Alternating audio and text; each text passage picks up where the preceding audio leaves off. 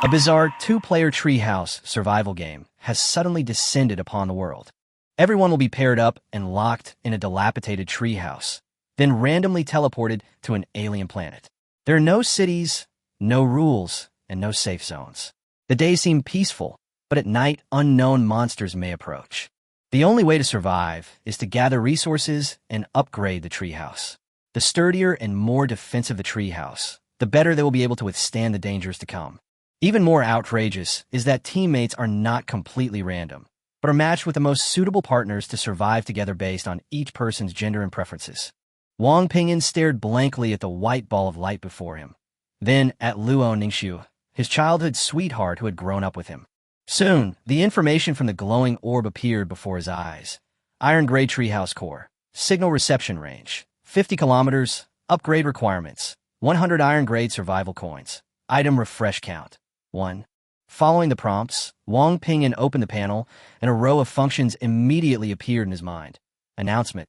Personal information. Treehouse. Channel. Backpack. Exchange. Talents. Map. Survival manual.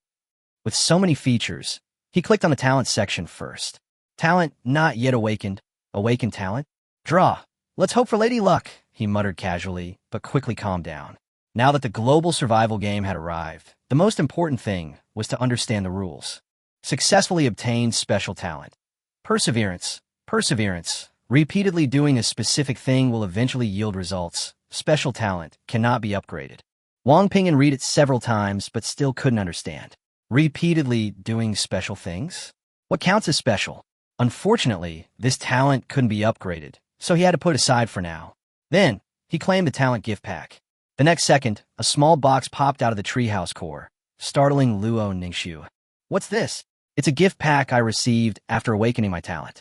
You should be able to awaken it too, so give it a try. Luo Ningxiu nodded and immediately went to examine the panel. Wang Ping'an opened the box. Inside was a set of clothes, a pair of straw sandals, an axe, and a pickaxe. Seeing the clothes, he finally breathed a sigh of relief. After all, this was a global survival game. He couldn't stay in this awkward situation forever if he encountered other people. Not long after, an even larger and more elaborate box popped out of the crystal ball. Luo Ningxiu looked up and said, I've awakened my talent too. Let's see what's inside. Hearing her tone, Wang Ping'an knew her talent was extraordinary. Inside the box were clothes, straw sandals, an axe, a pickaxe, and even a longsword. There are weapons too?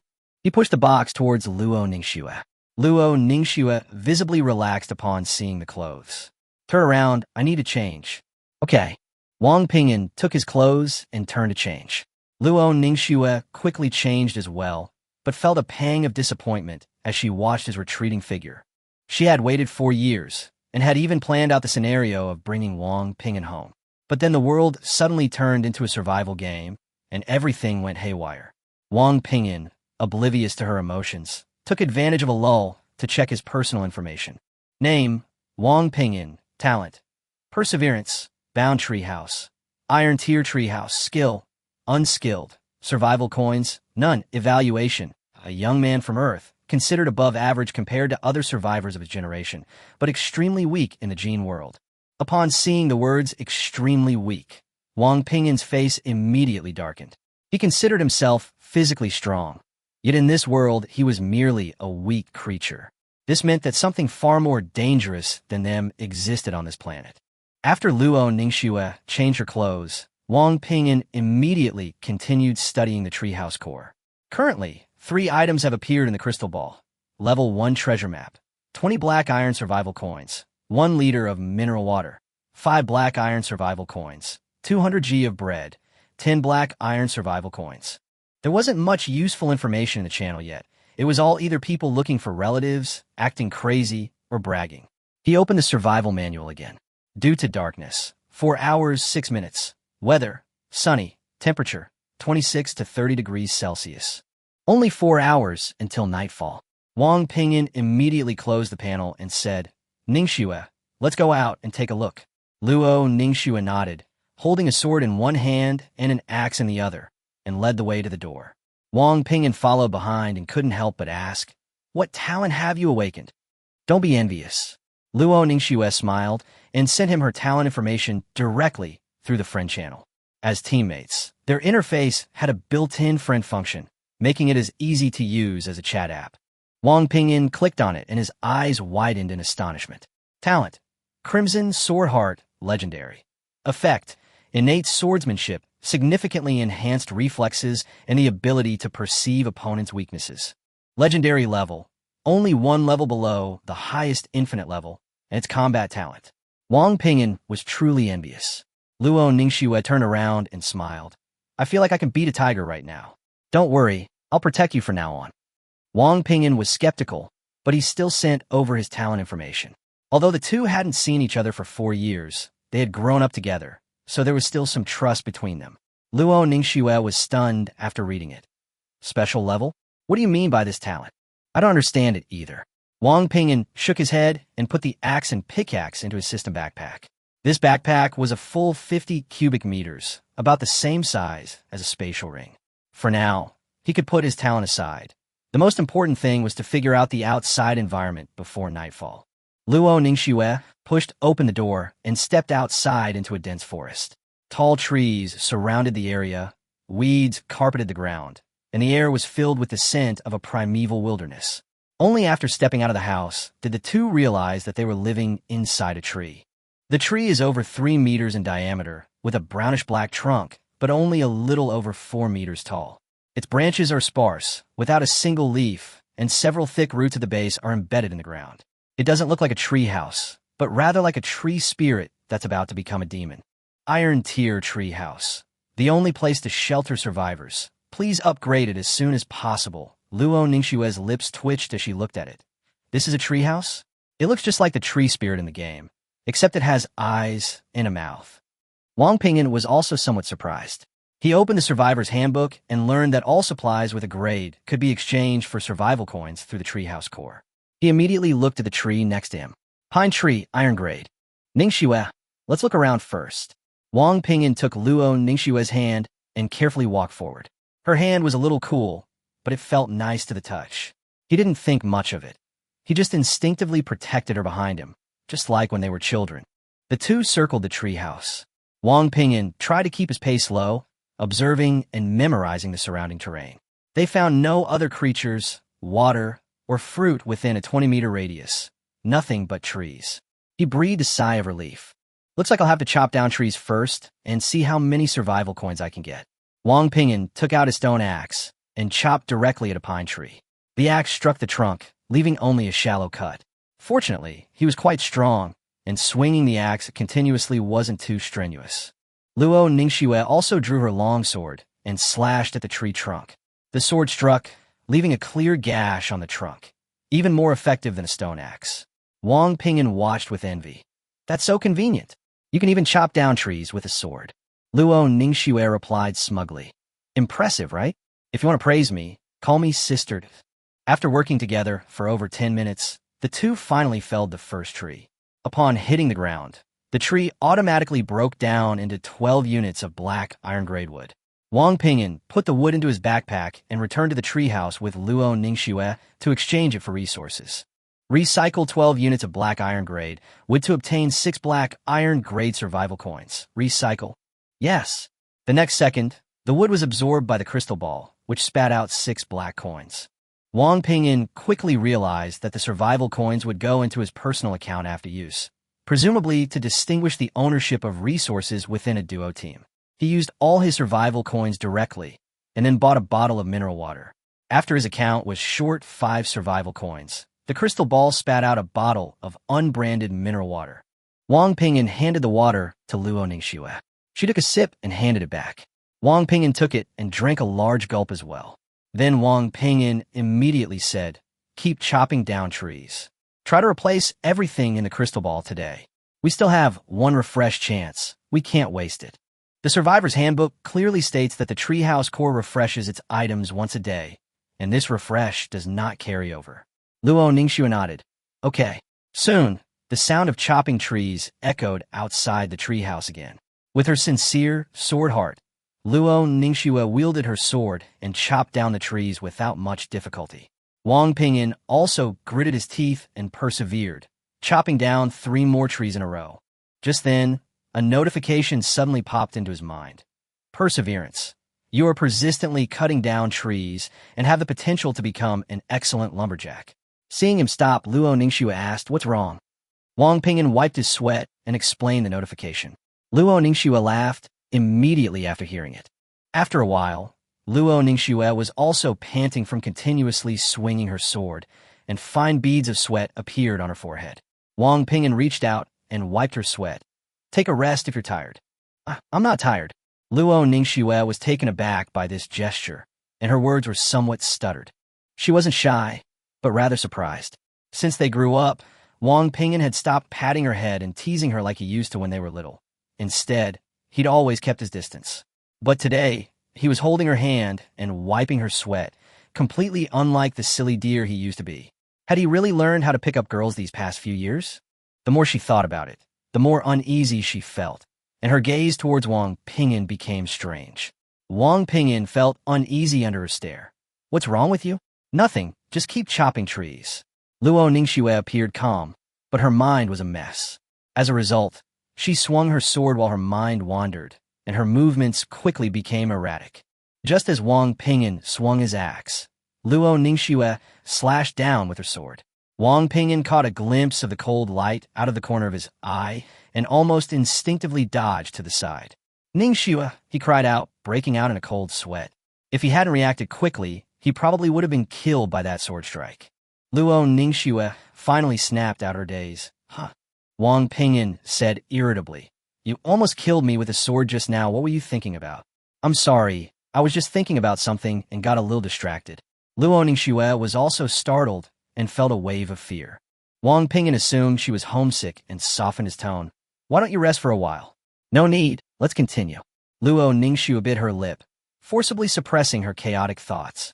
She decided to focus on cutting down the trees first.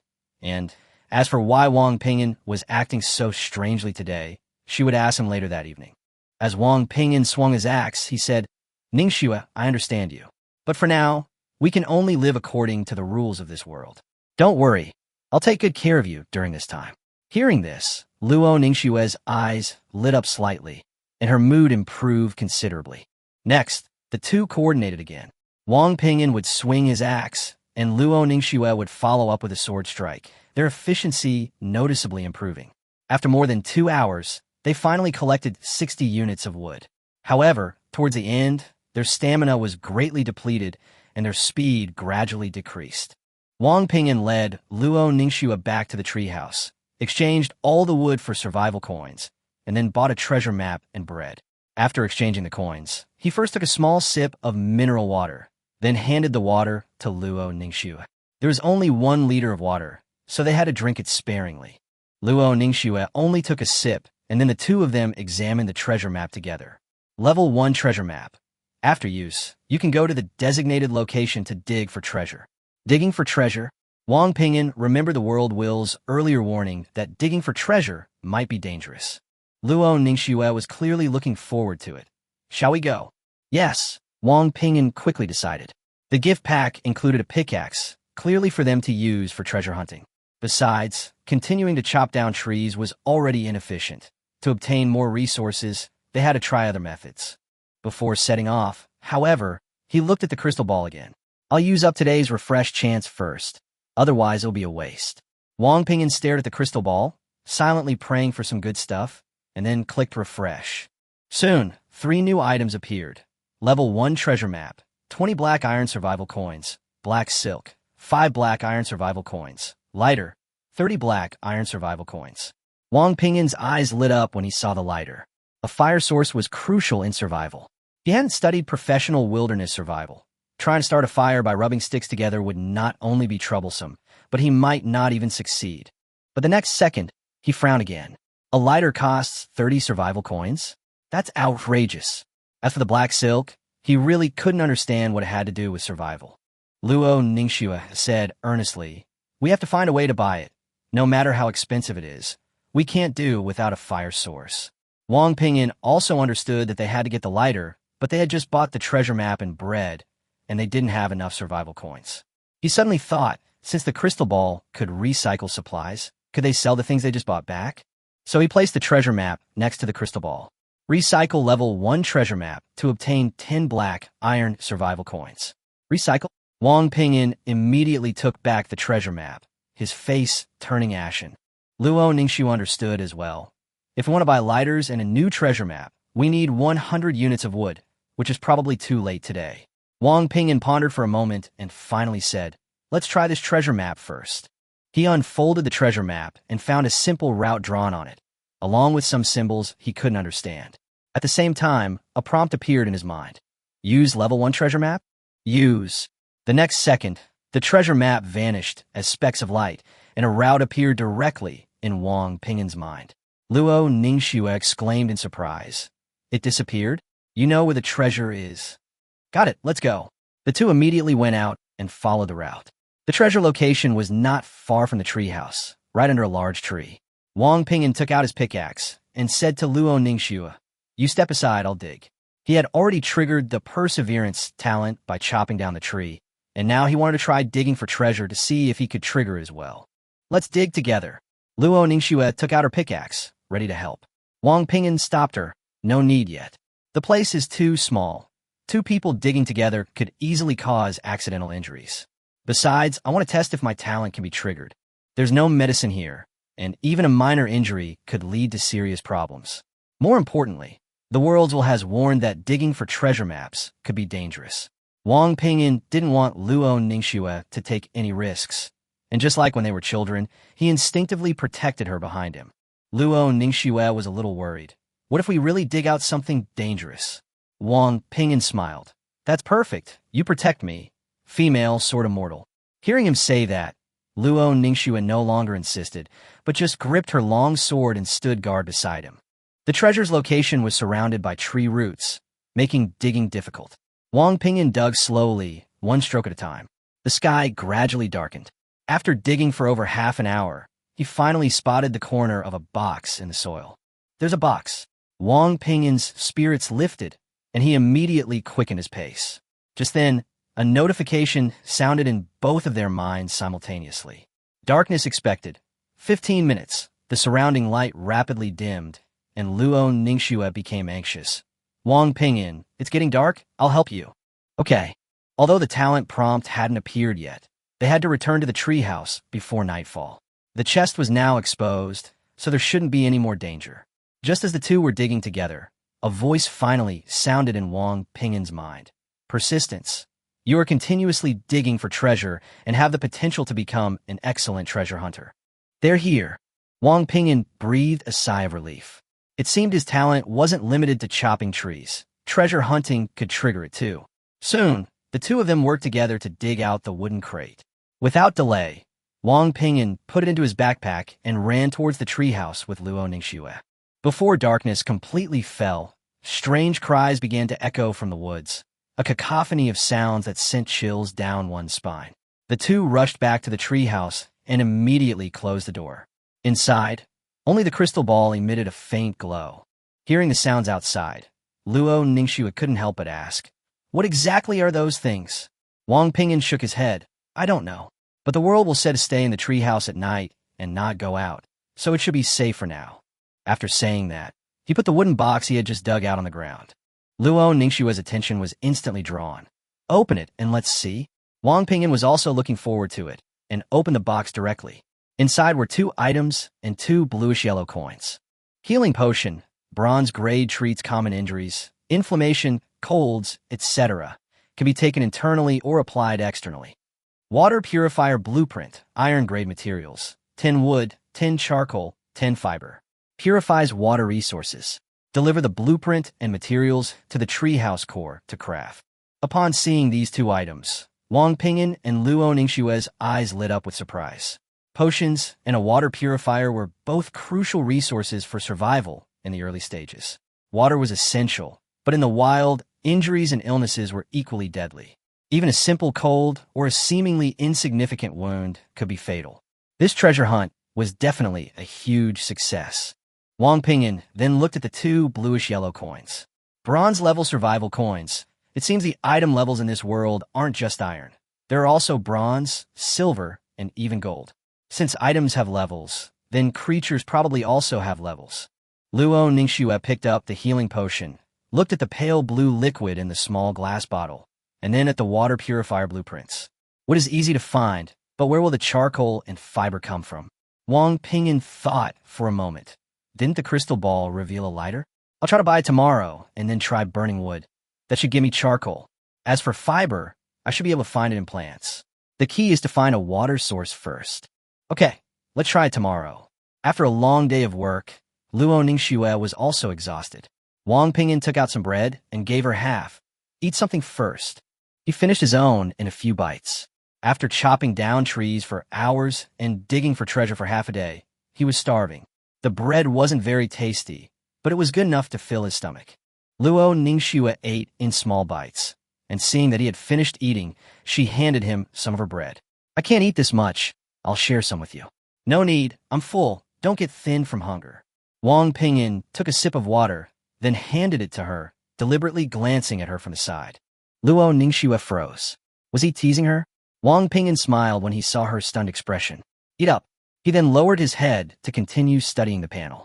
Actually, he just wanted Luo Ningxue to eat more.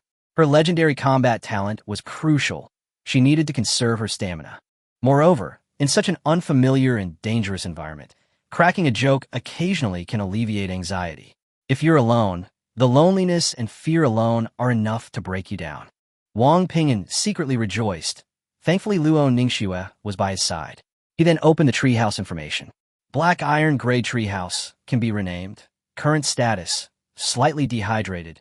Vitality, 97%. Upgrading will be impossible when vitality is below 50% and various problems will occur. The treehouse will die when vitality reaches 0. Life level. Common plant can be upgraded with special items. Seeing this, Wang Ping'an frowned. Sure enough, the treehouse was alive. The treehouse's existence wasn't good news for them right now, because if it was alive, it could die, and it was already slightly dehydrated. But they hadn't even found their own water source. How could they water the treehouse? Fortunately, it was only a slight water shortage. If it rains later, things should recover. But who knows if even more absurd problems might arise in this world. What concerns him more is the life level. Ordinary plants can level up. So, does that mean treehouses can evolve in the future? Having no clues for the time being, Wang Ping'an could only open the channel to see if anyone else had found any useful information. Unlike during the day, the people in the channel were noticeably calmer now, no longer just going crazy and shouting incoherently. There wasn't much information on the channel, given that the signal range was only 50 kilometers. But judging from the number of people speaking, there were at least a dozen in this area, and there were definitely many others like Wang Ping'an secretly watching the screen. Based on this information, he roughly drew two conclusions. First, the people nearby were likely all teleported from the same area. Second, someone in the vicinity had probably already found a water source. The person shouting to buy water might not actually be short of water, but more likely was testing the water resources nearby. After all, everyone's crystal ball contained the same items at the beginning. Bottled water cost only 5 survival coins. As long as you dared to go out and chop down trees, you could basically buy it. As for talents, no one was willing to reveal them. Wang Ping'an silently noted this information. This was no longer a society governed by law. Encountering other people might not be a good thing. Just then, a message suddenly caught his attention. There's a wolf near my treehouse. My partner was killed by it. I'm so scared. Someone please save me. A wolf? Wang Ping'an's heart tightened. Wolves are generally pack animals. If this message was true, it meant that not only were there wolves nearby, but there might even be a pack. Their greatest danger today was that Luo Ningxue almost killed him with a single sword strike. But if they really encountered a pack of wolves, the situation would be completely different. This news quickly attracted many inquiries. Everyone was asking how many wolves there were, how big they were, and how strong they were, but no one cared about the teammate who had died. The man then added that he only saw one wolf, much larger than a normal wolf. After the wolf killed its companion, he managed to escape back to the treehouse, and the wolf did not continue its attack. After reading this, Wang Ping'an became even more vigilant. The treehouse should be safe at night, but venturing out during the day required caution against wild animals. He glanced at the trading post again. It contained very few goods, mostly basic resources like wood and stone. However, to his surprise, there was water, and more than one person was selling it. It seems someone nearby has already found a water source. Wang Ping'an closed the panel, looked up, and found Luo Ningxue sitting next to him, resting her chin on her hands and staring blankly at him. Ningxue, are you homesick? Luo Ningxue snapped out of her reverie and shook her head. Aunt Lu has passed away, and I rarely see my parents. I'm used to being alone. What's there to miss? Wang Ping'an fell silent. The Aunt Lu she mentioned was the nanny who had taken care of her since she was a child. Luo Ningxue's parents divorced when she was very young, and she lived with her father. However, her father was busy with business and was rarely home, only providing money but not much affection. After hesitating for a long time, Wang Ping'an finally managed to say, "Get some rest." But the treehouse didn't even have a bed. Apart from the crystal ball in the middle and a door, it was almost completely empty. It wouldn't be an exaggeration to say it was bare. Strange roars echoed from outside, making it unsettling and impossible to fall asleep easily. "Fool!" Luo Ningxue muttered softly, glaring at Wang Ping'an. Wang Ping'an sat down beside her. They couldn't go out at night. There was nothing they could do. Besides, it wouldn't be dawn until 9 o'clock the next morning, a full 16 hours of night. Luo Ningxue leaned her head on his shoulder, and the treehouse fell silent. Just then, Wang Ping'an suddenly thought of something. If perseverance could be applied to cutting down trees and digging for treasure, could it be applied to combat training? Like military boxing. With that thought, he immediately stood up. Luo Ningxue had only been leaning in for a short while when he suddenly interrupted her, and she was immediately annoyed. "What's wrong with you now? I'm testing my talent." After saying that, Wang Ping'an started practicing military boxing in the treehouse. The first time, there were no prompts. He wasn't in a hurry and continued to repeat the movements. The treehouse wasn't very big, only about 3 meters in diameter, so throwing punches wasn't convenient, and he also had to be careful not to hit Luo Ningxue. But Wang Ping'an kept practicing over and over again. Before long, he started sweating and simply took off his clothes. Luo Ningxue leaned against the wall, propping her chin up as she watched him train, her gaze unconsciously falling on the muscle lines on his body, her eyes brightening slightly. After practicing for about an hour, Wang Ping'an finally received a notification in his mind. "Persistence. You are diligently practicing military boxing and are expected to master a higher level of martial arts." It really worked. Wang Ping'an was overjoyed and immediately continued practicing his punches. Although he didn't yet know what the final effect of this prompt would be, since his talent had been triggered, it meant he was on the right track. All he could do now was keep practicing. 2 more hours passed before Wang Ping'an finally stopped. He was drenched in sweat, and having only eaten half a loaf of bread that day, he was also running low on water. He needed to conserve his energy, as he would be going out to find supplies again tomorrow. Seeing him stop, Luo Ningxue smiled and asked, "How was it? Did it work?" "It worked." Wang Ping'an picked up his clothes and wiped his sweat, his tone filled with excitement. "My talent was triggered, saying that I might be able to comprehend a more advanced martial art, but I haven't succeeded yet." Chapter 7, The First Night, a heart-to-heart talk. Luo Ningxue thought for a moment and said, "That's good. Why don't we rest first and practice again tomorrow?" Wang Ping'an nodded in agreement. Although he was hardly sleepy in this environment, he knew that he had to force himself to rest tonight so that he would have the energy to continue surviving tomorrow. He looked around the treehouse and arranged. "Ningxue, you sleep over by the crystal ball. I'll sleep over here. There's no bed or blanket, so we'll just have to lie on the floor for now." Luo Ningxue gritted her teeth, clenched her fists, and whispered, "I'm a little scared. How about we sleep together?" Wang Ping'an was stunned. His first reaction was that it was inappropriate, especially since he was covered in sweat. Luo Ningxue, however, had already laid down, her back to him, her face flushed. She couldn't help but grumble inwardly. She had been so proactive, and this guy was still so clueless. He had clearly said before going to the army that he would pursue her and make her his girlfriend when he came back, but now there was no sign of it at all. Wang Ping'an scratched his head, thinking it was normal for a girl to be scared, so he went over and lay down next to her. The crystal ball was sandwiched between them, yet they were still very close. The faint fragrance of Luo Ningxue mixed with the smell of sweat wafted into his nostrils, making Wang Ping'an's heart beat faster and faster. This was the first time in his life he had been so close to a girl. After a while, Luo Ningxue suddenly turned around, stared at him, and asked, "Why haven't you contacted me for 4 years?" Wang Ping'an explained that the military region was strict and didn't allow him to use his phone, plus he had no family and hadn't come back during that time. Luo Ningxue wasn't buying it and retorted, "Don't you even have a way to make a phone call?" Wang Ping'an was completely bewildered, feeling that the tone sounded exactly like a wife questioning her husband.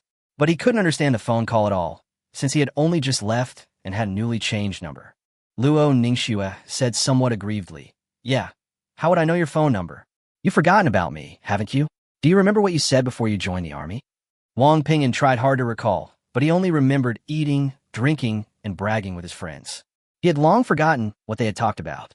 Seeing his reaction, Luo Ningxue knew he had truly forgotten and pouted in anger. Wang Ping'an could only awkwardly ask if he had said anything offensive. She didn't answer, but instead used his arm as a pillow, secretly thinking to herself, "This time he can't escape." Wang Ping'an felt extremely uncomfortable. The two were practically pressed together. He decided to take a deep breath and put his arm around her shoulder. Luo Ningxue felt his touch, and a subtle smile appeared on her lips. After a moment of silence, she asked softly, "Wang Ping'an, have you had a girlfriend in the past few years?" Wang Ping'an sighed, saying that he rarely even saw women in the army, let alone a girlfriend. Luo Ningxue visibly relaxed upon hearing this, and then softly said that she felt the same way, and that perhaps she would see him more often soon. Wang Ping'an didn't understand, so she immediately changed the subject, saying that they hadn't seen each other for so long, and she wanted to chat with him. That night, the two talked a lot. Luo Ningxue talked about her 4 years of college life, and mentioned that many people pursued her, but she could never have anyone else in her heart, and even boldly expressed her longing for Wang Ping'an. Wang Ping'an was somewhat at a loss. Outside the treehouse, the cries of monsters and wild beasts rose and fell, while inside, the crystal ball emitted a soft light, barely dispelling the fear in their hearts. After an unknown amount of time, Wang Ping'an fell asleep first. Luo Ningxue looked at his face, mustered her courage, and gently kissed his forehead. Because she had worn light makeup before transmigrating, the kiss left a lipstick mark on Wang Ping'an's forehead. Luo Ningxue looked at the mark and smiled shyly. Then she opened the channel and tried to find her parents. Even though they had long been divorced and her father rarely spent time with her, she was still worried about their safety. Unfortunately, all her messages went unanswered. After a long time, Luo Ningxue leaned on Wang Ping'an's arm and fell into a deep sleep. At 9 o'clock the next morning, a notification from the world will rang in their minds. Wang Ping'an rubbed his eyes. He hadn't slept well last night. The unfamiliar environment and the strange noises outside made it hard to feel at ease. More importantly, his arm was so numb he could barely feel it anymore. He looked down at Luo Ningxue in his arms. Her head was resting on his chest. One leg was still on top of him, and her long eyelashes trembled slightly. She seemed to be still asleep. Just as Wang Ping'an was about to pull his numb arm away, Luo Ningxue woke up. He greeted her, "Ningxue, good morning." Luo Ningxue noticed the lipstick mark on his forehead, her eyes immediately darting away. She sat up and stretched. Wang Ping'an glanced at it twice, then quickly shifted his gaze to the crystal ball beside him. Today, the crystal ball had another chance to refresh items. He took out the bronze-level survival coins he got yesterday and tried them out, finding that 1 bronze coin could be exchanged for 10 iron coins. However, Wang Ping'an didn't exchange them for now. Most items in the shop are currently purchased with iron coins. The items corresponding to bronze coins haven't appeared yet, so he'd have to wait and see. Today's goals are clear. First, buy the treasure map and lighter from the crystal ball. Then, collect materials for the water purifier, upgrade the treehouse, and finally, find food and water. The pressure is considerable. Wang Ping'an said, "We shouldn't delay. Let's go out and gather resources." He knew yesterday that there might be wolves outside, so he was somewhat worried, but staying in the treehouse was no different from waiting to die. Luo Ningxue immediately summoned her long sword and nodded excitedly.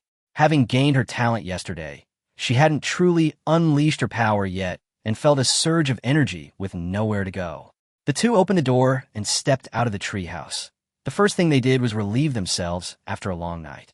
Wang Ping'an took 2 steps forward and said he was going to the restroom. Luo Ningxue also whispered a reminder not to peek. Wang Ping'an agreed and told her not to leave his sight. After he finished, Wang Ping'an looked around and said, "Let's go check the surrounding area first. We can't be cutting down trees all day. Let's find some food and water." Chapter 8 Realm. All right. Luo Ningxue followed Wang Ping'an, gripping her long sword tightly. Wang Ping'an had already told her about the wolf last night, so she dared not be careless. Watching her wield the sword, Wang Ping'an suddenly remembered something and asked if her character's rating was extremely weak creature. Luo Ningxue shook her head, saying her rating was pitifully weak, and then sent him her attributes. Wang Ping'an opened it and was immediately stunned. Luo Ningxue's talent was the Crimson Sword Heart, bound to a black iron-level treehouse, and her strength was already at the black iron level. The evaluation also stated that her talent was good and that dealing with creatures of the same level was not a problem, but her cultivation level was too low. Wang Ping'an exclaimed in surprise, "Black iron level?" As expected, living beings also have realms. When did you reach the black iron level? Luo Ningxue said that after awakening her talent, a power surged into her body, and then she became a black iron level person. She then asked him if it was the same.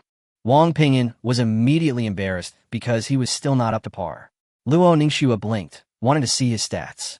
Wang Ping'an reluctantly sent them to her, and after reading them, Luo Ningxue comforted him, saying that his cultivation level would definitely improve in the future. Thinking of this, Wang Ping'an asked about cultivation levels in the channel. The response was that everyone was either completely clueless or equally clueless. Some said killing the rabbit hadn't changed anything, while others complained that the panel's evaluation was too harsh. After looking around, he didn't get any useful information. Since he didn't know how to improve his cultivation level for the time being, Wang Ping'an decided to ignore it for now.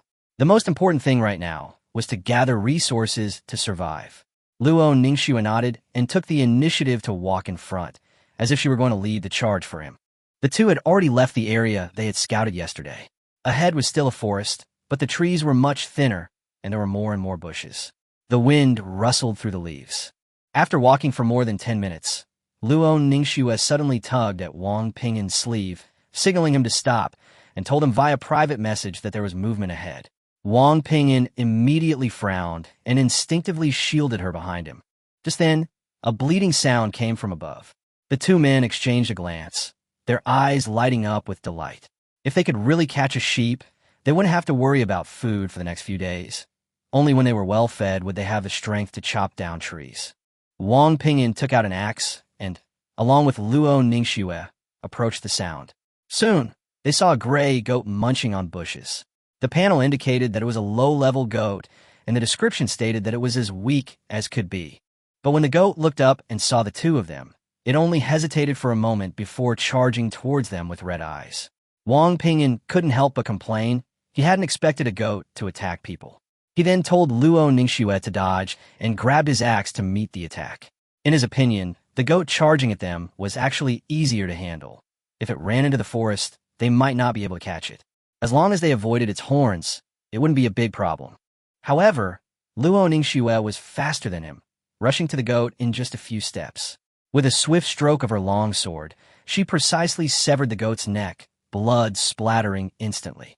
The goat fell to the ground, bleeding only twice before becoming completely still. Luo Ningxue turned her head, looking pleased with herself, and asked him how it went. Wang Ping'an awkwardly put away his axe, patted her head, and said that she made him look silly. Though he said this, Wang Ping'an was secretly very happy. The stronger their teammates, the greater their chances of survival. However, he couldn't help but sigh, realizing that after 4 years of military service, he was still inferior to a girl who had just awakened her talent. Luo Ningxue looked up and smiled. I told you I'd protect you from now on. Wang Ping'an smiled too, and squatted down to examine the goat. At that moment, a prompt appeared in his mind. Should he collect the food? According to the survival manual, after hunting creatures from the gene world, he could collect the food within 5 minutes, obtaining a small amount of meat and special resources, but the prey would disappear. Wang Ping'an didn't choose to collect the food. Instead, he directly put the whole goat into his backpack, maximizing the food supply. After safely storing the goat, he immediately pulled Luo Ningxue away. The smell of blood here could attract predators, such as the wolf mentioned last night. Although Luo Ningxue was strong, Wang Ping'an didn't want to take the risk. The two continued walking through the woods. They hadn't gone far when Luo Ningxue suddenly pointed to a spot not far ahead, excitedly saying she could hear the sound of flowing water. Wang Ping'an was overjoyed. They'd come out to find water anyway. Following the direction she pointed, Wang Ping'an soon heard the sound of flowing water as well. He couldn't help but ask, when did Luo Ningxue's hearing become so sharp? She was the first to notice the noise, and now she's the first to hear the water. Luo Ningxue explained with a smile that her perception had also improved since acquiring her talent. Wang Ping'an then remembered that the Crimson Sword Heart could comprehensively enhance reaction speed, including hearing, which might also be related to her black iron level cultivation. In any case, improved hearing was a good thing. Not long after, the two rounded a patch of grass, and a clear stream finally appeared before them. Chapter 9. The Novice Lumberjack. This was a small forest stream, narrow and shallow, with many pebbles at the bottom. For Wang Ping'an and Luo Ningxue, this was sufficient. The message indicated that the stream water was drinkable, but might cause diarrhea. Wang Ping'an took out the bottled water he had bought yesterday, took a sip himself, and handed the rest to Luo Ningxue, saying that they could use the bottle to fill it with water afterward. Luo Ningxue took the drink and downed it in one gulp. Then Wang Ping'an took out the sheep, intending to dispose of it while there was water. Luo Ningxue didn't stand idle either, grabbing her long sword and helping. As Wang Ping'an skinned the sheep, he reminded her, try to skin this sheep as completely as possible, wash it clean and dry it. You can use it as a mattress tonight. Sleeping on it all the time is too painful. Luo Ningxue's eyes lit up, and she immediately nodded. The sheepskin was only so big. If two people lay on it, they would probably have to sleep side by side. Soon, a strong smell of blood filled the forest, and blood flowed downstream along the stream. After Wang Ping'an peeled off the whole sheepskin, he frowned and said, "We have to hurry. The smell of blood might attract something else." According to Luo Ningxue's assessment, a single black iron-level creature was manageable, but if there were many or even higher-level creatures, it would be dangerous. Luo Ningxue was responsible for cleaning the remaining meat scraps and fat from the sheepskin, while Wang Ping'an continued to butcher the mutton. He set aside the internal organs and intestines, then chopped up the sheep legs, head, and body, cleaned them, and packed them all in his backpack. After processing the sheep's carcass, he didn't throw away the offal and intestines. In this world of survival, every piece of meat is precious. After cleaning the intestines, he set his sights on the pebbles in the stream, bending down to pick up quite a few. Unfortunately, these were just ordinary stones, without any grade, and couldn't be exchanged for survival coins. Luo Ningxue finished washing the sheepskin and saw him picking up stones, asking Yodawando, "What are you doing with these?" Wang Ping'an smiled, braising lamb leg. Luo Ningxue was even more confused. Stones can be used to braise lamb leg? Wang Ping'an simply said he'd find out soon. He then packed his things into his backpack, filled it with water, and left the stream with Luo Ningxue. On the way back, the two picked a few large leaves. Back near the treehouse, they didn't rest but continued cutting down trees. The dull thumping echoed through the forest. About an hour later, a notification suddenly popped into Wang Ping'an's mind. Persistence. You have been promoted to Junior Lumberjack due to your persistent tree cutting. Junior Lumberjack. You cut down trees more efficiently and have a low chance of obtaining higher-level products. Wang Ping'an was taken aback and couldn't help but ask, "A beginner lumberjack?" Luo Ningxue stopped what she was doing and asked him what was going on. Wang Ping'an immediately told her about his talent upgrade. Luo Ningxue became excited after hearing this. "So, you can cut down iron-grade trees and get bronze-grade, or even silver-grade, timber?" Wang Ping'an nodded, but he wasn't sure if he could produce something 2 levels higher. And since there was a beginner level, it might be possible to upgrade to intermediate and advanced levels later. Luo Ningxue immediately urged him to keep trying. Wang Ping'an looked at the black iron-grade tree in front of him and suddenly felt that the texture and structure of the trunk were much clearer. He raised his axe and precisely chopped at the original cut. With a loud thud, the axe blade embedded itself deeply into the tree trunk, leaving a wound noticeably deeper than before. Wang Ping'an's eyes lit up, confirming that the ability was indeed useful, and he immediately became more energetic. Luo Ningxue also used her longsword to assist, and the two took turns attacking. Before long, the tree crashed down, automatically disintegrating into 13 units of wood. Upon closer inspection, they discovered that 2 out of the 13 units contained bronze-grade wood. Luo Ningxue smiled, her eyes crinkling. 2 bronze-grade units out of 13, that's a pretty good probability. Wang Ping'an was also very satisfied. 1 piece of bronze grade wood was worth the same as 10 pieces of iron grade wood.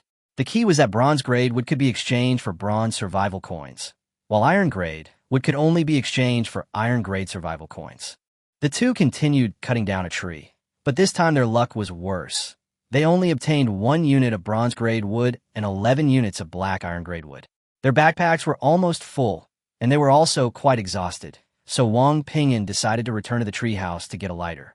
Luo Ningxue had no objections and pulled him back to the treehouse.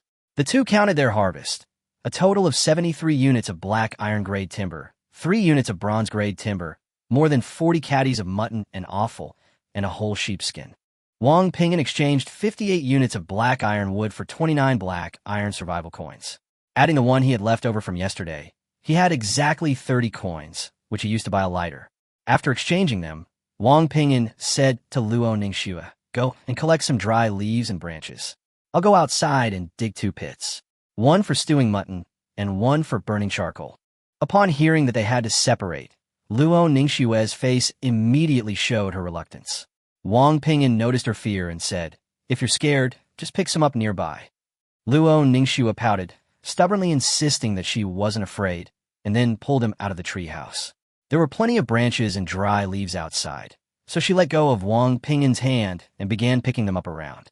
Wang Ping'an walked a few steps forward, found a relatively open area, cleared away any flammable materials nearby, and then took out a pickaxe to start digging.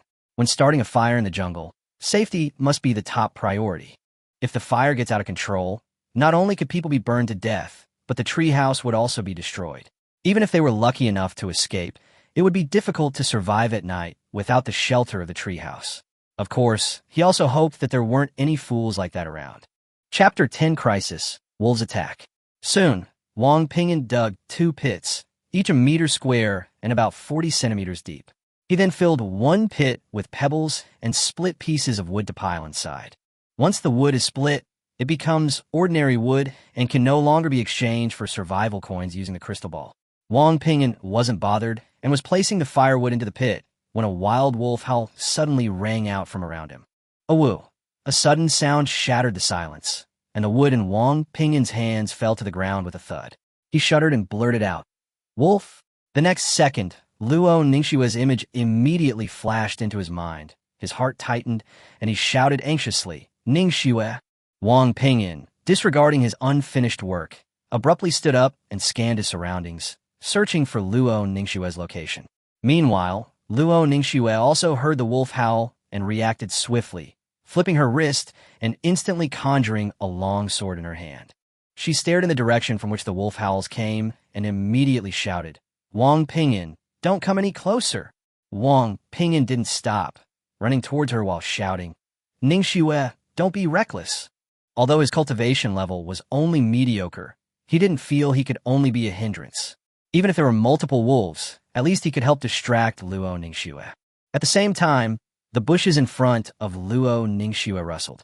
A burly wolf slowly emerged, its gray-black fur rough and messy, its eerie green eyes gleaming with a bloodthirsty light, and saliva still dripping from its fangs. Wild wolf, iron level, description. A low-level hunter in the gene world, its combat strength is above average among iron-level creatures, but it may come from a different timeline. Be careful. Wang Ping'an immediately took out his axe after seeing the message.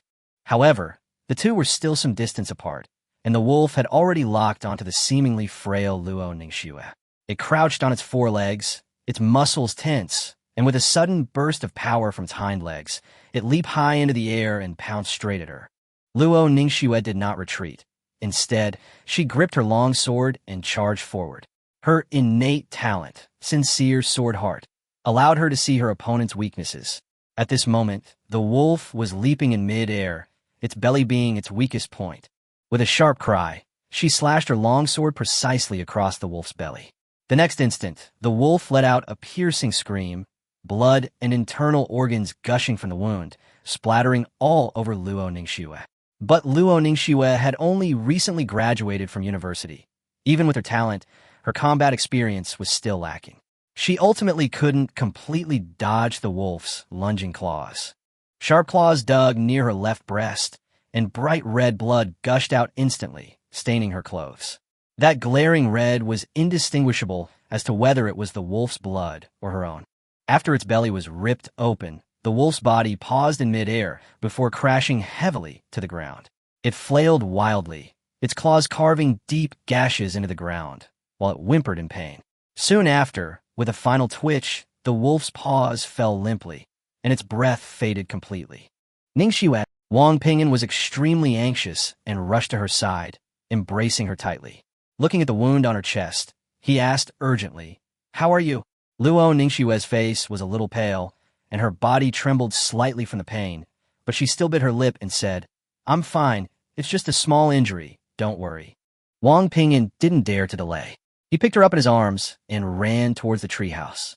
Luo Ningxue leaned against him and suddenly whispered, "Wait, I won't die. Let's collect the wolf carcasses first." Wang Ping'an paused, then reached out to collect the items. In the blink of an eye, 2 pieces of wolf meat, a cleaned wolf pelt, and 2 sharp wolf teeth appeared on the ground. This kind of gathering is accomplished with the help of the world's will, and it is extremely fast. Although some materials are wasted, the obtained items do not require further processing. For example, this wolf pelt is already clean and soft, and can even be used directly as a blanket. Wang Ping'an packed up his things and hurriedly returned to the treehouse. He carefully put Luo Ningxue down and immediately took out the healing potion from his backpack. Looking at her clothes stained with blood, he said in a low voice, "I need to take your clothes off to apply the medicine." "Don't worry, I'll try not to touch you there." The healing medicine could be taken internally, but for external injuries, topical application was more effective. Luo Ningxue's cheeks flushed, and she softly hummed in agreement, closing her eyes, her long eyelashes trembling slightly. Wang Ping'an took a deep breath, steadied himself, and gently removed her clothes. Luo Ningxue was still wearing the underwear she had obtained from the talent treasure chest, but the wound near her chest was particularly glaring. He first used the stream water he had fetched during the day to wash away the blood around the wound, and then dried it with his own clothes. Because the wound was close to her chest, he inevitably touched something soft during the process, but Wang Ping'an was only concerned about her injury at that moment. After cleaning, he opened the medicine and carefully poured it onto the wound. The moment the medicine touched the wound, Luo Ningxue couldn't help but let out a soft groan. Wang Ping'an immediately softened his movements. "If it hurts, just yell out. I'll be gentler." Luo Ningxue whispered, I'm fine, you can continue. Don't worry about me." As the medicine took effect, the wound began to heal at a visible speed. Wang Ping'an's heart, which had been hanging in suspense, finally relaxed a little. Luo Ningxue noticed he had stopped and whispered, "Are you done? If you are, help me put my clothes on." Wang Ping'an refused without thinking. "Don't put them on. Your clothes are covered in blood. You rest first. I'll go make you some mutton. Eating something will help you recover faster." "Okay." Luo Ningxue's voice was barely audible, but her cheeks flushed even more. After confirming she was all right, Wang Ping'an remembered the information about the wolf from earlier. He frowned, wondering to himself, could this wolf be the one mentioned in the channel? If so, it was too much of a coincidence. And what exactly did that phrase, from a different timeline, mean? Chapter 11, Making a Water Purifier. Luo Ningxue looked at Wang Ping'an, steeled her resolve, and met his gaze directly. She thought for a moment and said that she had just dealt with a sheep that day, and the wolf was most likely attracted by the smell of blood. Wang Ping'an nodded in agreement. Luo Ningxue then brought up the different timelines theory, speculating whether the wolf, like them, might have traveled from somewhere else. Wang Ping'an shook his head. Their introductions all stated they came from Earth, but the wolf's didn't. Perhaps it was unearthed by someone digging up a treasure map. After all, anything could happen in this godforsaken place. Otherwise, wolves wouldn't normally act alone. As he spoke, Wang Ping'an took out the items he had obtained from the wild wolves. Wild wolf meat is a black iron-grade ingredient, with a firm texture, which can temporarily replenish satiety and energy. Wild wolf fur is tough and warm, making it a good material for making clothing and protective gear.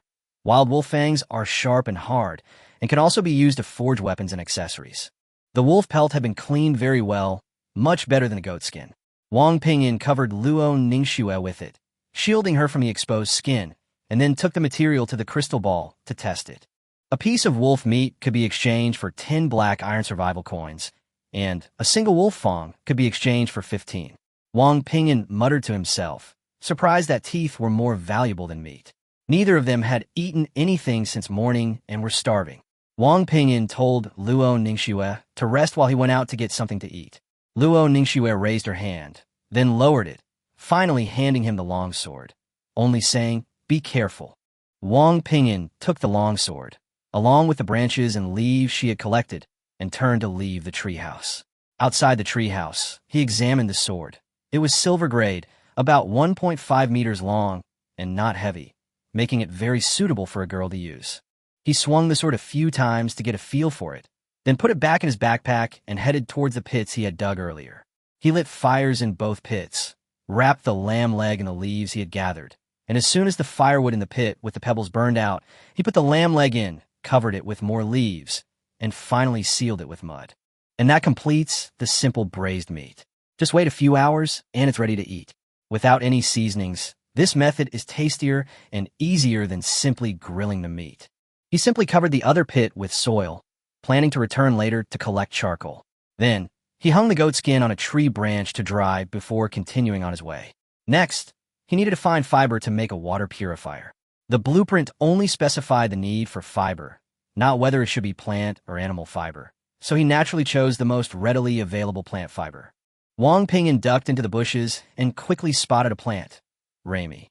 The jungle was teeming with diverse vegetation, and aside from trees, most plants lacked grade, including Rami. So far, he hadn't seen any plants above the black iron grade. However, he didn't care about the grade. His only goal was the fiber. He drew Luo Ningxue's longsword and slashed at the Rami. After the branches and leaves flew everywhere, he gathered the scattered Rami together and, sure enough, heard a notification that it was ready to be harvested. After collecting the fibers, he had several rope-like strands in his hand, along with a Rami seed. With 3 units of fiber in hand, he muttered "continue" and casually tossed the seed on the ground. There was plenty of Rami in the bushes. There was no need to plant it. He continued searching for Rami, processing each clump he found in the same way.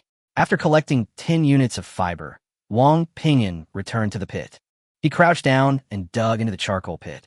As expected, the gathering prompt appeared again. After completing the gathering, he obtained 12 units of charcoal, and at the same time, a talent prompt sounded in his mind. Perseverance. You are persistently gathering resources and may become a gathering craftsman. Wang Ping'an's lips curled up slightly. It seemed his guess was correct. He then returned to the treehouse with the materials. Seeing him return safely, Luo Ningxue's tense nerves finally relaxed. She gently sat up and said she felt much better. Wang Ping'an's gaze quickly swept over her chest, then casually looked away, telling her to lie still and not move around, that the meat was still simmering and they would be ready to eat in a little while. It must be said that the healing potion was truly amazing. The scratches on her body had already begun to scab over. If this were on Earth, it would be far superior to any external wound medicine. Wang Ping'an placed the fiber, charcoal, water purifier blueprints, and went together next to the crystal ball. The wood was all of the black iron grade. Some had been used for the fire, leaving exactly 10 units. As soon as the materials were placed in the container, a notification sounded, asking if he wanted to use all the materials to make the water purifier. Wang Ping'an finally breathed a sigh of relief. He had been worried that the charcoal and fiber wouldn't meet the requirements, but it turned out they would work. After confirming this in his mind, all the resources were instantly absorbed by the crystal ball. Not long after, the crystal ball made a glug sound and spat out a water purifier that was larger than itself. This water purifier had a very peculiar shape. At the top was a funnel-shaped opening, connected to a wooden pipe at the bottom, and there was a thick structure in the middle, which should be the core part for purifying water. Upon seeing the water purifier, Luo Ningxue disregarded her weakness and rushed to Wang Ping'an's side, kneeling on the ground with a face full of surprise. She exclaimed, "You've collected all the materials for the water purifier so quickly?" Wang Ping'an saw her run over despite her injuries, feeling helpless and distressed. He gently tapped her head and said in feigned anger, "Lie down properly. Why are you getting up?" Luo Ningxue touched her head where she had been tapped, opened her big, watery eyes, and said pitifully, "I'm really fine." Chapter 12, First Lunch, Roast Lamb Leg. Seeing Luo Ningxue's reaction, Wang Ping'an could only let her have her way. He then poured all the water he had fetched from the stream into the water purifier. Soon after, water began to flow from the pipe below. The water purification process wasn't fast. It took 2 or 3 minutes to fill a bottle. The crystal ball indicated that it was purified water and safe to drink. Wang Ping'an handed the water to Luo Ningxue, saying, "Drink up." After Luo Ningxue finished drinking, Wang Ping'an also tilted his head back and gulped down a large mouthful. Now that they had a water purifier and knew the location of the water source, they no longer had to be so careful with their water intake. After refilling his water bottle, Wang Ping'an sat wearily in the corner of the treehouse, preparing the mutton, chopping trees, digging holes, and searching for resources. He was exhausted after a whole day. Humans aren't made of iron. He needed a break too. He glanced at Luo Ningxue furtively, then opened the trading post, hoping to find something useful. Luo Ningxue noticed his gaze. Her heart stirred, and she leaned against his shoulder, the wolf pelt on her body accidentally slipping off. After the crisis, she finally understood. In this world where accidents can happen at any time, she couldn't keep waiting. Hoping that Wang Ping'an would speak first was probably unrealistic. She took a deep breath, preparing to speak the words hidden in her heart. Just then, Wang Ping'an turned his head, his gaze falling on the fallen fur, and he froze, subconsciously swallowing. Luo Ningxue had a well-proportioned figure, not the skinny type, but with just the right amount of plumpness. Wang Ping'an glanced at her a few more times before hurriedly picking up the fur and wrapping it around her, stammering, "Ningxue, you're showing too much skin." Luo Ningxue rolled her eyes speechlessly and glared at him irritably. She was inwardly grumbling. "You were the one who wouldn't let me get dressed, and you even had eyes for me. Now you're acting all high and mighty." This commotion completely destroyed the emotions she had painstakingly cultivated. Wang Ping'an, embarrassed by the glare, could only scratch his head, pretending nothing had happened, and continue browsing the trading post. The trading post still had very few items, but there were quite a few people looking to buy food. There were many survivors within a 50-kilometer radius, but very few could actually hunt prey, and the crystal ball might not even spawn any food. The trading post rules are simple. You can barter or exchange items for survival coins. Anyone who wants something can buy it directly or contact the seller. There are no middlemen taking a cut. Wang Ping'an thought for a moment and decided the sheep's head wasn't very useful. It had little meat and was difficult to process. So he said to Luo Ningxue, "Let's sell the sheep's head. There's too much mutton. We can't finish it and it'll spoil easily." Luo Ningxue nodded obediently. "I'll listen to you." Wang Ping'an took out the sheep's head, listed on the trading post, and directly priced it at 50 black iron survival coins. In the early stages, food was undoubtedly the most valuable item. As soon as the price was set, the crystal ball absorbed the sheep's head, and the information appeared on the trading post page simultaneously. The moment the sheep's head was hung up, the notification sound started ringing incessantly, and several people immediately contacted him. Some asked if he sold mutton, saying the price was negotiable. Others thought the sheep's head was too expensive, saying who could afford 50 survival coins these days. Still others just wanted to buy some mutton, enough for a meal. Wang Ping'an knew that since he was selling sheep's heads, people would definitely guess that he also had mutton. So he replied to each person, "You can have mutton, but you have to exchange it for something suitable." For example, practical items like water purifier blueprints or healing potions are something he'd be happy to trade if someone's willing to offer them. After all, everyone has a treasure map, and there must be quite a few people who've unearthed valuable items. But as soon as they heard that they had to exchange items, they immediately backed down, and most of them only wanted to use survival coins to buy food. Wang Ping'an was not surprised.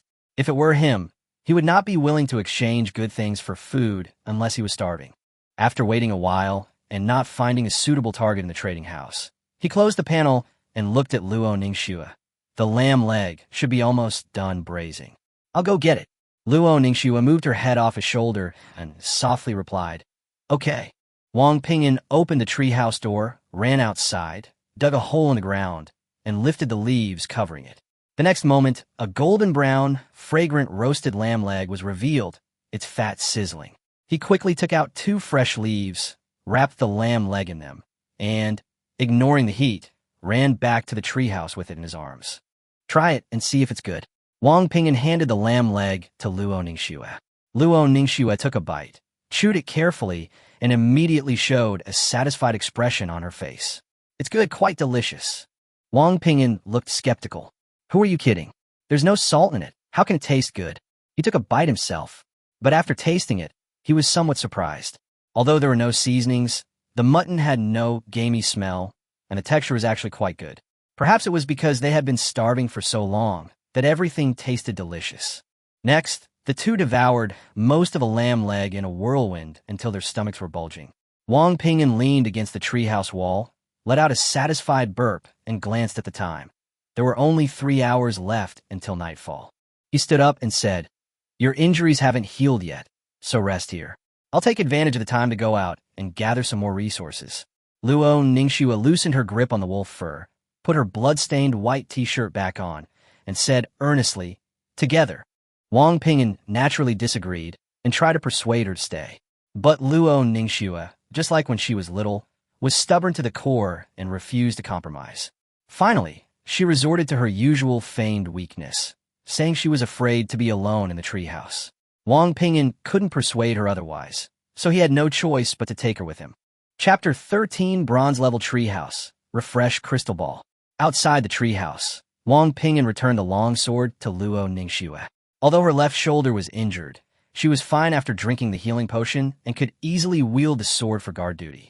Wang Ping'an decided to continue chopping trees, first accumulating 100 black iron survival coins to upgrade his treehouse, then using the crystal ball refresh function. The higher the treehouse level, the better the loot would appear. Luo Ningxue obediently nodded, standing guard to the side. She wanted to help too, but her shoulder injury prevented it. She had only come along out of concern for Wang Ping'an's safety. Soon, the sound of chopping would ring out again. This time, only Wang Ping'an was working, but as a novice lumberjack, he was quite efficient. More than 2 hours later, Wang Ping'an put away his axe, went with Luo Ningxue to the stream to fill water bottles, and then put away the goat's hide before returning to the treehouse. As soon as he entered the house, Wang Ping'an plopped down on the ground. He was exhausted after a long day. Not long after, it became completely dark, and the roars of various creatures echoed outside. He tallied his spoils: 92 units of black iron-grade wood and 7 units of bronze-grade wood, which, added to his original 3 units of bronze-grade wood, made a total of 10 units. Wang Ping'an said, "To upgrade the treehouse, we'll have to replace the bronze wood as well, and sell those teeth too." Luo Ningxue squatted down beside him and nodded. "Let's do it. Upgrading the treehouse is more important." Wang Ping'an exchanged all the wood and 2 wolf fangs for 76 black iron survival coins and 5 bronze survival coins. Adding to what he already had, he now had 76 black iron coins and 7 bronze coins. He was just thinking that he could upgrade his treehouse and buy a treasure map when a notification suddenly popped into his mind. The sheep's head he had listed had been bought. Wang Ping'an was somewhat surprised. Someone actually wants to spend 50 black iron survival coins to buy sheep's head? He had originally just listed it at a high price, intending to wait for others to haggle. After all, 50 black iron coins was equivalent to cutting down 100 units of wood. Luo Ningxue smiled and said, "Maybe others are lucky and got a lot of survival coins or even high-level coins." Wang Ping'an narrowed his eyes, thinking that it was quite possible.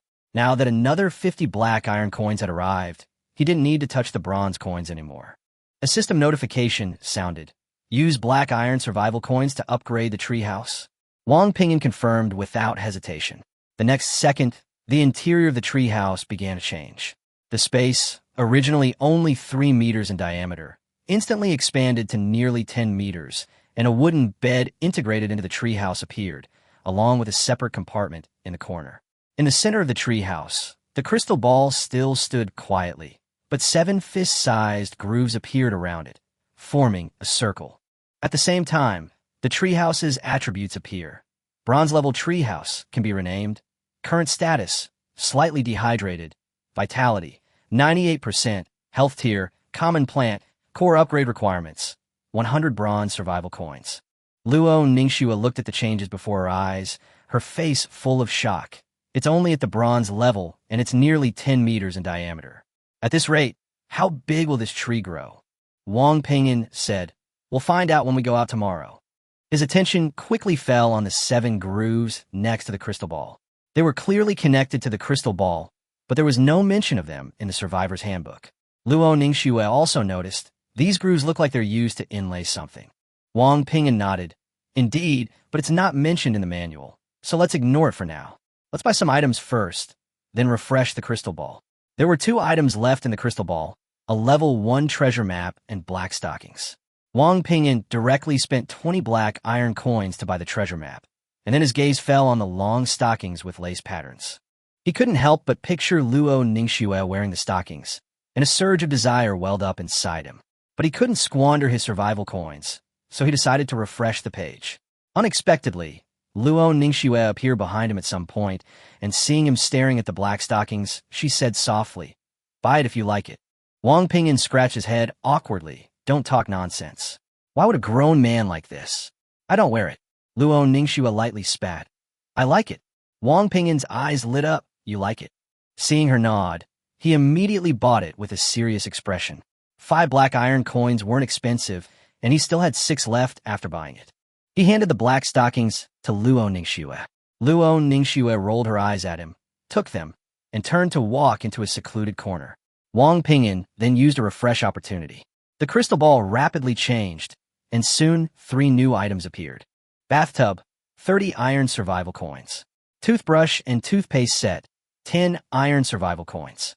Puppet dark, 50 bronze survival coins. Wang Ping'an frowned.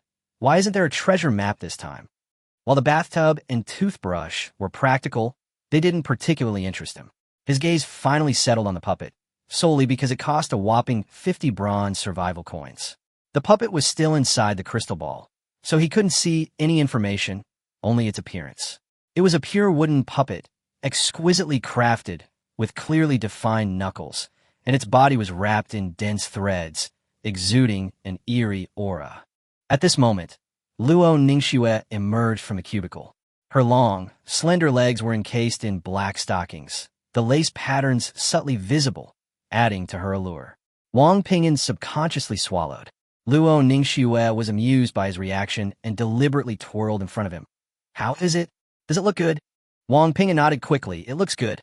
Inside the enclosed treehouse, Luo Ningxue stood barefoot, wearing a blood-stained white t-shirt, a black skirt, and black stockings, creating a striking contrast. Her smile deepened as she knelt down beside Wang Ping'an, looking at the newly created items in the crystal ball. A look of delight immediately appeared on her face. "I can take a shower and brush my teeth now." Chapter 14, Price-type items. Girls always focus on different things. For Luo Ningxue, who hadn't showered or brushed her teeth for almost 2 days, nothing was more precious than a bathtub and a toothbrush.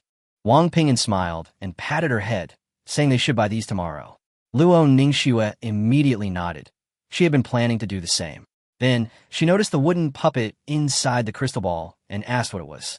Wang Ping'an shook his head.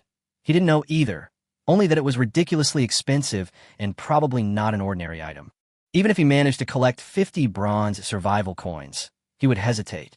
Whether to use them to upgrade his treehouse or buy this puppet with an unclear purpose was still an undecided decision. Luo Ningxue glanced at the puppet a few more times, then looked away and pointed to a separate cubicle in the corner of the wooden house, saying that there was actually a toilet inside. Wang Ping'an was taken aback and immediately went over to check.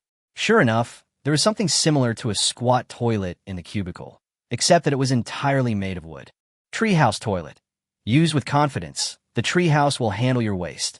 A strange thought suddenly popped into Wang Ping'an's mind. Could it be that you pooped to eat the treehouse? But no matter what, this function is indeed convenient, and it can be considered killing 2 birds with 1 stone. Back inside, Luo Ningxue pulled him along, saying she would go to the trading post to see if she could exchange some containers for water, otherwise it would be troublesome if the toilet had no water to flush. Wang Ping'an nodded in agreement. Luo Ningxue sat on the edge of the bed, looking down at the trading post, while he focused his attention back on the crystal ball. After the treehouse was upgraded, the crystal ball's signal range expanded to 100 kilometers. The larger the range, the more information could be received, and naturally, more trading partners. He opened the channel, and sure enough, the information inside was much more lively than before. Some people were showing off the supplies they had acquired in the past 2 days, and there were even some things that made Wang Ping'an envious. Protection Scroll. Bronze forms a protective shield upon use, capable of withstanding attacks from bronze-level creatures and minor natural disasters, lasting 5 minutes. Although this is a one-time consumable, it's a true life-saving artifact. After all, in a place like this, life is the most valuable thing. Soon, Wang Ping'an saw something even more outrageous.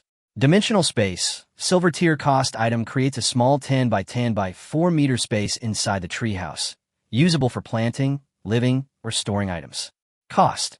After use, the treehouse will continuously consume life force to maintain the space's stability, and this is irreversible. Wang Ping'an almost cursed it aloud. It had only been a short time, and someone had already obtained a silver-level item. Attached to the item was a message. The spokesperson, Gao Taisher, said it was unearthed using a treasure map, and he planned to establish an alliance to allow nearby people to share resources and exchange information. He also stated that anyone with special items or remarkable talents could message him privately. Unity is strength, and he hoped everyone would cooperate to overcome this difficult time. Wang Ping'an immediately understood that someone wanted to form a faction. Quite a few people in the channel were interested in this suggestion. After all, survival through cooperation certainly offered a higher chance of success. However, Wang Ping'an has no intention of joining any faction for the time being, let alone forming an alliance on his own. There are no laws here, and any so-called alliance is ultimately about interests.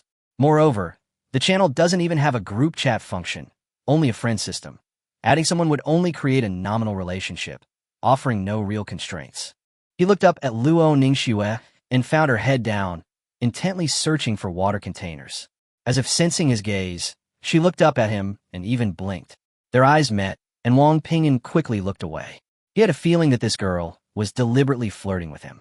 The messages in the channel kept refreshing, and various items kept appearing. Wang Ping'an noticed that many people had obtained cost-type items. These items often had more powerful abilities, but the users had to pay a corresponding price. The Screaming Jug, bronze tier cost item. Pouring water into the jug turns it into strong liquor. The liquor cannot be removed and can only be consumed directly. Drinking it grants 2 hours of pain, immunity, and inflicts a state of heightened arousal. Cost. Pain suffered during the effect will be refunded at double the rate after the effect ends. The strong liquor may cause irreversible damage to internal organs. Dream Stone, bronze tier cost item. After use, you will spend a blissful night in your dreams, and all your wishes will come true. Cost. Each use reduces your natural lifespan by 3 months. Looking at these items, Wang Ping'an felt both itchy and wary. The explosive power of these costly items was too strong. Even if the opponent wasn't particularly powerful, they might pull out a ridiculously powerful item to take everyone down with them. He continued browsing the channels and found that some people were simply showing off, while others had clear motives. For example, Gao Taisher was clearly using the silver item to attract people. It was foreseeable that starting today, many small groups would likely appear in the vicinity. However, Wang Ping'an was not optimistic, since these groups lacked real cohesion and were mostly just adding each other's friends. This is just the beginning. No one has the right to order anyone around. Getting others to obey isn't that easy. Fools are ultimately a minority. Besides, Wang Ping'an also discovered a permanent blueprint. Unlike the disposable water purifier blueprints he had previously obtained, permanent blueprints are not consumed. As long as there are enough materials, they can be made indefinitely. Most of these items and blueprints came from treasure maps, with only a small portion obtained through crystal balls. Wang Ping'an suddenly wondered why no one used treasure maps for gambling. He opened the trading post to try it out, only to discover that treasure maps were not tradable at all. Besides live animals not being allowed to be traded through the trading house, treasure maps are also subject to restrictions. He took out the level 1 treasure map he had just bought, looked at it in his hand, then closed the panel and stood up. The night was still long, and he couldn't go outside. Wang Ping'an decided to continue practicing his boxing, hoping to trigger his talent perseverance again. Inside the treehouse, he took off his clothes and threw punch after punch. Even though his body was exhausted, he gritted his teeth and persisted in practicing. Chapter 15. Ape Fist. At this moment, Luo Ningxue also found her target in the trading house. The other party had the permanent blueprint for making wooden barrels. After a brief conversation, she traded 1 pound of mutton for 5 large wooden barrels. After the transaction was completed, she rested her chin on her hand and watched Wang Ping'an practicing his boxing for a while. Then she got up, poured the stream water she had collected that day into the water purifier for filtering, and returned to her bedside to tidy up her resting place. They only had 2 pelts. The goat skin was laid on the bed, while the wolf pelt, being cleaner and warmer, was used as a blanket. However, neither pelt was very big, so, since they had to sleep together, they could only cover their bellies horizontally. Fortunately, the temperature wasn't low, so it was barely manageable. After finishing her tasks, Luo Ningxue idly scrolled through the channel messages, occasionally glancing at Wang Ping'an.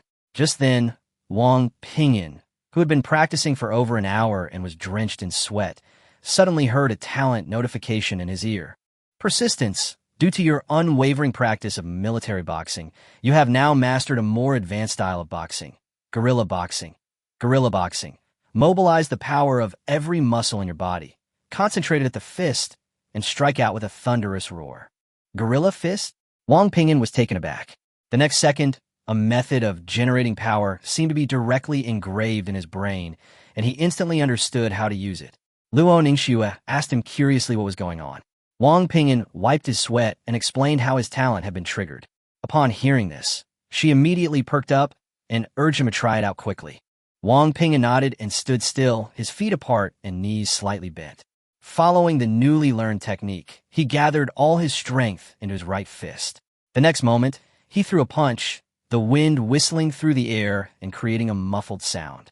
Luo Ningxue witnessed the power of the punch firsthand, her eyes lighting up as she clapped in praise. The wind from the punch sent her hair swaying slightly, her heart filled with both surprise and delight. But as soon as the punch landed, Wang Ping'an's legs buckled, and he collapsed to the ground, gasping for breath. He smiled wryly, saying that while the power was indeed strong, the exertion was immense, and he felt completely drained. Seeing this, Luo Ningxue quickly took out the leftover lamb leg from the afternoon, handed him some water, and told him to eat something first and stop training. Wang Ping'an put on his clothes, took the lamb leg, ate a few bites, then gulped down a large mouthful of water, saying that he couldn't train anymore and would go to sleep after eating. The two sat on the floor, taking turns gnawing on the lamb leg until it was clean. Then Luo Ningxue pulled Wang Ping'an towards the bed. Watching her movements, Wang Ping'an hesitated for a moment, then suggested she sleep on the bed while he slept on the floor. He figured it would be more reassuring since it was right next to her. He felt the bed was too small, and, given the difference in gender, sleeping together would inevitably be awkward. Luo Ningxue refused without even thinking, staring at him and saying, "Let's sleep together." Seeing that he was about to speak, she simply hugged his arm and gently shook it, her voice softening as she said that she would be scared to sleep alone. This tactic had always worked on Wang Ping'an since they were children, and Luo Ningxue knew he couldn't resist it. She wasn't worried that Wang Ping'an would misunderstand her as frivolous. After all, they had known each other for so long, and he knew what kind of person she was. What truly frustrated her was that Wang Ping'an was like a block of wood, always unable to understand the feelings hidden in her words and actions. Wang Ping'an eventually gave in, though he thought to himself that she hadn't seemed afraid at all when they were hunting wolves during the day. Just as they lay down, Luo Ningxue turned her back and whispered that she was cold and asked him to hold her. Wang Ping'an's heart skipped a beat. After hesitating, he reached out and pulled her into his arms, pressing his chest against her back. Upon being hugged, Luo Ningxue trembled slightly. Neither of them had showered for the past 2 days, so they inevitably smelled of sweat. Feeling a little uncomfortable, she whispered that she shouldn't dislike her, as she usually smelled very nice. Wang Ping'an quickly said he didn't mind, adding that he smelled quite strong himself. Luo Ningxue was relieved and gently took his hand around her waist, saying she would never mind him either. After a long day, Luo Ningxue was exhausted. Although the wounds she sustained during the day had healed with medicine, the weakness from blood loss remained. Being held by her beloved, drowsiness quickly overwhelmed her. She wanted to say something to Wang Ping'an, but her eyelids grew heavier and heavier, and soon her breathing became steady as she drifted off to sleep, a peaceful smile on her lips. Listening to her breathing, Wang Ping'an knew she was sound asleep, so he tried to move her as quietly as possible. Thinking of her injury, he was still a little worried, so he carefully lifted the hem of her clothes to check on her, confirming that she was all right before lying down with peace of mind. Just as he was about to fall asleep, Luo Ningxue suddenly rolled over and hugged him, pressing one of her long legs, clad in black stockings, directly onto him, clearly using him as a pillow. Feeling the softness in his arms, Wang Ping'an felt a surge of heat in his heart. wanting to pull away but afraid of waking her. By the dim light of the crystal ball, he gazed at Luo Ningxue's exquisite sleeping face, and finally, unable to resist his exhaustion, he slowly drifted off to sleep. Chapter 16 Disaster Type Darkness, Current Time 9 o'clock, Day 3 of Survival. Poor survivors, the newbie protection period ends after today, and disaster is about to strike. Make good use of this last day. The following day, a notification from the worlds will suddenly ring in the minds of all survivors in the Gene world. Wang Ping'an and Luo Ningxue, still nestled together, opened their eyes simultaneously. Wang Ping'an sat bolt upright, his face filled with disbelief. A disaster? These 3 days are still the newbie protection period. Luo Ningxue was also bewildered and stood up to ask, what kind of disaster could it be? Before the two could think further, the voice of the worlds will sound it again. The disaster type will be randomly selected from 7 attributes: metal, wood, water, fire, earth, light, and darkness. Selecting disaster attributes, analyzing the current survivor's overall level. Upon hearing these 7 attributes, Wang Ping'an subconsciously glanced at the 7 grooves beside the crystal ball, then at the wooden puppet inside the crystal ball that was marked dark. Luo Ningxue also noticed and whispered, could these grooves be related to the disaster attribute? Wang Ping'an took a sip of water and said in a deep voice, it might be related. Let's see what the worlds will draw first. Luo Ningxue nodded, moved her injured arm, and found that the wound had actually healed. She couldn't help but marvel at the magic of the medicine. Wang Ping'an asked if her injury had healed, and Luo Ningxue immediately pulled down her clothes to show him. The original wound was now just a small red mark. It had completely healed. Wang Ping'an quickly waved for her to pull her clothes back up. Luo Ningxue couldn't help but smile at his lustful but cowardly behavior. He had held her all night, yet he hadn't actually made a move on her, which surprised her somewhat. At this moment, the voice of the worlds will resounded once more. Disaster successfully extracted. Disaster attribute. Darkness. Darkness. The light source of the Gene world will be slowly devoured by darkness. The duration of daylight will become increasingly shorter until the world plunges into eternal night. Due to the absorption of light, the temperature will drop drastically. The following prompts are now added. 1. Collect as many essences as possible that correspond to the disaster attribute and embed them inside the treehouse.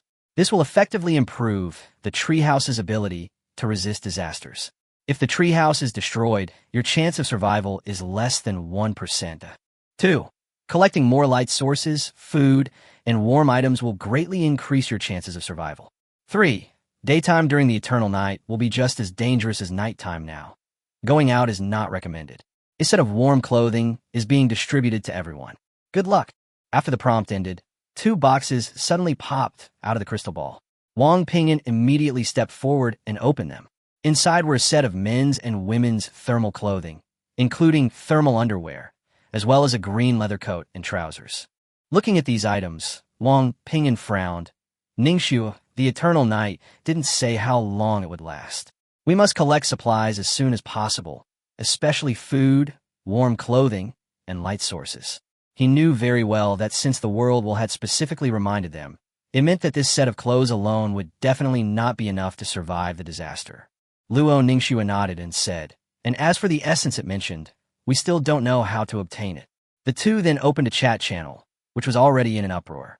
Some people were crying out in despair, saying they hadn't even found food and only now realized that these few days were just a newbie protection period. Others were reminding everyone not to panic and to make the most of the last day to gather resources. Soon, a message caught Wang Ping'an's attention. Someone posted Treehouse Core Essence, Dark Bronze, saying that it was bought by refreshing the crystal ball with 10 bronze survival coins, and it was very likely the essence hinted at by the world will. The chat was immediately filled with envy.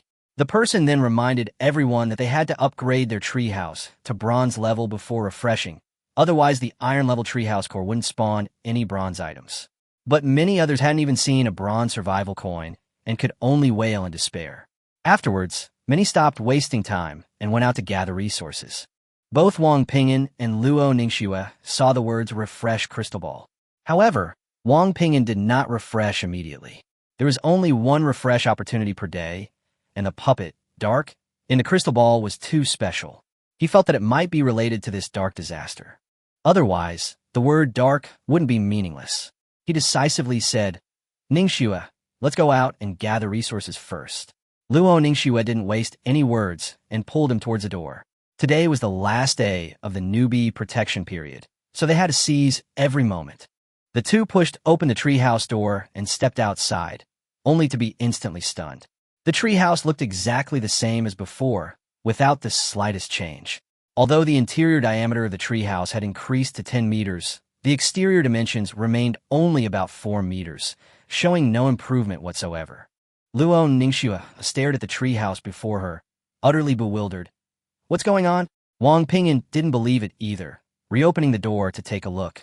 The space inside was indeed vast. After going in and out several times, he could only attribute it all to the magical power of this world. He then thought of the silver-level cost item dimensional space he had seen last night and said in a low voice, maybe the treehouse itself is a dimensional space. Afterward, Wang Ping'an put aside his thoughts and said seriously, let's braise the lamb leg first, and then go dig for the treasure map.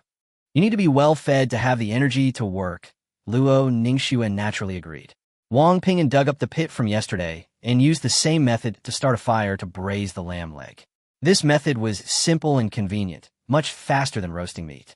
Originally, he also wanted to try wolf meat. After all, the information about wolf meat stated that it contained unique energy.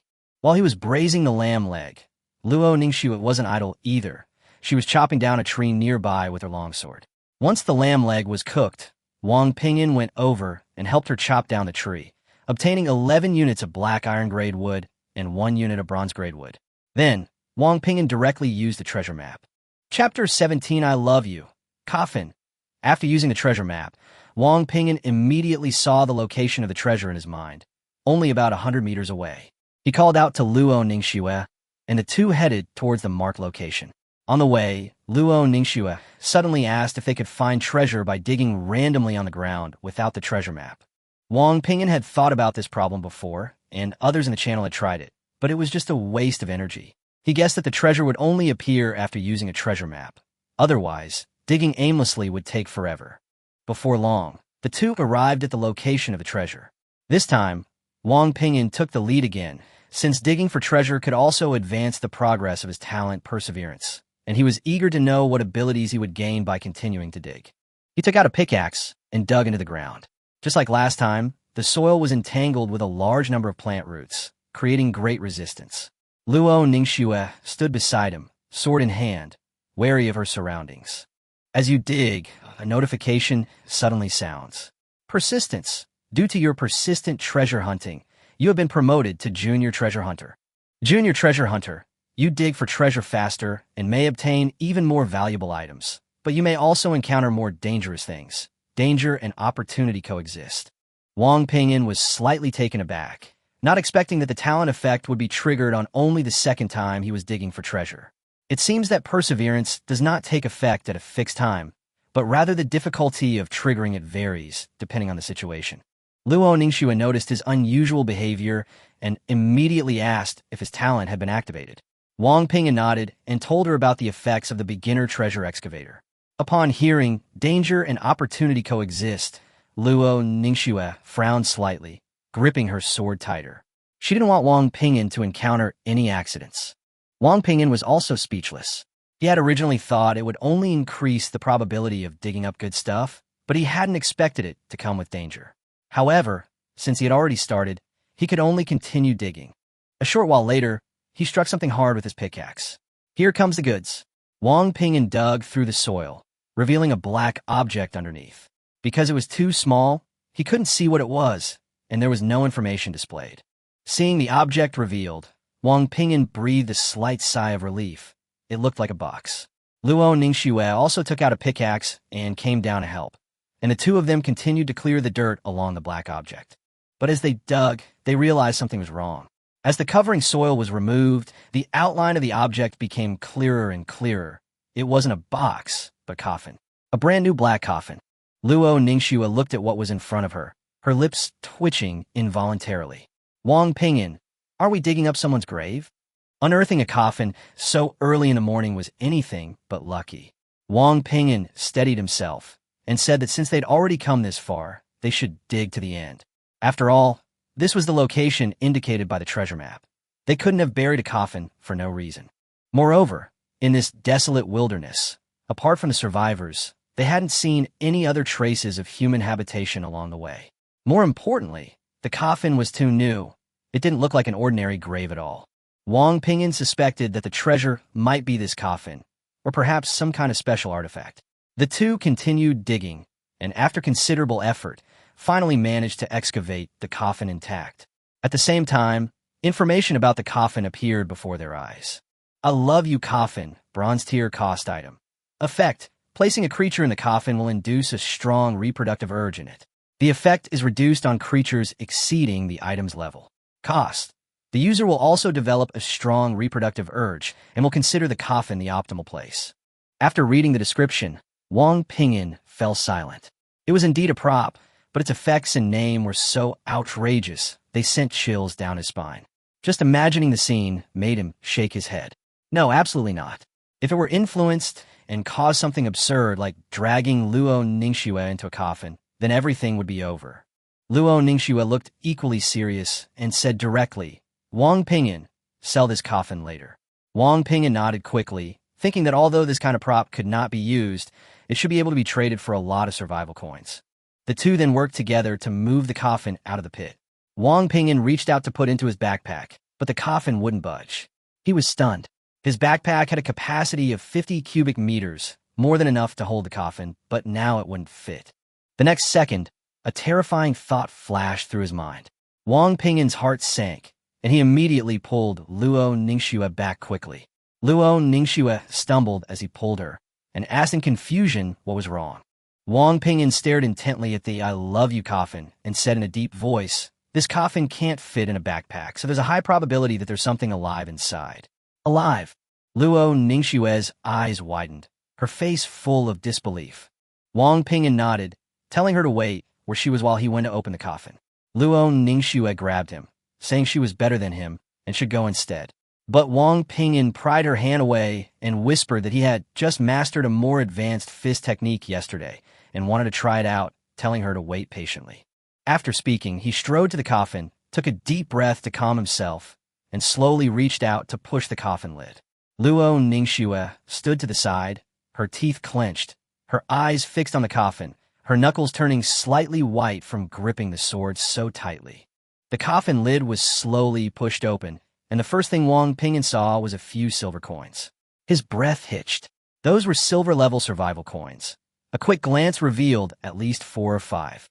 Wang Ping'an continued to push open the coffin lid, and soon, a pair of bluish-purple feet appeared. Sunlight fell on those feet, and they suddenly moved. In an instant, the coffin lid was violently flung off with a bang. Chapter 18: The Survivor. Wang Ping'an watched as the coffin lid was flung away and immediately retreated. The next second, a person jumped out of the coffin with a whoosh. The person had disheveled hair, covering most of their face, revealing only a pair of sunken, empty eyes, lifeless, like a zombie from a movie. There was also a fatal wound on its neck, as if it had been cut open with a sharp blade. What made Wang Ping'an's scalp tingle even more was that it was also wearing a green leather coat, exactly the same as the one issued by the World Will Today. Survivor, bronze level. Description: dead survivors are subject to endless reincarnation in the gene world, unable to live, unable to die. Holy shit. Wang Ping'an couldn't help but curse when he saw the description. The words bronze level sent a chill down his spine. Luo Ningxue was also speechless with shock.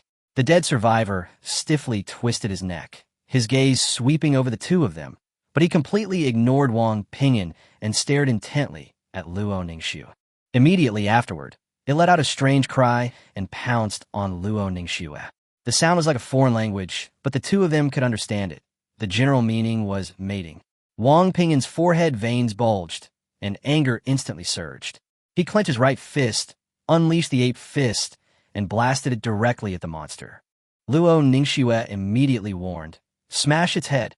As she spoke, a flash of cold light appeared in her long sword as she slashed at the monster from the side. Wang Ping'an's punch was already aimed at its head, but the monster seemed to sense the danger, tilting its head, and the fist grazed its face, landing on its shoulder. The punch was incredibly powerful, sending the monster staggering half a step to the side.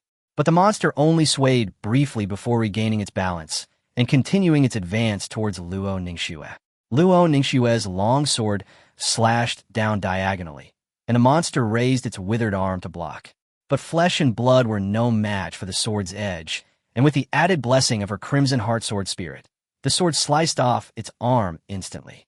The monster seemed oblivious to pain, mechanically uttering, "Mating, mating." Wang Ping'an sighed. Even in death, its mind was affected by "I love you" coffin. Truly tragic. He charged up again and threw a punch straight at the monster's head. Although the monster was only at the bronze level, it was driven by instinct and affected by the coffin, so its reactions weren't very intelligent. This time, the monster couldn't dodge. The fist slammed into its temple with a dull thud, and the monster's head snapped to one side, its body staggering. Luo Ningxue seized the opportunity, her long sword slashing down along the existing wound on the monster's neck. But no blood flowed from the monster. The wound only deepened. She didn't stop, immediately thrusting her sword towards the monster's heart. Her unwavering swordsmanship allowed her to sense weaknesses, each strike aimed at a fatal point. The long sword pierced her chest, going in halfway. Luo Ningxue gritted her teeth, gripping the hilt with both hands, trying to push it further in. The monster was still muttering, "Mating, mating," when its previously empty eyes looked at Luo Ningxue. A flicker of human desire flashed across them. Seeing this, Wang Ping'an immediately rushed forward, grabbed the sword hilt, and together with Luo Ningxue, pushed forward forcefully. In an instant, the long sword pierced through the heart, its tip emerging from the monster's back. Its voice rapidly weakened, yet it still uttered those two words intermittently. Soon, it turned into specks of white light and disappeared completely. Gone, gone. Luo Ningxue remained in her rapier stance, her face filled with disbelief, her voice trembling slightly. Wang Ping'an let out a long sigh. Using the ape fist continuously had greatly depleted his stamina, and his legs were weak. He patted Luo Ningxue on the shoulder and said, "She should be dead. There are quite a few silver survival coins in the coffin. I'll collect them first. In this world, it's not uncommon for monsters to disappear." However, that description made Wang Ping'an uneasy. This deceased survivor probably wasn't from their group. Luo Ningxue quickly grabbed him. "Don't put your hand in. Let's turn the coffin upside down. That coffin can even affect monsters. If you go in to get it, you might get affected too."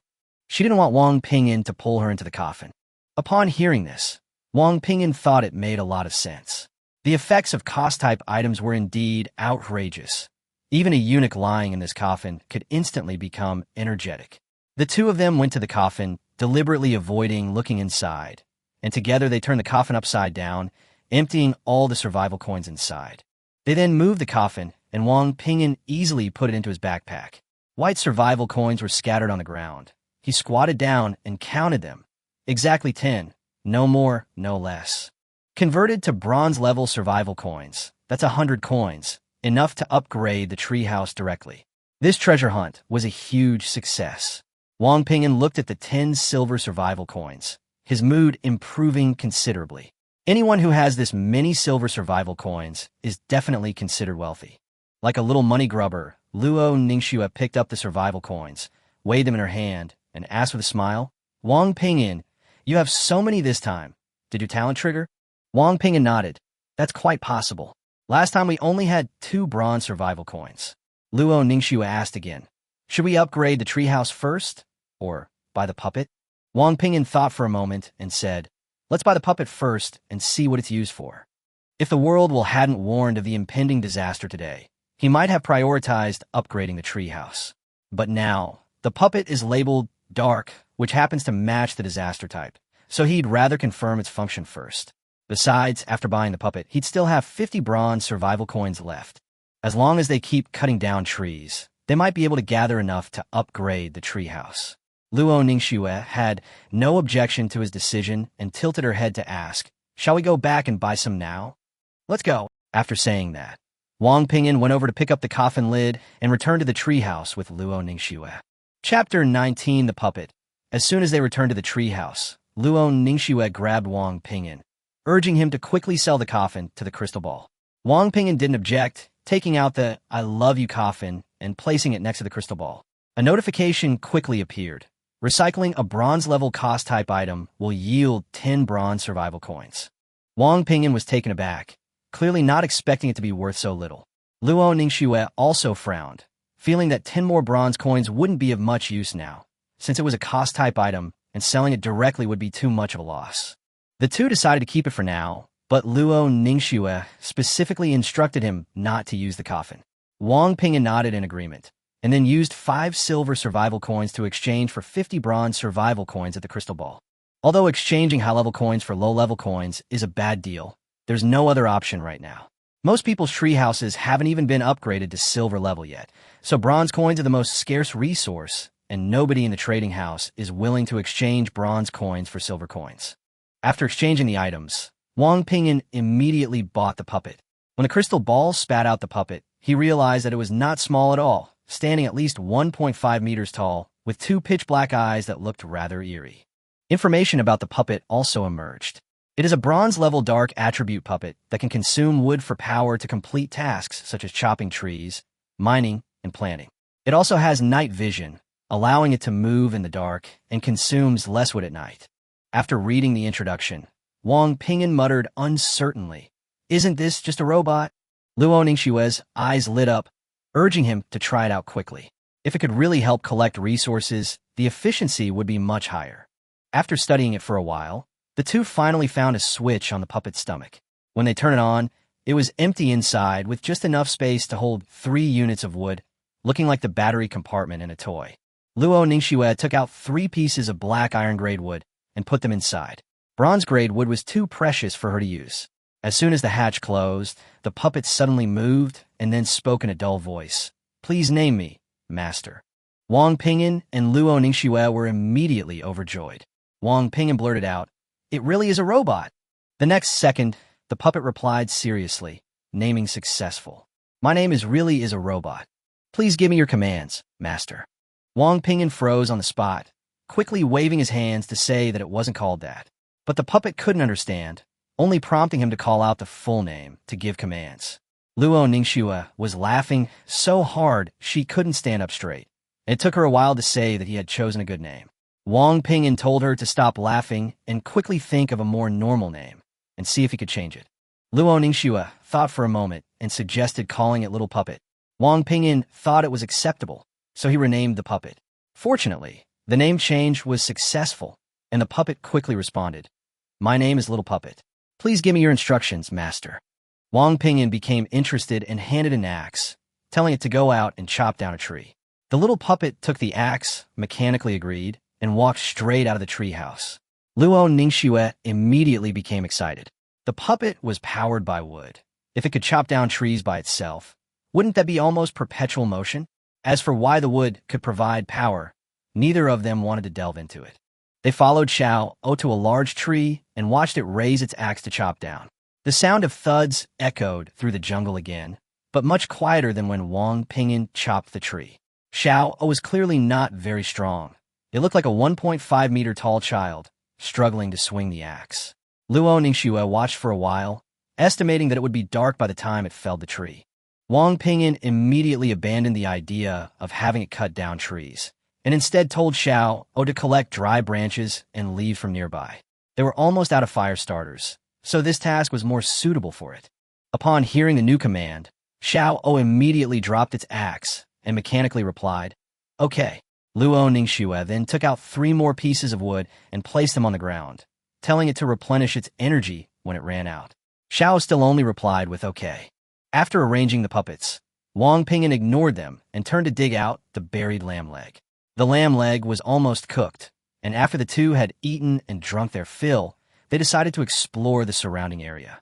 On their 3rd day in the Gene world, they had still only explored a small area. Previously, unsure of the strength of the creatures here, the two had been very cautious. Now, discovering that there weren't many monsters during the day, they had become a little bolder.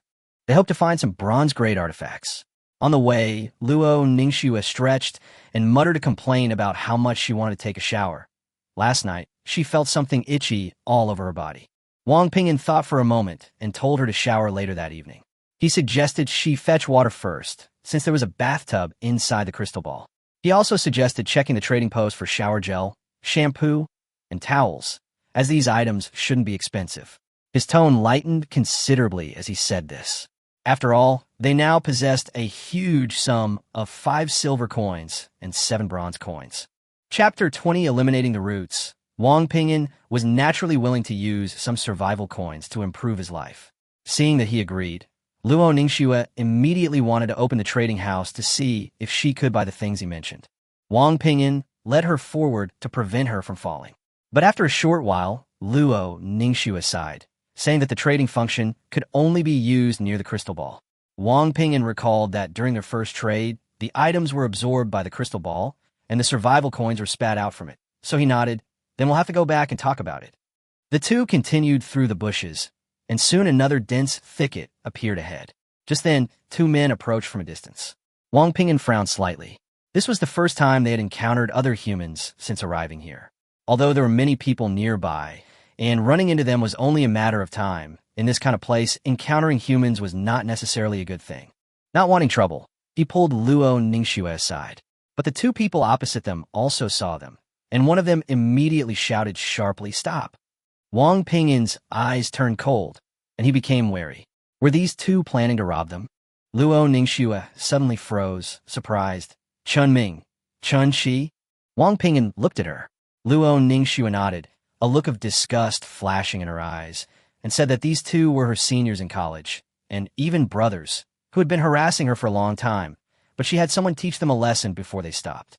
Upon hearing this, Wang Ping'an instinctively clenched his fist. Rivals meeting are bound to be envious. But the next second, as if remembering something, he looked at Luo Ningxue. The world had said that the gender of teammates depended on one's own gender preferences. Chunming and Chun-Chi, 2 men, were paired together, which meant Luo Ningxue's eyes widened as well. At that moment, Chunming and Chun-Chi quickly approached. The moment they saw Luo Ningxue, their eyes lit up, their admiration and greed almost impossible to conceal. Luo Ningxue was still wearing black stockings. Even though these 2 men had somewhat unusual orientations, it didn't stop them from being attracted to beautiful women. Otherwise, they wouldn't have pursued her in the first place. One of them smiled and said, "Luo Ningxue, I really didn't expect to run into you here." Wang Ping'an felt a surge of anger at their gazes. He immediately shielded Luo Ningxue behind him and said coldly, "Get out of the way." There is no need to be polite to rivals, especially since the way these 2 were looking at him made him very uncomfortable. Chunming and Chun-Chi were taken aback at first.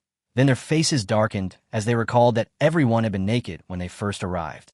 Hadn't their goddess already been seen naked by this kid? Not to mention they were holding hands now. Enraged, Chunming glared fiercely at Wang Ping'an.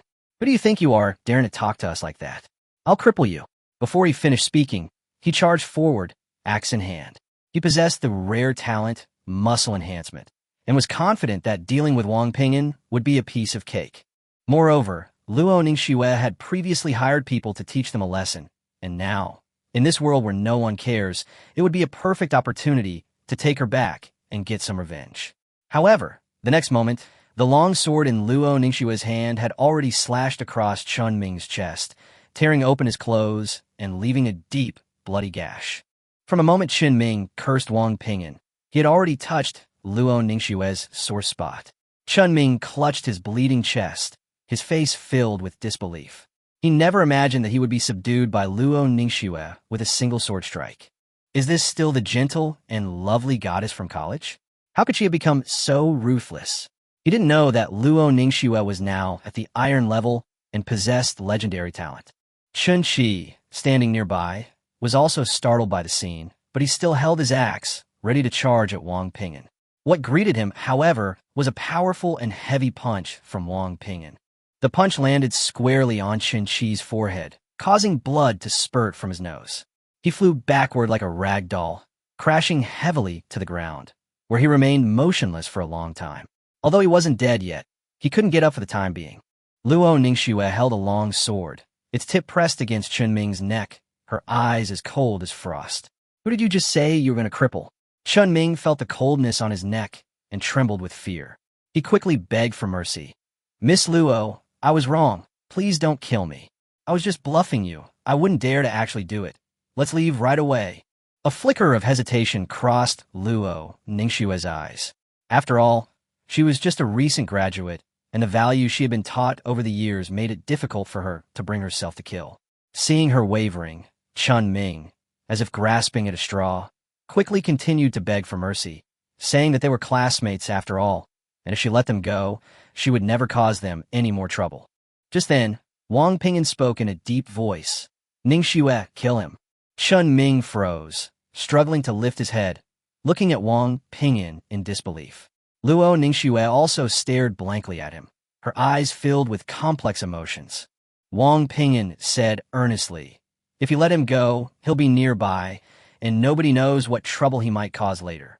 I know you're kind, but being soft-hearted here is cruel to yourself. He knew this would be difficult for Luo Ningxue, but she had to take this step. Otherwise, she would only be more passive if she encountered even more dangerous people in the future. Luo Ningxue remained silent for a moment, the hesitation in her eyes slowly fading, replaced by determination. I understand. With that, she gritted her teeth and swung her long sword down fiercely. For herself, and for Wang Ping'an. Chun Ming cried out in despair, no, but the sword had already sliced across his neck. He clutched the wound tightly with both hands, rolled on the ground in agony a few times, and then fell silent. After dealing with Chun Ming, Luo Ningxue suddenly threw herself into Wang Ping'an's arms, hugging him tightly. It was her first time killing someone, and she was still afraid, even feeling nauseous. Wang Ping'an gently patted her back, whispering reassuringly, it's all right, we were just protecting ourselves. Luo Ningxue leaned against him, her voice trembling slightly. Wang Ping'an, I understand. Just then, Chun Ming's corpse turned into specks of white light and slowly disappeared, exactly like the monster they had encountered during the day. Only some survival coins and a blueprint remained on the ground. Vanished again? Wang Ping'an witnessed this and was startled. The goats and wolves they had killed earlier had all remained in their original locations. Why were the human corpses disappearing? Could it be? Chapter 21 Mining in the Cave. Encountering survivors again. What's wrong? Luo Ningxue hugged Wang Ping'an for a while, then looked up and asked. Wang Ping'an looked at the ground and said in a low voice, his corpse, like that monster today, turned into specks of light and disappeared. Luo Ningxue was taken aback, then remembered the monster she had encountered during the day, and her expression changed. Could it be that people turn into those kinds of monsters after they die, and that they will reappear at some point in the future? Wang Ping'an did not answer, but took the long sword from her hand and walked towards Chen Shi, who had been knocked unconscious by his punch. Luo Ningxue's heart tightened, and she quickly asked, what are you going to do? Let's do an experiment. As soon as he finished speaking, Wang Ping'an arrived at Chen Shi's side and thrust his long sword down without hesitation. Soon, Chen Shi also turned into white specks of light and vanished, leaving only a few survival coins on the ground. Luo Ningxue took a deep breath and walked to his side. He disappeared too. Wang Ping'an nodded, his tone grave. We must be careful from now on. We absolutely cannot die, or we might become something that is neither human nor ghost.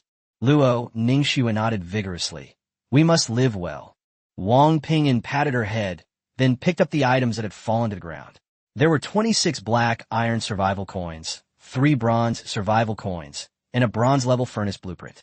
This blueprint requires 20 parts stone and 10 parts iron. When fuel is added, it can provide heat and also be used to bake food. Upon seeing the word furnace, Wang Ping'an was overjoyed. The Worlds Will had already warned of a drop in temperature, making the importance of warm clothing self-evident. Luo Ningxue was also very excited. Wang Ping'an, let's find a way to make it. Wang Ping'an immediately opened the trading post to look for iron, but unfortunately, there was no one selling it. He frowned and said, stone is easy to get. Just find a place to dig it up. The troublesome thing is iron. He guessed that the two brothers probably failed to build the furnace because they were stuck on the iron. Luo Ningxue suggested continuing the exploration, as they might find an iron ore deposit. Wang Ping'an nodded and pulled her forward. On the way, Luo Ningxue kept stealing glances at Wang Ping'an. His decisiveness in killing had surprised her. She knew it was also Wang Ping'an's first time killing someone. Though he appeared calm, he was actually quite unsettled inside, because when she threw herself into his arms, she could clearly hear his rapid heartbeat. However, Wang Ping'an didn't show any fear in front of her. Luo Ningxue secretly cheered herself up, determined not to be soft-hearted in the future. After walking for a short while, Wang Ping'an discovered a small hill ahead. The hill was covered with vines, and behind the vines seemed to be a cave, which was almost impossible to spot without careful observation. He said, "Ningxue, there seems to be a cave ahead. Shall we go in and take a look?" Luo Ningxue nodded in agreement. The two went to the foot of the slope and parted the vines near the cave entrance. The cave entrance was quite large, but it was pitch black inside, and they couldn't see anything. Luo Ningxue clung to Wang Ping'an's arm, somewhat frightened. "It's so dark inside, we have no light source.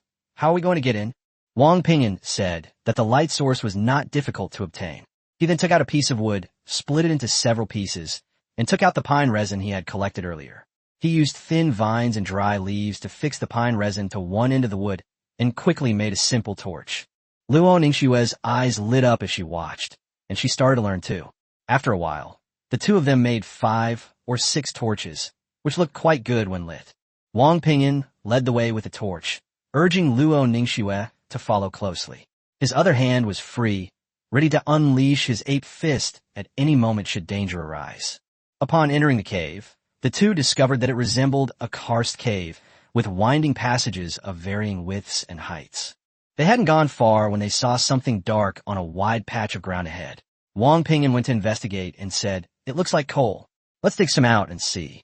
Luo Ningxue nodded, took out a pickaxe, dug a small hole in the ground, and stuck the torch in it. Wang Ping'an also placed his torch, and the two of them began digging coal, one on each side. However, their pickaxes were all made of stone, so they weren't very fast. Wang Ping'an's pickaxe was a bit worn from digging for treasure before, but they didn't have any better tools, so they had to make do. The mined coal can be directly extracted and turned into square blocks. The two men worked together to dig out more than 60 blocks before stopping, while the torches were still burning. 2 torches had already burned out. Wang Ping'an lit a new torch and decided to continue exploring. Since there was coal here, perhaps he could also find iron. As soon as the two rounded a bend, Luo Ningxue suddenly screamed and clung to Wang Ping'an in fright. The firelight shone on the figure, and there stood a person in front of them. The person had empty eyes and looked similar to the survivors they had encountered during the day, like a zombie. The difference was that he was only at the iron rank and was carrying an axe. Upon seeing the two, the survivor immediately charged forward, baring his teeth and claws. Wang Ping'an patted Luo Ningxue on the back. "Don't be afraid, it's similar to the one today." Luo Ningxue then got off him. Seeing that he was just a survivor, she breathed a sigh of relief and then scolded him in a cute but fierce tone. "You stinky zombie, you dare to scare me." The next second, she thrust her sword forward, piercing the opponent's heart with pinpoint accuracy. The Iron Rank survivor twitched twice before falling silent. Chapter 22: The Things That Happened That Night. It turns out they were. The moment the Iron Tier survivor breathed his last, his figure vanished again, leaving only an axe on the ground, the very one he had been holding. Wang Ping'an quickly stepped forward, picked it up, and examined it, discovering it was an iron axe. Although the surface was somewhat worn and not brand new, it was far superior to his stone axe. Luo Ningxue asked in confusion, "How did such a thing come out of this cave?" Wang Ping'an couldn't figure it out either, so he could only say, "Let's keep looking ahead." The two continued deeper, and the passage ahead grew narrower and narrower until it could only accommodate one person at a time. After walking for a while, they suddenly saw a patch of reddish-brown stones in front of the narrow stone wall. Wang Ping'an's eyes lit up. Ferric oxide, a type of iron ore, is exactly this color. Although he had never seen iron ore before and couldn't rule out other ores, it was worth digging it up and trying. He handed the torch to Luo Ningxue and said, "It's too narrow here. You hold the torch for me while I dig." Luo Ningxue wanted to help, but there wasn't enough space, so she took the torch. Wang Ping'an gripped the stone pickaxe and began digging hard at the reddish-brown stone. The stone pickaxe was slow, but at least it could dig. Before long, a pile of rubble fell, and a gathering prompt appeared in his mind. Wang Ping'an immediately began gathering and successfully obtained a piece of iron about 10 centimeters long. "It really is iron ore." Unable to hide his excitement, he showed the iron to Luo Ningxue and laughed. "You said before that we might be able to find iron, and I didn't expect you to be right." Luo Ningxue was stunned for a moment, then proudly raised her chin. Of course, I'm a lucky star. Wang Ping'an smiled and agreed, then put away the iron ore and continued digging. Persistence. Your persistent mining efforts could make you an excellent miner. Hearing the talent notification, Wang Ping'an was overjoyed and worked even harder. The sound of hammering echoed continuously in the cave. But just as he was concentrating on mining, he suddenly heard a mixture of cries from various creatures not far away, which sounded exactly the same as what he had heard at night. Luo Ningxue, with her keener hearing, was the first to change her expression and whispered a reminder. Wang Ping'an, stop for a moment. Wang Ping'an stopped what he was doing and heard the sounds, which were clearly getting closer and closer to them. He listened to it for 2 nights and was very familiar with the sound. He said in a deep voice, "Isn't this the same sound we hear at night?" Luo Ningxue nodded and gripped her long sword tightly. There might be a lot of monsters coming. What do we do now? Wang Ping'an looked ahead. The passage was narrow. Even if there were monsters, they couldn't all rush in at once. More importantly, he had almost collected 10 pieces of iron. He gritted his teeth and said, "We'll leave after we've dug up 10 pieces of iron." Luo Ningxue did not hesitate. Okay. Wang Ping'an immediately raised a stone pickaxe and continued digging with almost all his might. Luo Ningxue stood beside him, her long sword drawn, ready to deal with any danger at any moment. After digging down some more iron ore, the mining was complete, and Wang Ping'an had exactly 10 pieces of iron in his backpack. He immediately turned and shouted, "Let's go." The sound were now very close. He glanced back by the firelight and instantly felt a chill run down his spine. They were a group of survivors who looked like zombies, with disheveled hair and constantly making strange noises. Among them were iron level, bronze level, and even silver level survivors. So, those were the things that made those noises at night. Without a second thought, Wang Ping'an and Luo Ningxue turned and ran. If it were just 1 or 2, they might have been able to handle it, but there was a whole group in front of them. Fortunately, those guys weren't very fast, and despite the chase, the 2 managed to get out of the cave first. Strangely, after reaching the cave entrance, the group of survivors stopped coming out. The 2 dared not linger and ran towards the treehouse for quite a while until they could no longer hear the strange cries before stopping to catch their breath.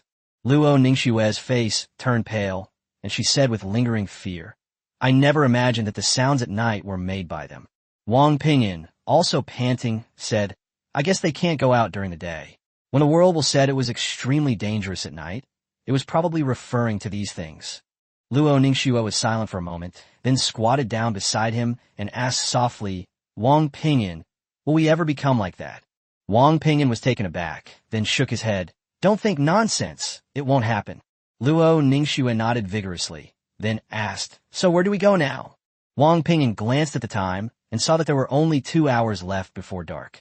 He decided to eat something first, then go fetch water, and if he had time, he would cut down some trees. After finishing the leftover lamb leg from breakfast, the 2 headed to the stream together. When they reached the stream, they filled all 5 large wooden buckets they had bought the day before with water. Wang Ping'an even tried using his backpack to carry the water, but it didn't work at all, so he had no choice but to obediently carry the buckets back. When they returned to the vicinity of the treehouse, the puppet was still diligently carrying out its orders, surrounded by a pile of branches and dead leaves. The 3 pieces of wood that Luo Ningxue had placed there earlier were gone. The puppet must have taken them to replace its batteries. Wang Ping'an ordered, "Xiao, stop picking them up." The puppet immediately responded, "Okay." Then Wang Ping'an took out a lighter and 2 pieces of wolf meat and handed them to it, pointing to the pit next to him and saying, "Help me roast these 2 pieces of wolf meat. Go roast them over there." The wolf meat showed signs of having special energy, and he wanted to try it to see its effects. Xiao responded, immediately picked up 2 tree branches to skewer the meat, gathered some firewood, and went straight to the earthen pit to roast the meat. Luo Ningxue was a little worried. "Will it work?" Wang Ping'an smiled and said, "Give it a try. I feel that this puppet is much more advanced than a robot." After saying that, he looked at the sky, picked up the iron axe he had just obtained, and walked towards the trees next to him. "I still have some time. I'll go cut down some trees and be back before dark." Luo Ningxue immediately followed up, "I'll help you." Chapter 23, Cleansing Up. In the jungle, the sound of trees being chopped down rang out again. After a large tree fell, It automatically decomposed into 12 units of wood, 2 of which were distinctly different in color, being reddish-brown. Ironwood, silver grade, can be used as a crafting material. Luo Ningxue's eyes lit up, and she couldn't help but exclaim in surprise that a novice lumberjack could actually obtain silver-grade materials. These 2 units of silver-grade timber are worth the equivalent of 200 units of ordinary timber, and the actual price will only be higher. Wang Ping'an was equally pleasantly surprised. This was the first time he had cut down silver-grade timber since becoming a junior lumberjack. He immediately urged Luo Ningxue to continue, wanting to see if they could trigger another high-level product. The 2 continued cutting down trees, and the trees near the treehouse were soon mostly cleared away. However, the jungle has no shortage of trees, and with the iron axe's increasing efficiency, they have no worries about resources. Wang Ping'an also discovered a little trick. Even if Luo Ningxue cut down the tree, as long as he adds a few more blows when it's about to fall, the perseverance effect can still be triggered, resulting in higher grade wood. As the sun set, darkness fell. The 2 dragged their tired bodies back to the treehouse, where Little Doll had already roasted 2 pieces of wolf meat until they were golden brown on both sides and was holding the meat, waiting for instructions. Wang Ping'an and Luo Ningxue ignored it for the time being and excitedly counted their harvest. On this trip, they obtained 3 units of silver-grade wood, 8 units of bronze-grade wood, and 88 units of iron-grade wood. Currently, I have 5 silver-level survival coins, 10 bronze-level coins, and 23 iron-level coins, just one short of upgrading my treehouse. However, only 1 unit of silver-grade wood was harvested afterward, which shows that the probability of obtaining products 2 grades higher is indeed very low. Luo Ningxue was more concerned about something else, and immediately urged them to buy a toothbrush and a bathtub. Having not brushed their teeth or showered for 3 days, neither of them smelled very good. Wang Ping'an sold some of the black iron-grade wood and directly bought a toothbrush and a bathtub from the crystal ball. The toothbrush and toothpaste were fine, but the bathtub was ridiculously large. It wouldn't be crowded even if 2 people took a bath together. The problem is that the small cubicle with the toilet inside the treehouse simply can't fit it, so it has to be placed outside. Wang Ping'an wanted to build the furnace first to see if he could heat the water, since it was still a bit cold at night. Luo Ningxue nodded, then went to the trading house to buy shower gel and bath towels, muttering that she must take a good bath tonight. As for what to do after getting clean, she already had a plan in mind.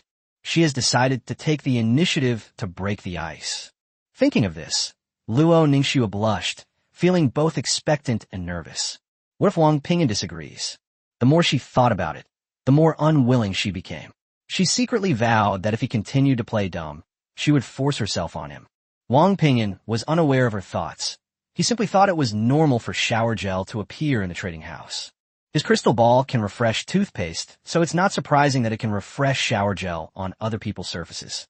Seeing Luo Ningxue's strange expression, he asked her a question. After regaining her senses, Luo Ningxue glared at him and then continued browsing the trading house. Wang Ping'an then called Xiao O over for a massage. After a long day, his hands and feet ached. Since there was a robot, he decided to make good use of it. After handing him the roasted wolf meat and a lighter, Xiao O began to knead it. Wang Ping'an sat on the ground, enjoying a rare moment of peace. He also specially took out some wood and placed it next to him, telling Xiao O to replenish her energy when she was running out. He then went to the crystal ball and took out the furnace blueprints and materials. The stones had already been collected during the day when mining iron ore. Should we use all materials to craft the furnace? Wang Ping'an confirmed the selection, and the material was absorbed by the crystal ball, which quickly produced a cylindrical furnace. There is a fuel inlet at the bottom of the furnace. Wang Ping'an was worried that this thing might burn down the treehouse, so he carefully put coal in it. As soon as the coal is put in, the furnace starts to burn automatically without the need for ignition. After observing for a while, he found that the furnace was safe and would not ignite the wooden house. His plan to boil water fell through because he didn't have a suitable container. Then, Wang Ping'an took out the remaining mutton and instructed the little puppet to place it above the furnace to smoke, but not to cook it thoroughly. Lamb spoils easily if left out for too long, so making it into dried lamb is a safer option. It's perfect to leave this troublesome task to Xiao O. The little puppet mechanically agreed and took the meat to process it. By this time, Luo Ningxue had finished shopping. She only managed to buy a bottle of unbranded shower gel and a bath towel. She couldn't find any shampoo. However, the fact that they provided shower gel and bath towels is already quite good. She waved the shower gel in front of Wang Ping'an and said it was time to take a shower. When Wang Ping'an heard the words "we're taking a bath," his breathing became rapid and his heart started beating fast. Luo Ningxue then realized she had misspoke, blushed, and corrected herself, saying she would wash first and he would wash later. Wang Ping'an quickly agreed and promised that he would turn around and would not peek.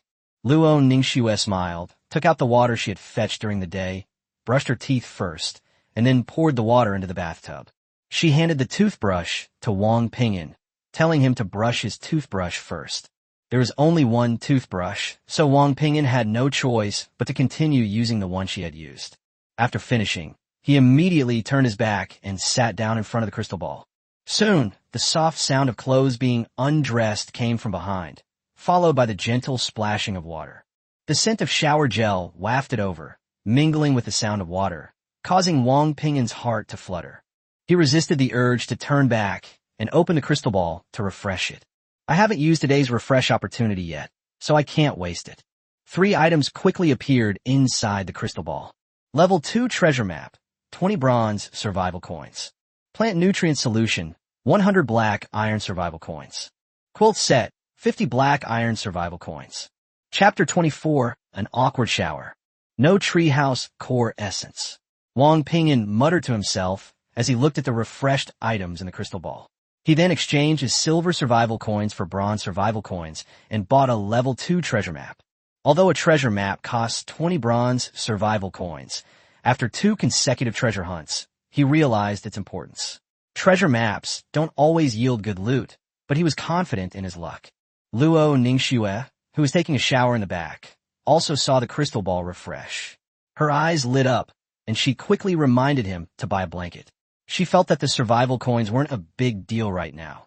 Having a blanket would allow her to rest better and have the energy to work tomorrow. Wang Ping'an responded, sold the black iron grade wood, and exchanged his bronze coins for black iron survival coins to buy a blanket. The blanket was pure white and came with 2 pillows, looking like hotel amenities. As for the remaining plant nutrient solution, he planned to buy it after collecting enough black iron coins tomorrow. After finishing these tasks, Wang Ping'an could only stand with his back to the bathtub, silently waiting for Luo Ningxue to finish bathing. After a while, Luo Ningxue's voice came. "I'm done washing. You can turn around now." Wang Ping'an seemed to be finally relieved and immediately turned around, but the scene in front of him almost made him freeze. Luo Ningxue was only wrapped in the same bath towel, loosely covering her body, concealing her vital areas but revealing a large expanse of snow-white skin. She was barefoot, her wet hair still dripping water, with droplets sliding down her neck. This scene reminded Wang Ping'an of the awkward situation from a few days ago. Except that time, there wasn't even a bath towel. A bold thought suddenly popped into his head. Could she be planning to sleep with him wrapped in this bath towel? Judging from yesterday's situation, Luo Ningxue will most likely still let him sleep with her.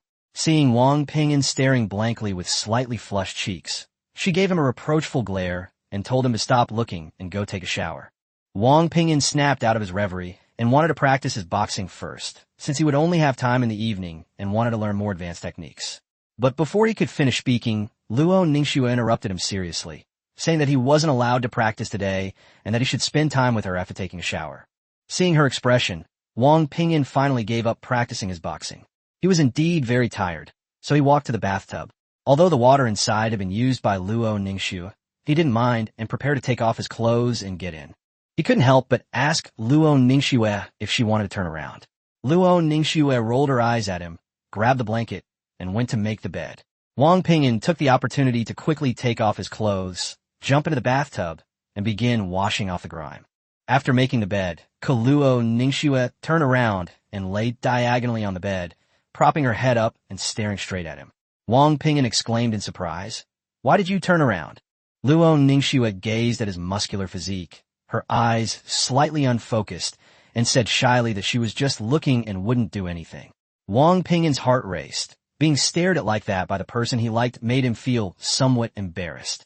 Unfortunately, he couldn't do anything about Luo Ningxue now, and could only secretly regret that he should have glanced at her a few more times. To ease the awkwardness, he turned on a channel, trying to distract himself. As soon as he opened it, He was indeed drawn to the channel's content. Now it's the third day, and many people are gradually overcoming their fear, with the chat content starting to become increasingly outrageous. Some players found themselves matched with their wives, others with their sisters-in-law, and still others complained that the matchmaking system seemed to be matching them with their closest opposite-sex partners. One player even found himself matched with his stepmother. The chat was in chaos, filled with cries for help, trades, and all sorts of gossip. Amidst this jumble of information, Wang Ping'an noticed someone selling salt for 5 grams, priced at 1 bronze coin. Salt is not only for seasoning, but also an essential bodily substance. Although meat contains salt, it's far from enough, especially now that he sweats so much every day. So Wang Ping'an immediately added the salt seller as a friend. The seller's name was Qin Shaoxian.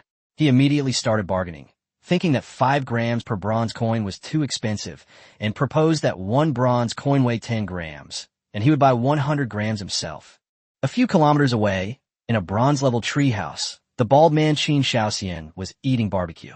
He was somewhat surprised to see someone pull out 10 bronze coins at once to buy salt. Most people's treehouses are currently only at the bronze level, and bronze coins are very scarce. They need to save them to buy the core essence of the treehouse. The woman beside him advised him to give up, since they were still a little short of being able to buy the contents of the crystal ball, and not many people were willing to use bronze coins to buy salt. Most were only willing to offer iron coins. Qin Shaoxian stared at the 200 grams of salt he had just bought that day, hesitated for a moment, and finally replied that the deal was done. Wang Ping'an didn't delay either and immediately completed the transaction. The trading house could check the specifications. The bag of salt weighed exactly 100 grams. After deducting 10 bronze survival coins, a small bag of salt popped out of the crystal ball. At the same time, Wang Ping'an was almost finished washing. He looked up at Luo Ningxue and found her still reclining, her gaze fixed on him. Wang Ping'an said he was finished washing, and Luo Ningxue simply responded softly, without any intention of avoiding him, her face bearing a half-smile. Seeing her like this, Wang Ping'an gritted his teeth and stood up from the bathtub to get dressed. The moment he stood up, Luo Ningxue felt as if she had been struck by lightning. This time was different from the last. Last time, when he first transmigrated, Wang Ping'an was still in a daze.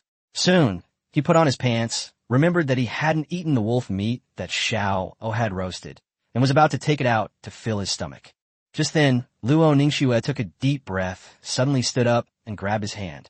Chapter 25 Luo Ningxue's Initiative. Ningxue, what's wrong with you? Wang Ping'an noticed that Luo Ningxue's palms were slightly sweaty and was a little puzzled. Luo Ningxue didn't answer, but simply took his hand and led him to sit down on the edge of the bed. The next second, she reached out and hooked her arm around Wang Ping'an's neck, then sat on his lap. Wang Ping'an was stunned by her series of actions. The girl's fragrance lingered in his nose, making his throat dry, and he subconsciously swallowed. Ningxue, he called out again in a low voice. Luo Ningxue gritted her teeth, a resolute glint in her eyes, and suddenly pounced on him, pinning him to the bed. Her long, not yet dry hair brushed against his face, causing a slight tickle. The two were extremely close, their heartbeats clearly audible. Wang Ping'an's eyes were filled with shock and barely concealed excitement. Even if he were slow to realize things, he understood what Luo Ningxue was about to do. Luo Ningxue's eyes were somewhat unfocused, yet filled with fear, her eyelashes trembling slightly. Staring at Wang Ping'an, she finally spoke the words that had been hidden in her heart. Do you know, I've liked you for a very, very long time. After he finished speaking, the room seemed to fall silent for a few seconds. Wang Ping'an stood there, stunned, images from the past flashing through his mind. She always liked to follow him around, dragging him shopping, eating out, and even things in their villa would coincidentally break down, just so he would spend the day with her.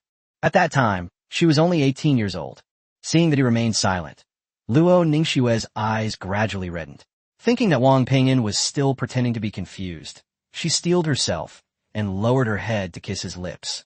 Wang Ping'an's eyes widened, and he froze completely. Was I forcibly kissed? But soon, he sensed Luo Ningxue's tension and unease, and finally came to his senses, reaching out to gently embrace her waist and beginning to respond to her. Luo Ningxue's heart, which had been hanging in suspense, slowly calmed down. If Wang Ping'an had remained unmoved at this moment, or even pushed her away, she probably would have been devastated. After a long while, the two finally parted ways. Wang Ping'an noticed a hint of resentment in Luo Ningxue's eyes and quickly said, "Ningxue, I love you too." Upon hearing this, Luo Ningxue's eyes lit up instantly, and the corners of her mouth couldn't help but turn up. She gently punched his chest and asked, "And then?" Wang Ping'an mustered his courage. "Then, will you be my girlfriend?" Luo Ningxue chuckled, but shook her head. "I don't want to." Wang Ping'an was stunned. "What? Even after all this, you're still not willing?" Luo Ningxue leaned close to his ear and whispered, "Why be a girlfriend? Wouldn't it be better to be a wife?" Upon hearing this, Wang Ping'an could no longer restrain himself. He was about to hug her again when Luo Ningxue pressed her finger to her lips. Her gaze hardened as she stared at him and asked, "Tell me honestly, how long have you liked me?" Wang Ping'an answered truthfully, "It's been a long time." Luo Ningxue snorted. "Then why have you been acting like an idiot all this time? If I hadn't taken the initiative, you probably would have been single for the rest of your life." Wang Ping'an suppressed the burning desire in his heart and whispered in defense, "But you've never told me that you like me. You're single by choice." Luo Ningxue buried her face in his chest, her voice gradually lowering. She said, "Do you remember after my parents divorced? One of them went abroad, and the other was away from home most of the time, leaving me with Aunt Lu. Luckily, there was Wang Ping'an, who often came to visit me, and I followed him around like a little shadow. He would sometimes tease her, and he would make funny faces at her when she was angry.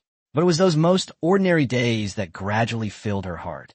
At this point, Luo Ningxue suddenly changed the subject, her tone becoming somewhat aggrieved. "But when I was finally able to be your girlfriend, you left me.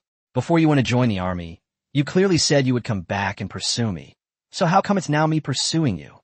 Wang Ping'an felt a pang of guilt as he listened to her complaints.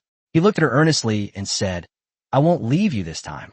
Let's live well together in this world." Looking at his serious expression, Luo Ningxue smiled faintly and said softly, "Okay, I'll go to sleep now.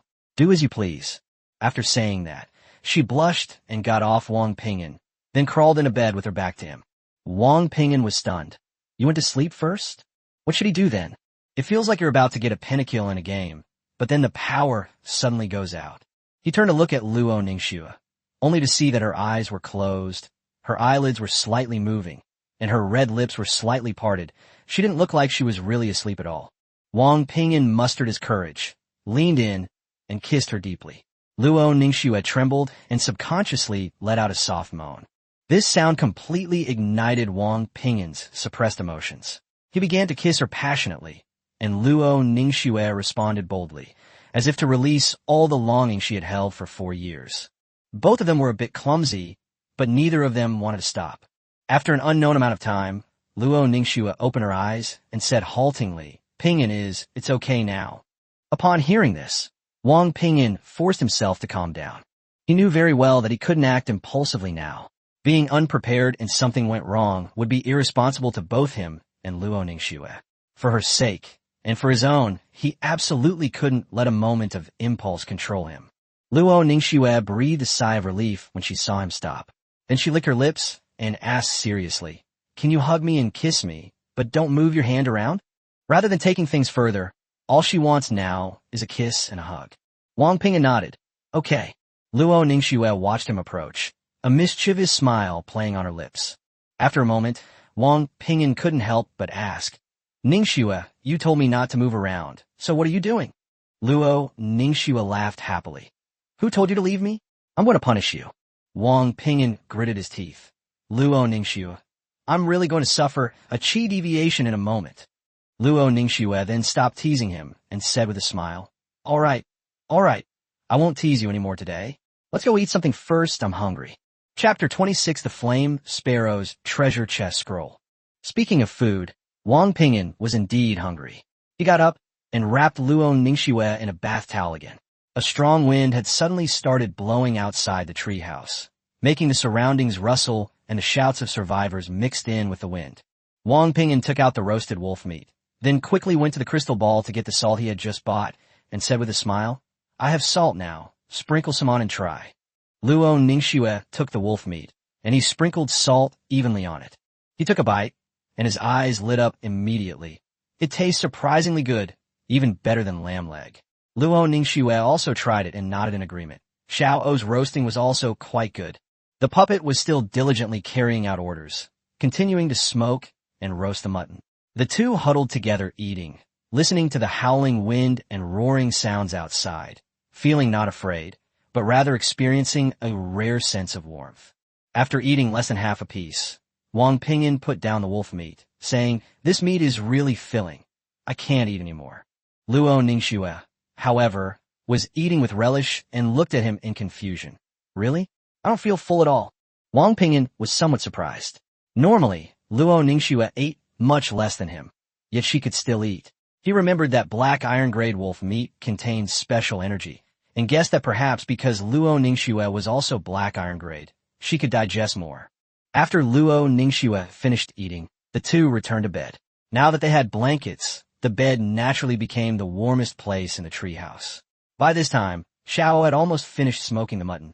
Wang Ping'an immediately ordered, "Little puppet, wash our clothes and then dry them." The puppet responded.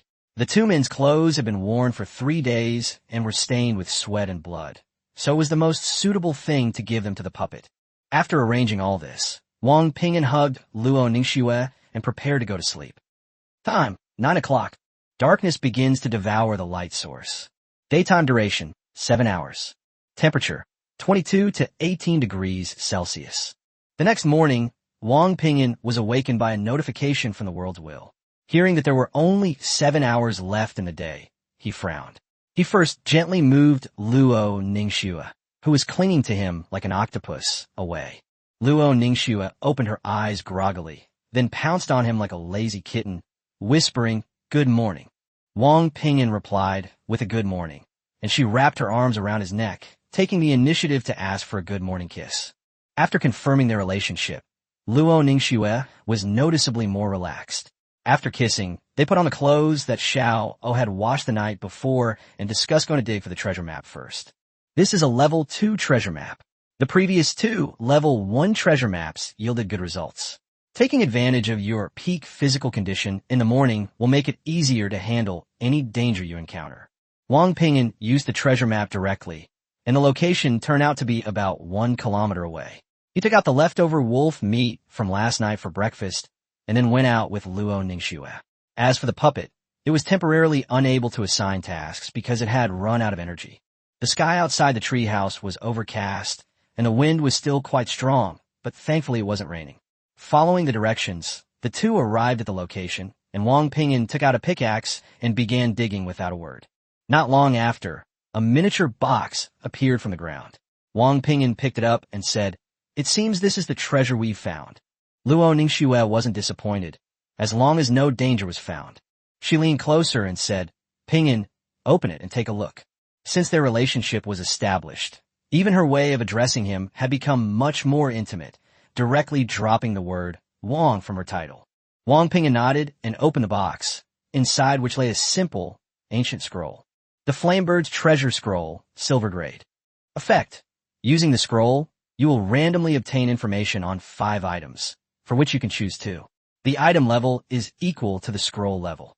Note, after using the scroll, you'll be labeled a thief by Flame Sparrow. Wang Ping'an was immediately surprised after reading it. "So, I can get 2 silver grade items?" You know, silver grade items are extremely rare now. I haven't seen many of them within 100 kilometers. He himself doesn't have a single one. Moreover, he learned from the channel in the past few days that treasure maps don't always yield good items. Some people have even only dug up a piece of wood. Luo Ningxue noticed the last sentence. What does it mean to be defined as a thief by the Flame Sparrow? Wang Ping'an shook his head. "I don't know. The name sounds like a sparrow. I hope it's not at the level of the vermilion bird." The two exchanged a glance and spoke almost simultaneously. "Open. Don't worry about things you don't understand for now. Get the benefits first." The scroll then emitted a white light, and 5 orbs of light appeared before them, each containing a different item. Shroud. Can wrap around and control dead survivors. Target level cannot be higher than the item's level. Cost. Develops necrophilia. Seeds of the 1,000 fruit tree. Can produce various silver-grade foods, such as rice, corn, grapes, mangoes, oranges, etc. Hot spring pool. The spring water contains natural energy, which can relieve fatigue and restore physical strength and energy. Red clay pot.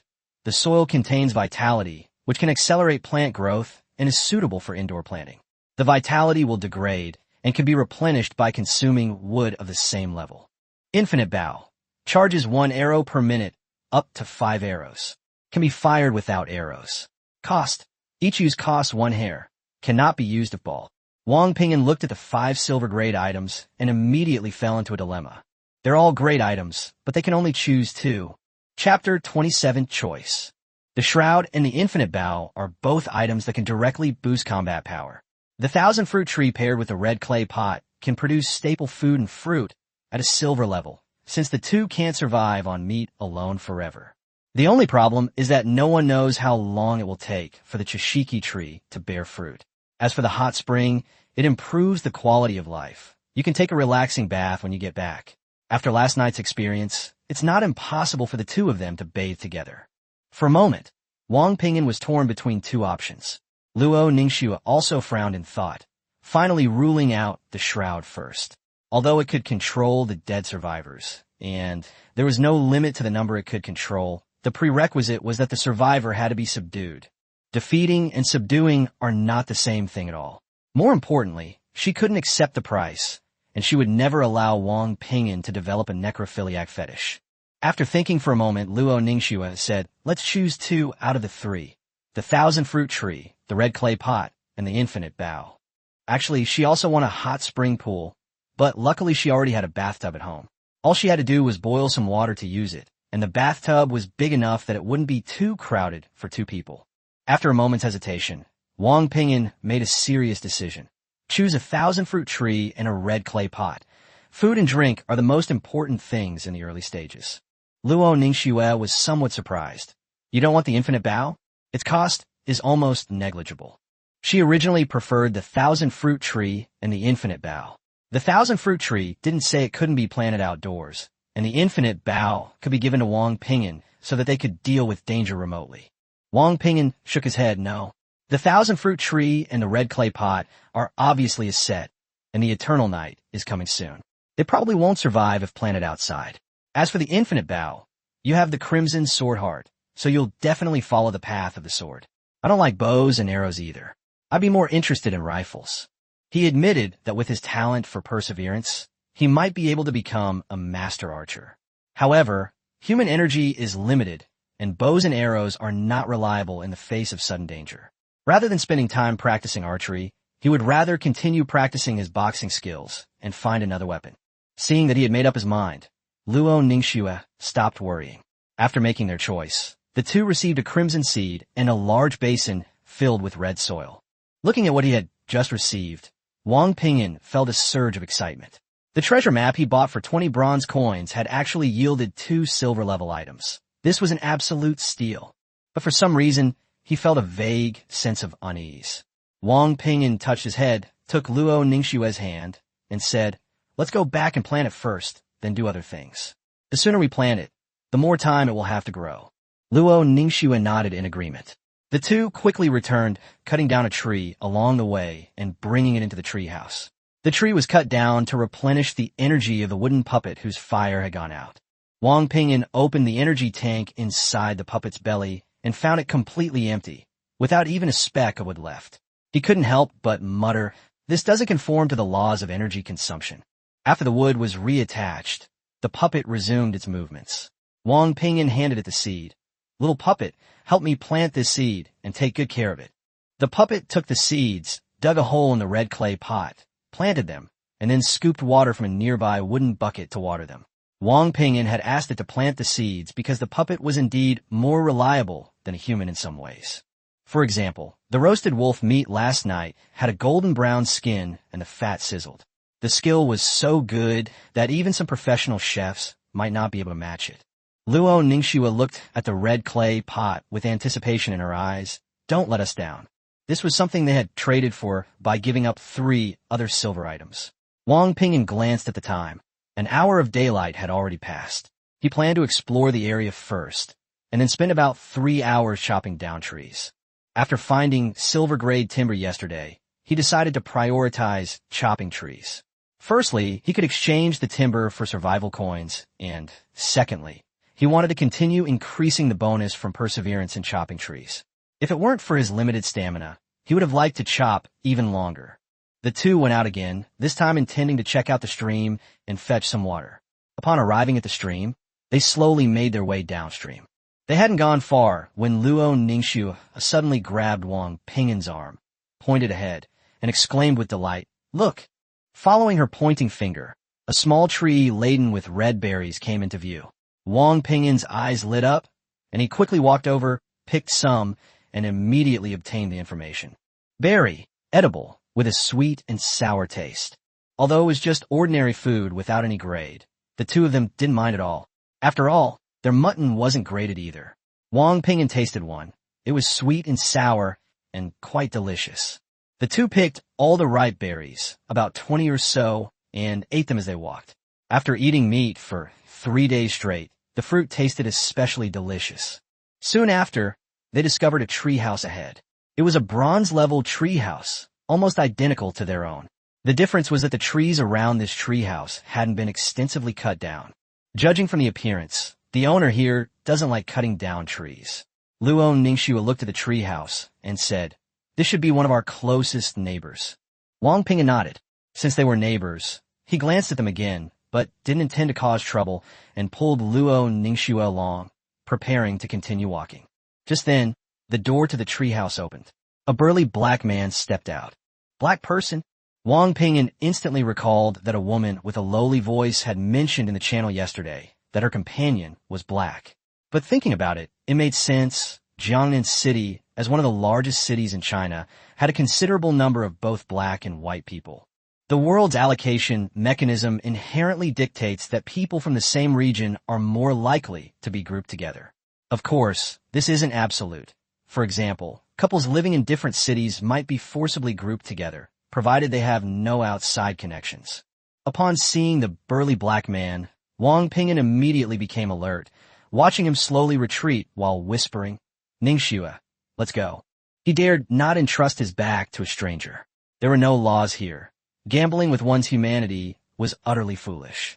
Besides, he had just witnessed the infinite bout today. Who knew what other cards the other side might hold? The burly black man glanced at the two of them, his eyes lighting up noticeably when they landed on Luo Ningxue. He then walked towards them and said in fluent Chinese, "Hello, friends." Chapter 28 Treehouse Seeds.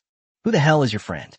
Wang Ping'an thought to himself, but on the surface he replied coldly, "We're just passing by. Please don't come any closer."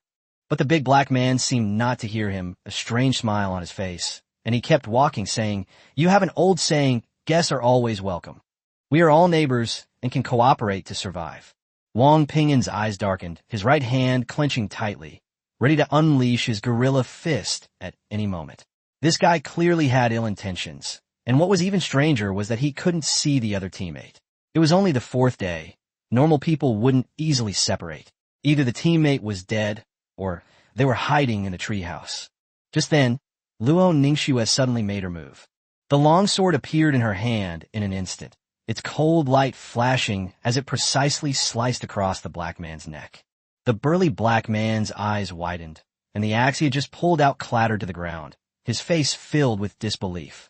He had intended to ambush Wang Ping'an, seize the resources, and then possess the beautiful girl beside him. But he never expected to be killed by the seemingly harmless Luo Ningxue with a single sword strike to the throat. The next second, he clutched his neck and collapsed to the ground in pain, his body turning into white specks of light and disappearing.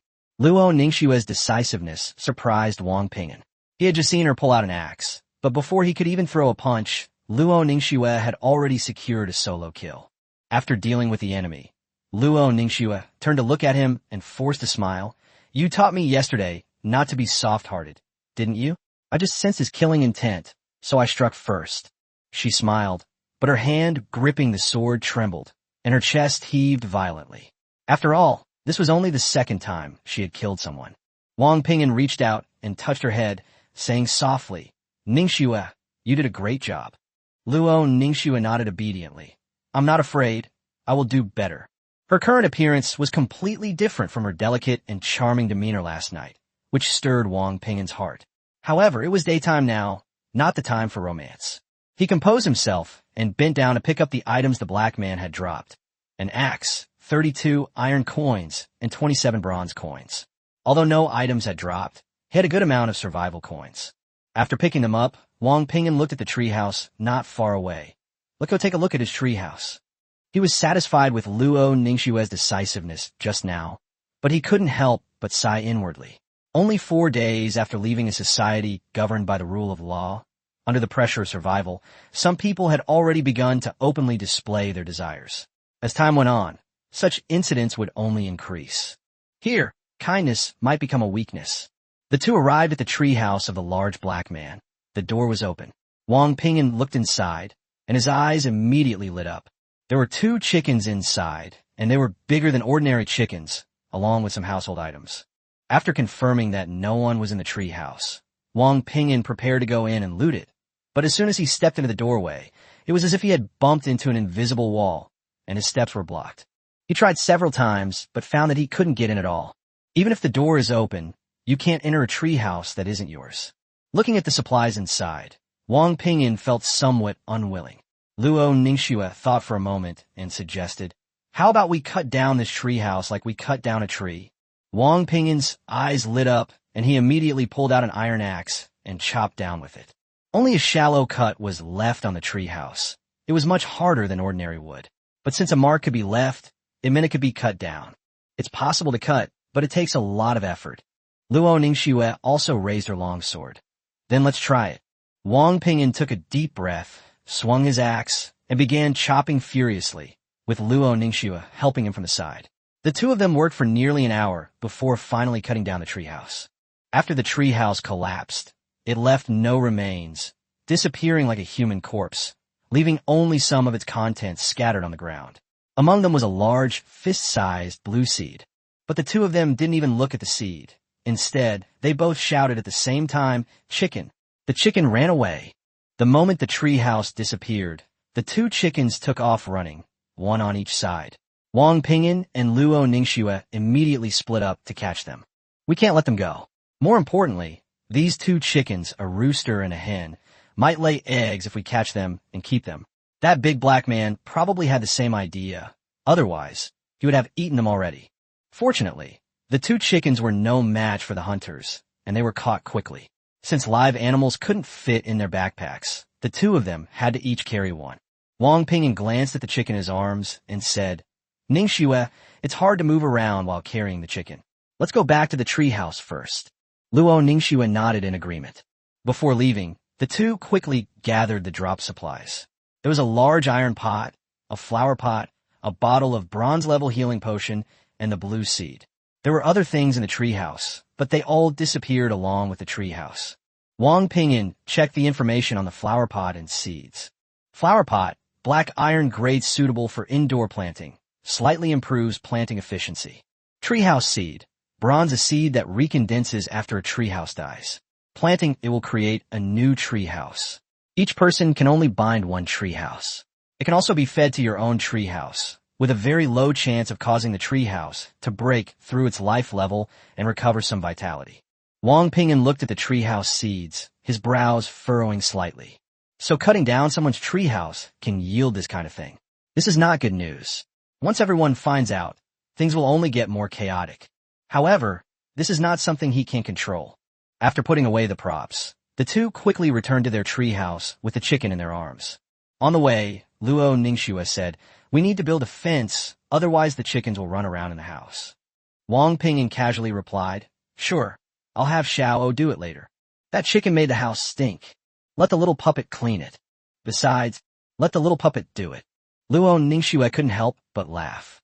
Now it seemed that spending 50 bronze coins on the little puppet was definitely worth it. Putting aside the night vision function, it could save them a lot of effort just in handling daily chores. Back in the treehouse, Wang Ping'an immediately ordered, "Xiao, make me a fence using branches and vines." Xiao immediately replied, "Okay." Chapter 29, Silver Level Treehouse. Upon receiving Wang Ping'an's instructions, Xiao Yu immediately got to work. The branches she had collected yesterday came in handy, and the vines had already been gathered on the way back. Wang Ping'an tied the legs of several chickens with vines and threw them into the corner of the treehouse, waiting for Xiao O to finish building the fence before putting them inside. Then he went to check on the seeds of the 1,000-fruit tree in the red clay pot, but unfortunately, there was still no sign of them sprouting. These two items are currently the most valuable items, and Wang Ping'an and Luo Ningxue value them highly. Looking at the time, with less than 4 hours until nightfall, he decided not to go out exploring today, but instead to chop down trees nearby and quickly gather enough survival coins to upgrade the treehouse. Seeing him leave, Luo Ningxue immediately followed. Not long after, the sound of chopping would echo outside the treehouse again. As night fell, the two returned to the treehouse, drenched in sweat. This trip yielded 208 units of iron-grade wood, 36 units of bronze-grade wood, and 7 units of silver-grade wood. Adding the remaining 3 units of silver-grade wood, I now have exactly 10 units, enough to exchange for 5 silver survival coins. My luck with high-level tree cutting was pretty good today, but unfortunately, the perseverance talent didn't trigger again. Currently, the two players have 38 iron tier survival coins, 57 bronze tier survival coins, and 0 silver tier survival coins remaining. Yesterday's silver coins have all been exchanged for bronze tier survival coins. Wang Ping'an calculated the upgrade requirements and said, if I exchange all the bronze level wood for survival coins, I will have a total of 75 coins. If I want to upgrade the treehouse, I will have to exchange more silver level wood. Luo Ningxue nodded. Let's change it. Upgrading the treehouse is the most important thing. Without hesitation, Wang Ping'an sold all the bronze-grade wood and 6 units of silver-grade wood to Crystal Ball. This brought their total bronze survival coins to 105. Would you like to use 100 bronze survival coins to upgrade the treehouse? Wang Ping'an directly selected yes. The next second, the interior of the treehouse changed again. The space, which was originally about 10 meters in diameter, instantly expanded to about 15 meters. A stove appeared in the corner, with brand new pots and pans on it. The toilet and wooden bed have also been enlarged, and a brand new door has been added next to them. Silver level treehouse, renameable. Current status, healthy. Vitality, 100%. Life level, common plant. Core upgrade requirements, 100 silver survival coins. Life level reaches intelligent plant. Looking at the newly renovated treehouse, Luo Ningxue was as happy as a child and immediately began to check the changes. Wang Ping'an stared at the treehouse information. To continue upgrading from silver level, he not only needed silver survival coins, but also needed to increase the treehouse's health level. The only known item that can do this is the treehouse seed obtained today. However, its probability of increasing the life level is extremely low, and it can also restore the treehouse's life force, so Wang Ping'an doesn't plan to gamble now. He'll wait until he collects 100 silver survival coins before using it. Just then, Luo Ningxue, having finished inspecting the newly appeared stove, excitedly ran over. We can cook on the stove now. Wang Ping'an looked at the stove and couldn't help but gasp. The stove was actually made of wood and was connected to the treehouse. He was somewhat uncertain. Can a wooden stove really start a fire? Luo Ningxue shook her head.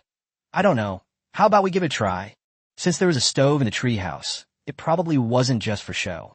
The two squatted down under the stove and lit it with a lighter. In no time, flames were burning.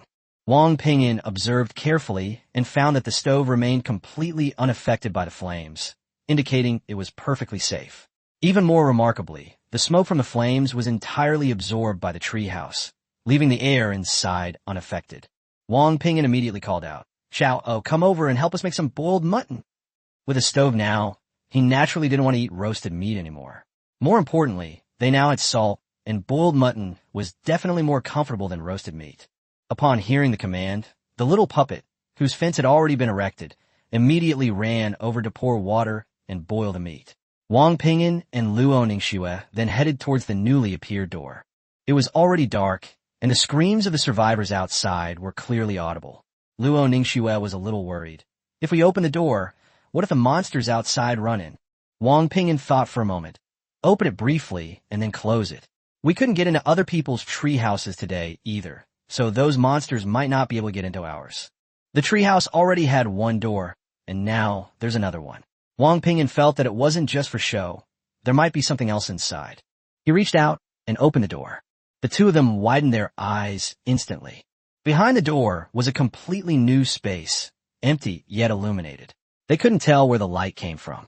Looking around, the space is square, about 50 square meters.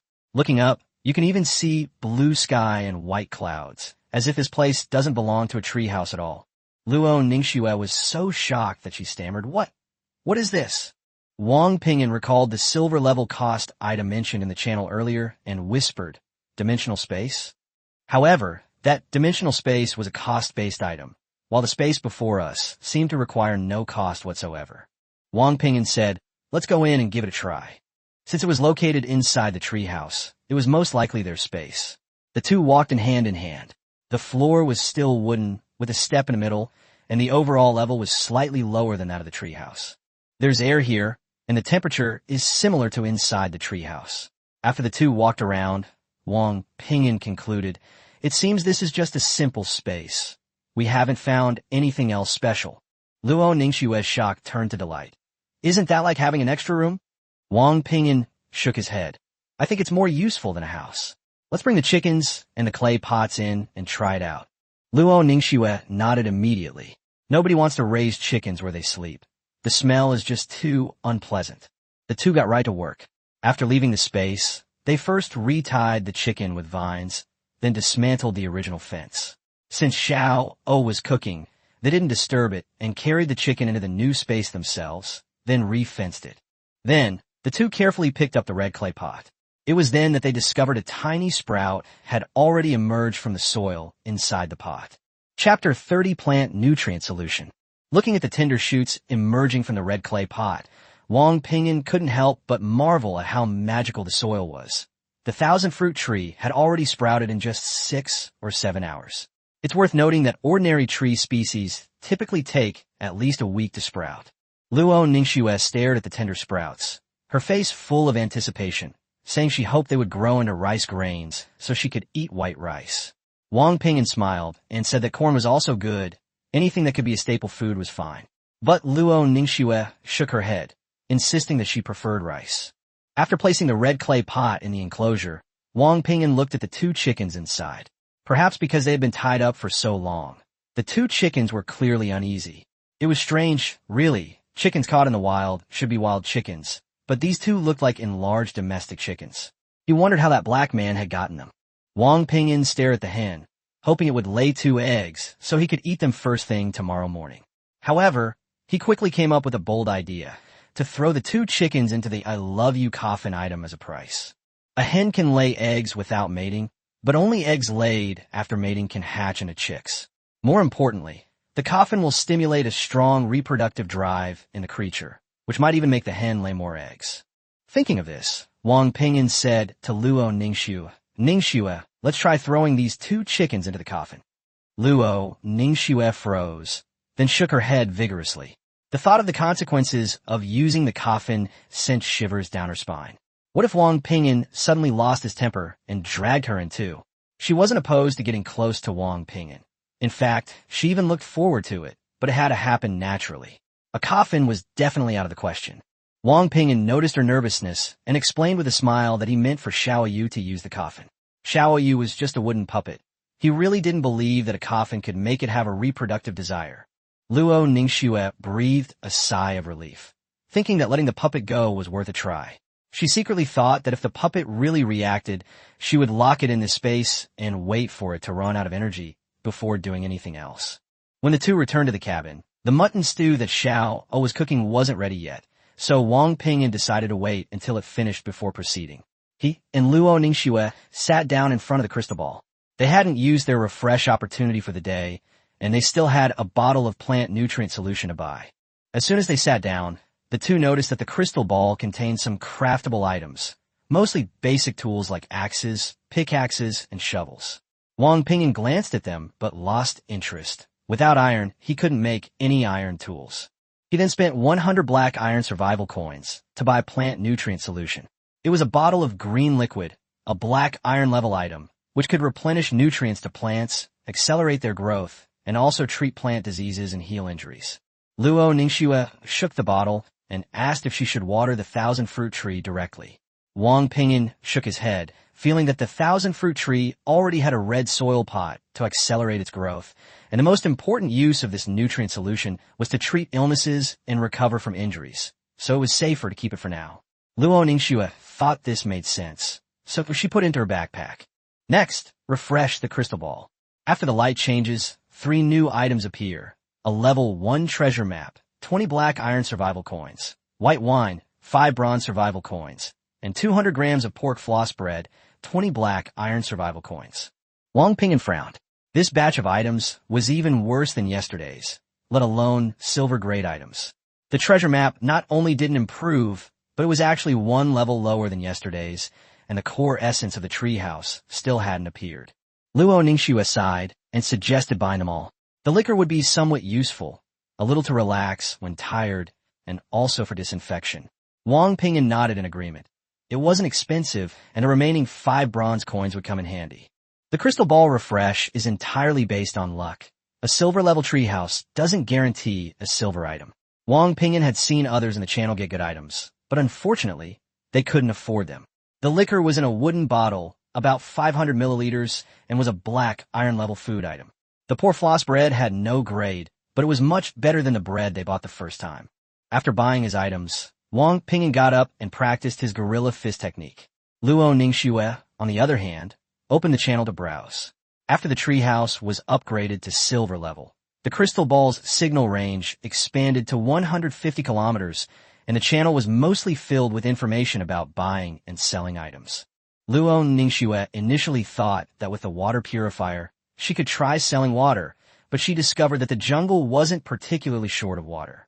Many people preferred to drink stream water rather than spend survival coins to buy purified water, resulting in a very low price for purified water.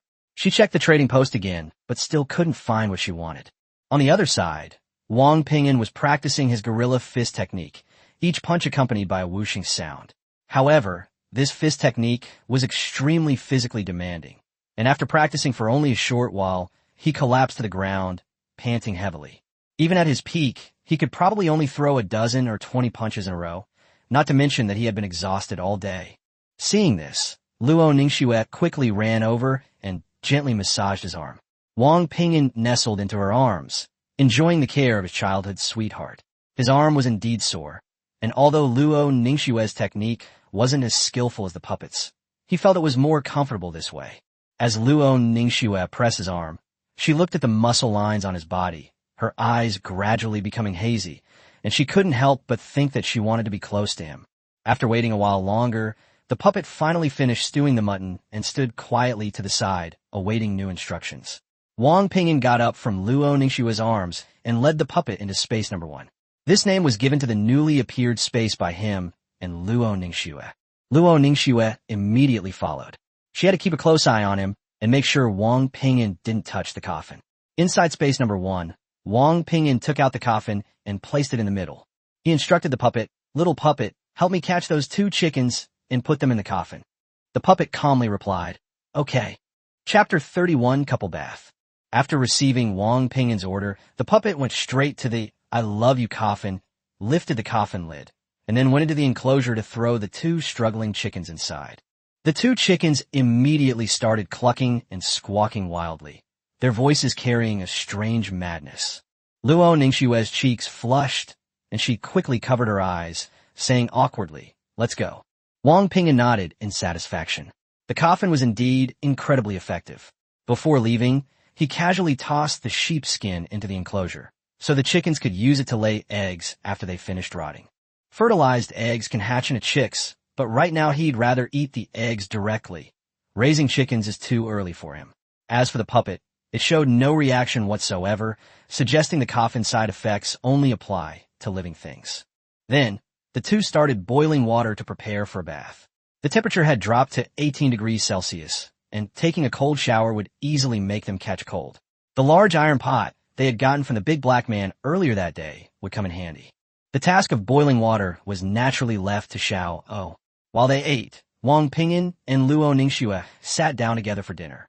Tonight's meal was boiled mutton with bread, and he also poured each of them a small bowl of baijiu, Chinese liquor. Wang Ping'an raised his bowl, smiled, and said, "Ningxue, cheers." Luo Ningxue also gently raised her bowl. "Cheers." The 2 bowls clinked together. Luo Ningxue had just taken a sip when she choked and coughed repeatedly, her eyes reddening. By the time she finished, a faint blush had settled on her face, making her look exceptionally adorable. The mutton was cooked until tender and salted, making it quite delicious. This was probably the most lavish meal they had had since arriving here. After dinner, Wang Ping'an opened the trading post. The eternal night was approaching, and the cold was becoming increasingly apparent. He needed to see if there was anything he could use. He currently had 4 units of silver wood, equivalent to 2 silver survival coins, which still gave him some purchasing power. He figured he should put the flower pots he'd gotten during the day to good use, so he started by searching for seeds. After upgrading the treehouse, the signal range expanded, and the trading post had significantly more items available, including tomato, watermelon, and chili seeds. However, most of these were just ordinary seeds, which Wang Ping'an was not satisfied with. His flower pot was at least of the black iron grade, so he should only plant black iron gray crops. After searching for a while, he finally found a packet of black iron grade spinach seeds. The two discussed it and decided to buy them because spinach has a short harvest cycle, provides nutrients, and is relatively cold resistant. The seller's asking price wasn't high, so Wang Ping'an traded some mutton offal for them. He then searched for planting tools such as flower pots, but found no one selling them. This made sense. In the eternal night and freezing cold, plants would struggle to survive outside, and no one would easily sell anything that could be grown. Wang Ping'an suddenly thought of Space One and said, "Can we go outside and dig up some soil to put into Space One to grow things?" Luo Ningxue thought for a moment and nodded, saying, "We can give it a try." Wang Ping'an decided to dig some soil back tomorrow. If it works, Xiao will have another job, and their food supply will be more secure in the future. He then searched for warm clothing and lighting tools, only glancing at them before turning them off. The items were there, but the prices were outrageous. A simple sweater cost 20 bronze survival coins. By this time, Xiao had already boiled the water, poured it into several pots into the bathtub, and thoughtfully added some cold water, making the temperature just right. Luo Ningxue looked at the bathtub, a sly smile on her face, and asked, "Ping'an, shall we take a bath and go to bed?" Wang Ping'an honestly replied, "Okay, you wash first, and then I'll wash." Luo Ningxue rolled her eyes at him, then reached out and hugged his neck, her voice soft. "Let's shower together." Wang Ping'an was taken aback, scratched his head, and looked at her affectionate eyes, feeling a little embarrassed. Taking advantage of her drunkenness, Luo Ningxue's tone became much firmer. "You kissed me all over yesterday. You were really into it then. Are you still pretending now? Come over here and rub my back." After saying that, she pulled Wang Ping'an towards the bathtub, took off her clothes first, and stepped in, sighed comfortably, and then beckoned to him with her finger. Wang Ping'an's heart warmed at the sight, and he quickly took off his clothes and got into the bathtub, gently embracing her from behind. The bathtub was not small, and there was no crowding for the two of them, so he began to wipe her snow-white back. This bath together left Wang Ping'an's heart pounding, mainly because Luo Ningxue was deliberately teasing him, making it almost impossible for him to resist. "Ningxue, don't move." Wang Ping'an was tormented. Yesterday she was still somewhat reserved, but today she seemed to have completely let go. But he knew in his heart that since they were together, he had to be responsible for her and couldn't act on impulse. Luo Ningxue, however, smiled smugly. She wanted to tease him. After all, he had left her for 4 years. Girls are known for holding grudges, and now that their relationship was established, she no longer needed to pretend to be reserved. However, she was still an inexperienced girl, and her face, which was flushed from drinking, now looked more like a ripe tomato. She tilted her head, blinked, and asked, "Are you feeling unwell?" Her obedient appearance was betrayed by her eyes. Wang Ping'an nodded honestly, yes. Luo Ningxue couldn't help but laugh out loud, and leaned over to kiss him. All right, I won't tease you anymore." After saying that, she got up and dried herself with a towel. Wang Ping'an finally breathed a sigh of relief. After taking a bath, the two lay down on the bed and instructed Xiao to plant the spinach seeds they had just bought. As for the 2 chickens, they decided to feed them some mutton scraps, since they couldn't just make them work without feeding them. Luo Ningxue leaned against Wang Ping'an and whispered, "Give me a kiss, then I'm going to sleep." She was actually very tired. A girl who had lived a life of luxury before transmigrating was now following Wang Ping'an to cut down trees every day, but she never complained. On the contrary, she felt that this was very good. As long as she could be with him, she didn't mind the hardship. Unless they rested together, she wouldn't agree to rest even if Wang Ping'an told her to. Wang Ping'an granted her small request. Before long, Luo Ningxue fell into a deep sleep in his arms. Outside the treehouse, the cries of the survivors continued to rise and fall. But Luo Ningxue had gradually adapted to the environment, and besides, lying in the arms of the person she loved, she felt a sense of security she had never felt before. Wang Ping'an looked down at the stunningly beautiful Luo Ningxue in his arms and couldn't help but mutter under his breath, "How come I never realized you were so torturous before?" After saying that, he hugged her tightly and quickly fell asleep. Chapter 32, Threaded Fishing Rod. Time, 9 o'clock. Darkness continues to devour the light source. Daytime duration, 6 hours. Temperature, 16 to 12 degrees Celsius. The next day, the World Will's notification sounded precisely on time. Wang Ping'an sat up in bed and noticed that the daytime had shortened again and the temperature had dropped even more noticeably. Luo Ningxue had gotten up even earlier than him, already changed into warm clothes, and prepared breakfast. Wang Ping'an approached and was immediately astonished to see 4 large hard-boiled eggs on the table. "Our chickens laid 4 eggs last night?" Luo Ningxue smiled and nodded, saying that was indeed the case, but the 2 chickens weren't feeling well. Wang Ping'an wasn't worried, though. He figured they'd recover after a rest. After breakfast, the 2 went to the crystal ball as usual. They had one more chance to refresh it today, so they decided to check it before leaving. Soon, 3 new items appeared inside the crystal ball. Sunflower, 20 silver survival coins. Permanent torch blueprint, 10 bronze survival coins. Toilet paper, 20 iron survival coins. Upon seeing the permanent blueprint, Luo Ningxue immediately showed delight. Permanent blueprints are extremely rare. Once you possess one, you can craft the corresponding item infinitely. Wang Ping'an was also somewhat excited. After all, some people in the channel had already made a fortune from permanent blueprints. However, he quickly noticed that no treasure map had appeared this time either. Luo Ningxue thought that the sunflower might be useful, but Wang Ping'an remembered a pattern. Last time when no treasure map appeared, they happened to have one, and it was the same this time.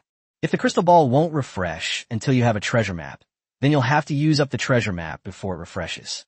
After discussing it, the 2 decided to dig up the level 1 treasure map they bought yesterday and verify tomorrow. Before leaving, Wang Ping'an handed a pickaxe to Xiao O and left it the remaining black iron-grade wood, instructing it to dig. Xiao O wasn't good at cutting down trees, but it should be able to handle digging. The 2 then set off following the treasure map. Passing the treehouse, Wang Ping'an glanced at it. Although it had been upgraded to silver level, its appearance was unchanged from when they first arrived. The treasure location wasn't far, about 300 or 400 meters away. Upon arrival, Wang Ping'an started digging as usual.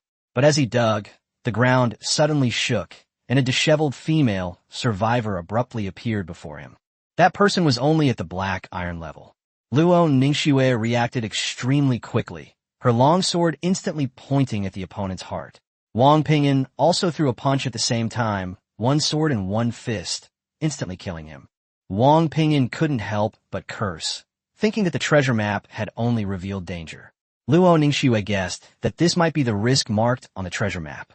Wang Ping'an, refusing to believe it, continued digging. Sure enough, something else appeared in the soil not long after. A fishing rod with a line and hook attached, and a box of bait next to it. Opening it, he found the bait resembled gummy candies, containing more than 20 pieces. Threaded fishing rod. Bronze level. This fishing rod is made of threaded steel, and the fishing line and hook have a certain ability to attract fish. It can be used for fishing in rivers and lakes, targeting fish from low-grade to silver-grade species. You may catch fish even without bait, but baiting will improve the results. Gummy bait. Bronze grade has a strong ability to attract fish. With 2 bronze-level items and the ability to fish, Wang Ping'an immediately felt that the treasure map was worthwhile. Luo Ningxue recalled that when she walked down the stream yesterday, the water got deeper as she went down, and there might be fish in it, so she asked if they wanted to try. Wang Ping'an fell silent. He knew all too well about fishing. Many people fish all day and come back empty-handed. Wasting a whole day was too costly.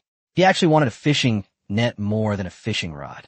After thinking for a moment, he decided to continue exploring along the stream. Since he needed to collect resources anyway, once he found a suitable spot, he could have Luo Ningxue try fishing while he chopped down trees by the stream, thus avoiding wasting time. The two quickly arrived at the stream and walked downstream. Wang Ping'an carefully observed the water and could indeed see some fish shadows swimming in it. They hadn't walked far when a scream suddenly came from ahead. The two looked up and saw a middle-aged couple by the stream, their faces filled with terror, running desperately toward them. Behind the couple, a rather large pig was hot on their heels. The middle-aged man, seeing Wang Ping'an and Luo Ningxue, hurriedly shouted, "Young man, run! That pig behind us is a black iron-level beast." Upon hearing this, Wang Ping'an's eyes lit up. A black iron-grade pig? Instantly, images of chunks of marbled pork flashed through his mind. Wild boar iron-grade. Description: one of the lowest-ranking predators in the gene world. Upon seeing the message, Wang Ping'an and Luo Ningxue perked up. With their current strength, a black iron-level wild boar was no threat at all. Seeing the two standing still, the middle-aged couple hesitated for a moment, then gritted their teeth, turned around, and disappeared into the nearby bushes. Wang Ping'an was somewhat surprised, but Luo Ningxue had already gripped her longsword tightly, her eyes full of eager anticipation. She said, "Let's go and get rid of that pig." Wang Ping'an nodded in agreement and immediately charged towards the wild boar. Chapter 33: Exchange of Supplies. Upon seeing Wang Ping'an and Luo Ningxue charging towards them, the wild boar immediately abandoned its pursuit of the middle-aged couple and turned to charge at them. Perfect timing. Wang Ping'an raised his hand and delivered a powerful punch, slamming his fist into the wild boar's head. The wild boar was knocked to the ground on the spot, letting out a shrill scream, blood gushing from its neck. What truly wounded it was the sword strike that Luo Ningxue delivered immediately afterward. Wang Ping'an withdrew his slightly numb fist, thinking to himself that he needed to find a suitable weapon as soon as possible. Although his fist could defeat the wild boar, he would need Luo Ningxue to deliver the fatal blow. The wild boar struggled to its feet several times, but couldn't get up. Luo Ningxue then delivered another blow, ending its life. The system prompted Wang Ping'an whether to collect the food, but he didn't choose to. A whole wild boar could provide a lot of food. If he collected it, he might only have a few pieces of meat left. More importantly, wild boars could be rendered into lard, and with oil and salt, they could try cooking. He put the wild boar into his backpack, glanced at the middle-aged man and woman who were still shaken not far away, and whispered to Luo Ningxue, "Let's go." "Young man, wait a moment." The middle-aged man quickly stepped forward. Wang Ping'an turned to look at him. The two men had warned them of the danger in time and hadn't led the wild boar this way. At least their character was passable. The man mustered his courage and said, "Thank you for saving us. My name is Su Shun. Could you sell us some meat from that pig we just saw?" "I'm sorry. We don't have enough food for ourselves, so we can't sell it," Wang Ping'an said directly. "In this place, food is the hard currency. If you really want to sell it, you can get something better by listing it on the auction house. There's no need to sell it off easily." Su Shun didn't give up, his tone becoming even more sincere. "Young man, we have children with us, and we really need meat. I can trade you something. Is that all right?" Upon hearing the word child, both Wang Ping'an and Luo Ningxue frowned. According to the survival manual, children would be assigned to the closest relatives, while the elderly and disabled would have some of their physical functions restored by the world's will. Having a child would undoubtedly make survival much more difficult. Wang Ping'an was silent for a moment, then asked, "What will you offer in exchange?" He wasn't so soft-hearted as to give away handouts indiscriminately. He just wanted to see if the other party had any suitable supplies. If they could be exchanged, he would. If not, he would leave it at that. Su Shun and his wife exchanged a glance. Then he took out a seed. "Use this in exchange." Wang Ping'an and Luo Ningxue exchanged a glance, their eyes slightly shifting. It turned out to be a bronze-level treehouse seed. Su Shun explained, "This is something we dug up while digging for a treasure map. I'll trade it for 40 caddies of pork." "Okay." Wang Ping'an didn't hesitate any longer. The wild boar weighed about 200 jin, approximately 100 kilograms, so taking out 40 jin, approximately 20 kilograms, wouldn't make much of a difference. He took out the boar, chopped off a large piece of meat with an axe, and completed the transaction with Su Shun. After the transaction was completed, Wang Ping'an was preparing to leave with Luo Ningxue when Su Shun spoke up again. "Young brother, you are so strong. I know a place with many wild beasts. If you can hunt them, could you sell us some meat in the future?" Luo Ningxue immediately became interested. "Where?" Su Shun pointed downstream. Keep following this stream, and it will merge with a large river. It's on the other side of the river. Wang Ping'an nodded. Thanks, I'll go check it out when I have the chance.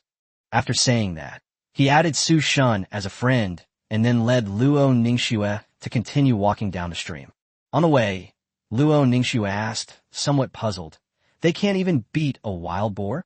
Wang Ping'an chuckled and patted her head. Ordinary adult wild boars are hard to deal with, let alone black, iron-level wild boars. If they don't have combat talent or powerful weapons, of course they can't win. You're different. You have legendary combat talent, and you're a black, iron-level expert. Luo Ningxue stuck out her tongue and asked again, then aren't they doomed if they encounter survivors? Wang Ping'an thought for a moment. Not necessarily. Many of those dead survivors were stupid and easier to deal with than wild boars. Besides, if they can't beat them, they can always run away. Luo Ningxue nodded thoughtfully. Before long, the two arrived at the location Su Shun had described. Here, the stream merged into a large river, its water yellowish, meandering and winding, stretching as far as the eye could see, much like the Amazon River on Earth. Wang Ping'an looked toward the opposite bank and suddenly exclaimed, there's a bronze-level tree on the other side. This was the first time they had ever seen a bronze-level tree in person.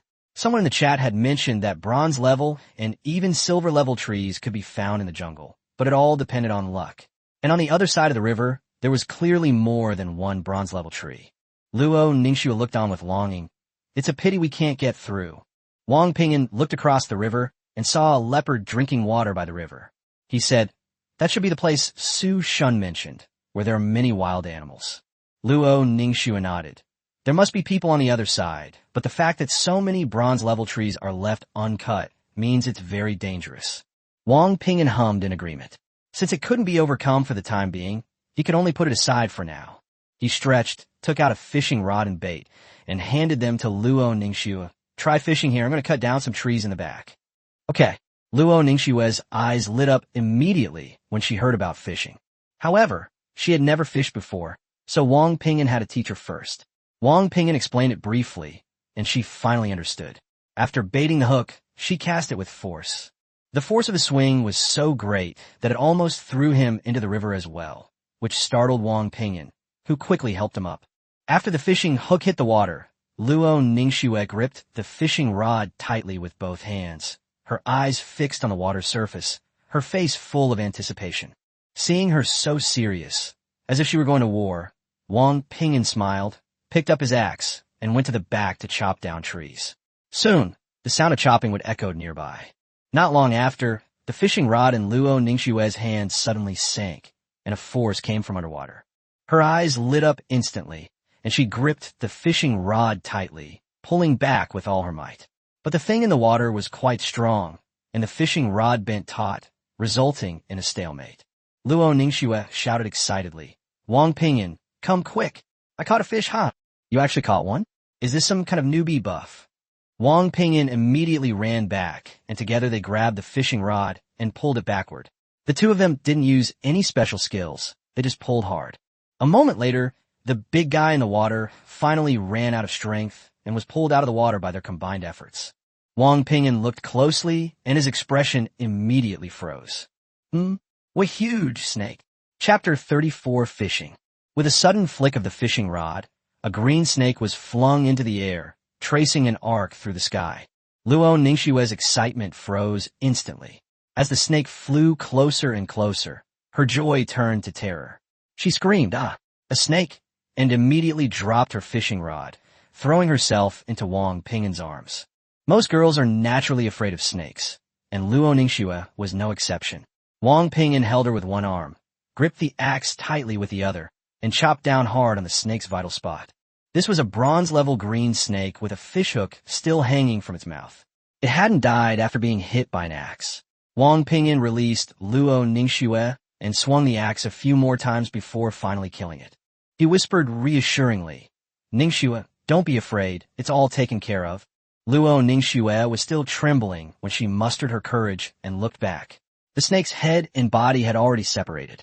She calmed down a little and said with some annoyance, I'm sorry, I was too excited just now. Wang Ping'an patted her head. It's okay It's normal for girls to be afraid of snakes. You'll get used to it after a few times. He then picked up the snake and weighed it in his hand, estimating it to be 4 or 5 pounds. A bronze-level snake? It should be edible.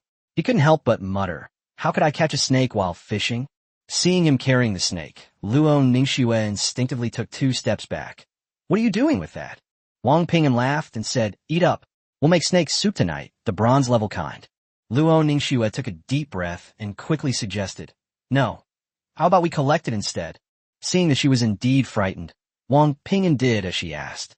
After collecting the snake meat, he obtained a piece of green water snake meat and a green water snake venom sac.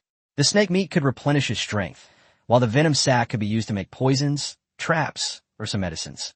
He packed his things into his backpack and said to Luo Ningxue, "You continue fishing, I'm going to cut down trees." She caught a bronze-level snake after only a short while, so the catch wasn't bad. Luo Ningxue stared at the fishing rod for a moment, hesitated, and finally rebaited and cast again. Not long after, the fishing rod felt the pull again. Having learned her lesson, she didn't dare to get too excited again, and simply gave it a sharp tug. This time, it didn't take much effort, and the thing on the hook was pulled up. After seeing it clearly, Luo Ningxue breathed a sigh of relief. It was a very large lobster, about the same size as a Boston lobster from Earth, a black iron gray lobster, and its name was leopard lobster. The leopard shrimp was still struggling violently after being brought ashore, so Luo Ningxue immediately took out a wooden bucket from her backpack, filled it with some water from the river, and put it in. After catching a leopard shrimp, her confidence soared, and she continued fishing with great enthusiasm. Meanwhile, Wang Ping'an could only sadly chop down trees behind her. Having learned from her previous 2 experiences, Luo Ningxue quickly adopted the demeanor of a fishing master. 1 leopard shrimp after another was caught by her, with a catch roughly every 10 minutes, as if she had directly fished into a leopard shrimp burrow. As Wang Ping'an chopped down the tree, he sighed, "The fisherman can't catch fish. It's not a matter of skill. It's purely a matter of poor equipment. If I had a spiral fishing rod like this on Earth, catching fish would be a piece of cake." But upon closer reflection, it seems that Luo Ningxue didn't actually catch any fish. Luo Ningxue squatted by the river, humming a little tune, looking at the bucket full of lobsters, brimming with confidence. She already loved eating lobsters, and now she couldn't bear to stop. Unfortunately, the gummy bait ran out quickly. She was a little disappointed. If there had been enough bait, she could have fished there all day. After baiting the hook with the last gummy candy, she cast it back into the water. This time, she waited a full half-hour before the fishing rod suddenly felt a tremendous pull. Luo Ningxue hurriedly grabbed her fishing rod, but the thing underwater was incredibly strong and was dragging her forward. She quickly shouted, "Wang Ping'an, come help. A big one is coming." Wang Ping'an ran over, and together they grabbed the fishing rod and pulled it up, exclaiming, "Did you catch a shark?" The 2 men were locked in a stalemate with the large underwater creature, neither able to gain the upper hand. After more than 10 minutes, the underwater thing gradually lost its strength. They didn't talk about fishing techniques at all. They just pulled hard and even shouted slogans. 1, 2, 3, pull. Finally, the underwater object couldn't hold on any longer and was dragged to the surface by the 2 of them. That was a much larger leopard shrimp. Large leopard shrimp, silver-grade, a shrimp that grows in jungle rivers, with delicious meat, rich energy, extremely weak fighting ability, and strong reproductive capacity.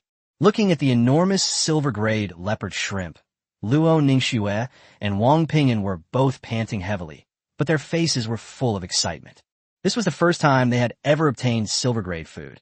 Before this, they hadn't even tasted bronze-grade food. The 2 put the still struggling leopard shrimp into a new wooden barrel, spent some time processing the pork, and then decided to return to the treehouse. It was getting late. They only had 6 hours left, and the journey back wasn't short. However, they were very satisfied with their haul, as the food alone was plentiful. With a pig, so many leopard shrimp, the 1,000-fruit tree, and spinach growing in the treehouse, and the remaining mutton and chicken, they won't have to worry about food for a while. Wang Ping'an packed the water-filled buckets into his backpack. The 2 buckets containing shrimp couldn't be put in because they contained live animals, so the 2 of them had to each carry one as they began their journey home. On their way back, instead of retracing their steps, they went straight into the jungle and walked in a straight line back to the treehouse. The interface had a map function. It showed the routes to places they had visited, while unvisited areas were completely black, much like a game map. With this feature, they won't get lost in the jungle. Otherwise, wandering around in such a place, they probably wouldn't be able to find their way for long. The journey was uneventful. They saw a few tree houses, but did not greet the people inside. As they approached their tree house, Luo Ningxue suddenly spotted a patch of mushrooms at the foot of a tree. Red mushrooms, non-toxic, provided they are cooked. Luo Ningxue's eyes lit up. Let's pick the mushrooms and take them back. Although they were just mushrooms without any grade, they tasted delicious, so since we came across them, we certainly couldn't let them go. Chapter 35 Fish Pond. Wang Ping'an put down the wooden bucket and quickly walked to the mushrooms to pick them.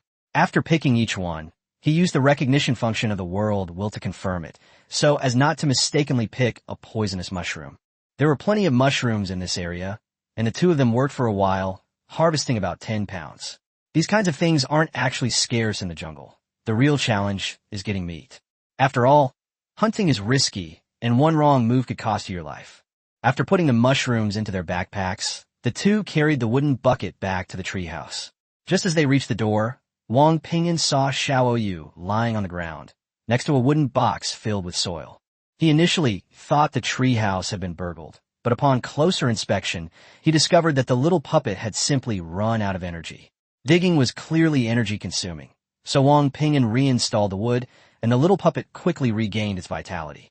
Back in the treehouse, Wang Ping'an first sold the wood, preparing to buy the permanent blueprints from the crystal ball. Earlier by the river, he had obtained a total of 108 units of black iron-grade wood, 22 units of bronze-grade wood, and 2 units of silver-grade wood. He exchanged all the bronze wood for survival coins, while keeping the silver wood for the time being. Then, he bought the blueprint for a permanent torch. This black iron-grade blueprint only requires 1 unit of wood and 1 unit of resin to make a torch that can burn for a long time. Moreover, the permanent blueprint only consumes materials and does not consume the blueprint itself. Wang Ping'an was very satisfied with the material requirements. Pine trees were everywhere in the jungle, and pine resin was not difficult to collect. He also bought the toilet paper from the crystal ball. A large roll would last the two of them a long time. Finally, we can say goodbye to those awful leaves. At this moment, Luo Ningxue suggested going to the trading house to buy a large bucket to see if they could raise the leopard shrimp. Wang Ping'an, however, felt that they probably wouldn't survive on just a bucket, and he regretted that he had been so focused on watching her fish that he hadn't considered what to do with the shrimp afterward. Unlike meat, shrimp cannot be easily preserved by smoking. The two could only sit around the crystal ball, browsing the trading post together, searching for suitable items. Xiao O was assigned to render lard. Wang Ping'an planned to render all the fat from the whole pig, so that he could get both lard and a lot of cracklings. Not long after, the two spotted an item they liked at the trading house. It was a bronze-grade structure called a fish pond. It could raise aquatic organisms and maintain water quality. It had an area of 30 square meters and was perfect for raising small fish. This item would be perfect for solving the leopard shrimp problem.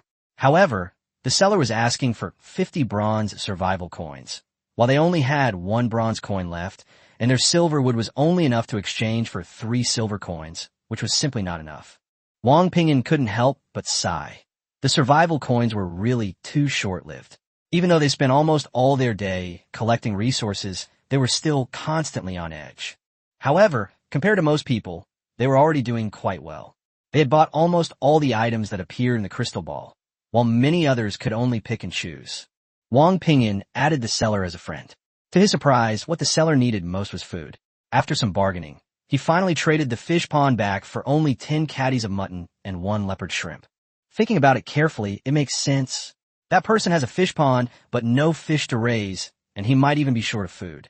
Besides, not everyone has a place to put a 30 square meter fish pond. Putting it outside the treehouse is definitely not practical. After the transaction is completed, what pops out of the crystal ball is not a physical object, but a halo. Large architectural items like these all appear in this way. You can take them out and place them by simply crushing the halo. Holding the light ring, Wang Ping'an and Luo Ningxue entered space number 1 with great interest. During this time, Xiao O had dug up a lot of soil and spread it in the innermost corner as Wang Ping'an had requested. Now that patch of soil is about 1.5 meters by 3 meters and has a depth of 2 steps, about 30 centimeters. This depth doesn't look out of place, and it's sufficient for growing ordinary vegetables. The two chickens in the enclosure laid 2 more eggs and now lay listlessly on the ground. One can only say that the coffin's effect was truly terrifying. As for whether the chickens would lay eggs until they died, Wang Ping'an didn't care too much. If they died, he would eat the chicken meat. If they didn't, they would continue laying eggs. He put away the coffin in the middle, then crushed the light ring. A flash of light and information about the building's layout immediately appeared in his mind. After discussing it, the two decided to place the fish pond in the very center of Space 1. The fish pond was 30 square meters in area, while the entire space was only 50 square meters. This way, the fish pond was in the middle, and there was still an open space around it. The remaining space is just right for raising chickens and planting crops. Once the location was determined, the pool appeared out of thin air in the center of the space. To Wang Ping'an's surprise, it didn't protrude high, but was level with the wooden planks on the ground. Looking at the flat pool, he couldn't help but wonder, could the wooden planks on the ground really be dug up? At the same time, he breathed a sigh of relief. The fish pond contained its own clean water, about 1.2 meters deep, crystal clear, like a small swimming pool. 30 square meters and 1.2 meters deep, that's 36 cubic meters of water. If you were to carry it back and forth to the stream in buckets, even with a backpack, it would take a lot of time. Seeing that there was water in the fish pond, Luo Ningxue immediately smiled and went back to the treehouse to get the leopard shrimp. Wang Ping'an walked over to the side and checked on the growth of the 1,000-fruit tree seeds and spinach seeds. The saplings had grown to about 10 centimeters tall, growing extremely fast. The spinach had just sprouted tender shoots. Wang Ping'an casually scooped some water from the fish pond and watered the 2 seeds. Just then, with a loud crash, Luo Ningxue kicked open the door to Space 1. She was carrying a wooden bucket in each hand and called for him to come and help her with a resentful expression. Wang Ping'an quickly stepped forward and took the wooden bucket, discovering that in addition to leopard shrimp, there were also some aquatic plants such as water hyacinth and algae inside. Luo Ningxue said these things were cheap, and throwing them into the fish pond would provide some oxygen for the leopard shrimp. After saying that, she dumped all the water plants into the pond. After adding the aquatic plants, the two began counting the leopard shrimp. There were now 22 ordinary leopard shrimp and 1 silver-level large leopard shrimp remaining. Looking at the plump leopard shrimp, Luo Ningxue couldn't help but lick her lips and said she would save one to make stir-fried lobster tonight. Wang Ping'an naturally wanted to try it too, so the two of them picked out a relatively large common leopard shrimp to have as an extra meal that evening and put the rest into the fish pond. They decided to keep the silver-grade leopard shrimp for now, since the description said it had a strong reproductive capacity. As soon as the leopard shrimp entered the water, they immediately became lively and energetic, with not a single one appearing listless. Their vitality seemed quite vigorous. After releasing the leopard shrimp, Wang Ping'an stood up and looked around the entire Space 1, feeling quite satisfied. Now there were fish ponds, planting areas, and chickens. The whole place was already quite well constructed. Chapter 36, Black Iron Level. When they returned to the treehouse, Xiao had already rendered a whole bucket of lard, and the lard and pork cracklings were put into the newly bought wooden buckets. Looking at the bucket of lard, Luo Ningxue excitedly decided to cook for herself that evening, making stir-fried lobster and fresh pork. Wang Ping'an added, "We could also make mushroom and snake soup." Upon hearing the word snake meat, Luo Ningxue immediately refused. With so much food available, she had no desire to touch it. Wang Ping'an smiled and didn't press the issue. He could cook, and it was a good opportunity to keep busy during the long 18-hour night. Before firing, Wang Ping'an went to the trading post and bought a pound of chili peppers. Chili peppers are just a common seasoning and can be bought with black iron survival coins. They're not expensive. After everything was ready, the two got to work. Pots and pans clattered around the stove as Luo Ningxue and Wang Ping'an worked together seamlessly, dividing the tasks. Before long, 3 steaming dishes were served. The dishes included deep-fried leopard prawns, iron grade, stir-fried pork with chili peppers, and stewed small snakes with mushrooms, bronze grade. The portions weren't large, just enough for 2 people. Wang Ping'an first tasted the snake soup he had stewed, and his eyes immediately lit up. The soup tasted exceptionally good. Drinking it felt like being slightly tipsy, warming his whole body. Perhaps it was because of the bronze-level ingredients. Even though it only contained oil and salt, the flavor was exceptionally delicious. He offered Luo Ningxue some snake soup, but she resisted, turning instead to pick up some leopard shrimp meat and put it in her mouth. The next second, she was completely absorbed, forgetting all about her image, and started gnawing on it with her hands. As she ate, she broke off a piece of shrimp and fed it to Wang Ping'an. Wang Ping'an tasted it.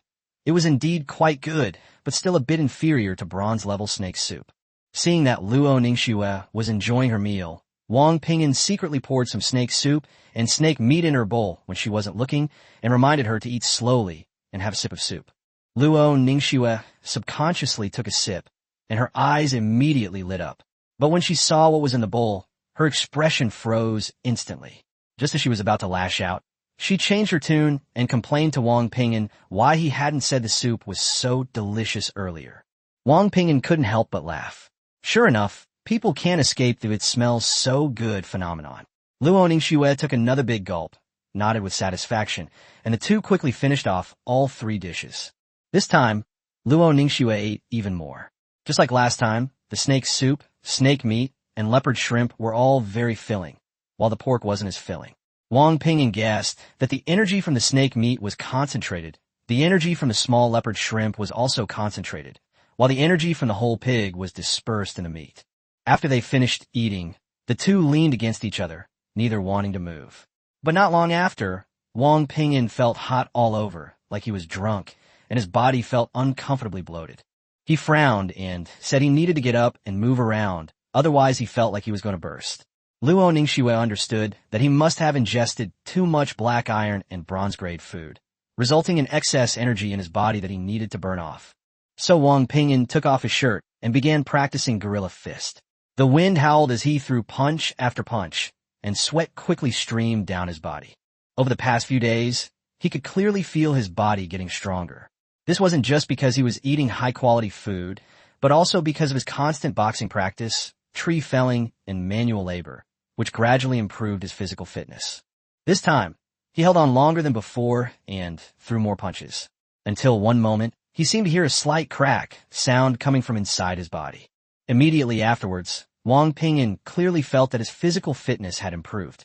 The increase wasn't exaggerated, but it was an all-round enhancement. His strength, speed, endurance, and even his bones, muscles, and skin all underwent subtle changes. He immediately checked the attributes. Name, Wang Ping'an. Talent, perseverance. Has already acquired beginner lumberjack, beginner treasure hunter, and ape fist. Bound treehouse, silver level treehouse. Strength, iron level. Upon seeing the results, Wang Ping'an excitedly told Luo Ningxue that he, like her, had become a black iron level expert. Luo Ningxue immediately ran over, reached out, and touched his muscles, her face full of excitement. Wang Ping'an wiped his sweat, dodged her, and said that he still had some energy left and needed to continue training. Luo Ningxue muttered under her breath, if he's so capable, then he shouldn't touch her again. Wang Ping'an smiled and said they would talk about it later, then continued practicing his gorilla fist technique. Not long after, a talent notification sounded in my mind. Perseverance. You are persistently practicing ape fist and are expected to master higher levels of the art. Ape fist is also continuously improving. Wang Ping'an finally stopped, plopping down on the ground, completely exhausted, but his face was full of anticipation. A fist technique even more advanced than the ape fist. If he continued to practice like this, he might really become a one-punch man, or even 2 punches would do.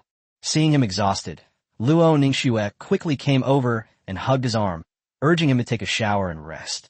Wang Ping'an shook his head, saying it wasn't ready yet. The pork needed to be smoked, and the land Xiao had cleared needed some seeds to plant.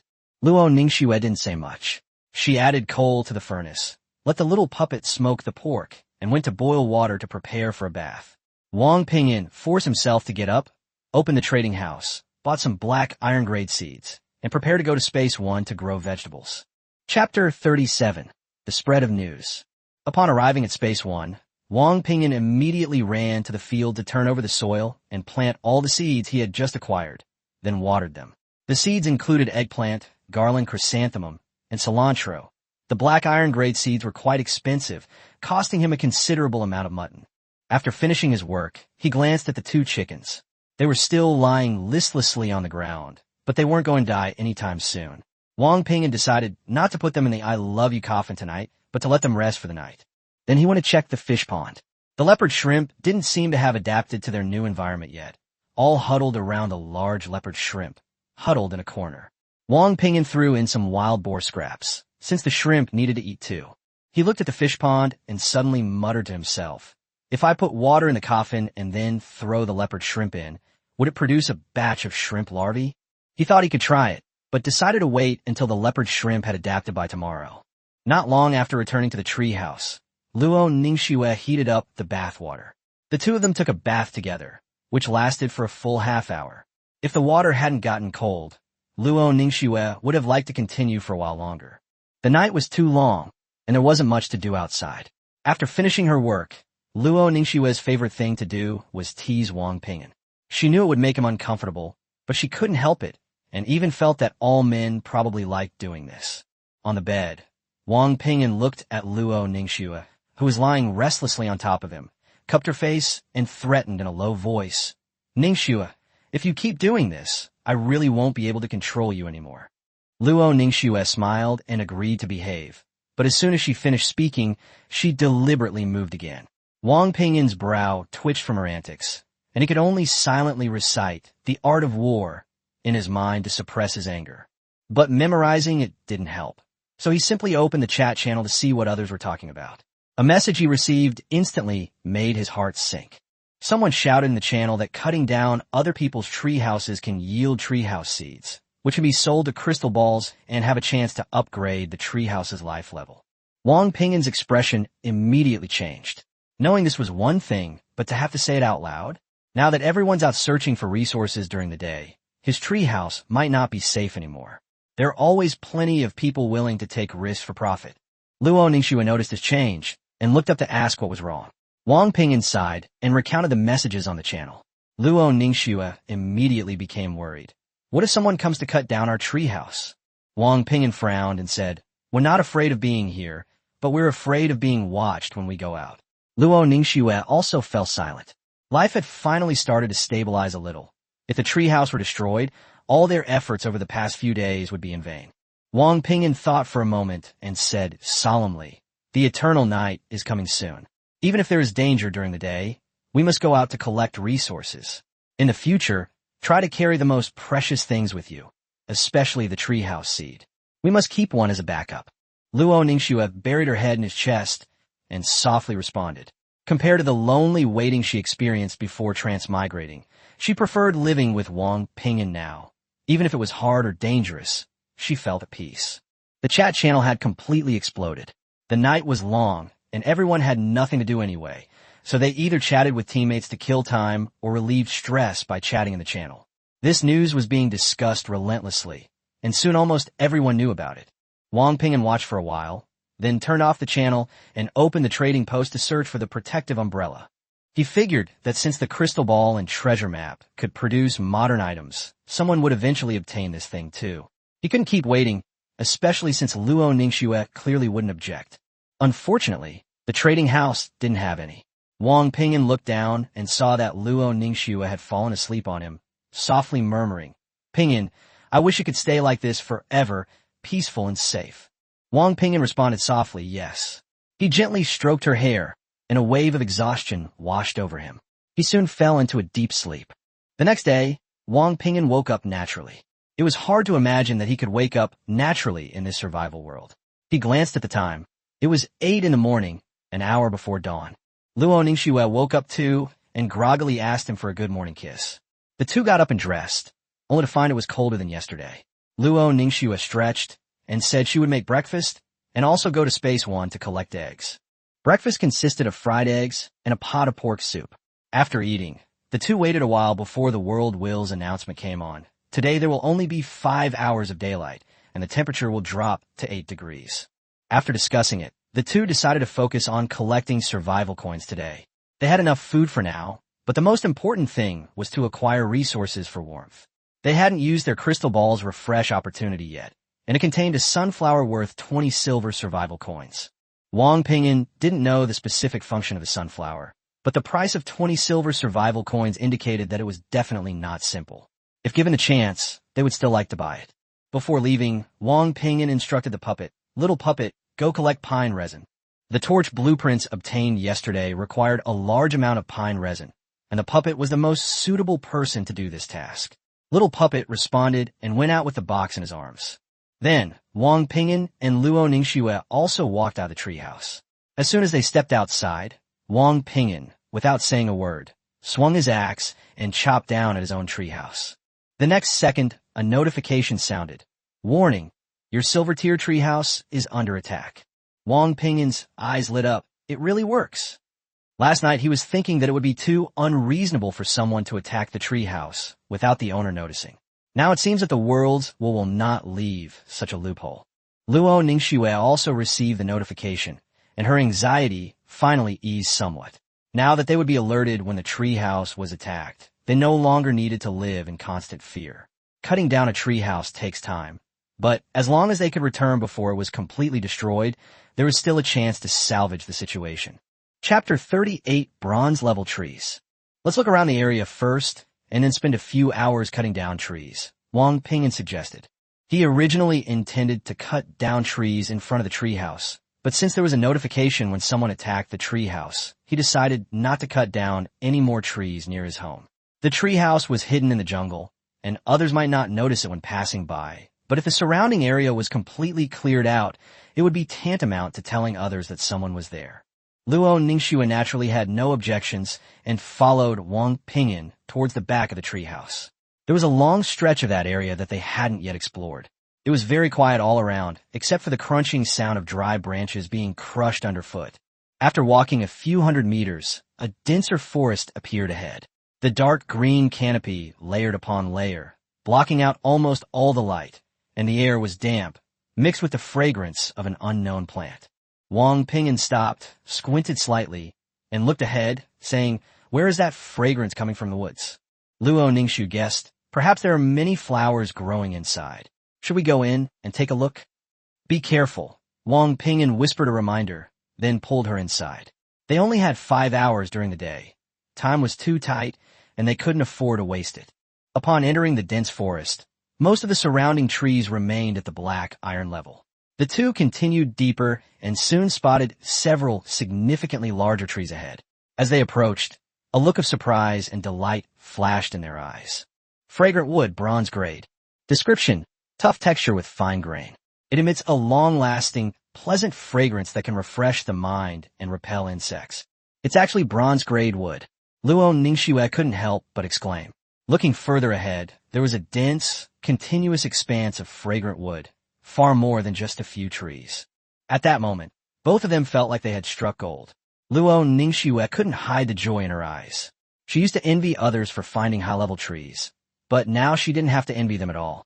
Wang Ping'an pulled out his iron axe and laughed. Who knew there were so many bronze-level trees behind the treehouse? We can only blame ourselves for our past habit of exploring towards the entrance. After saying that, he chopped down on the fragrant wood with his axe. He also had expectations in his heart. If his talent, perseverance, could turn black iron grade wood into silver grade wood, would chopping down bronze grade wood yield even higher grade wood, like gold grade wood? If he could really obtain gold grade wood, his survival coin pressure would be greatly relieved. However, he hasn't seen any items above silver grade yet, so the so-called gold grade is just speculation. Fragrant wood is much harder than black iron grade wood, making it more difficult to cut. Fortunately, Wang Ping'an had already advanced to black iron grade last night, and with the improvement in his physical fitness, he didn't find it much more difficult than before. Luo Ningxue also took out an axe to help. She stopped using her long sword to chop down the tree. After all, it was her only weapon at the moment, and she couldn't afford to wear out just to chop down a tree. 20 minutes later, the fragrant wood finally collapsed with a crash from the combined efforts of the two, and then automatically decomposed. They immediately went to check and harvested 18 units of bronze-grade wood, 2 units of silver-grade wood, and a fragrant wood seed. There's no gold-grade timber, but the timber production has increased, Wang Ping'an said. Ordinary black iron-grade trees typically yield only 10 to 14 units of timber, while this fragrant wood tree has a full 20 units. Luo Ningxue put the wood in her backpack and said, "Bronze-level trees are bigger, so it's normal to have a bigger harvest." Wang Ping'an nodded and immediately walked towards another fragrant wood tree. The earnings from one tree, converted into survival coins, were almost equivalent to the results of cutting down trees all afternoon yesterday. Even without gold-grade wood, it was enough to motivate him greatly. The two continued chopping wood relentlessly. More than 3 hours later, they sat down to rest beside a fragrant tree. The continuous felling had exhausted them, but the thought of their harvest still filled them with excitement. During this period, they obtained a total of 122 units of bronze-grade wood, 54 units of silver-grade wood, and a dozen or so fragrant wood seeds. Unfortunately, they never obtained any gold-grade wood, only occasionally getting large amounts of silver-grade wood. For example, on one occasion, they directly obtained 12 units of bronze-grade wood and 10 units of silver-grade wood. Wang Ping'an guessed that perhaps they couldn't obtain items above silver-grade at present, so the products that should have been upgraded were converted into more silver-grade materials. Even so, he was quite satisfied. With these gains, he could buy the sunflowers and the crystal ball, and still have a considerable amount of survival coins left to purchase items and refresh the crystal ball. During a break, Wang Ping'an suddenly scratched his head. The fragrance we smelled when we first entered this forest seems different from that of the fragrant wood. Fragrant wood does have a fragrance, but it's completely different from the initial scent. He was so excited about discovering the bronze-level wood that he only just realized it now. Luo Ningxue leaned on his shoulder, wiped the sweat from her forehead, and said softly, "Yes, it is indeed quite different." Wang Ping'an thought for a moment and said, "We can't cut them down now, so why don't we go and see what that fragrance is coming from? Maybe we can find other rare trees." Luo Ningxue's eyes lit up, and she immediately nodded. After resting briefly by the fragrant wood, the two brushed the dust off their clothes, got up, and left the grove of trees, heading back the way they had come. As soon as they stepped out of the fragrant wood's range, the scent became much stronger, clearly penetrating their nostrils. Wang Ping'an and Luo Ningxue stopped simultaneously, carefully discerning the aroma in the air. After a moment, Wang Ping'an pointed to the left side of the jungle and said with certainty, "It seems to be coming from over there." Luo Ningxue nodded. "Indeed, let's go." The two continued forward, following the scent. Apart from the patch of fragrant wood they had just encountered, all the other trees were still of the black iron grade. The further they went, the stronger the fragrance became, gradually turning into something pungent. Just then, a notification from the world will suddenly sounded in their minds. "Warning! Your silver-tier treehouse is under attack."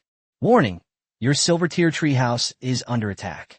Wang Ping'an's expression changed, and he couldn't help but curse. "Damn it! Someone is really cutting down our treehouse. Ningxue, let's go back." As soon as he finished speaking, he grabbed Luo Ningxue and, cursing, hurried toward the treehouse. Chapter 39: Song Zhong and Peiyu. On the other side, a bald middle-aged man and a young woman were hacking at Wang Ping'an's treehouse with an axe. The bald man, named Song Zhong, chuckled as he chopped. "A silver-level treehouse. This guy's developed quite well. There must be something good inside." The woman's name was Peiyu, and she was quite attractive. After making a few cuts, she frowned and said, "Uncle, this silver-level treehouse is much tougher than a bronze-level one." Song Zhong quickly flattered her, saying, "Xiaoyu, if you're tired, just rest. I'll do the chopping. You keep an eye on things in case those two guys come back." "Okay, then thank you for your hard work, Uncle." Peiyu unceremoniously put away her axe and stood aside to rest. A flash of anger crossed Song Zhong's eyes, but he quickly put on a smile again. "It's no trouble at all." Peiyu awakened an epic-level combat talent and considered herself superior to others. Even though Song Zhong was her uncle, he had to revolve around her. She handled the fighting, while Song Zhong did all the miscellaneous tasks. Yesterday, Song Zhong learned from the channel that cutting down other people's tree houses could yield treehouse seeds, so he brought Peiyu out to raid for resources. Wang Ping'an's tree was already the third one they cut down. Thanks to Peiyu's skill, they made quite a bit of progress along the way. Wang Ping'an and Luo Ningxue were extremely anxious and ran towards the treehouse. When they were almost there, they suddenly slowed down. They knew very well that rushing over like that would make too much noise and directly reveal their location. And anyone who dared to cut down other people's tree houses couldn't be without confidence. The two men approached stealthily and soon spotted Song Zhong swinging an axe and Peiyu standing beside him. Wang Ping'an noticed the spear in Peiyu's hand, and his eyes lit up slightly. Using the weakness perception of the Crimson Sword Heart, Luo Ningxue quickly judged the strength of the two. Pei Yu was at the iron level, while Song Zhong was not even at the first level, and Pei Yu was clearly stronger. She whispered to Wang Ping'an, "You deal with the man, I'll handle the woman." Wang Ping'an nodded. Okay. He didn't know who was stronger or weaker on the other side, so he naturally trusted Luo Ningxue's judgment. The next second, the two of them rushed out at the same time. Pei Yu reacted quickly, immediately taking out a spear from her backpack and coldly reminding, "Uncle, stop cutting. They're back." Song Zhong's expression changed, and he immediately hid behind Pei Yu, urgently calling out, "Xiao Yu, it's up to you." Pei Yu didn't answer, but simply gripped her spear tighter. Her talent told her that this opponent was no ordinary foe. Luo Ningxue struck first, her long sword flashing coldly as she slashed towards Pei Yu. Seeing Song Zhong cowering behind, Wang Ping'an clenched his fist, preparing to unleash a powerful punch. He didn't waste any words on the person who cut down his treehouse. The long sword and spear clashed violently, producing a crisp metallic sound. Luo Ningxue followed up with a horizontal slash of her sword, aiming straight for Pei Yu's neck. Pei Yu broke out in a cold sweat and hurriedly dodged to the side, while simultaneously sweeping back with her spear, but Luo Ningxue easily blocked it. Just then, Wang Ping'an's gorilla fist arrived. Pei Yu gritted her teeth and dodged again, the wind from the fist grazing her shoulder, but Song Zhong, who was hiding behind her, was the one who suffered. The punch landed squarely on Song Zhong's chest, sending him flying backward like a sandbag, spraying blood and saliva all the way. "Uncle!" Pei Yu cried out in surprise and immediately tried to turn and attack Wang Ping'an. But Luo Ningxue gave her no chance at all, thrusting her long sword straight at her, forcing her to raise her spear to block. With a clang, the powerful impact made Pei Yu's arm go numb, and the spear almost slipped from his hand. Taking advantage of the situation, Luo Ningxue pressed forward, unleashing a continuous barrage of sword strikes that forced Pei Yu into a difficult defensive stance. The more she fought, the more astonished she became, completely unprepared for the strength of the woman before her. Unbeknownst to her, Luo Ningxue had been chopping trees with Wang Ping'an all day, and her arms were already aching. Otherwise, she would have been defeated even faster. After all, Luo Ningxue possesses legendary combat talent, and has been training diligently these past few days. Chopping trees, exercising, and eating high-level food are all ways to slowly improve her physical strength in the Jin world. On the other side, Song Zhong lay on the ground, struggling to get up, but the pain was so intense that he could barely breathe. With each breath, it felt like needles were pricking his chest. Blood trickled from the corner of his mouth, his eyes filled with fear and disbelief. His niece, with her epic talent, had failed to protect him? Wang Ping'an glanced at Luo Ningxue and Pei Yu, who were fighting, and wanted to go help them first, but quickly turned to Song Zhong. He didn't want to give the other side any chance to launch a sneak attack from behind. Only the dead wouldn't cause trouble at crucial moments. Song Zhong turned pale with fright and retreated repeatedly, crying out, "No, don't come any closer." Wang Ping'an ignored him completely, clenched his fist, and smashed it into Song Zhong's head. A muffled thud was heard, and Song Zhong screamed before his body stiffened and he fell straight to the ground, motionless.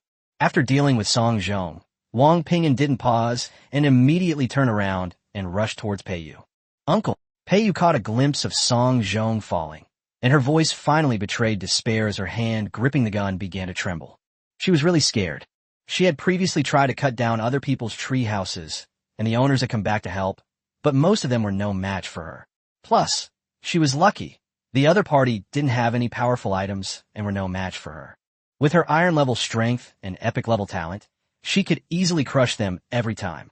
She had just become enamored with this feeling of controlling life and death when she unexpectedly found herself in dire straits. Wang Ping'an rushed forward and delivered another gorilla-like punch to Pei Yu. Her long sword swept across Pei Yu's neck like a serpent, leaving a thin, bloody mark. Pei Yu winced in pain, and the spear clattered to the ground. She clutched her neck with both hands, her face filled with terror. However, she didn't even have a chance to beg for mercy. As before, her body quickly turned into specks of white light and dissipated. A pile of spoils was left on the ground. Right in the middle of these things, there was a fruit that stood out, emitting 4 different colors of light, which looked quite peculiar. Chapter 40. The Fruit of Talent. Name, Talent Fruit LV4. Effect, has a chance to increase talent level after consumption. Common and excellent success rate, 100%. Rare, 90%. Epic, 1%. Legendary, 0%. Description, grows only on special plants. Also forms after the death of survivors with epic or higher talents. Wang Ping'an stared at the message, stunned. This is the item to upgrade talent level. Luo Ningxue was also shocked. Someone with epic level or higher talent would actually drop something like this after death. This meant that survivors like this might become highly sought after in the future, like herself. Wang Ping'an smiled wryly. This world has given us powerful talents, but it has also given us greater dangers. Those epic and legendary non-combat talent survivors would probably be dumbfounded if they saw this description. Luo Ningxue nodded, feeling somewhat relieved. Her legendary talent was combat-oriented. Anyone who wanted to take advantage of her would have to consider whether they were strong enough. There are many types of talents. Some advanced talents allow one to quickly accumulate resources in the early stages, but they cannot improve combat power. For Wang Ping'an and Luo Ningxue, this fruit is useless, but its value is absolutely terrifying. After all, the importance of talent is undeniable. Once it's put on the trading market, those below epic level will likely fight tooth and nail for it. What's more, it has a 1% chance of evolving an epic level talent into a legendary level 1. Wang Ping'an suddenly muttered to himself, I wonder if I'll shed this kind of fruit after I die. He has a special talent. Luo Ningxue's eyes flashed fiercely, and she grabbed his neck and shook him violently. Wang Ping'an, you're not allowed to say such things. Wang Ping'an quickly backed down. Okay, I won't say anything. Luo Ningxue then let go, allowing him to put everything away. Wang Ping'an carefully put away the talent fruit, and also took the items dropped by Song Zhong after his death. The two players dropped a total of 218 iron survival coins, 62 bronze survival coins, and 12 silver survival coins, along with 2 thermal coats, a pair of snow boots, and 2 bronze-level treehouse seeds. It has to be said, these two are incredibly wealthy. The spear pei you used earlier was a bronze-level weapon. Besides that, there were 2 other items. Healing Leaf, bronze-tier item with a cost. Applied to a wound, it quickly stops bleeding and promotes healing. The cost is that the user becomes weak. The more severe the injury, the more pronounced the weakness. Superpowered game console, silver grade. Includes hundreds of exquisite games and has unlimited power. Description, Tiret. Come play some games. Luo Ningxue held the game console. Her expression won a curiosity. This thing was similar to a handheld game console on Earth, with a screen in the middle and buttons on either side. Wang Ping'an glanced at it and said that nothing was surprising to appear in this godforsaken place. The night was so long, perfect for relaxing, and he could sell it when he got tired of it, since it was a silver-level item. Luo Ningxue nodded happily. At least she wouldn't have to play with her teammates tonight. Wang Ping'an looked at the healing leaf again. It glowed green and was only the size of a palm. Although he still had healing potions, something that could quickly treat wounds might not be worse than potions in a critical moment. It was already quite late, with only a dozen minutes left until nightfall. In that short time, they couldn't gather many resources. Wang Ping'an simply took Luo Ningxue back to the treehouse. The first thing I did when I got back was to check on the treehouse. Silver tier, treehouse. Current status, paying cold. Vitality, 72%. Life tier, common plant. Wang Ping'an was taken aback. Trees can feel pain? Luo Ningxue remained calm, saying that treehouses are inherently alive, so it's normal for them to feel pain. Moreover, the next level of life is called the spiritual plant, which might actually give rise to intelligence. Wang Ping'an had actually guessed this long ago, but since the treehouse hadn't evolved yet, nothing was certain. He went to the crystal ball and placed the talent fruit on it first. Recycling a level 4 talent fruit will yield 1 black iron survival coin. Recycle. Wang Ping'an immediately withdrew the fruit, his face darkening. His plan to exchange this thing for a large number of survival coins from the crystal ball was completely ruined. Next, he prepared to repair the treehouse. The repair method was simple. Just hand over the relevant items to the crystal ball. They currently had 5 bronze-level treehouse seeds and a bottle of plant nutrient solution. After discussing it, the two decided to use the treehouse seed first. If they were lucky, they might even be able to increase their life level. Wang Ping'an tossed a bronze-level treehouse seed to the crystal ball, which displayed a prompt: sell or feed the treehouse. He chose the latter, and the crystal ball immediately swallowed the seed.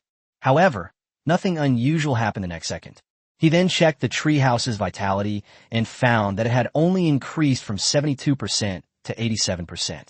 Wang Ping'an couldn't help but mutter, only a bronze-level seed can restore 15%.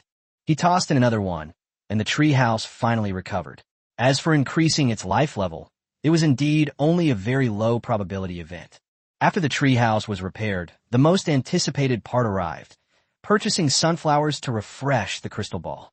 Just then, the treehouse door creaked open, and Little Doll walked in carrying a piece of pine resin.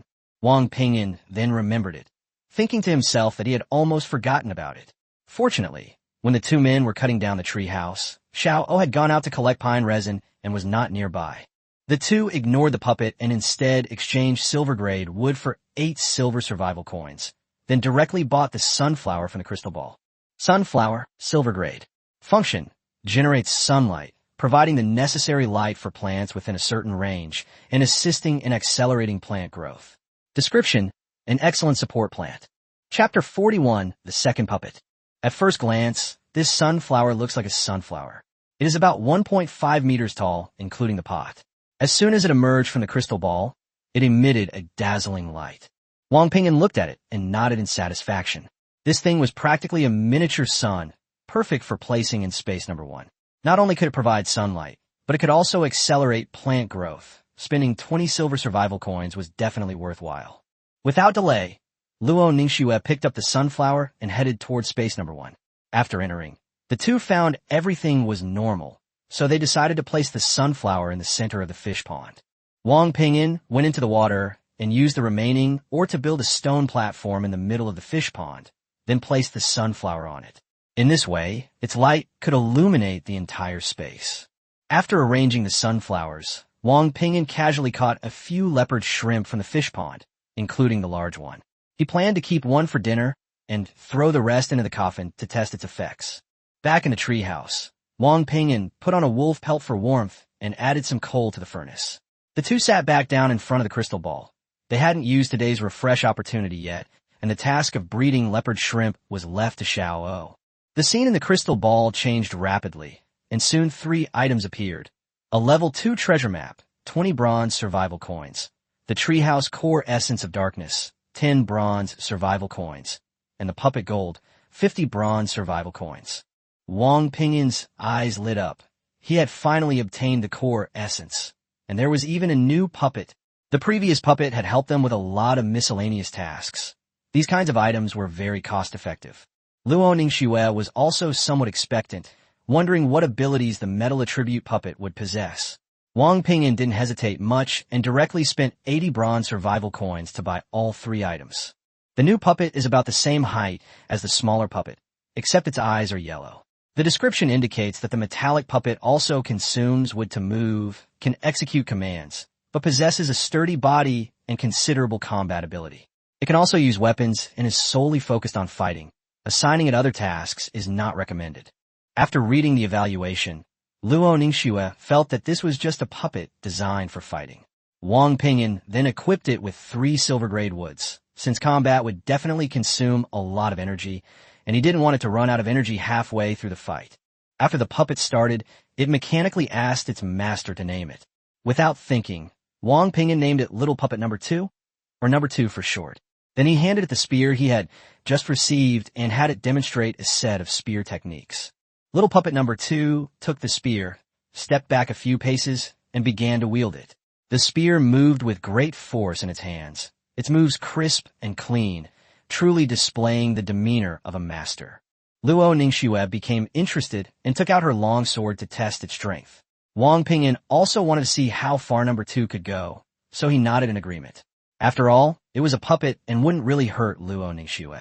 The two quickly clashed, but the limited space in the treehouse prevented them from fully unleashing their power. Even so, it was clear that while Little Puppet Number 2 was a bronze-level fighter with considerable combat strength, it was still no match for Luo Ningxue, who possessed a legendary talent. It was roughly on par with Pei Yu, whom they had encountered during the day. However, number 2 also had a clear advantage. It was immune to injury, had a tough body, and was suitable for head-on confrontations. After the test, Luo Ningxue sheathed her long sword and returned to Wang Ping'an's side with satisfaction. Wang Ping'an suddenly wanted to verify whether the introduction was true or false, so he ordered little puppet number 2 to add fuel to the furnace. Little puppet number 2 agreed, walked to the furnace, suddenly opened the furnace door, and then punched the furnace. Wang Ping'an's face darkened instantly, and he quickly ordered it to stay in a corner. Number 2 immediately hugged the spear and stood blankly to one side of the treehouse. Luo Ningxue tugged at the wool fur on its body, comforting it that it was all right if it couldn't do chores, since they had little doll anyway. They could take number 2 with them when they went out in the future, or leave it at the treehouse to guard the house. Wang Ping'an shared the same idea.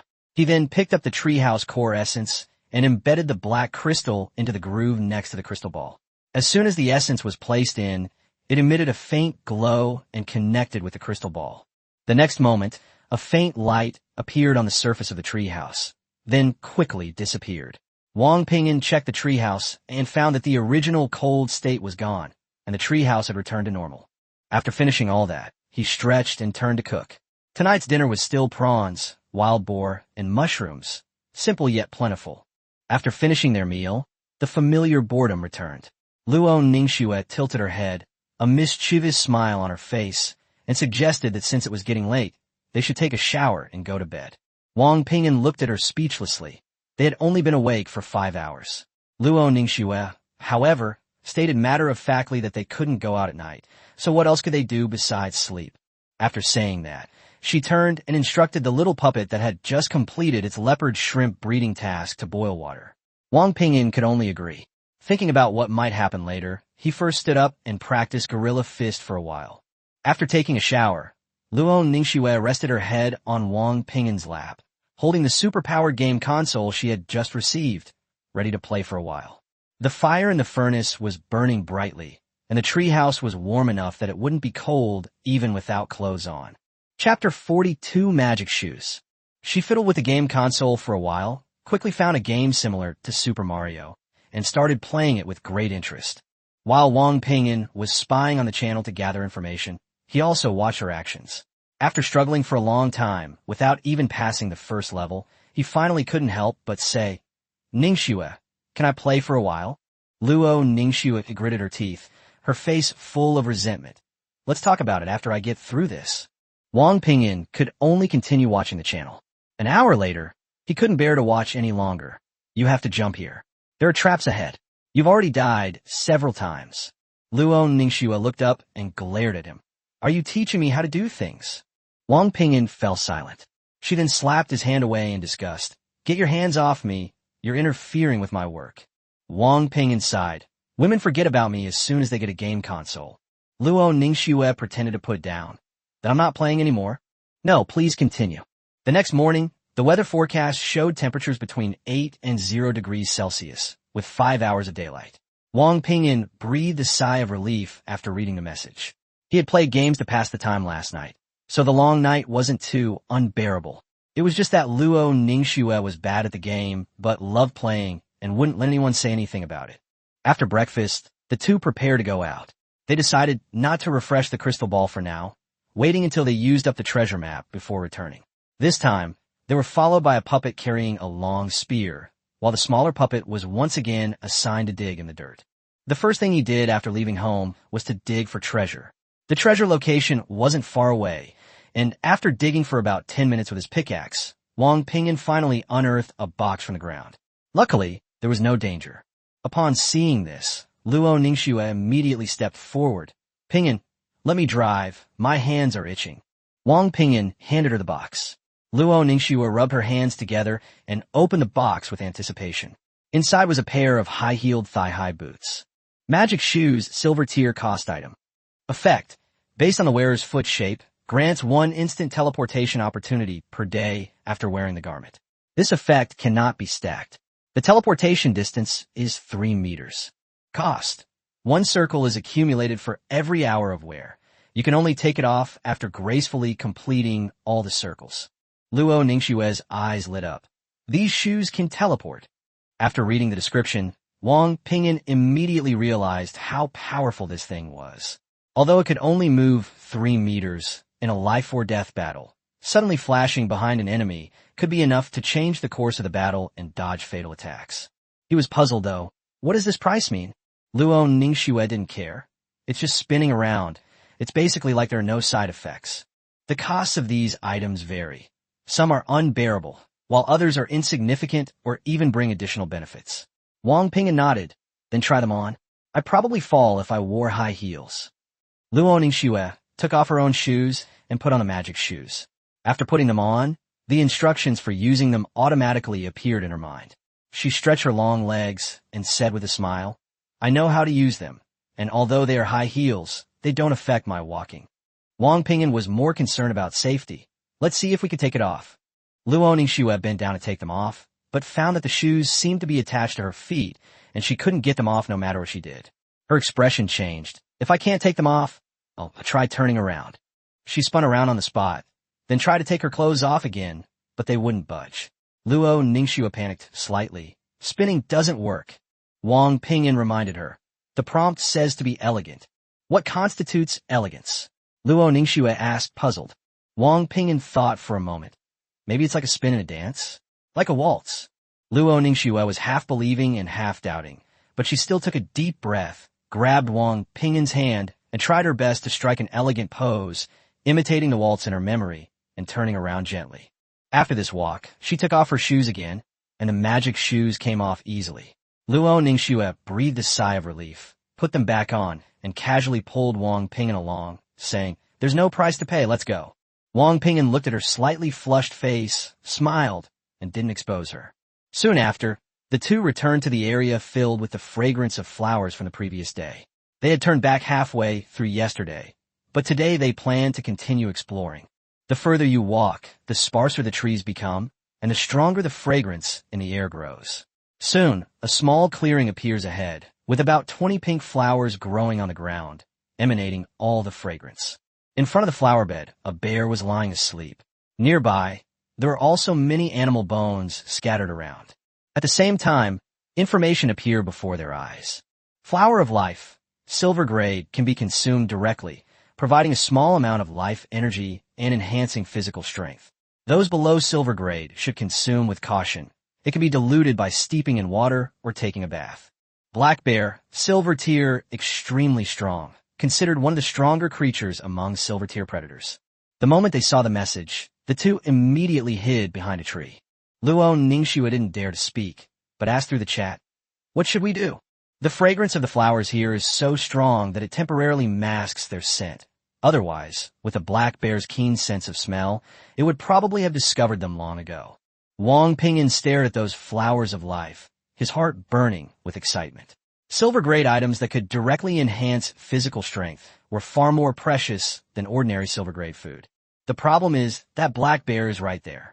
And looking at the piles of white bones around it, it's clear that it has defeated many rivals to claim this patch of life. Chapter 43 Battle with the Black Bear. Right now, we only have a bronze-level puppet and some magic shoes that we just got, which can boost our combat power a little. But you and I are only iron level. Even with these, we still can't defeat a silver-level black bear head-on. After replying to Luo Ningxue's message, Wang Ping'an quietly pulled her away. In fact, he already had a risky plan in mind. To use the poison sac he had obtained from fishing a couple of days ago. If the poison works on a silver-level black bear, they might still have a sliver of hope. They can have little puppet number 2 draw the enemy's attention, then smear the poison on Luo Ningxue's longsword. Use her magic shoes to teleport close to the black bear, and if they manage to wound it, the poison will enter its body. The problem is that the risks are too great. A bronze-level poison sac might not be enough to poison a silver-level black bear, and Luo Ningxue would have to fight at close range. A slight misstep could result in her being killed by the bear's paw. As for ambushing the black bear while it sleeps, that's even more unrealistic, as bears have extremely sensitive hearing. After the two carefully retreated from the black bear's territory, Luo Ningxue noticed that Wang Ping'an was frowning and deep in thought, so she tugged at his sleeve and asked in a low voice, Have you thought of a way? She didn't want to give up those flowers of life. The black bear was guarding them and would eventually eat them all. More importantly, the bear's continued presence nearby was a huge threat in itself. Wang Ping'an shrugged and deliberately said, "What can I do? 2 iron level and 1 bronze level puppet. How could we possibly defeat it?" Luo Ningxue, however, didn't believe it. She knew Wang Ping'an too well and immediately pressed him for an answer. "Tell me quickly.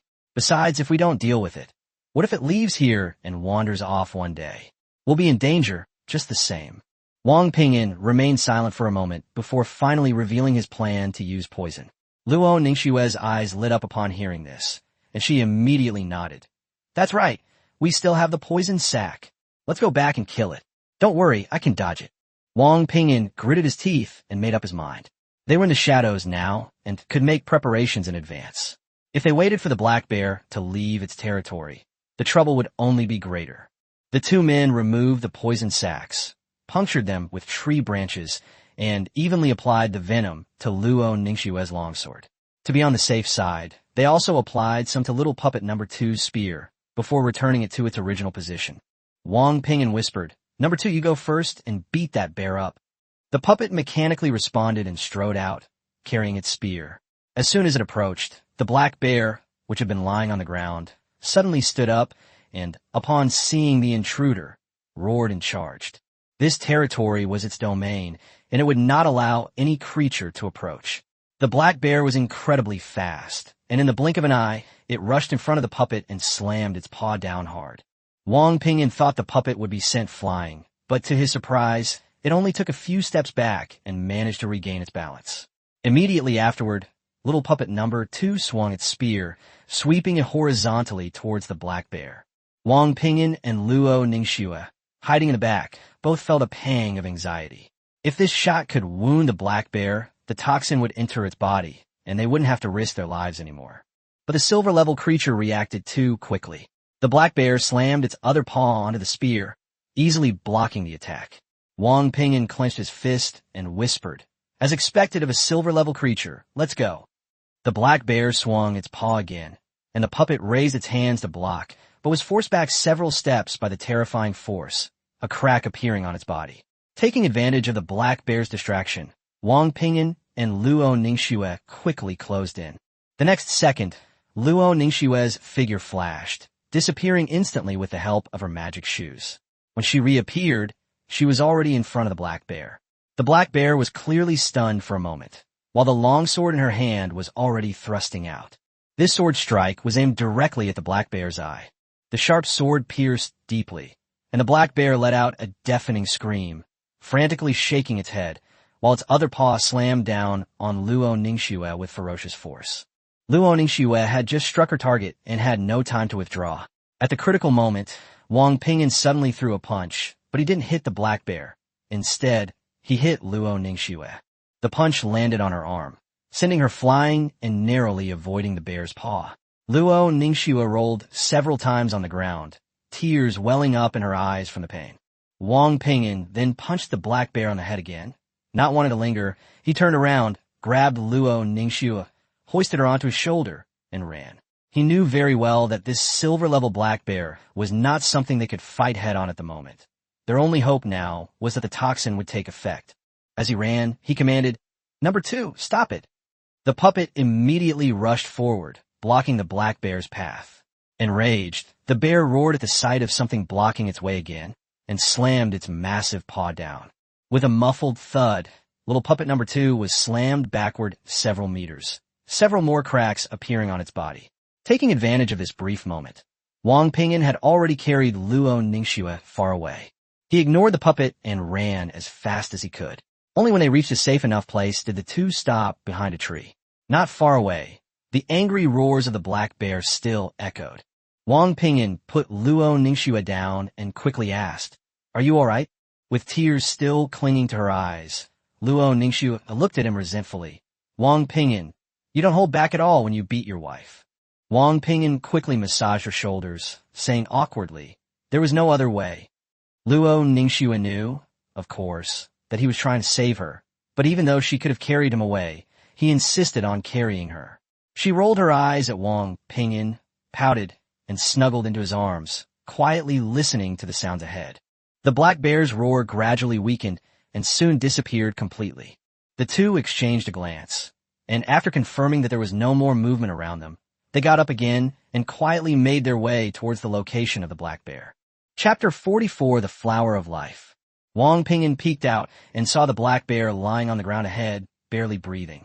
Luo Ningxue's long sword had been pulled out and thrown aside, while the wooden puppet that had been blocking its way was badly beaten, covered in cracks, with one arm missing, and lying motionless on the ground.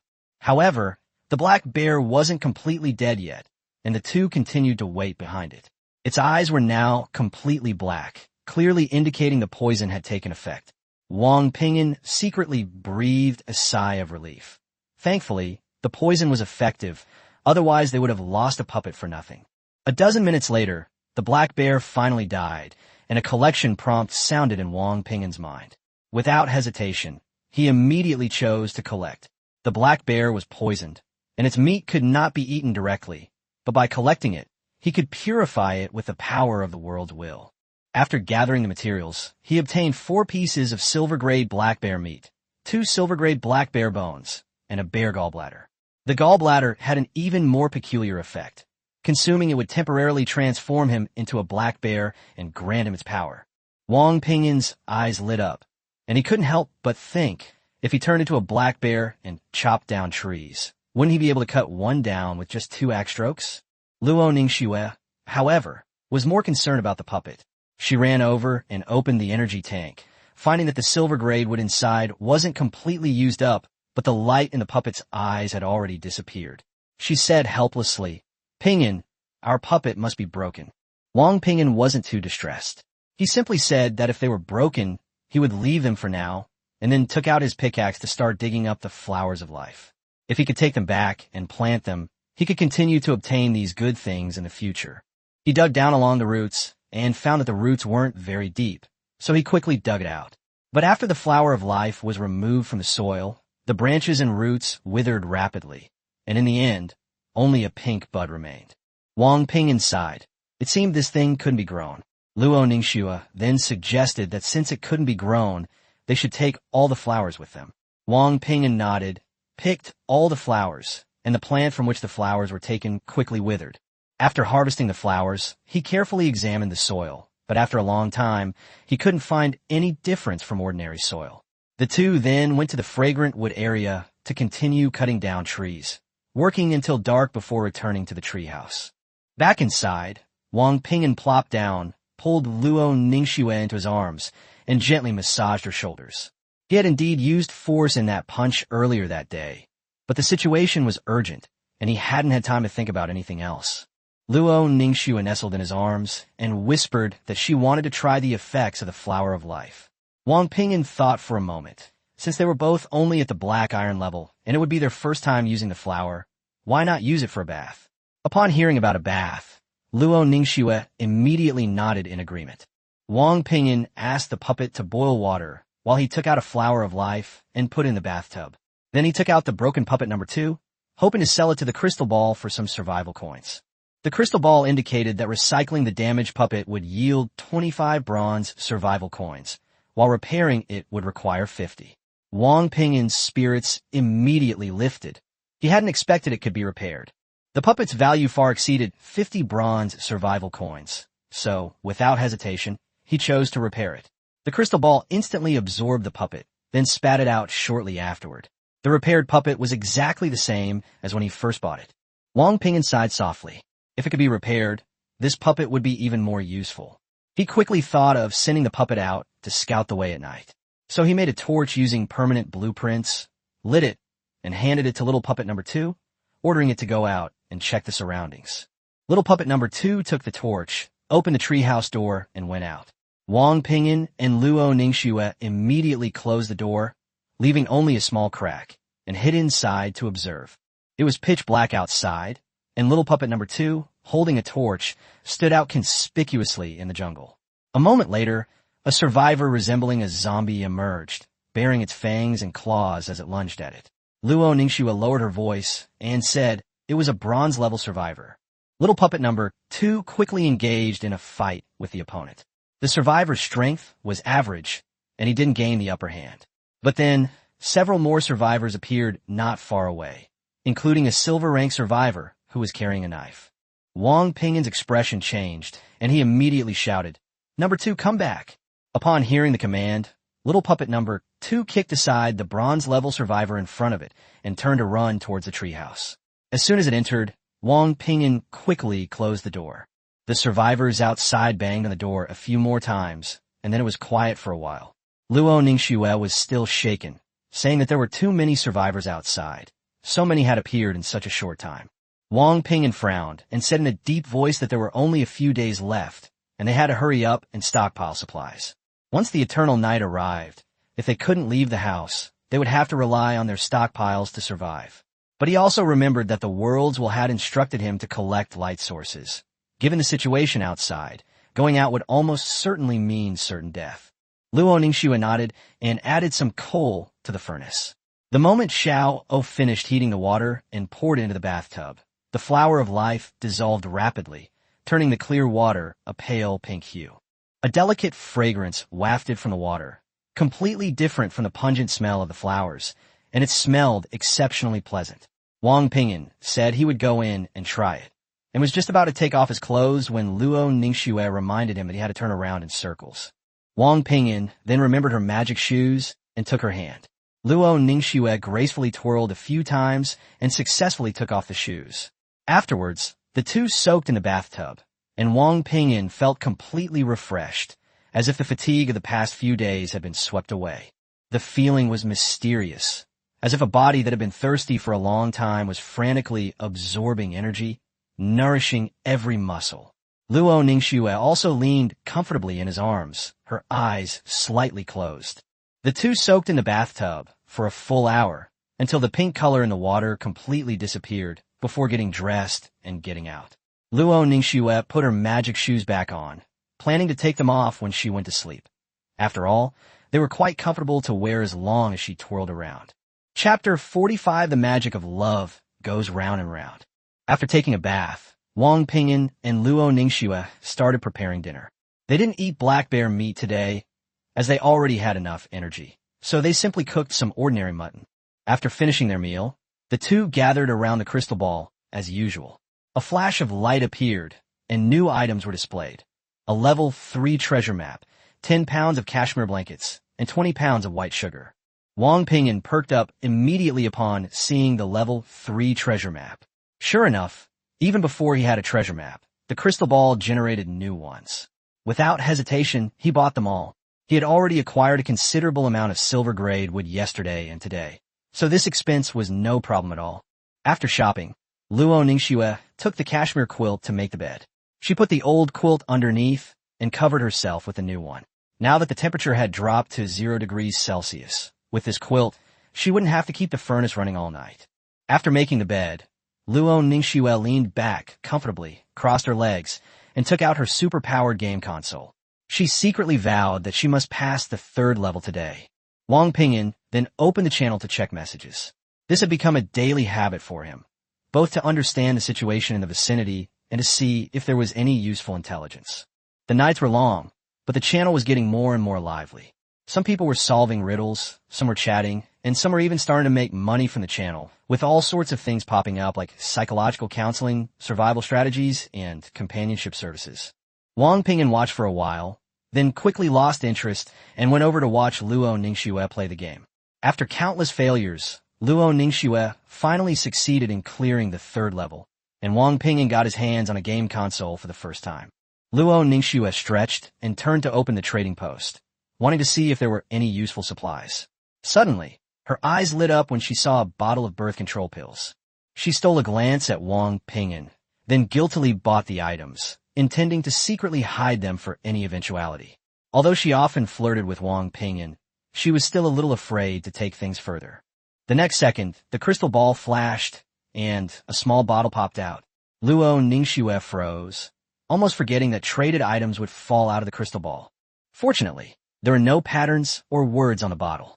She breathed a sigh of relief and was about to move over to get it when Wang Ping'an stood up and shoved the game console back in her hands. "What did you buy? Let me get it for you." Luo Ningxue was about to stop him when Wang Ping'an walked over and picked up the bottle.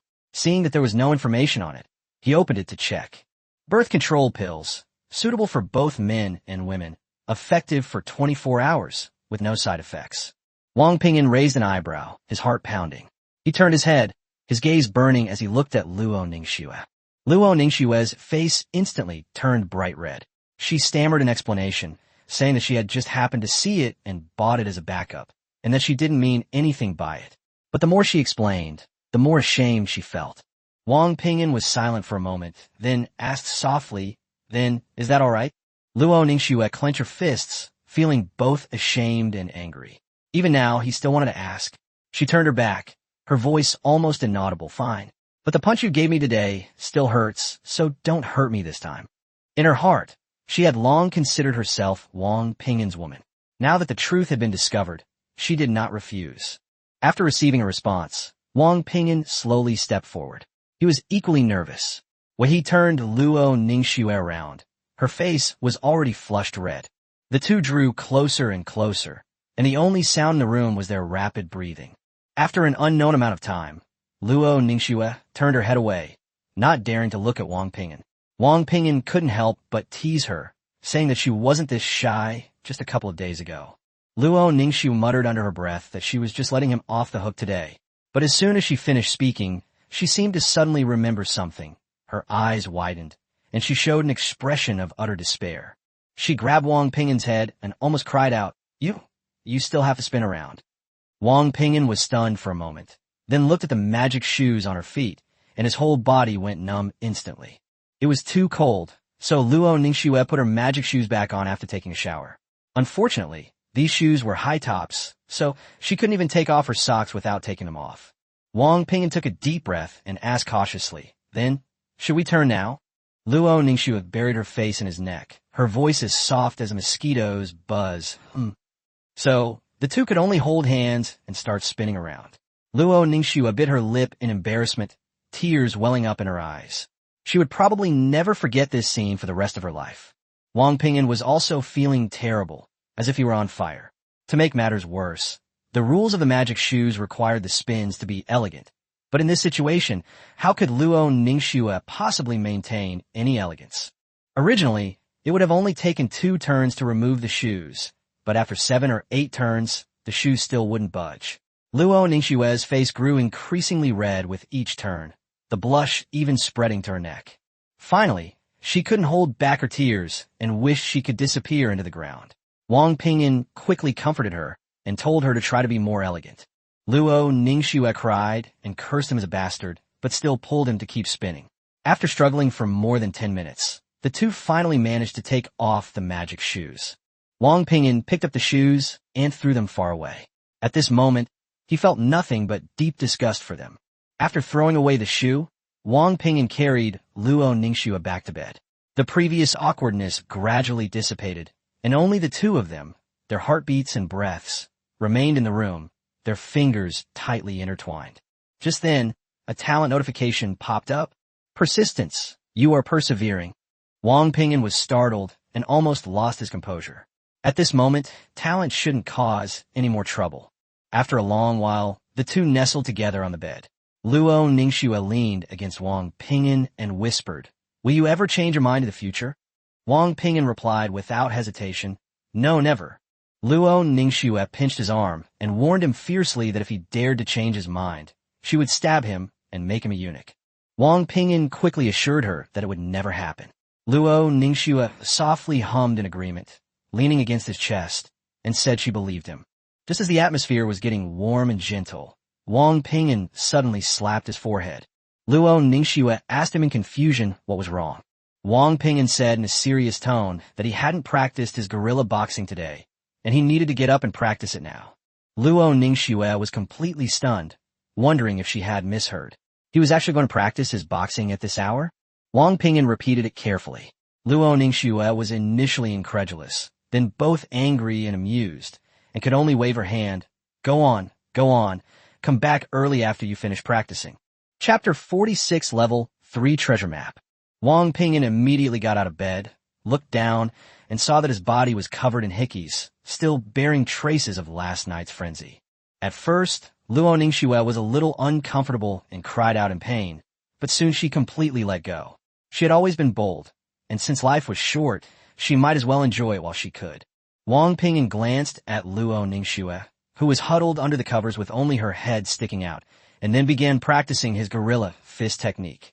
He threw punch after punch until he was drenched in sweat and his body was weak before he stopped. After finishing his boxing practice, he had the puppet heat up the water and took a bath. When he returned to bed, Luo Ningxue immediately snuggled up to him like a lazy little cat and whispered, "Hold me." Wang Ping'an pulled her into his arms. Perhaps she was too tired, or perhaps Luo Ningxue was both incompetent and playful, but not long after being held, her eyelids began to droop, and she quickly fell into a deep sleep. The next day, Wang Ping'an woke up naturally. He glanced at the time. It was only a little past 7 in the morning, nearly 2 hours before dawn. Luo Ningxue was staring at him with her big eyes wide open. Seeing that he was awake, she wrapped her arms around his neck and whispered, "Good morning, husband." Wang Ping'an was taken aback. "What did you call me?" Luo Ningxue blinked. "I'm yours now. Can't you call me that?" Wang Ping'an thought it made sense, so he tried calling out wife. Luo Ningxue responded and then said, "You should just call me Ningxue. I've called you that since I was little. Calling me wife just doesn't feel right." Wang Ping'an didn't mind the form of address and nodded in agreement. The next second, Luo Ningxue leaned close to his ear and whispered, "Then, husband, shall we get up?" Wang Ping'an's heart stirred, and he cupped her face and kissed her. Breakfast consisted of silver-grade roasted black bear meat, specially prepared by the culinary master Xiao on Wang Ping'an's behalf, intended to nourish Luo Ningxue. It must be said that the silver-grade meat was extremely delicious, but also very filling. The two of them only ate half a piece together. After finishing his meal, Wang Ping'an picked up the magic shoes he had thrown far away the night before and handed them to Luo Ningxue. "You should wear these." Luo Ningxue's expression changed drastically upon seeing the shoes, her teeth grinding together. She would never forget what happened yesterday. But the magic shoes were too powerful, so she obediently put them on. Then she instructed the little puppet to wash the quilt clean and put it next to the furnace to dry. At this moment, a prompt from the worlds will appear. Darkness continues to devour the light source. Daytime duration, 5 hours. Temperature, -10 degrees Celsius. Countdown to the descent of eternal night, 3 days. Wang Ping'an was slightly taken aback. Actually dropped to -10 degrees today. The two quickly pulled out all the clothes the world had given them and put them on. Fortunately, the treehouse was warm enough that they weren't unbearably cold. Luo Ningxue, wrapped in a thick coat, stretched comfortably and suggested, "Honey, why don't we go dig up that level 3 treasure map first?" Wang Ping'an nodded. "Okay, let's set off now. Number 2, come with us."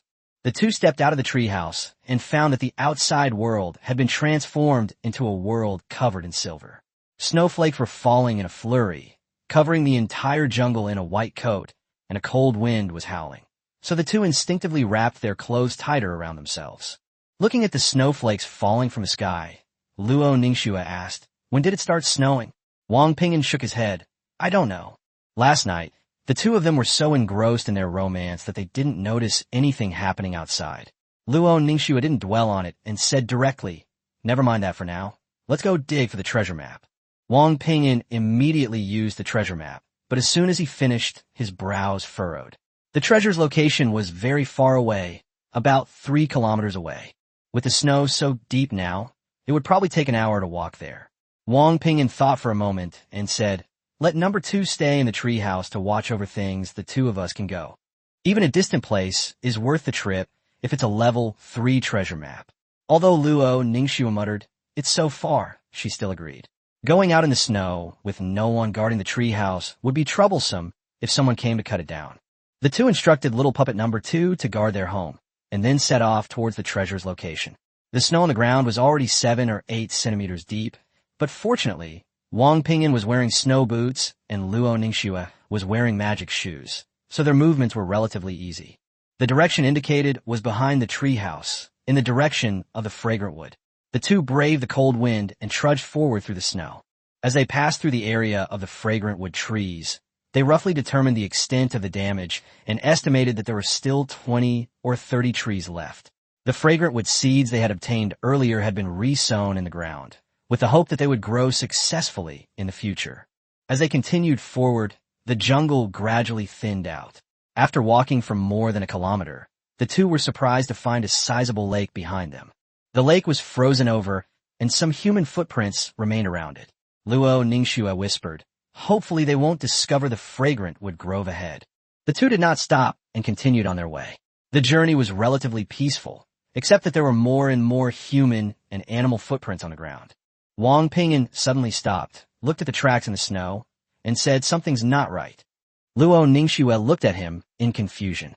Wang Ping'an explained that, logically speaking, it was only a short time since dawn, and even if it had snowed, the footprints left by the survivors last night shouldn't have completely disappeared. But there were none at their doorstep, and they hadn't seen any survivor tracks on the road. Luo Ningxue then realized, "Oh right, we saw very few footprints, and they all looked like they were left by ordinary people or animals." Wang Ping'an said in a deep voice, "Ningxue, we need to get up earlier tomorrow. Those survivors may have disappeared a long time ago. I woke up before 7 o'clock today and didn't hear their roars." Luo Ningxue nodded. "Then let number 2 go out and take a look tomorrow." Wang Ping'an had the same idea.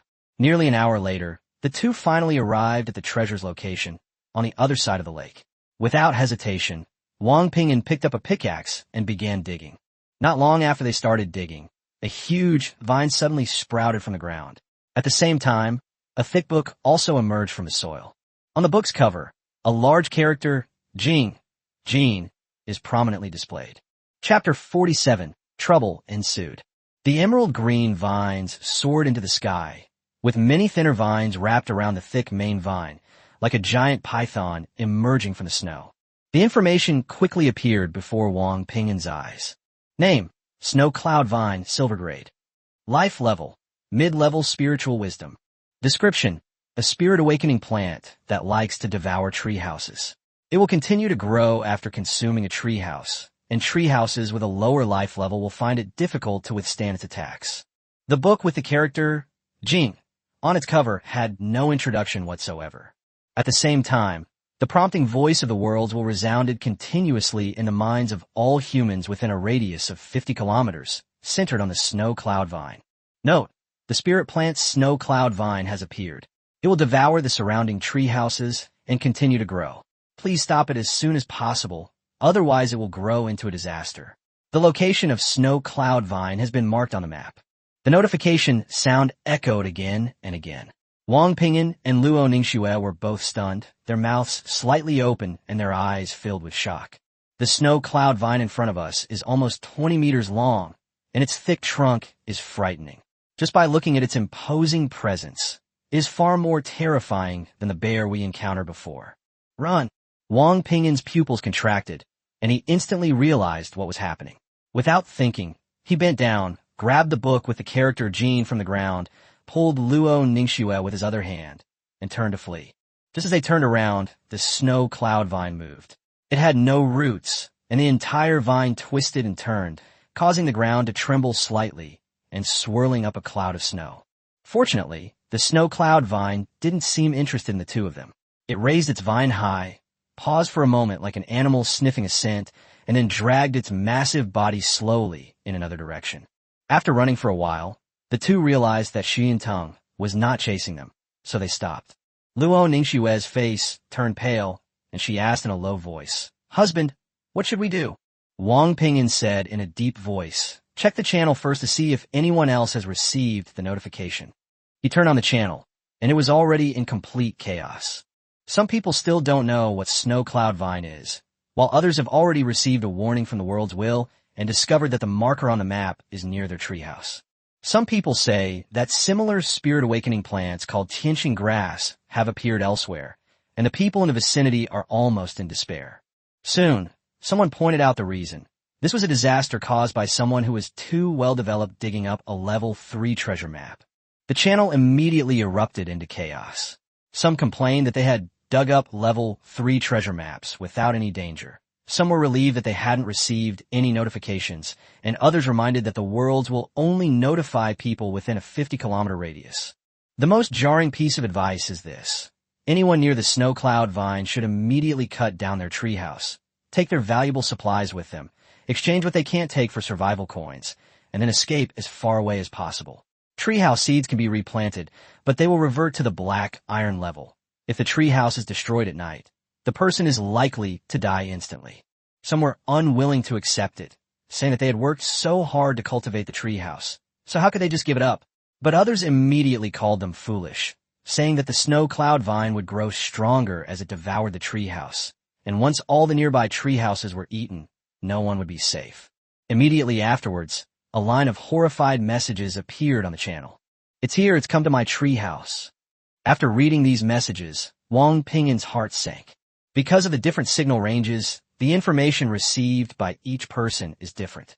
The person who mentioned the stargrass was probably right at the boundary between the two signal ranges, while they didn't receive the message from the other side because they weren't far enough away.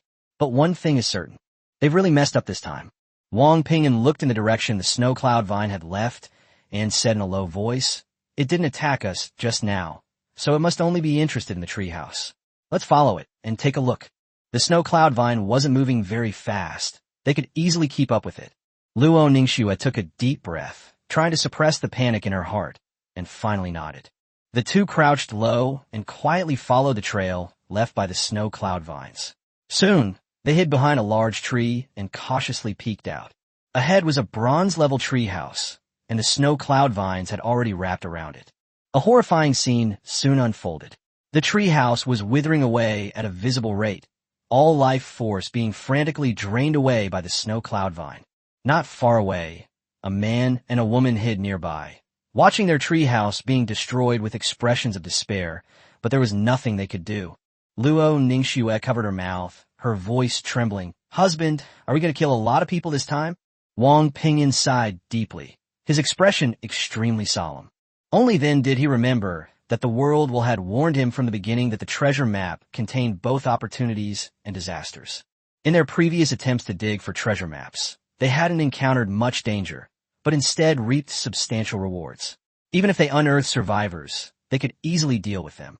Over time, they lowered their guard, thinking that digging for treasure maps was no big deal. Wang Ping'an could only whisper to comfort him, "Don't blame yourself too much. Nobody knew we'd dig up something like this. The most important thing now is to figure out a way, otherwise our treehouse will be targeted by it sooner or later." Even so, looking at the enormous snow cloud vine, he still felt a sense of powerlessness. This thing is silver level, and its size is enormous. The two of them are only iron level right now. If they really charge at it, it's no different from suicide. Not long after, the treehouse entangled by the snow cloud vine withered completely and then disappeared, along with all the items inside. Only one treehouse seed remained on the ground. Fortunately, the snow cloud vine did not swallow the seed. Then it twisted its massive vine body again and slowly moved away in the next direction. Seeing this, Wang Ping'an also pulled Luo Ningxue away. He didn't try to snatch the treehouse seed, because if the couple took the seed and replanted it elsewhere, it would at least survive. However, most of their efforts during this period will be in vain. Most importantly, even if the treehouse is destroyed during the day, you can still take the seeds and leave to replant. But what if it's at night? Chapter 48, The Ancient Book. "Honey, where are we going now?" Luo Ningxue asked. Wang Ping'an thought for a moment and decided to first cut down the remaining fragrant wood, then exchange the surplus supplies for survival coins. If the snow cloud vine really got close to the treehouse, they would have no choice but to run away with their belongings. They needed to prepare for the worst. Luo Ningxue responded softly. Suddenly remembering something, she reminded her, "Wasn't there another book just now?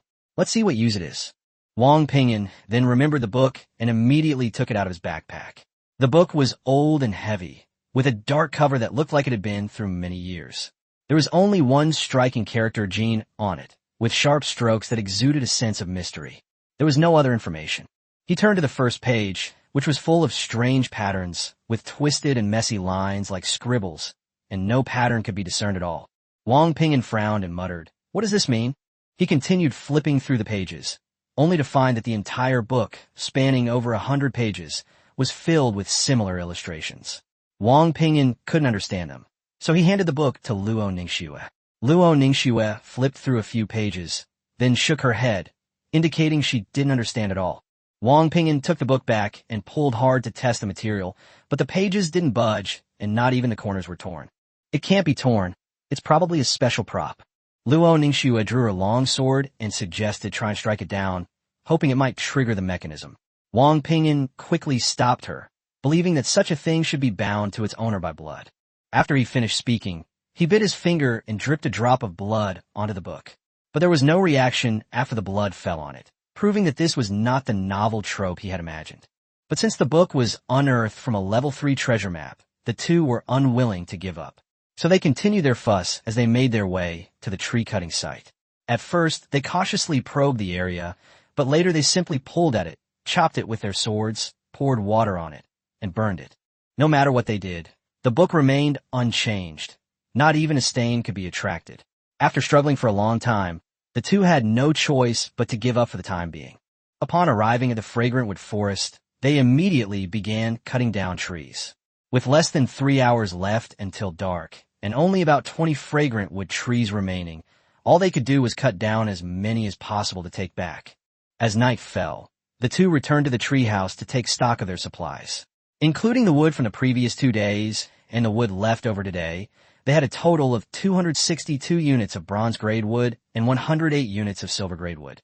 Regarding survival coins, they currently only have 236 iron-grade coins, and none of the bronze or silver-grade coins because previously they had been exchanging wood for whatever amount they needed. After discussing it, the two decided to exchange 200 units of bronze-grade wood and 100 units of silver-grade wood. After the exchange, they had 236 iron-grade survival coins, 100 bronze-grade coins, and 50 silver-grade coins left. Looking at the balance, Wang Ping'an breathed a slight sigh of relief.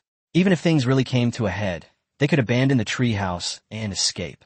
Apart from the furnace, the fish pond, and the vegetables they had grown, they could take most of the things from the treehouse with them. With these survival coins in hand, they can rebuild their economy more quickly even if they move to a different location. But Wang Ping'an knew in his heart that this was only a temporary solution. The eternal night was fast approaching, and it was snowing heavily outside. How far could they run? Even if they replanted the treehouse elsewhere, the snow cloud vine could still catch up. Therefore, the safest way is to kill Shui Yintang.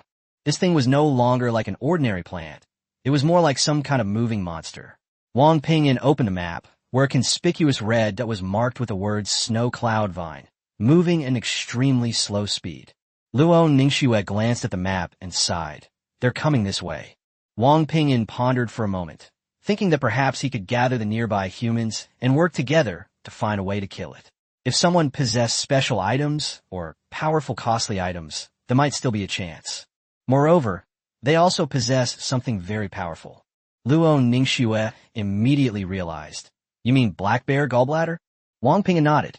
Consuming the black bear's gall would grant him temporary access to its power. If he ate it and then attacked Shui Yintang with his gorilla fist, he would definitely inflict damage. The black bear possessed immense strength, while Shui Yintang was ultimately only a silver-level weapon. Luo Ningxue thought it made sense, but then offered another idea. Wouldn't it be better if I ate it? After turning into a bear, I can cut it down with a sword. Wang Ping'an shook his head in denial. The black bear's finger structure made it impossible for it to hold a weapon steadily, but it could still manage to make a simple fist. Luo Ningxue's eyes widened. You know about this?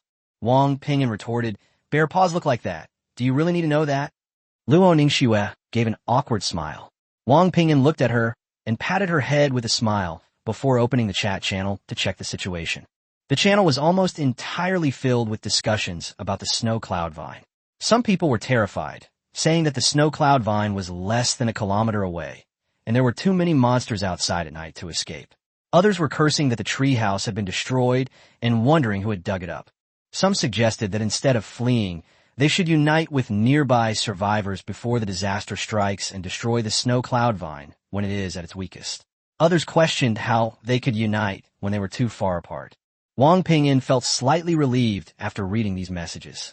It seemed he wasn't the only one nearby who wanted to kill Shui Yunting.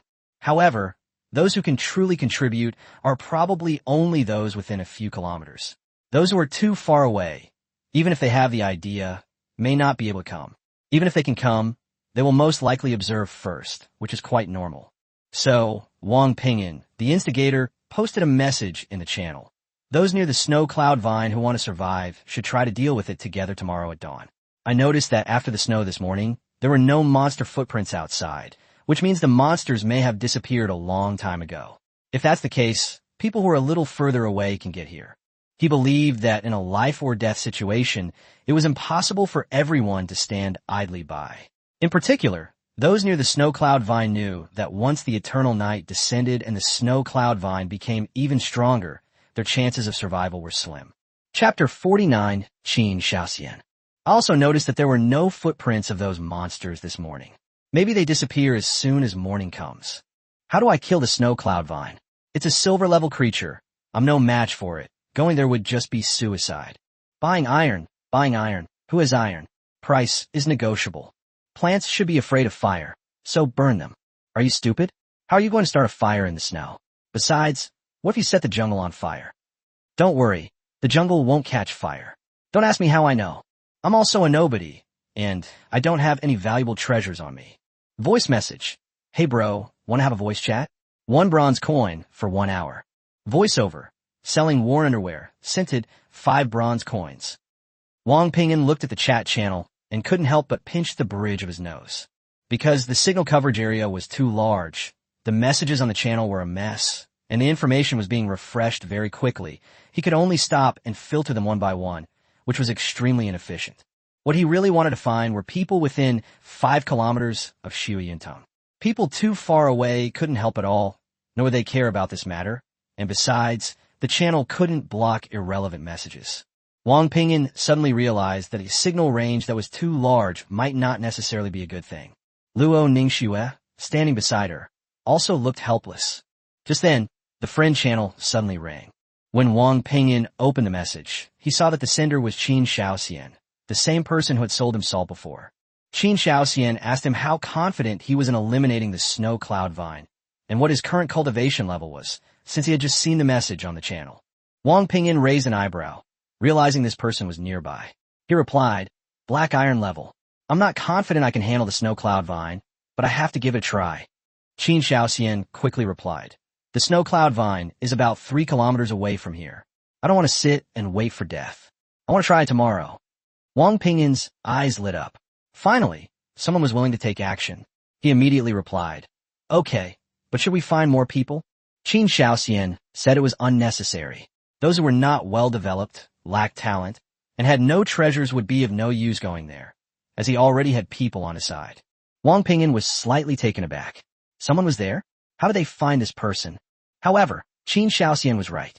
Without strong talent or treasures, going to face the silver-level snow cloud vine would basically be suicide. Wang Ping'an asked, How many people? Qin Shaoxian replied, Including the 2 of you, there are 5 in total. The 2 then agreed that if they could go out the next morning, they would meet near Zuyunting at 9 o'clock. If they couldn't go out, they would meet at 11 o'clock the next morning, and they would contact each other again the next morning for the specific time. After discussing it with Luo Ningxue, Wang Ping'an immediately agreed. Meanwhile, in a treehouse not far away, a bald man named Qin Shaoxian was eating grilled meat with gusto. The woman next to him asked, puzzled, Why do we need to call someone else? With Xiaoyan's strength, he shouldn't need to find anyone else. Qin Shaoxian shook his head. Although Xiaotian has an infinite level talent, the snow cloud vine is only a silver level one, so it's not safe. Besides, Wang Ping'an spoke in the channel, so I guess he was the one who released the snow cloud vine.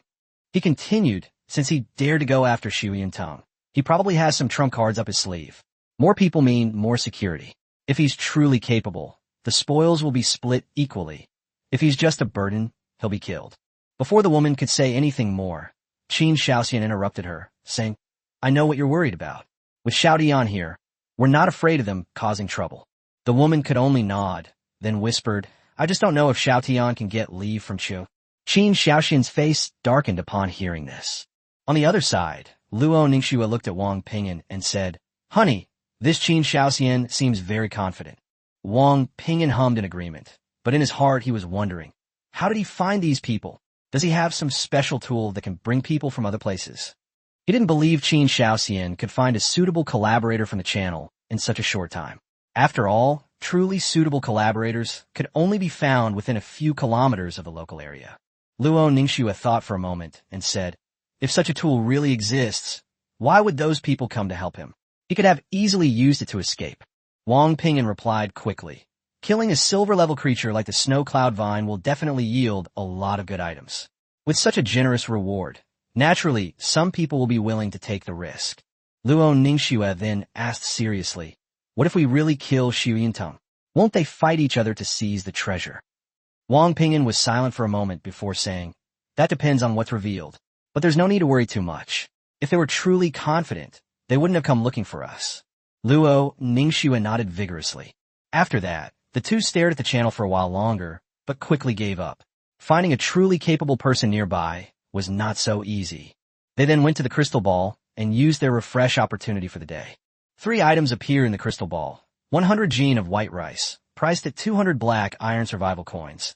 An infinite pen, priced at 5 silver survival coins. And 2 black carp, priced at 20 bronze survival coins. Luo Ningxue's eyes lit up when she saw the white rice. Rice was their staple food. They had been eating meat for the past few days and were getting tired of it. Wang Ping'an was also very satisfied.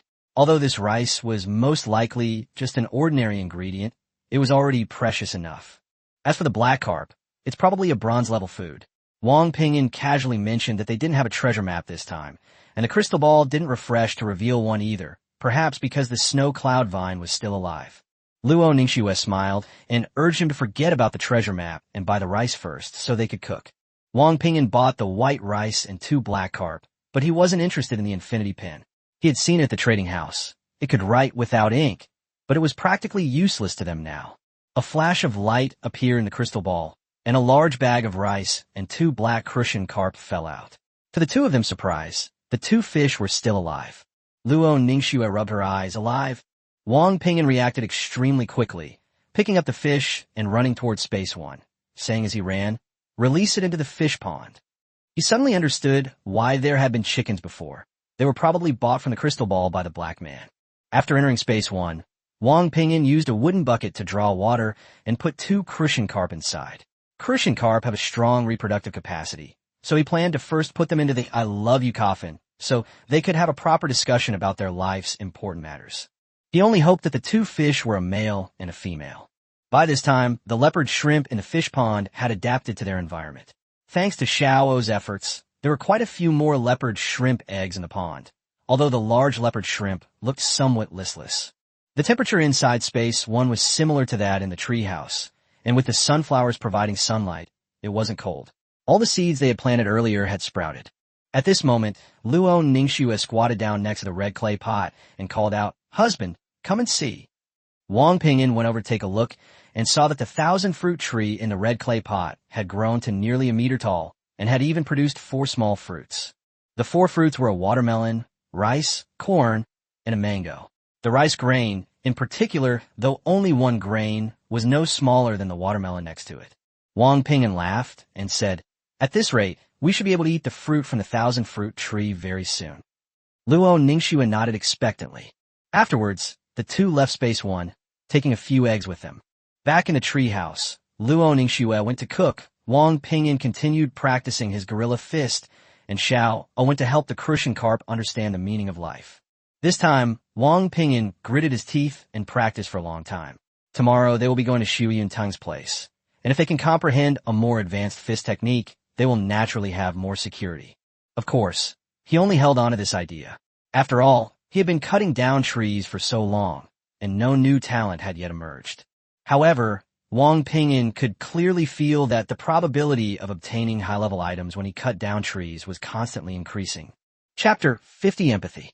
After unleashing his final punch, Wang Ping'an was completely exhausted and collapsed to the ground, panting heavily. After resting for a while, Luo Ningxue finished preparing the meal, white rice, scrambled eggs, and half a piece of black bear meat left over from the morning. The two hadn't eaten rice in a long time, and each devoured a large bowl. After dinner, they took their usual bath. A flower of life floated in the water, which not only dispelled fatigue, but also allowed their bodies to continue absorbing energy. Wang Ping'an leaned against the bathtub, his tone relaxed. There shouldn't be any danger tonight. Luo Ningxue glanced at the map.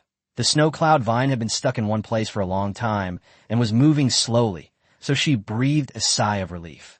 Usually, Luo Ningxue would playfully tease Wang Ping'an while taking a bath, but today she lay quietly in his arms. Perhaps it was because she still felt uneasy and guilty after digging up the snow cloud vine. Wang Ping'an, however, felt that anyone who got a level 3 treasure map would dig it up, and no one could predict what they would find. That was the rule of this world. Seeing her unusually well-behaved, Wang Ping'an felt a little uneasy. He patted her hair and whispered comforting words in her ear. Before long, Luo Ningxue returned to her usual mischievous self. Once the flower of life's energy was depleted, Wang Ping'an carried her back to bed. The quilt and wooden doll had been washed, dried, and laid out. He recalled the talent, perseverance, that he had triggered last night, and felt that the name was not simple, so he decided to persevere. After exercising, Wang Ping'an lay on the bed, took out the book he had received that day, and muttered to himself, "What exactly does this book mean?" Luo Ningxue leaned against his chest and mumbled sleepily, "Husband, forget about the book. Go to sleep tomorrow." Before she could finish speaking, she fell asleep. Wang Ping'an couldn't sleep, so he turned to the first page and stared intently at the illustrations. But no matter how he looked at them, the book remained unresponsive. When he returned to the treehouse, he tried placing the book next to the crystal ball, hoping to sell it for survival coins, but the crystal ball didn't give any indication. The book couldn't be destroyed, it contained no information, the crystal ball wouldn't accept it, and he couldn't understand the patterns. The only recognizable feature was the character Jean, on the cover, which happened to be the same as the title, The World of Jean. The more this was the case, the more Wang Ping'an felt that this book was unusual and must contain a secret. After looking for a long time without finding a result, he casually threw the book aside, yawned, and fell asleep with Luo Ningxue in his arms. The next morning, after breakfast, the two hid through a crack in the door to observe what was happening outside. Little puppet number 2 stood straight in the wind and snow, holding a torch in one hand and a gun in the other, his body quickly covered with a thin layer of snow. Wang Ping'an looked around and, not finding any survivors for the time being, called out, "Number 2, wander around the area, don't get lost, and come back later." Little doll number 2 responded and swaggered out, carrying its long spear. 10 minutes, 20 minutes passed, but it still hadn't returned. Luo Ningxue was a little worried. "Honey, will the survivors have destroyed number 2? Wang Ping'an's face darkened. "I didn't hear any fighting sounds. They probably got lost." Luo Ningxue was taken aback. Wang Ping'an pinched his brow and said helplessly, "We shouldn't have let it do anything other than fighting." Luo Ningxue suggested going out to look for them, as there didn't seem to be any monsters outside now. Wang Ping'an didn't hesitate, picked up a torch, and pushed open the treehouse door, with Luo Ningxue following closely behind. This was the first time they had left the treehouse before dawn, and both of them moved very cautiously, afraid to make sound. Fortunately, they didn't encounter any survivors in the few minutes they were out. The time was 6:32 a.m. The roaring stopped at 6 a.m., and they had originally guessed that those guys were gone by then, which was why they dared to let little puppet number 2 out. The two continued forward and soon heard the sounds of fighting ahead. After exchanging a glance, they cautiously approached and discovered that little puppet number 2 was locked in combat with a bronze-level survivor. Wang Ping'an raised an eyebrow. "There's such a thing?" Luo Ningxue whispered. "Go help number 2. Wang Ping'an was worried that the noise would attract more survivors, so he immediately took action. Working together, the group quickly eliminated the survivor. After that, there was no further activity nearby, so they took little puppet number 2 for a walk around the area. They encountered another survivor along the way, which was also easily dealt with. Back in the treehouse, Wang Ping'an messaged Qin Shaoxian, explaining that while the survivors hadn't completely disappeared, their numbers were small. Qin Shaoxian replied with a similar message, and the group agreed to meet near the snow cloud vine at dawn. Wang Ping'an looked at the map and said, "The snow cloud vine is less than 2 kilometers away from us. It won't be light until 9 o'clock, so there is still more than 2 hours. It will take us at most an hour to get there. Should we go back to sleep?" Luo Ningxue rolled her eyes at him. "Sleep my ass. Are you a cow? The crystal ball has refreshed. Let's take a look." Wang Ping'an scratched his head. "Ningxue, actually I triggered the perseverance effect, so I wanted to see what it would do." "What did you say?" Luo Ningxue took a few steps back as if she were looking at a monster. She was already at a disadvantage normally, and now she had to use her talent? She took a deep breath and stammered, You send me your talent information."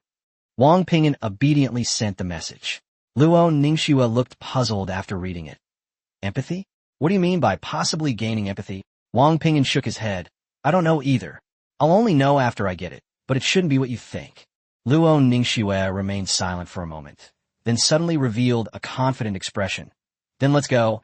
I don't believe there are any fields that can't be cultivated. She was really going all out for Wang Ping'an. Tapter viskumen uxpeashote. Pea shooter, 20 silver survival coins. Bright moon algae, 50 bronze survival coins. 10 candles equals 20 black iron survival coins. Wang Ping'an squatted in front of the crystal ball, staring at the newly spawned items, somewhat puzzled. What is this pea shooter? Is it the truth? If it really is a weapon, then they'll have a better chance of dealing with the snow cloud vine. Luo Ningxue lay lazily on the bed and replied with a smile, We'll know once we buy it. The price was indeed not cheap, but the purpose of refreshing the crystal ball was to find something that could improve combat power. Wang Ping'an hesitated for a moment, but still chose to buy it. The crystal ball flashed and spat out a strange plant. Wang Ping'an's eyes widened in surprise. This thing looked exactly like the pea shooter from a certain game. Name, pea shooter, silver tier combat plant. Function, allows the treehouse to consume it. Can be equipped on treehouses of silver rank and above. Activates by consuming survival coins. Description, the lowest level treehouse weapon, which can enhance the treehouse's defense to some extent. Wang Ping'an's lips twitched. A treehouse can hold weapons? Upon seeing the introduction, Luo Ningxue immediately dressed and ran over, her eyes shining. This is great. When we're not home, Little Puppet can control the pea shooter to guard the house. Wang Ping'an, however, was more concerned about its power, wondering if it could withstand the snow cloud vine. He tossed the pea shooter to the crystal ball, and a prompt quickly appeared. Recycling it will yield 10 silver survival coins, while consuming it will allow you to equip a combat plant. Without hesitation, he chose to devour it.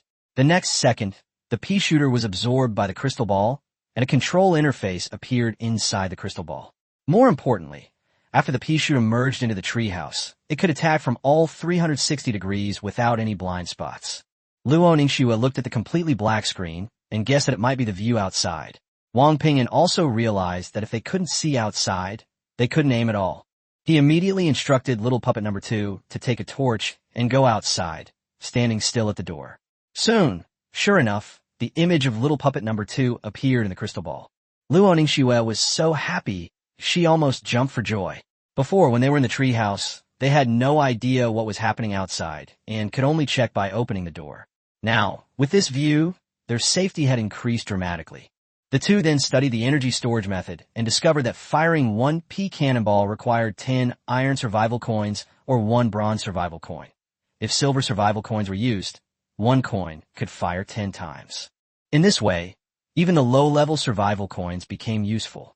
Wang Ping'an first charged the pea shooter with 10 shots, and Luo Ningxue couldn't wait to grab control, adjust the muzzle, and fire a shot at the front of Little Puppet number 2.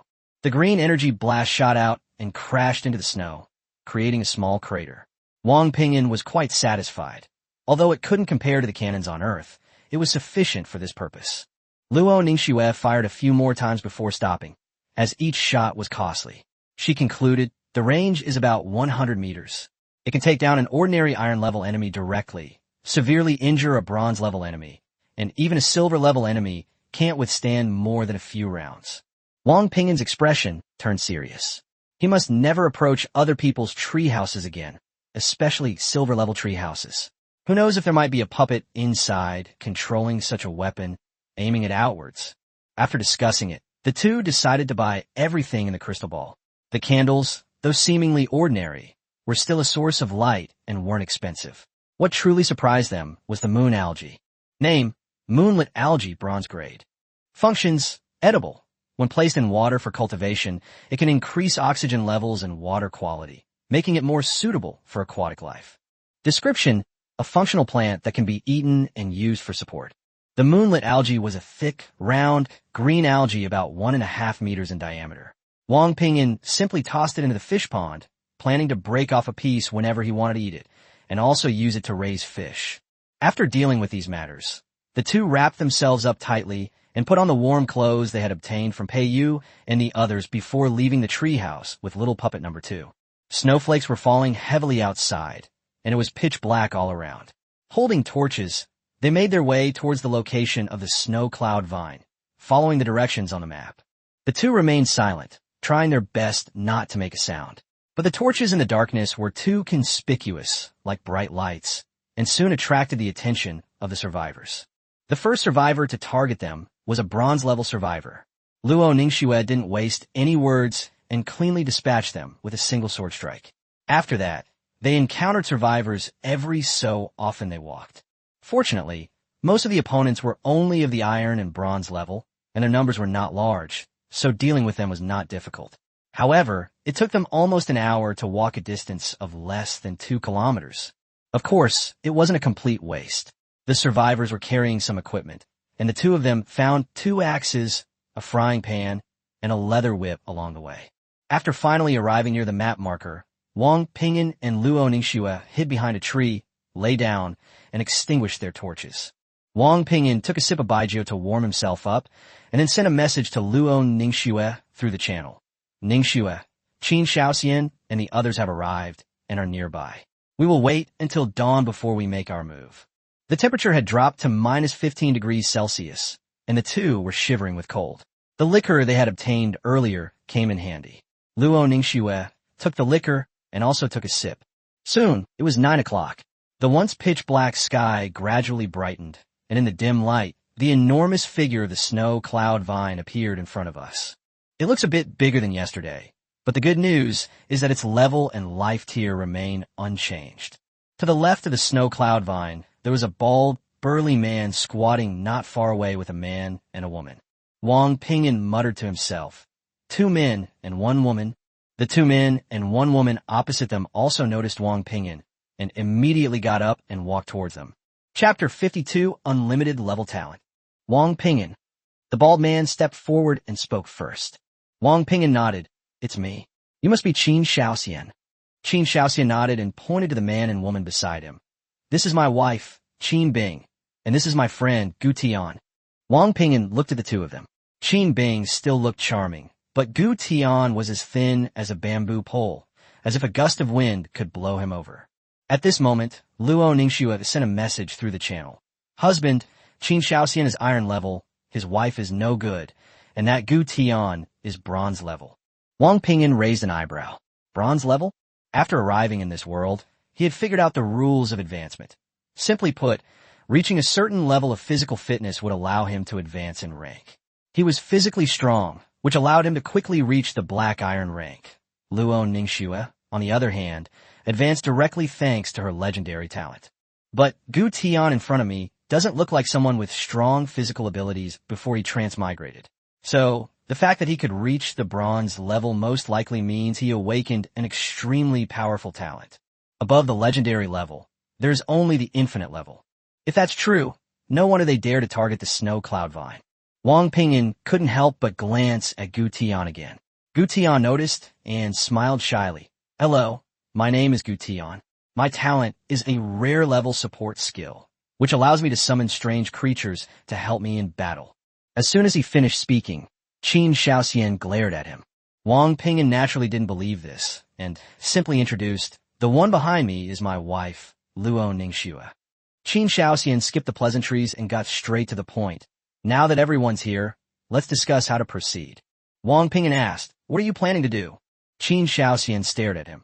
Before you make a move, you need to tell us about your strength and whether you have any special treasures. Wang Ping'an pointed to the second puppet beside him. I have a puppet with pretty good combat power.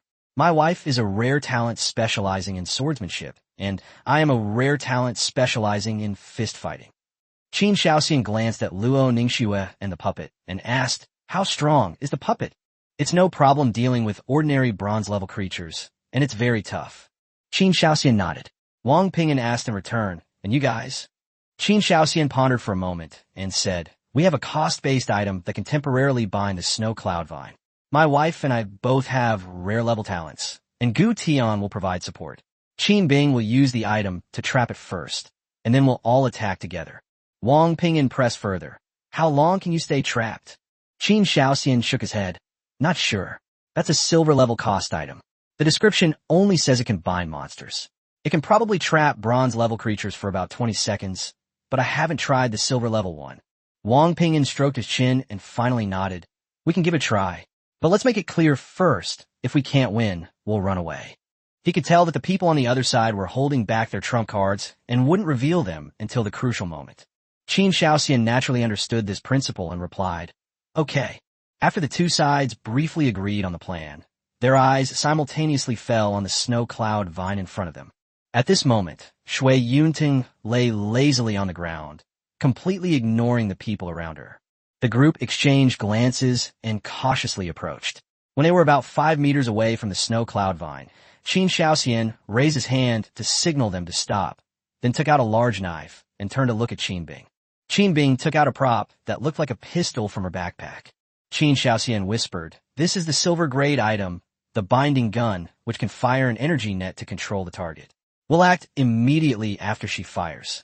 Wang Ping'an nodded, clenched his fist, and assumed a fighting stance, while placing the bear bile on the top layer of his backpack for easy access at any time. Qin Shaoxian then looked at Gu Tian. Xiao Tian. Gu Tian took a deep breath and whispered, Come on. As soon as he finished speaking, a large swarm of ants suddenly emerged from the ground. These ants were enormous, stood upright like humans, and each held a knife in its hand, looking both realistic and eerie. A rough count revealed over 40 ants, arranged in neat rows. Behind them were 3 more ants holding bows and arrows. Luo Ningxue sent another message. Honey, all these ants are bronze level. Wang Ping'an's lips twitched. What a rare talent. Summoning more than 40 creatures of the same level at once. If you let them collect resources, wouldn't they take off like rockets? He was now almost certain that Gu Tian's talent couldn't possibly be just rare. It might not even be legendary. This person was very likely an infinite-level talent possessor. Qin Shaoxian shouted in a low voice, Quick! These ants won't last long. Qin Bing immediately pulled the trigger. A blue energy net shot out from the muzzle, instantly covering the snow cloud vine. At the same time, Qin Bing was frozen in place due to the consequences. An ant-man immediately rushed over, picked her up, and ran away.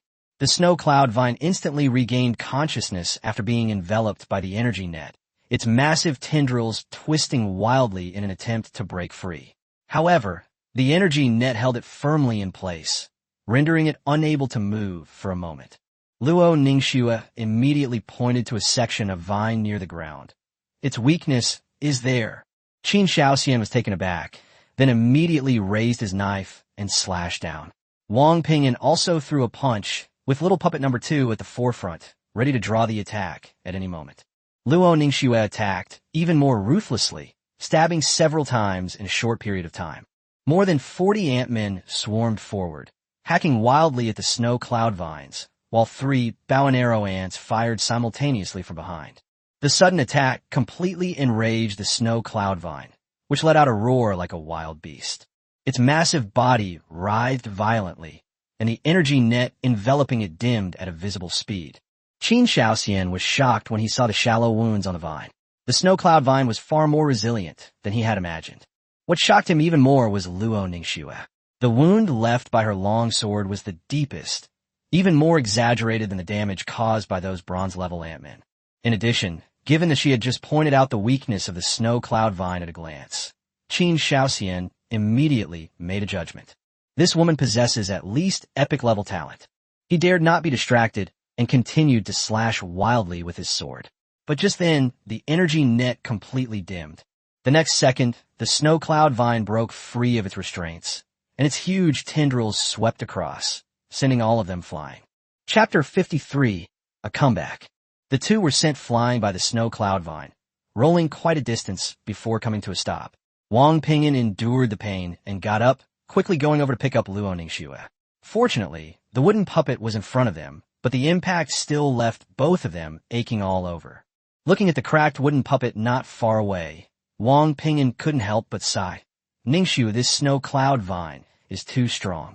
No wonder the channel is talking about the heavenly stargrass. No one has been able to kill it yet. Luo Ningxue brushed the snow off her body and said in a low voice, It is strong, but it is very slow. It is still slowly chasing the ant-man. Wang Ping'an thought for a moment and decided to back down first. Let them start over. We can't force it. Luo Ningxue nodded, and the two of them moved closer to Qin Shaoxian. Before long, the group reunited. Qin Shaoxian and Gu Tianyu were protected by the Ant-Man, and although they were injured, they were not in mortal danger. Qin Shaoxian spat out a mouthful of blood, his expression grave. This won't do. Don't hold back your trump cards anymore. If you want to kill it, you have to use your true skills.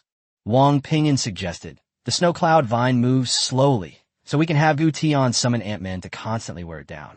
Once it's exhausted, we can make our move. Qin Shaoxian shook his head. The key is that our attacks can't kill it at all. Wang Ping'an was silent for a moment, then said, I have a costly item. If I can deplete its stamina, maybe I can give it a try. But you must cooperate with me, and stop hiding it. Qin Shaoxian's eyes lit up. Could it cause a fatal injury? Not necessarily, Wang Ping'an replied. But among silver-level attacks, it's definitely considered very strong. Qin Shaoxian then showed a satisfied expression. Okay, let's give it a try. Wang Ping'an then asked, Is your restraint gun still usable? Yes, but we'll have to wait a while. The energy isn't fully charged yet. Wang Ping'an nodded. Then let Gu Tian use it up first. Don't use the gun for now. Qin Shaoxian looked at Gu Tian. Xiao Tian, it's up to you. Just send one ant over at a time. Gu Tian nodded, panting. Summoning so many ants at once had clearly taken a toll on him. Several people hid in the back to observe. At this time, Xu Yinteng had already killed all the nearby ant-men and was frantically twisting its body, searching for a target. Soon, another black iron-level ant-man appeared beside it. The ant-man had no weapons and bit down immediately upon appearing. Enraged, the snow cloud vine lashed out with its vines, killing the ant-man instantly. But the next second, a new ant-man appeared. 20 minutes later, Xu Yinteng finally lost patience and began to leave. But the ant-men followed her like shadows, rushing at her one after another to bite her. The damage wasn't great, but it was incredibly annoying. After another 20 minutes or so, the snow cloud vine was completely exhausted. Its massive body stopped writhing violently, allowing the ant-men to tear at it.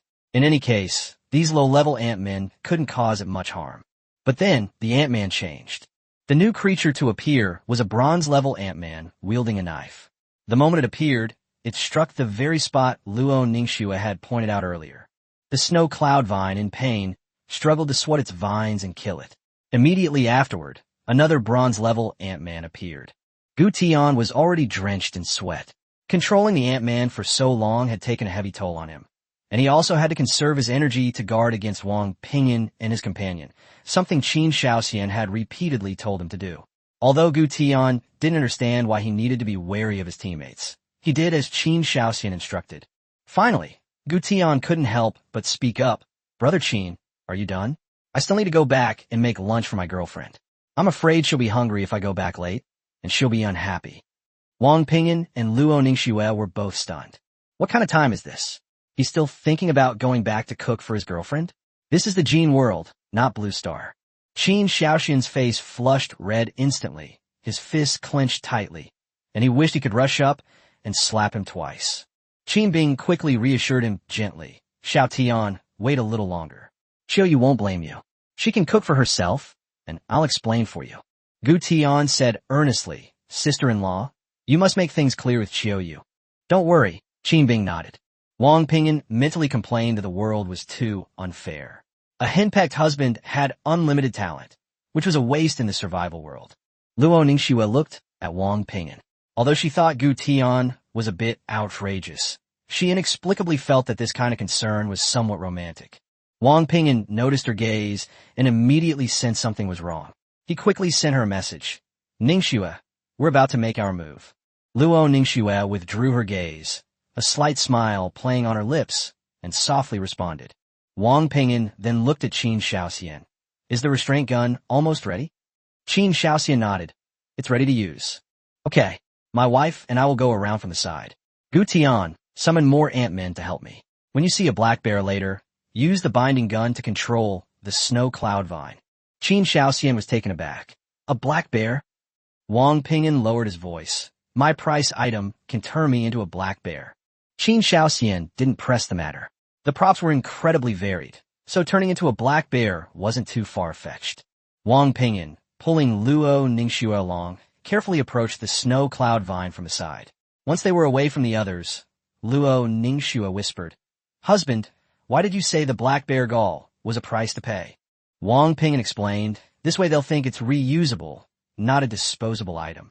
Killing the snow cloud vine will also serve as a deterrent to them. Luo Ningxue understood and nodded. Wang Ping'an then instructed, don't use your magic shoes yet. Luo Ningxue understood immediately. I understand. As the two approached, Shui Yunting was already driven to the brink of collapse by the constant emergence of ant-men and was slowly moving her body. Wang Ping'an gestured to Qin Shaoxian, who waved back. He muttered to himself, I hope it doesn't tear my clothes. After saying that, Wang Ping'an turned his back, took out a black bear gallbladder, and swallowed it in one gulp. The next moment, his figure began to become illusory, then gradually expanded and deformed, eventually transforming into a huge black bear, exactly the same as the one they had killed before. Chapter 54. Distributing the Harvest. Wang Ping'an, now transformed into a black bear, first shook his heavy bear paws, and the next second, an intense sense of power instantly filled his entire body. Luo Ningxue looked at him nervously and hurriedly asked, Husband, how are you feeling? Wang Ping'an was frustrated to find that he couldn't speak after transforming, so he could only send a message to Luo Ningxue, telling her to stay where she was and wait. Then, without further delay, he ran straight towards the snow cloud vine. The transformation time is only 3 minutes, and not a single second can be wasted. On the other side, Qin Shaoxian saw Wang Ping'an transform into a black bear and charge forward, and immediately signaled Qinbing to fire. The binding gun fired an energy net again, firmly trapping the snow cloud vine. Snow cloud vine had already exhausted too much energy, and its struggles were now significantly weaker. At the same time, a large number of ant-like beings emerged from the snow and quickly surrounded snow cloud vine. Wang Ping'an rushed forward, and Xiong clenched his fist, unleashing the ape fist, which slammed fiercely into the snow cloud vine's weak point. With a loud boom, the snow cloud vine trembled violently, its tendrils flailing wildly, but it was firmly restrained by the energy net and could not break free at all. The punch slammed directly into the vines, and Wang Ping'an didn't stop.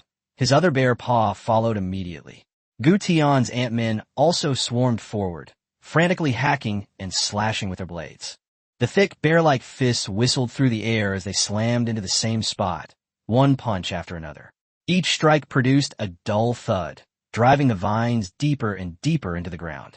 Even with his incredible strength in his black bear form, sustained bursts of power still consumed a tremendous amount of energy. Wang Ping'an was breathing heavily, sweat beading on his forehead, but he gritted his teeth and persevered. Finally, with a series of cracking sounds, the weakness of the snow cloud vine was completely smashed open, revealing a crystal that emitted a faint green light. Without hesitation, Wang Ping'an reached in and grabbed the green crystal. He wanted to yell die, but all that came out was a bear's roar. The moment the green crystal was caught, the snow cloud vine went completely berserk. Countless vines twisted and turned wildly, forcibly breaking free of their restraints. Then, a thick vine swept across and struck Wang Ping'an heavily. Wang Ping'an was sent flying on the spot, rolling several times after landing before coming to a stop. He spat out a mouthful of blood, but a smile appeared on his bear-like mouth. Using the force of the snow cloud vine's counterattack, he successfully pulled out the green crystal and instantly put it into his backpack. This is precisely the weakness of the snow cloud vine. Once it is uprooted, it is doomed. Sure enough, after losing the crystal, the snow cloud vines lashed wildly, smashing several ant-men to death before finally collapsing heavily onto the snow. Luo Ningxue immediately ran over to support Wang Ping'an, anxiously asking, Husband, how are you? Wang Ping'an waved his bare paw, forced himself to stand up, and looked at the already dead snow cloud vine. At this moment, Qin Shaoxian and the others also stared at the snow cloud vine, and the collection prompt appeared in everyone's minds at the same time. After Wang Ping'an returned to human form, he said directly, Why don't we just gather the spoils and split them equally? Gu Tian was the first to nod. I agree. Qin Shaoxian had no objections. Ultimately, he had the upper hand in this battle. If Gu Tian hadn't exhausted the snow cloud vine first, and if Wang Ping'an hadn't transformed into a black bear to deliver the final blow, they wouldn't have been able to kill the creature at all. At the same time, He truly recognized Wang Ping'an's strength. As for Wang Ping'an, he had already obtained the most precious green crystal, but he was currently weak and his opponent was quite strong, so he didn't want to cause any unnecessary trouble. Although the idea of having Luo Ningxue use her magic shoes to ambush Gu Tian had flashed through his mind. After all, that might bring even rarer talent fruits, and even raise Luo Ningxue's talent to the infinite level. But Wang Ping'an ultimately suppressed his impulse. Gu Tian might not be easily defeated, and the other party might be holding back. More importantly, they currently harbored no ill intentions. After the three parties reached an agreement, the data collection began immediately. Final results: 19 pieces of snow cloud vine meat for snow cloud vine vines and 5 plant essences. Gu Tian shrugged. How can we divide this? Nothing can be divided equally. Wang Ping'an first checked the item information. Snow cloud vine meat is a silver-level food, and long-term consumption can improve physical condition. Snow cloud vine vines are silver-level combat plants, which can be consumed by silver-level and above tree houses, and after installation, they consume survival coins to store energy for attacks. Plant essence can promote the growth of ordinary plants, and also has a small probability of increasing the treehouse's life level. After reading it, Wang Ping'an had only one thought in his mind. He wanted them all. Food can enhance physical fitness, vines can improve the treehouse's defense, and plant essence can be used to feed the 1,000-fruit tree, where you can try to upgrade the treehouse's level.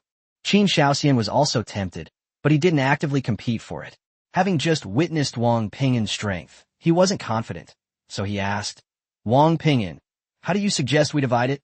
Wang Ping'an pondered for a moment and said, I want 8 pieces of snow cloud vine meat, 1 snow cloud vine, and 2 plant essences. I'll contribute more, and you and Gu Tian can share the rest. He already had pea shoots at home, so he wanted to get another plant essence. Qin Shaoxian thought for a moment and immediately agreed. The supplies were quickly distributed, and although all 3 parties were wary of each other, they were all polite to each other on the surface. Brother Qin, now that the snow cloud vine issue is resolved, my wife and I will head back first, Wang Ping'an said. Qin Shaoxian smiled and nodded. Okay, Brother Wang, we can cooperate again if there are any difficulties later, and we can also share resources with each other in normal times. Wang Ping'an readily agreed. Since the other party had someone with limitless talent by their side, maintaining the relationship wouldn't hurt. Gu Tian also smiled and waved. Goodbye, Wang Ping'an and Miss Luo. Wang Ping'an joked, all right, you should go back and make lunch for your wife too. Gu Tian scratched his head, somewhat embarrassed. Not my wife yet. It's only a matter of time. Wang Ping'an smiled and waved his hand, then pulled Luo Ningxue and turned to leave, with a puppet following closely behind. Chapter 55 Treehouse Life Level Upgrade. Honey, take your medicine. Not far away, Luo Ningxue took out some healing potion and helped Wang Ping'an to feed it to him. She could tell that the attack from Shui Yuntung had seriously injured him, and coupled with the continuous gorilla punches from his black bear form, he was already exhausted. He was only putting on a brave face in front of Qin Shaoxian, Gu Tian, and the people who came to check on him. Wang Ping'an took the medicine and drank it all in one gulp. Seeing the worry in her eyes, he comforted her in a low voice. Ningxue, I'm fine. I'll be all right in a little while. Let's go back to the treehouse first. Luo Ningxue nodded and placed his hand on her shoulder. Snowflakes fell heavily as 3 figures moved through the forest, leaving only a long trail of footprints in the snow. When he returned to the treehouse, there was only an hour left before nightfall. Wang Ping'an was in excruciating pain all over his body and didn't plan to chop down any trees today. After being here for so long, he could finally put down that damned axe for a while. Luo Ningxue was in a hurry to boil water, preparing to let him soak in the flower of life to recover. But Wang Ping'an stopped her, smiling and saying, Don't rush, I'll show you something good. He took a green crystal from his backpack and waved it in front of her. The thing was only the size of a ping-pong ball, hidden deep within the snow cloud vines.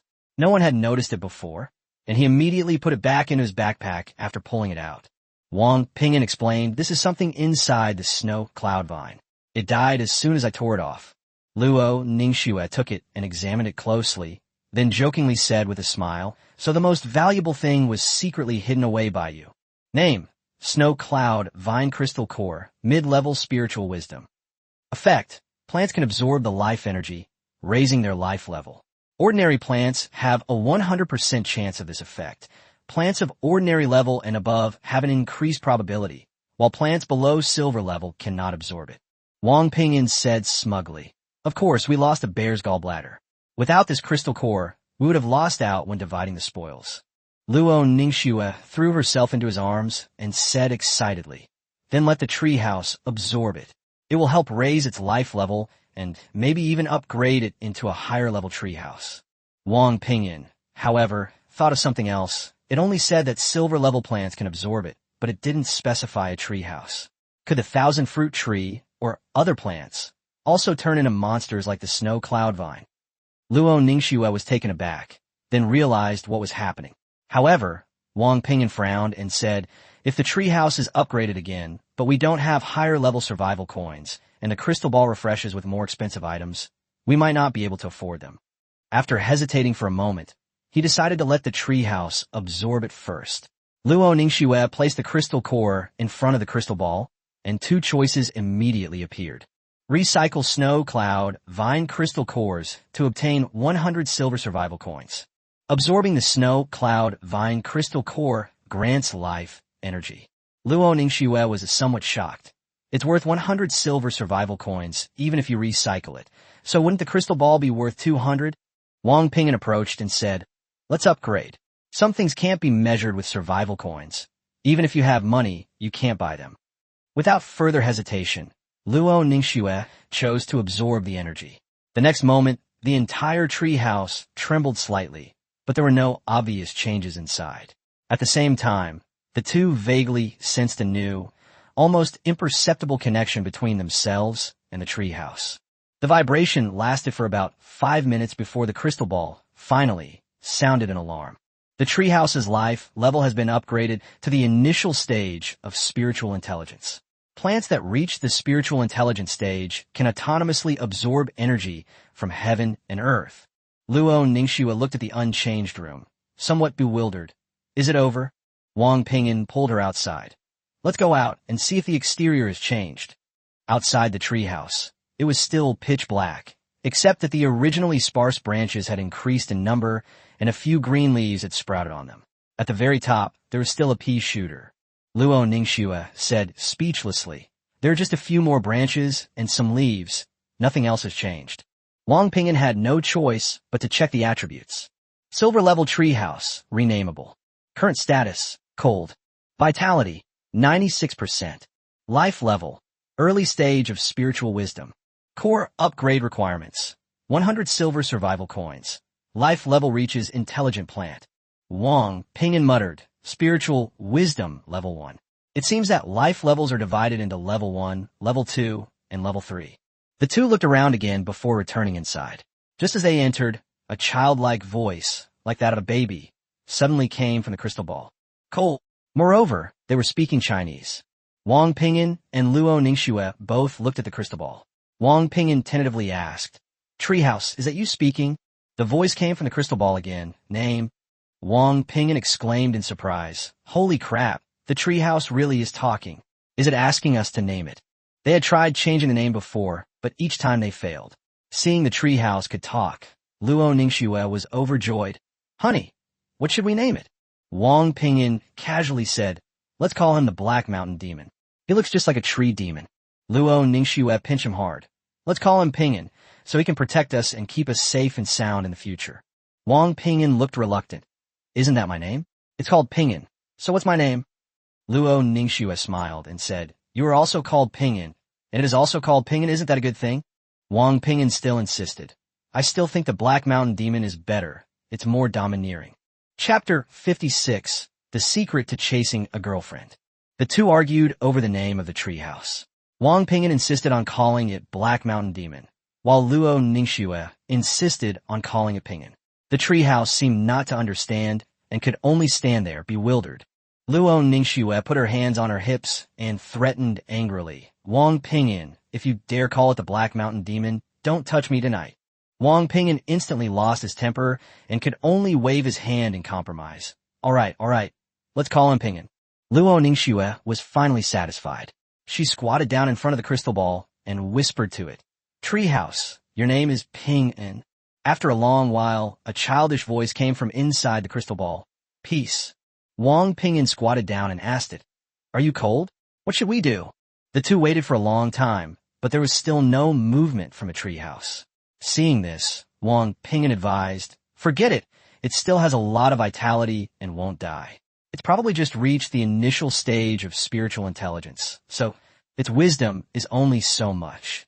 Although Luo Ningxue was unwilling, she could only stand up. In the blink of an eye, she reverted to her gentle girlfriend demeanor, urging him to rest with concern, saying that his injuries had not yet healed, and that she would cook dinner, and that they would eat the snow cloud vine meat she had just obtained that night. Wang Ping'an responded, instructed Xiao O to boil water, took off his thick coat, and lay down on the bed. But after lying there for a short while, he suddenly remembered that there was a snow cloud vine in his backpack, so he immediately got up to install it on the treehouse. He had another plan for tonight, to use pea shooters and snow vines to fight off the zombies outside. Those survivors might not be empty-handed. They could have axes, swords, whips, and the like. This morning they got a frying pan and a black iron-gray leather whip, which they can sell to the crystal ball for survival coins. Although the value isn't high, with luck, they might get something decent in return. For example, Luo Ningxue's silver-grade longsword is only worth 10 survival coins in the crystal ball. Wang Ping'an fed the snow cloud vine to the treehouse and immediately ran out to check. He saw a vine over 10 meters long growing on the treehouse, which, like a pea shooter, could move freely across the treehouse's surface. He went back inside, sat down in front of the crystal ball, and switched to the weapon control interface. The outside view quickly appeared, and he used survival coins to charge the vines and try to control them a few times. He quickly figured out how to use it. This vine is a melee weapon. It can be used to lash out like the snow cloud vine, or to entangle enemies. Normal attacks don't consume much energy, about 5 black iron survival coins per attack, but if you continuously bind an enemy, you'll have to keep consuming energy. While cooking, Luo Ningxue glanced at him and said, "Honey, don't play yet. Wait until we play together." Wang Ping'an stretched and smiled as he returned to bed. "All right, I'll let you have your fill tonight." He opened the channel, where the discussion about Snow Cloudvine's death was still going strong. Most people couldn't even defeat black iron-level creatures, and simply couldn't believe that someone could kill a silver-level Snow Cloudvine. Just then, his private chat notification went off. Wang Ping'an opened it and saw that the message was from Gu Tian.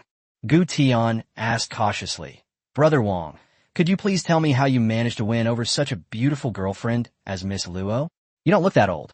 Wang Ping'an immediately became interested. It seemed this kid was getting impatient. He quickly replied, "I'm good at this. You have to be proactive when pursuing a girl. Tell me about your girlfriend situation first, and I'll help you figure it out." Gu Tian said his girlfriend's name was Lu Qiuyue, and she was his classmate in college. He had a crush on her for a long time. However, Lu Qiuyue had a cold personality and ignored him even after he transmigrated. Wang Ping'an asked, "Did you confess your feelings?" Gu Tian, "Oui. I wouldn't dare." Wang Ping'an inwardly scoffed. He thought, she doesn't even dare confess to someone she likes. How pathetic. But aloud he analyzed, the matching system is based on intimacy. She must like you too, otherwise you two wouldn't have been matched together. Gu Tian thought it made a lot of sense and quickly asked what to do. Wang Ping'an chuckled, recalling the night Luo Ningxue had voluntarily revealed her feelings and immediately shared a secret. Put her on the bed and give her a forceful kiss. It'll work. Gu Tian was startled and said that Qin Shaoxian told him to take his time. Wang Ping'an scoffed. What does he know at his age? That's how I pursued your sister-in-law. A man needs to be assertive. That's the secret. Gu Tian was still a little hesitant, but Wang Ping'an continued to encourage him. Girls are always reserved. Don't worry, she definitely likes you. On the other side, after a deep conversation with Wang Ping'an, Gu Tian became quite excited. The more he thought about it, the more unreliable Qin Shaoxian's words seemed. All that talk about maturity, stability, and taking things slowly was just nonsense. Wang Ping'an really understood the minds of young girls. So he stood up, looked at the red-haired woman in front of him, steadied himself, and called out, "Chu." Lu Qiuyue turned around and asked, "What's wrong?" Gu Tian took a deep breath, walked over, and placed his hands on her shoulders. Lu Qiuyue frowned. "What are you doing?" Gu Tian didn't answer. He gently pressed her down onto the bed and moved closer to her. The next second, with a loud smack, Gu Tian was slapped and sent flying, with 5 finger marks clearly imprinted on his face. Wang Ping'an, completely unaware of what happened next, was humming a little tune, feeling extremely smug. He felt he had just saved someone from darkness. At this moment, Luo Ningxue had also finished cooking, and the two sat down together. On the table were white rice, snow cloud vine meat, and fried chili with pork cracklings. Wang Ping'an first picked up a piece of snow cloud vine meat and tasted it, his eyes immediately lighting up. This stuff had both the aroma of meat and the refreshing taste of vegetables, like lettuce wrapped around grilled meat. The flavor was quite unique. Private messages kept buzzing in Wang Ping'an. He didn't need to look to know it was Gu Tian and assumed that the other party had already succeeded. He thought to himself that there was no need to thank him. Eating was the most important thing. As he ate, he praised, "Ningxue, your cooking skills are getting better and better." Luo Ningxue glanced at him and deliberately said, "Yeah, but today Gu Tian was thinking about cooking for his girlfriend outside. How romantic. But here, it's me cooking for you." Wang Ping'an immediately changed the subject. "Ningxue, that snow cloud vine can attack and entangle enemies." Luo Ningxue was indeed intrigued. "Really?" Wang Ping'an nodded. "Hurry up and eat. When it gets dark, I'll have number 2 take a torch out so we can fight the zombies. Those guys have weapons."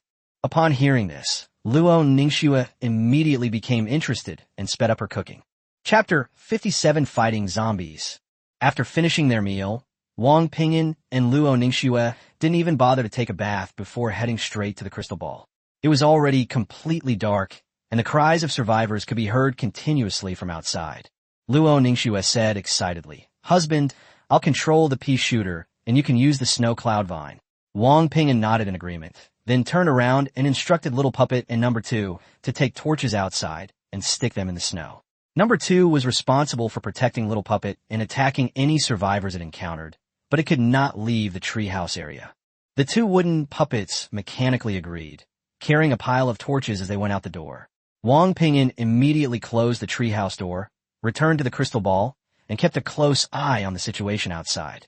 Soon, a black iron tier survivor appeared. This minor character didn't even need to use the treehouse weapons. Little Puppet too easily riddled him with bullets. Little Puppet then diligently lit torches, illuminating the area around the treehouse. The sounds of fighting and the flashes of fire quickly attracted more survivors. Iron, bronze, and silver ranks alike surged towards the treehouse in dense numbers. As soon as Luo Ningxue saw the crowd appear, she immediately controlled her pea cannon, ready to fire. Wang Ping'an quickly reminded her, "Aim carefully before you fire. Prioritize shooting those with weapons. Otherwise, you'll easily lose." Luo Ningxue responded, adjusted the cannon's muzzle, and used a flashlight to blast at a survivor wielding a large sword. With one shot, the man was blasted to pieces and vanished instantly, leaving only the broadsword lying in the snow. Wang Ping'an muttered to himself, hoping the sword was at least bronze level. Otherwise, the shot would have been a waste. At this moment, Luo Ningxue spotted a silver-level survivor holding a brick. Her eyes lit up, and she quickly turned her cannon, but the first shot only injured the opponent, not killed him. She immediately fired continuously, her pea shooter firing almost once per second, unleashing 6 or 7 shots in a row, finally taking down the silver-level survivor. After the opponent disappeared, the brick landed on the ground, and a small white orb of light appeared next to it. Luo Ningxue asked in confusion what it was. Wang Ping'an didn't know either, only saying that they would go and pick it up at dawn. At this time, Xiao O had already planted torches all over the front of the treehouse and quickly returned as ordered, while number 2 was still fighting outside with a spear. More and more survivors gathered, many already approaching the treehouse. Wang Ping'an also began to control the snow cloud vine to attack. Strangely, these survivors did not directly attack the treehouse. Their main targets were the torches and the puppets. The snow cloud vine was quite effective, pulling out a whole patch at a time. To prevent little puppet number 2 from being attacked and damaged, Wang Ping'an quickly called it back. From then on, the battle completely turned into a torch defense war. Seeing the increasing number of survivors outside, Luo Ningxue couldn't resist trying to use snow cloud vine herself. The 2 switched weapons and continued their attack. Wang Ping'an controlled the pea shooter, focusing specifically on the silver-level survivors, regardless of whether they had weapons or not. Because they've discovered that every silver-rank survivor drops a small orb of light upon death. That alone makes it worthwhile to fire a few more shots at them. Only after the last torch went out did Luo Ningxue reluctantly get up. She calculated that the energy consumed in just a short while was worth more than a dozen silver survival coins. As Wang Ping'an poured bathwater into the bathtub, he added a flower of life and said, "The consumption is indeed fast. Once those survivors outside have dispersed, let the puppet retrieve the items and see if we made a profit or a loss. If we made a profit, we'll continue. If we lost, we'll let it go." Luo Ningxue nodded, then pulled Wang Ping'an around in circles. The two soaked in the bathtub, absorbing the energy of the flower of life. After the first two absorptions, they could both feel a subtle improvement in their bodies each time. Wang Ping'an leaned against the bathtub and casually opened his private chat. Gu Tian's messages had already flooded in. "Brother Wang, you lied to me. I tried to kiss Qiuyu, but I got slapped before I could even kiss her. Now she won't even let me in bed. What should I do? She seems angry." Wang Ping'an was stunned. It failed. Luo Ningxue was clearly like that day. He deduced from the matching mechanism that Gu Tian and Qiuyu were classmates and should have feelings for each other. So how could there be a problem? Luo Ningxue noticed his mood, hugged his neck and asked, "Husband, what's wrong?" Wang Ping'an looked at Luo Ningxue in the steam, recalling the night she confessed her feelings, and suddenly his eyes lit up. He finally understood that Gu Tian's failure wasn't due to a wrong method, but rather a lack of the right atmosphere. So he immediately replied to Gu Tian, telling him not to panic. The problem was that the atmosphere wasn't right. Gu Tian quickly pressed for an answer. Wang Ping'an then instructed him that next time Qiuyu took a bath, he should first turn his back to her, then suddenly turn around, prop his head up, and stare at her. If she asked, he should say he was just looking and wouldn't do anything. Gu Tian panicked upon hearing this, feeling it was too dangerous. Wang Ping'an, however, reassured him that the atmosphere would be right once she finished showering and became shy. He would then pull her aside for a heartfelt confession. If she refused or remained silent, he would simply kiss her. It was guaranteed to work. Gu Tian hesitated for a long time, saying he was afraid of getting slapped again. Wang Ping'an then deduced that Qiuyu must still care about him after hitting him. Gu Tian was surprised at how he knew. Wang Ping'an calmly stated that he was an expert in this area and could easily handle it by following his instructions. After a while, Gu Tian finally replied, saying he believed him. Wang Ping'an added that it was best to lie on the bed in a slightly seductive posture while watching before turning off the channel with satisfaction. Seeing that he still wasn't paying attention to her, Luo Ningxue called out again. Wang Ping'an snapped out of his reverie, smiled, and said it was nothing. He wanted to take this opportunity to work on his talent and try to achieve the empathy effect today. Luo Ningxue immediately refused. "No, your injuries haven't healed yet." The next second, her exasperated voice rang out from the bathroom. Wang Ping'an, Chapter 58, the role of the dark attribute puppet. After the temperature dropped, Wang Ping'an and Luo Ningxue got dressed and peeked out from behind the door. Xiao was outside collecting the loot dropped by the survivors. It has night vision and can avoid danger without torches, as long as it doesn't make any noise. Not long after, Little Doll returned to the treehouse, carrying a bunch of things, and the two immediately closed the door to take inventory. The first thing they checked was the white orb dropped by the silver-level survivor. Name, Spirit Orb, Silver Grade. Function, this bead contains a certain amount of spiritual energy. Recycling it into the treehouse core might be a good option. Description, a bead formed after a survivor of silver rank or higher dies. It has been reforged countless times. After reading it, Wang Ping'an said with a sigh, "It seems to be something that can be exchanged for survival coins." Luo Ningxue was also a little disappointed, as she had thought it would be some kind of treasure. Fortunately, each spirit pearl could be exchanged for 2 silver survival coins, and they obtained a total of 7, which is 14 coins. The energy consumed by the plant weapon was equivalent to about 16 silver survival coins, which seems like a slight loss, but it consumed iron and bronze coins, while silver coins are more valuable, so overall it's not a loss.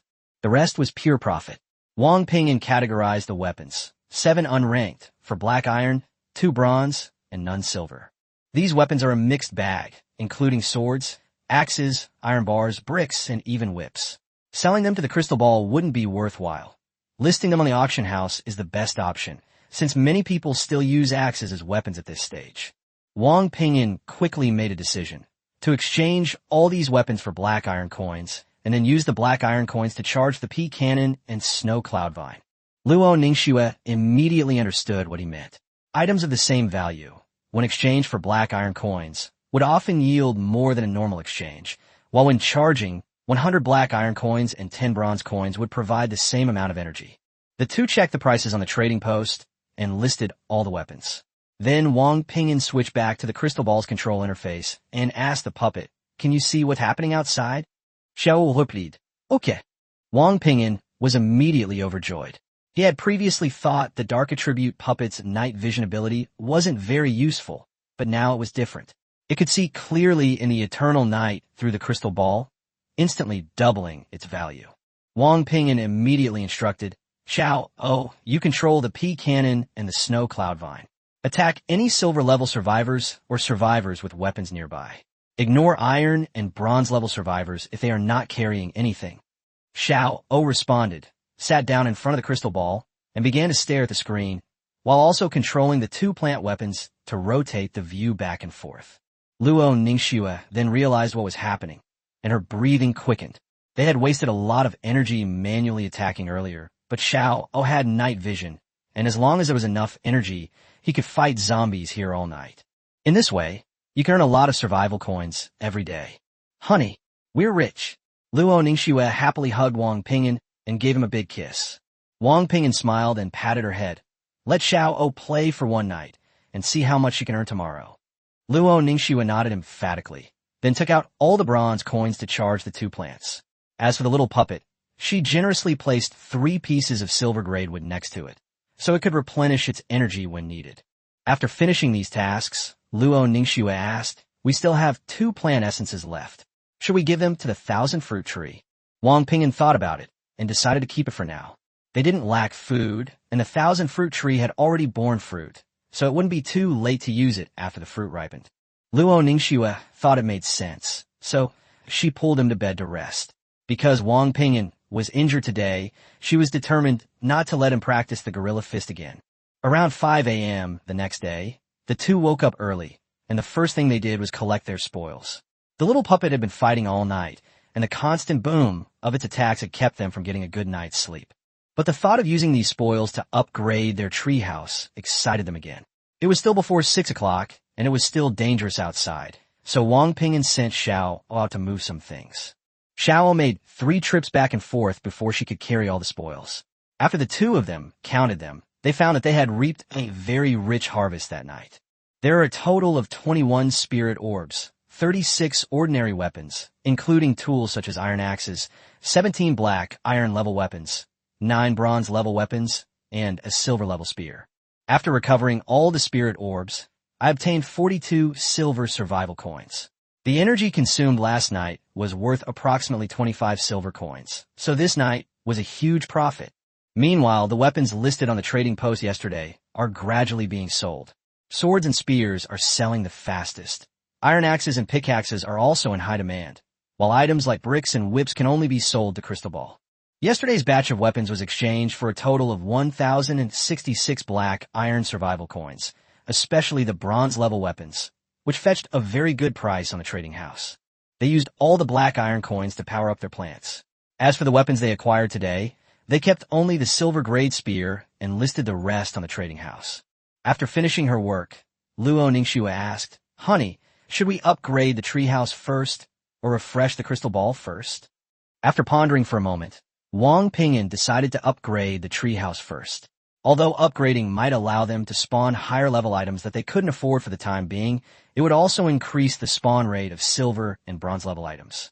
Luo Ningxue naturally had no objections. Wang Ping'an glanced at the remaining silver survival coins. There were 116 left. "Would you like to upgrade the treehouse using 100 silver survival coins?" "Yes." Chapter 59, Master Level Treehouse. After Luo Ningxue confirmed the upgrade, the interior of the treehouse changed again. The originally cramped space instantly expanded to a diameter of about 20 meters, roughly 300 square meters. The new treehouse has a completely redesigned layout, with bedrooms, a kitchen, a toilet, and a storage room all clearly defined.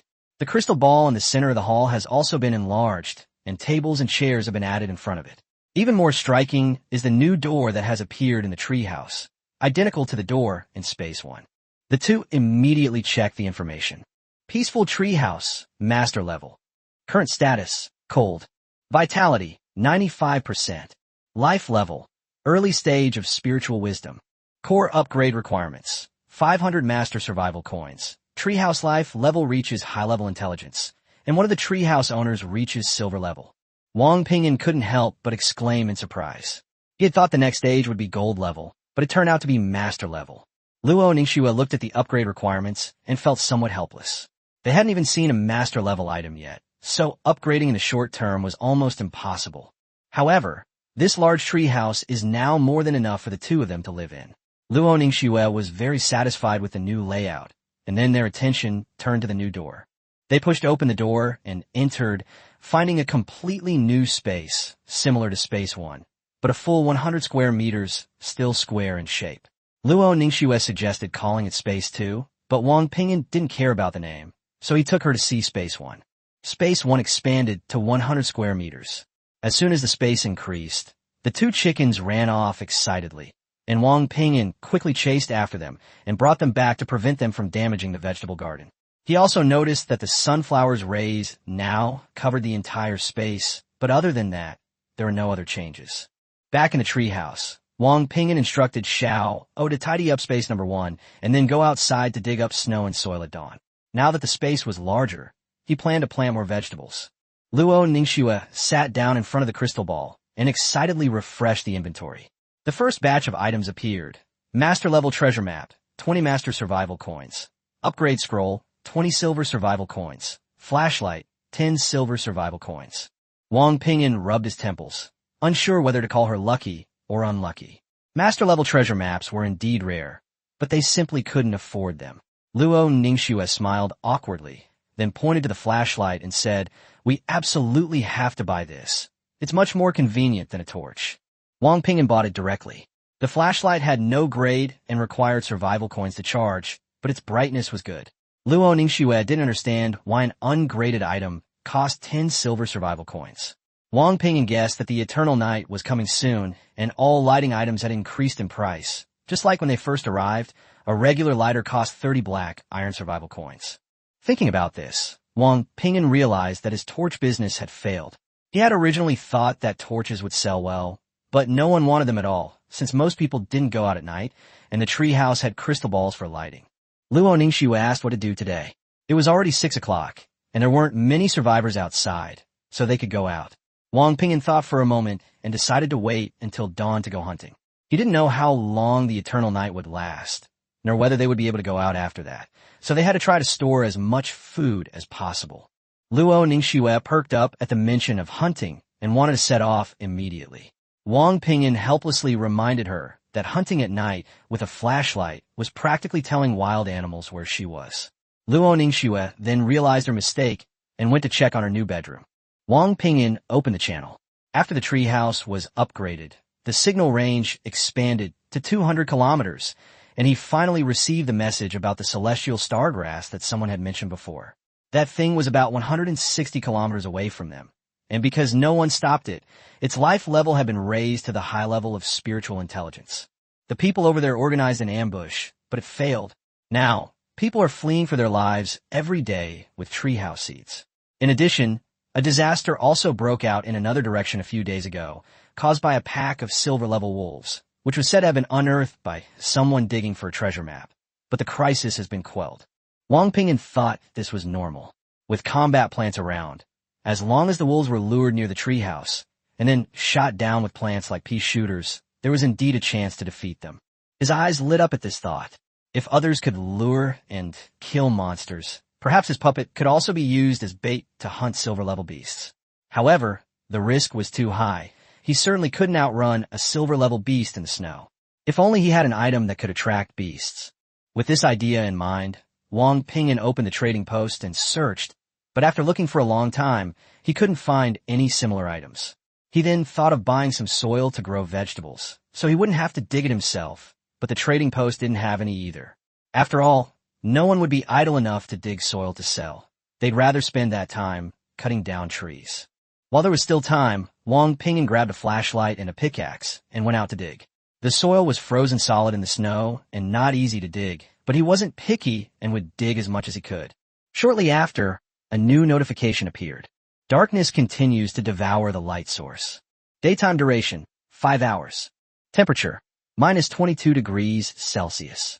Countdown to the descent of eternal night. 1 day, 4 hours of daylight will occur tomorrow. Analyzing the overall skill level of all survivors. Wang Ping'an returned to the treehouse, carrying a bucket of soil, whispering that there was only 1 day left. Luo Ningxue asked what the overall level meant. Wang Ping'an shook his head, saying that a similar message had appeared when the world will hinted at a disaster last time. He guessed that the world would determine the difficulty of the disaster based on the overall strength of all survivors. Chapter 60 Hunting. Overall level, huh? Luo Ningxue's beautiful eyes darted around, and she said excitedly, "We should be among the top group, right? The treehouse is already at the master level, and there aren't many people in the channel who are. In that case, wouldn't this disaster be much simpler?" Wang Ping'an raised his hand and patted her head. "There are billions of people on the entire planet Blue Star, and there are plenty of freaks out there. We're just doing all right within the signal range, so don't be too optimistic." Luo Ningxue nodded. "Not optimistic, but we can't be too pessimistic either." Wang Ping'an suggested going hunting, and if they had time, they could dig some coal from the cave they visited last time. Luo Ningxue perked up immediately at the mention of hunting, but then asked why they needed to dig coal themselves when they could buy it at the trading post. Wang Ping'an reminded her that it was cold now, and the prices of timber, coal, and meat had all skyrocketed, becoming ridiculously expensive.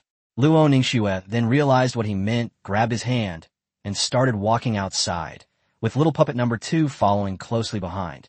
Although it was daytime outside, the sky was still overcast, and the sun was nowhere to be seen. Fortunately, the snow had lessened compared to before, but the snow on the ground was still very deep, reaching up to the knees with each step, making every step extremely difficult. Luo Ningxue took a sip of baijiu to warm herself up and asked where they wanted to go hunting. Wang Ping'an decided to go near the lake they had visited before, since there were likely animals near the water source. The two then followed the route they had taken when they were treasure hunting. Upon arriving near the fragrant wood, Luo Ningxue noticed footprints in the snow. Wang Ping'an crouched down to examine them and determined that they resembled deer, and more than one at that. He then led her to follow the footprints. They hadn't walked far when a dense coniferous forest appeared ahead. Through the branches and leaves, the two saw several yellow deer, 2 large and 3 small, grazing on the moss beneath the snow. Name: Chrysanthemum deer, bronze level. Description: a small mammal of the Jin dynasty, whose antlers pose a certain threat. As Wang Ping'an and Luo Ningxue spotted them, the chrysanthemum deer also noticed them. The 2 larger deer immediately shielded the smaller one behind them, but did not run away. Instead, they kept calling out to them, seemingly trying to scare away the 2 unfamiliar 2-legged creatures. Wang Ping'an lowered his voice and said, "Kill the 2 big ones, and see if we can catch the small ones. The fawns aren't of any grade yet." Luo Ningxue's eyes lit up, but she was also a little worried. "Honey, both of these are bronze level. Are you sure you can handle them?" Wang Ping'an's face darkened. "Don't you know best whether I'm capable or not?"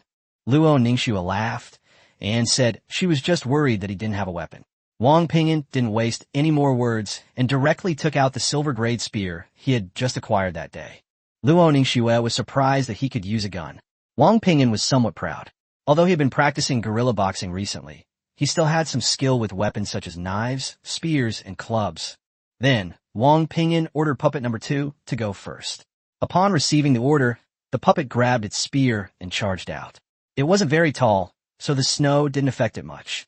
The 2 large chrysanthemum deer were immediately attracted, lowered their heads, and nudged little puppet number 2 with their sharp antlers. Almost simultaneously, Wang Ping'an and Luo Ningxue also surrounded them from the left and right sides. With the chrysanthemum deer's attention diverted, Wang Ping'an seized the opportunity and thrust his spear into the neck of one of them. However, to his surprise, this all-out attack failed to penetrate completely. Only half of the spearhead went in. He reacted with lightning speed, gripping the spear tightly with both hands and slashing horizontally. A long gash was instantly cut open on the deer's neck, blood gushing out, causing it to rear up in pain and let out a shrill cry.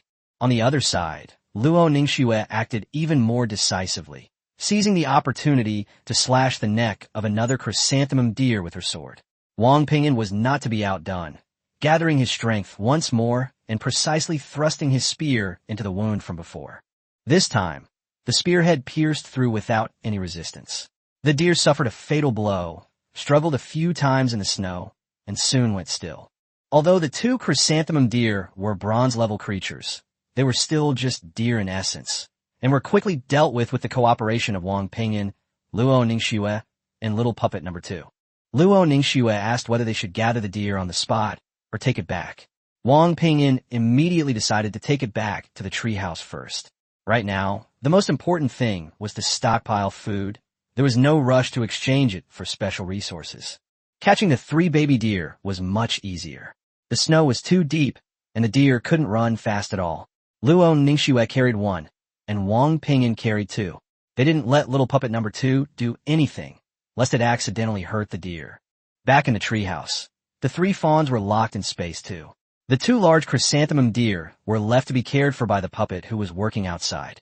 Wang Ping'an and Luo Ningxue soon returned to the coniferous forest. The forest was dense with trees, clearly a good hiding place for animals. The 2 stepped into the forest again, and all around was quiet, with only the occasional rustling sound of snow sliding off the branches. They slowed their pace, carefully examining the tracks on the ground, leaving no corner unchecked. Midway, they spotted another insignificant sheep, which they easily killed. After killing the sheep, the 2 wandered around the forest for over an hour, but found no other prey. The temperature was minus 22 degrees Celsius, and the thick snow made walking exhausting. The 2 rested briefly behind a tree. Luo Ningxue, catching her breath, looked at a small hole in the distance and asked, "Husband, do you think there might be a large wild animal hiding in that hole, like you said?" Wang Ping'an pondered for a moment and said, "Let's rest for a while and send No. 2 in to scout ahead. We haven't seen any other creature's footprints around here, so there might really be a big one hiding inside." Powerful creatures usually have their own territorial instincts. Chapter 61. Commanding the Sparrows with the King of Sparrows. What if it's a silver-level creature? We might not be able to defeat it, Luo Ningxue said with some concern. Wang Ping'an, however, had already made a plan. If it really was a silver-level weapon, he would have Little Puppet No. 2 pull it toward the treehouse. As long as they could hide back in the treehouse and use the weapons inside, they might be able to deal with it. Luo Ningxue frowned and said, "But if it blocks the way outside, how are we supposed to get out?" Wang Ping'an smiled and reminded her that there were also pea shooters and snow cloud vines in the treehouse. Luo Ningxue then realized. Wang Ping'an added that if they encountered a slow-moving silver-level enemy, they could give it a try, but if it was something as fast as a tiger, they might as well abandon No. 2 and just run for their lives. Luo Ningxue suddenly narrowed her eyes. "Who did you just call big-breasted and brainless?"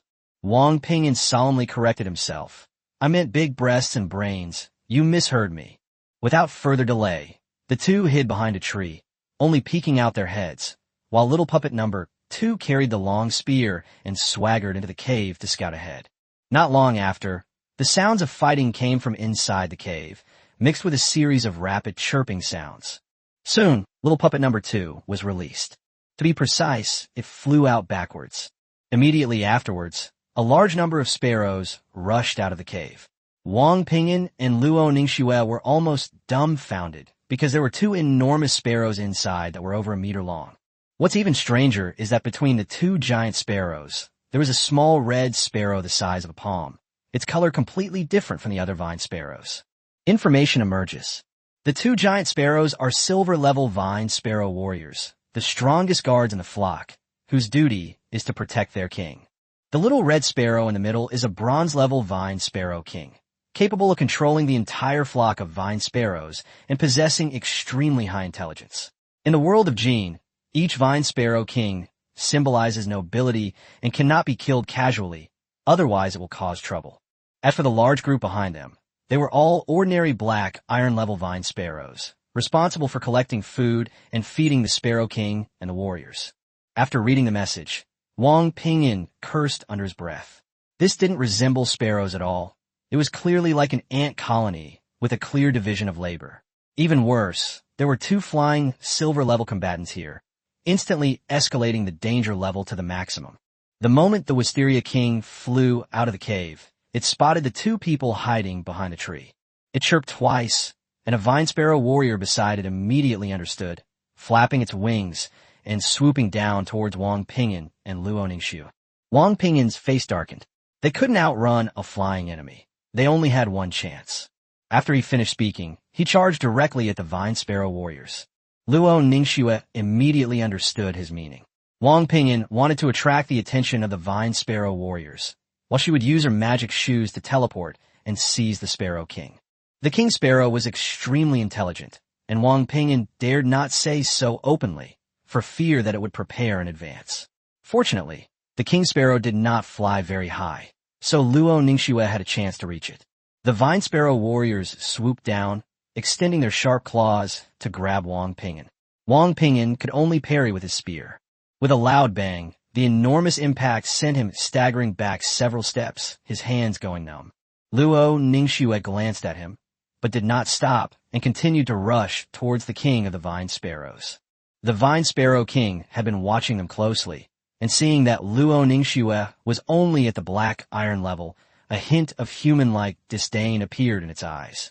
It flew to the head of another vine sparrow warrior, let out another cry, and a large flock of vine sparrows immediately swarmed forward behind it.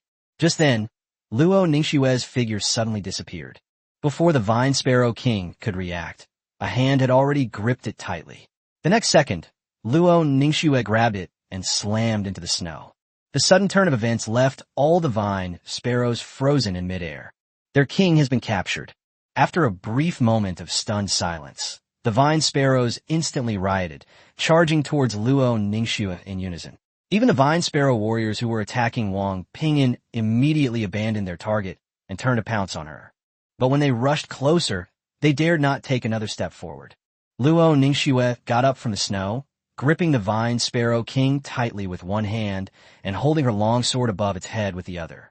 Although the vine sparrow king was a bronze-level creature, it was too small and not very strong in combat, and once she grabbed it, it couldn't break free. Luo Ningxue threatened coldly, "I know you're very intelligent. Tell them to get out of my way, or I'll strangle you." The king of Wisteria understood immediately and chirped twice. The flock of wisteria sparrows that had surrounded it received the command and flew back into the air, circling, their chirping becoming increasingly urgent. Their king's capture plunged the entire flock into unease. Wang Ping'an also realized that if the Sparrow King died, this group of vine sparrows would likely face serious trouble as well. He quickly ran to Luo Ningxue's side, a bold idea popping into his mind. If they control the king of the wisteria, can they indirectly control the entire wisteria flock? This isn't just any ordinary flock of birds. It includes 2 silver rank vine sparrow warriors and a large group of ordinary vine sparrows that can fly. If we can utilize them, finding resources in the future will be much easier. Moreover, the information only said not to kill the Mahjong King casually, but did not say that it could not be controlled. What intrigued Wang Ping'an even more was that the Sparrow King was actually a symbol of nobility in the Jin world, and every Sparrow King was like that. Since there was the Vine Sparrow King, perhaps there were other Sparrow Kings, such as the Flame Sparrow mentioned in the scroll before.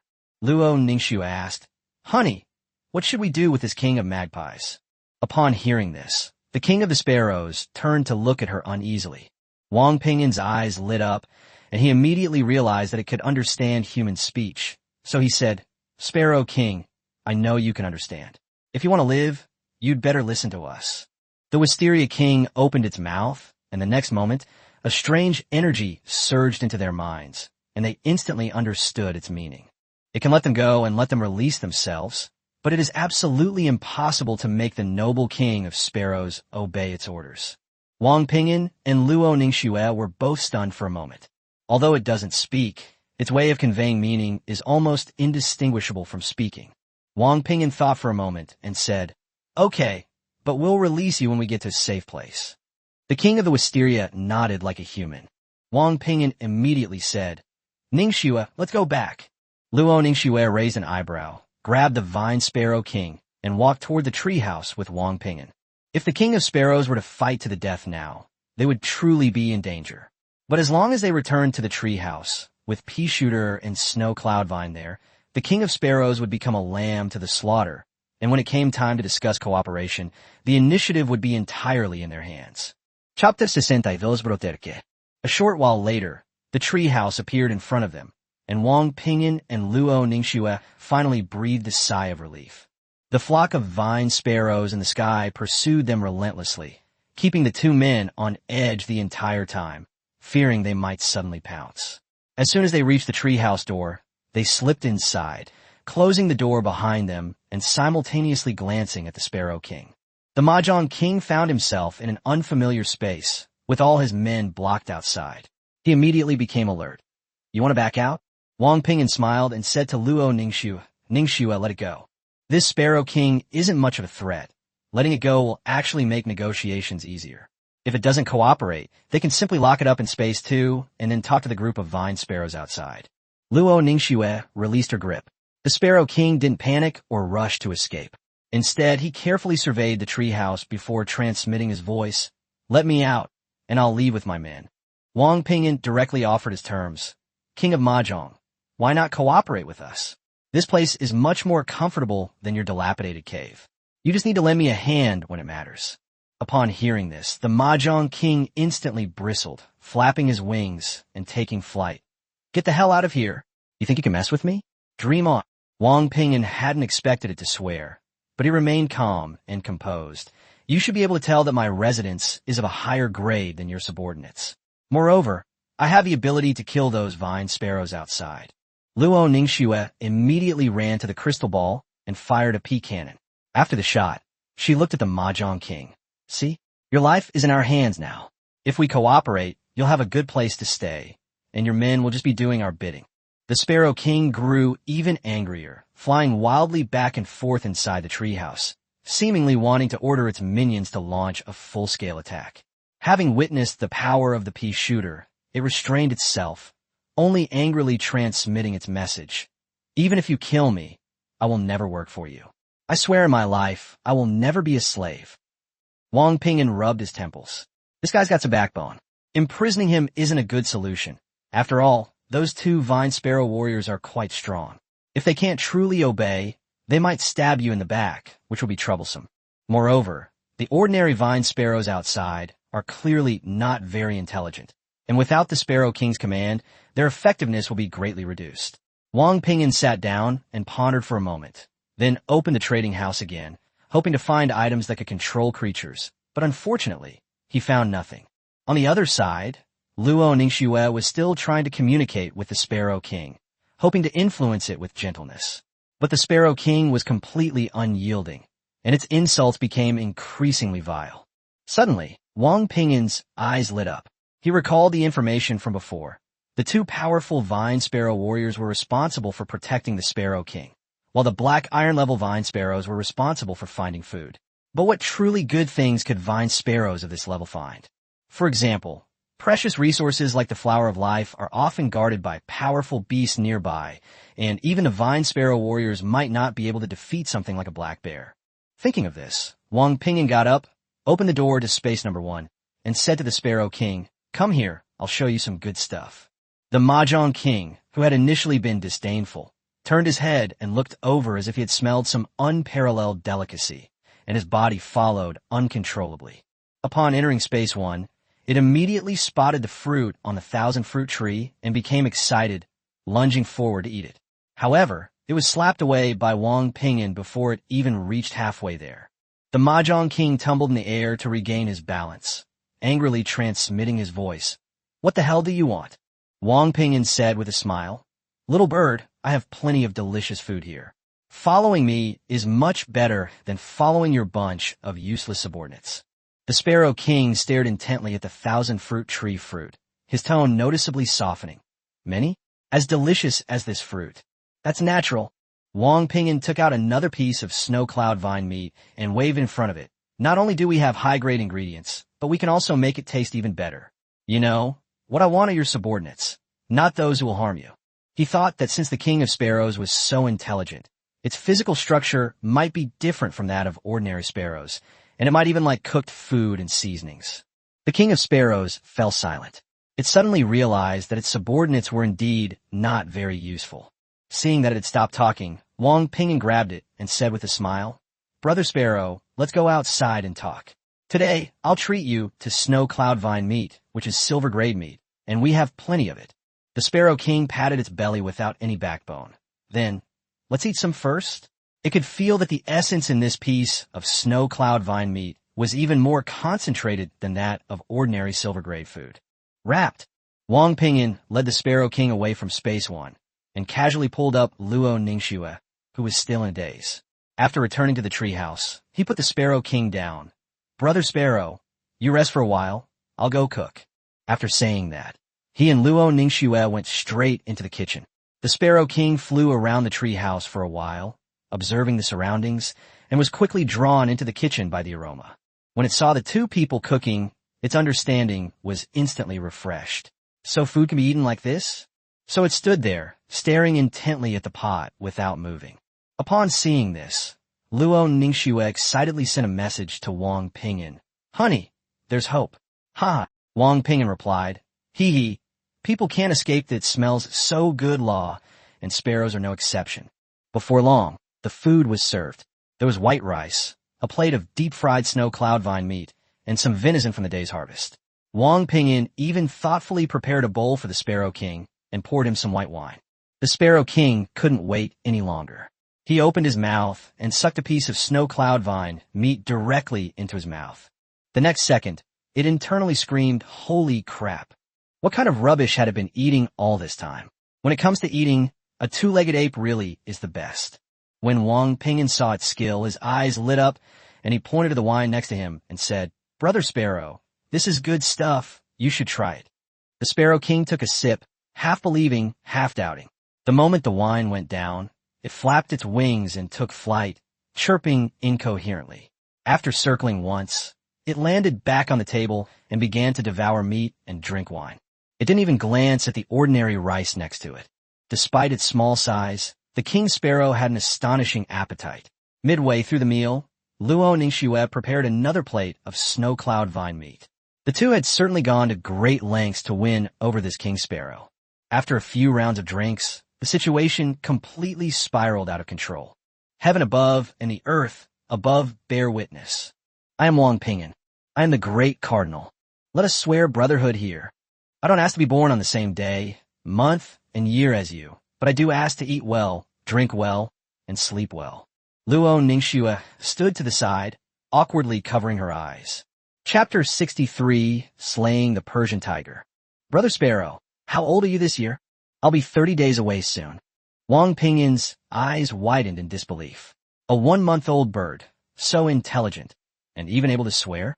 The big red finch asked him how old he was, and Wang Ping'an casually replied that he was a little bigger than it, and told it to call him Brother Wang. The big red finch, slightly tipsy, happily flapped its wings and telepathically said that its name was Big Red Finch, and that it could just call it Red Finch from now on. Seeing that they had drunk some wine and gotten along well, Wang Ping'an immediately reminded it that it was time to go hunting. The day was almost over, and he didn't want to waste the last bit of time drinking with this king sparrow. The great cardinal asked how to hunt.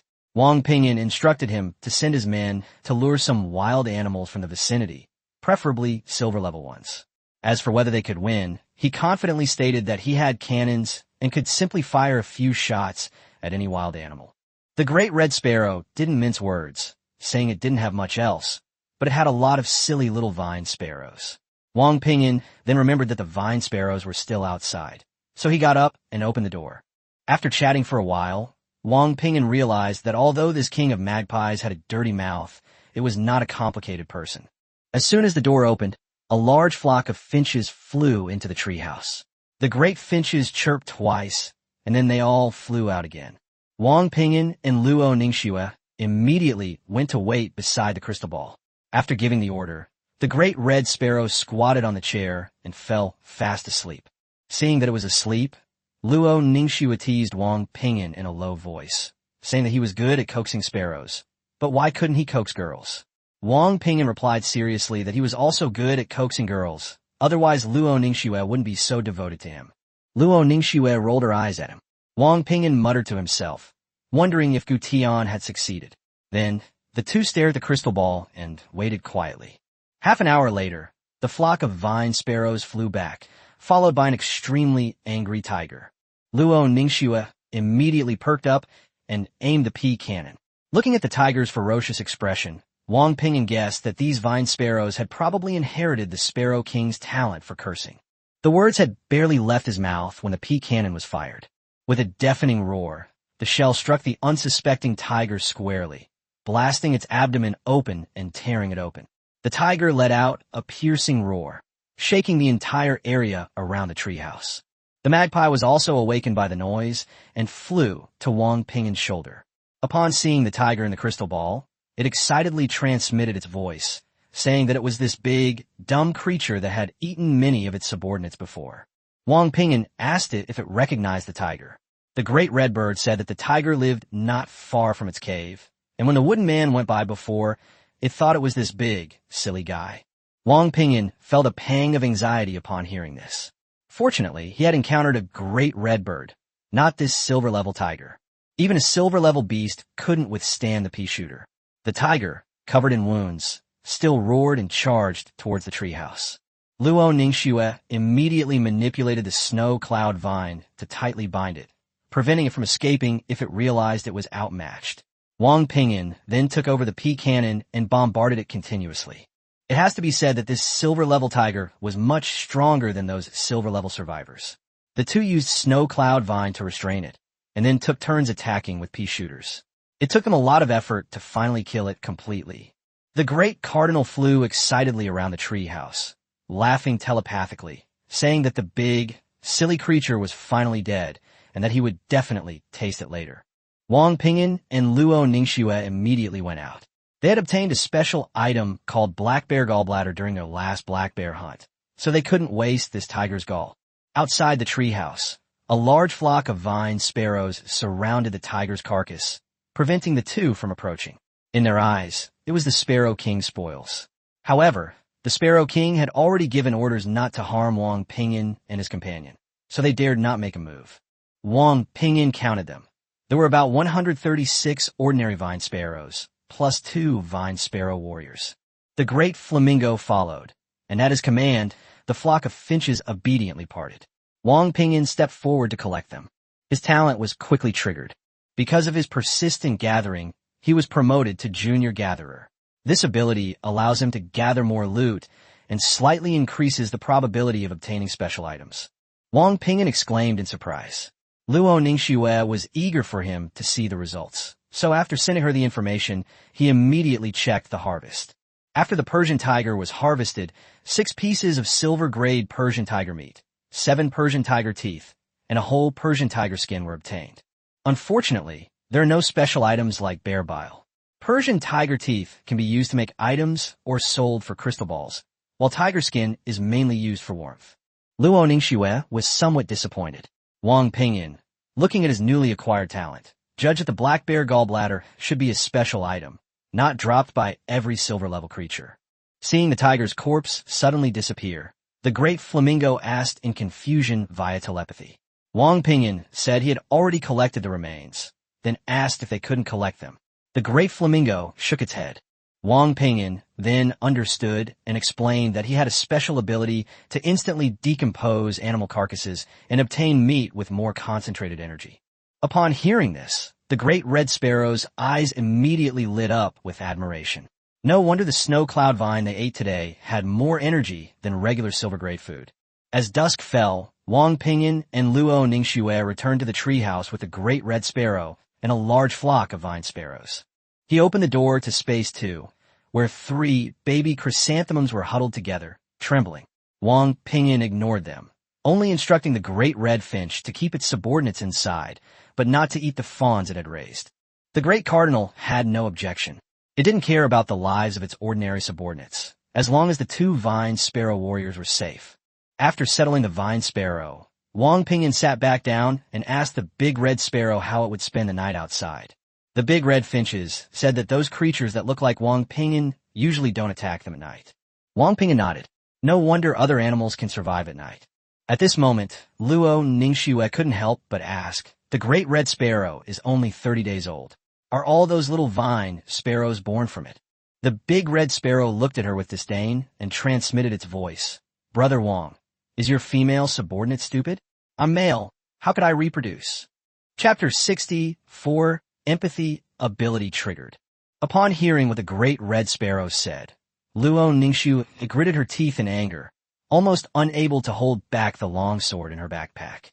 Seeing this, Wang Ping'an quickly explained, "She's not my subordinate, she's my wife. We're equals. From now on, you'll have to call her sister-in-law." The great flamingo flapped its wings and transmitted its voice. "I understand, just like my flock of little vine sparrows that are responsible for reproduction." Wang Ping'an quickly grasped Luo Ningxue's hand and changed the subject, asking, "You mean those black iron-level vine birds, all bred on their own?" The great cardinal nodded in agreement and proudly stated that since its birth, the flock of vine-billed finches had been under its control, and no matter how many they reproduced or how much they grew, they could not escape its control. However, there are exceptions. If a new king sparrow is born from the wisteria, the pair that gave birth to the king sparrow will evolve into wisteria warriors and leave with the new king sparrow. Luo Ningxue's eyes widened in surprise. "Those two vine sparrow warriors, aren't they your parents?" Wang Ping'an's lips twitched involuntarily. The great red sparrow completely denied it. "Those two idiots are not qualified to be my parents. We only have one father, which is engraved in our bones from birth, and that is the great flame sparrow father." Flame sparrow? Wang Ping'an and Luo Ningxue exchanged a glance and immediately remembered the flame sparrow treasure chest scroll they had obtained before. Wang Ping'an pressed further. "How powerful is your flame sparrow father?" The cardinal answered decisively, "I don't know. I've never seen it." Wang Ping'an was speechless for a moment, then asked it about the gene world, such as why they were here, who the world's will was, and whether they had ever seen a master-level creature. The great cardinal knew nothing about the matter, only saying that the tree they lived in had always been there, that it had never heard of the so-called world will, and that it had seen master-level beings before, but they had all disappeared in the last few days. Luo Ningxue asked in confusion, "Has our tree always been here?" The cardinal nodded with absolute certainty. Wang Ping'an then asked many more questions, but the great red sparrow knew very little and had no useful information. As night fell, the treehouse returned to its tranquility. Luo Ningxue sat in a chair playing the super-powered game console, while Xiao O controlled the pea shooter and snow cloud vine to fight zombies. Wang Ping'an took out his spear and began practicing. He planned to practice spearmanship and fist techniques together, mastering at least one weapon skill. However, his current focus was on guerrilla fist techniques. He would gradually shift his emphasis to spearmanship after learning more advanced fist techniques. Triggering the next stage of the persistence talent is not easy. It's like chopping down a tree. You're still stuck at the beginner level. Just then, the bored great red sparrow flew to Luo Ningxue's side and stared curiously at the game console. It didn't take long for it to become interested and immediately transmitted its voice. "What is this? Let me play with it." Luo Ningxue glanced at it. "You only have 2 paws and so many buttons. How are you going to play?" The great cardinal retorted, "I can play. I definitely can play." As soon as it finished speaking, its eyes glowed red, and the button on the game console was actually pressed. Luo Ningxue turned her head sharply, surprised, and asked, "You have the ability to manipulate things remotely?" The great gargoyle flapped its wings smugly. "Of course, I'm the king of the vine sparrows. This is just a small skill." Luo Ningxue sneered. "It's a pity he's still a weakling." The big red cricket didn't bother to argue, only urging her to put down the game console, and casually called her mother. Luo Ningxue narrowed her eyes.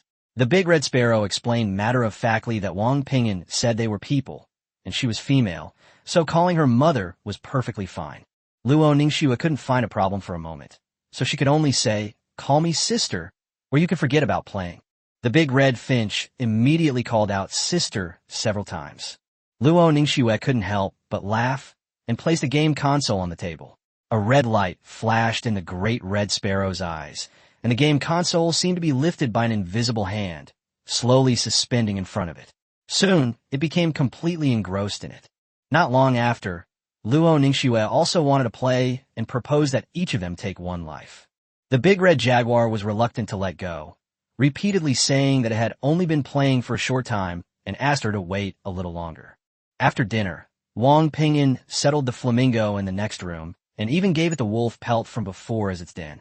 The flamingo also took the game console with it, clearly now completely addicted. After finishing all that, Wang Ping'an finally took a look at his new bedroom. The room was over 30 square meters, spacious, and included a separate bathroom. There were also wooden furniture, such as cabinets, along the walls.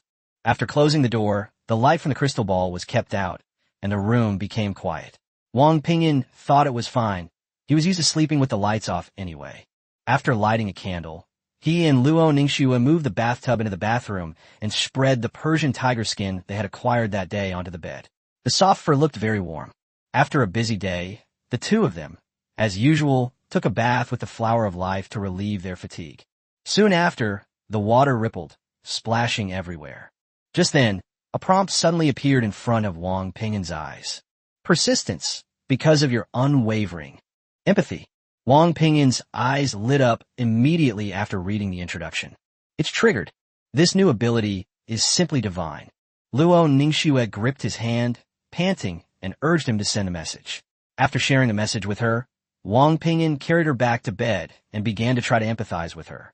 Empathy can provide both parties with a more immersive experience, and also has an effect similar to dual cultivation.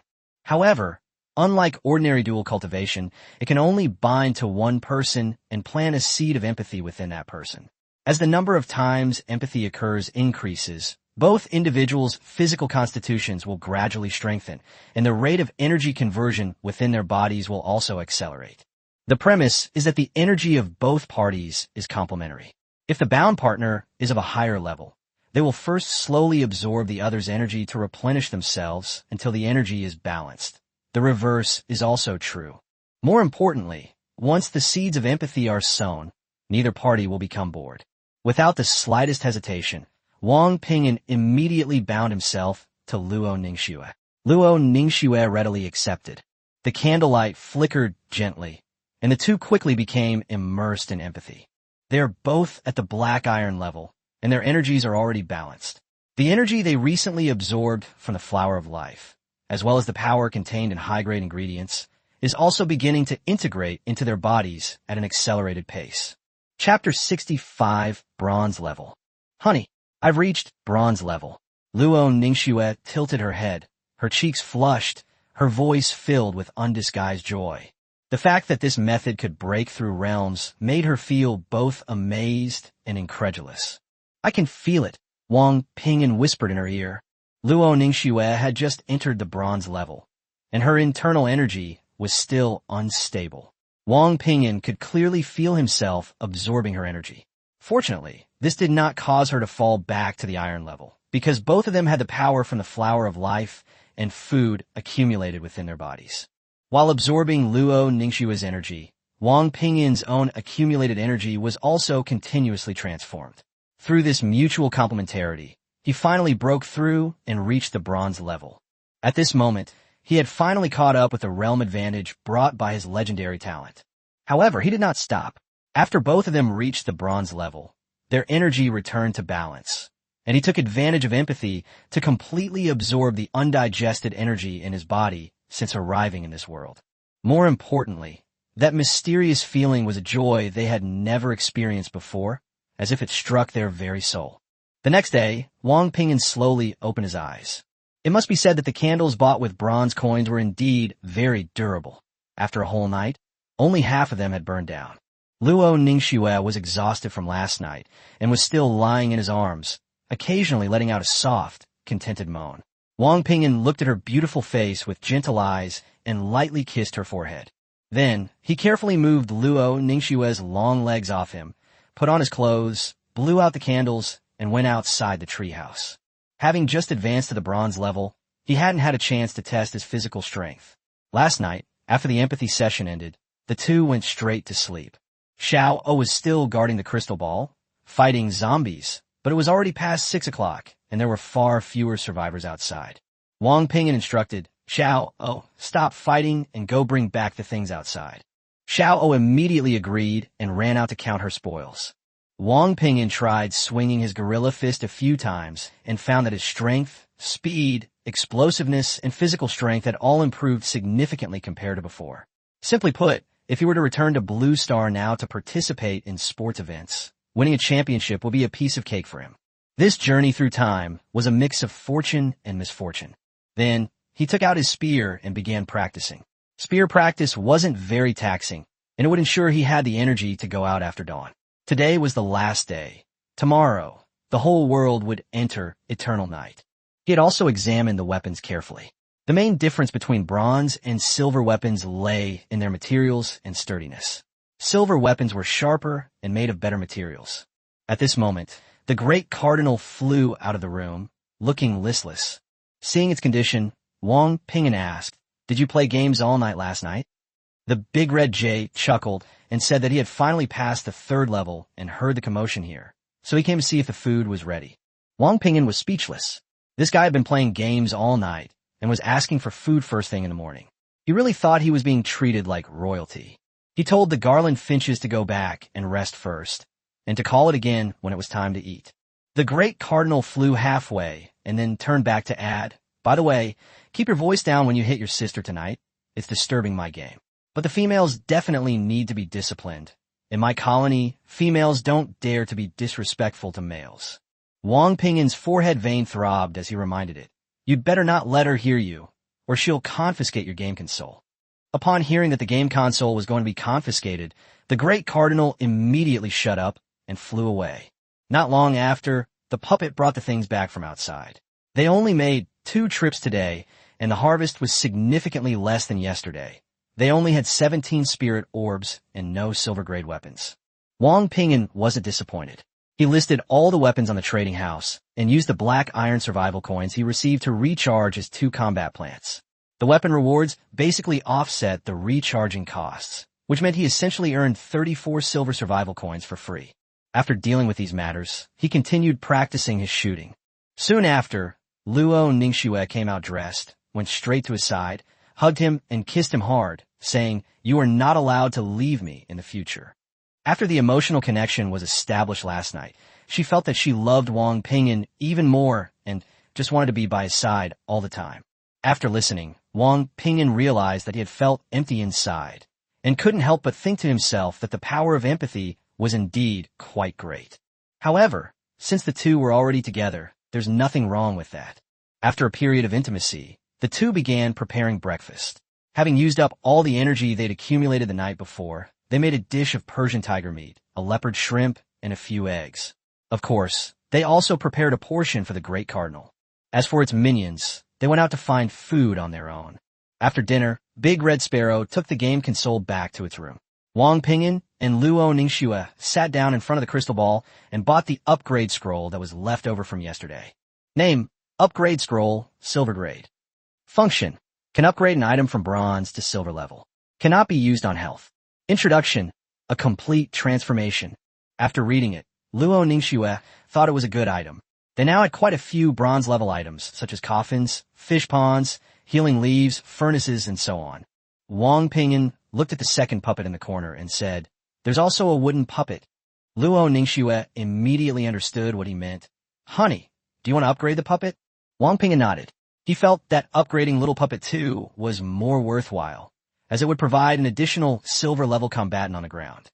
Although the 2 Vine Sparrow warriors were also silver level, their direct combat strength was average. Their only advantage was their ability to fly. Luo Ningxue thought it made sense, so she called Little Puppet number 2 over. Wang Ping'an immediately used the upgrade scroll. Upgrade failed. The upgrade scroll cannot be used on life. The two were stunned upon hearing the prompt. Are puppets alive? How is that possible? Isn't it just like a robot? Wang Ping'an suspected that he might have used the wrong target just now, so he refused to give up and used the upgrade scroll on the puppet again. The result remained the same. He turned to look at the other dark attribute puppet and asked, "Little puppet, are you a life form?" The little doll replied, "Yes." Wang Ping'an continued, "What type of life form are you?" The little puppet calmly said, "Puppet." Chapter 66, The Last Day. After hearing the puppet's answer, Wang Ping'an and Luo Ningxue fell silent for a moment.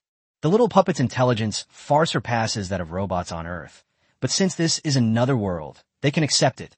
What truly bothers them is that it claims to be a life form. Wang Ping'an asked in a low voice, "Little puppet, since you are a life form, you should be able to advance, right?" The puppet replied, "Yes." "How do I advance?"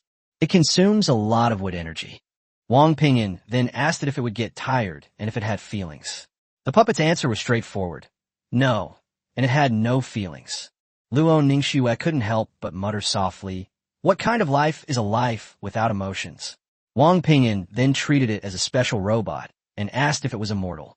The puppet explained that it would die if completely destroyed, but could be reborn with the help of the treehouse as long as a little remained. Conversely, if the treehouse died, it would die as well. Wang Ping'an immediately pressed for details about its relationship with the treehouse and whether replanting the treehouse would be useful. The puppet replied, "We are father and son. The replanted treehouse has nothing to do with me." Wang Ping'an then understood why he had never seen puppets for sale in the trading house. He then asked how many puppets could appear in a treehouse at most. The answer was 7, corresponding to the 5 elements: metal, wood, water, fire, earth, light, and darkness.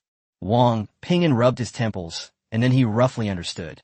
The puppet was more like a treehouse, or a special life form nurtured in a crystal ball. After digesting the information, Luo Ningxue casually said, "Honey, 7 Calabash brothers." Wang Ping'an thought this explanation made perfect sense, and then asked the little puppet if it knew anything about the gene world. The puppet didn't know, so it seemed this world hadn't left any loopholes. Neither the big red sparrow nor the little puppet knew. Wang Ping'an arranged for Xiao O to stay in the treehouse today, and if the vine sparrow attracted wild beasts, he would fire the cannon directly to kill them. Luo Ningxue asked if they should go out. Wang Ping'an glanced at the time. It was 8:36 a.m., with 24 minutes left until dawn. He decided to refresh the crystal ball first, and then go check out the mine from last time. The crystal ball revealed 3 items: a level 1 treasure map, the treehouse core essence, dark, and a 500 square meter grassland-style building. To Wang Ping'an's surprise, the master-level treehouse would even spawn a level 1 treasure map. However, he didn't hesitate and immediately bought the treasure map and the dark attribute core essence. This essence was a silver grade. After he embedded it into the treehouse, its original cold state immediately disappeared. A childlike voice came from inside the crystal ball. "It's not cold anymore." The two ignored it and instead looked at the last piece of land, a 500 square meter grassland. Luo Ningxue said that someone on the channel had shown similar spatial props, but they were all very expensive. After thinking it over, Wang Ping'an decided to find a way to acquire it. This type of spatial building can be folded, and after being placed in Space 2, the excess area will shrink, making it perfect for raising livestock. Space 1 is for planting, and Space 2 is for animal husbandry. The arrangement is just right. As for the upgrade scroll, Wang Ping'an plans to wait until he returns today to decide which item to use it on. Before leaving, he found a great cardinal and, smiling, ordered it to take its little brothers with it, while leaving some behind to lure wild animals. The great cardinal, engrossed in its game, refused without looking up, saying that they could take those idiots with them, as it wanted to continue playing the game. Luo Ningxue immediately threatened that if she didn't go, she would have to return the game console and wouldn't be allowed to play it again. Big Red Sparrow reminded her, somewhat disgruntled, that she had clearly promised to let her play yesterday. Luo Ningxue admitted that the game console could be given to it to play, but it also had to help with chores, otherwise the flock of vine sparrows would have no one to command them. The Big Red Eagle finally had a compromise, but it didn't forget to complain that Luo Ningxue was too bad at the game and shouldn't try to take the game console from again. Luo Ningxue immediately got angry and retorted that it couldn't even pass the 2nd level yesterday. The Big Red Sparrow immediately declared triumphantly that she had already passed the 3rd test today. Wang Ping'an was speechless and could only urge them to come back and compete again, telling them to go out and get to work first. Soon, Wang Ping'an and Luo Ningxue led a flock of sparrows away from the treehouse. It was still dark, so the two had to move around using flashlights. They first went to dig for the treasure map, which was located near the treehouse, but this time they only dug up a few bronze coins, which was their worst luck ever. Fortunately, at least it wasn't a piece of wood.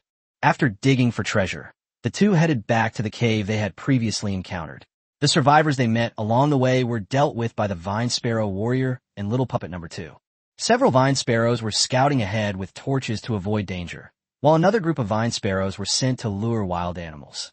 The Great Red Sparrow perched on the Vine Sparrow Warrior, squinting its eyes.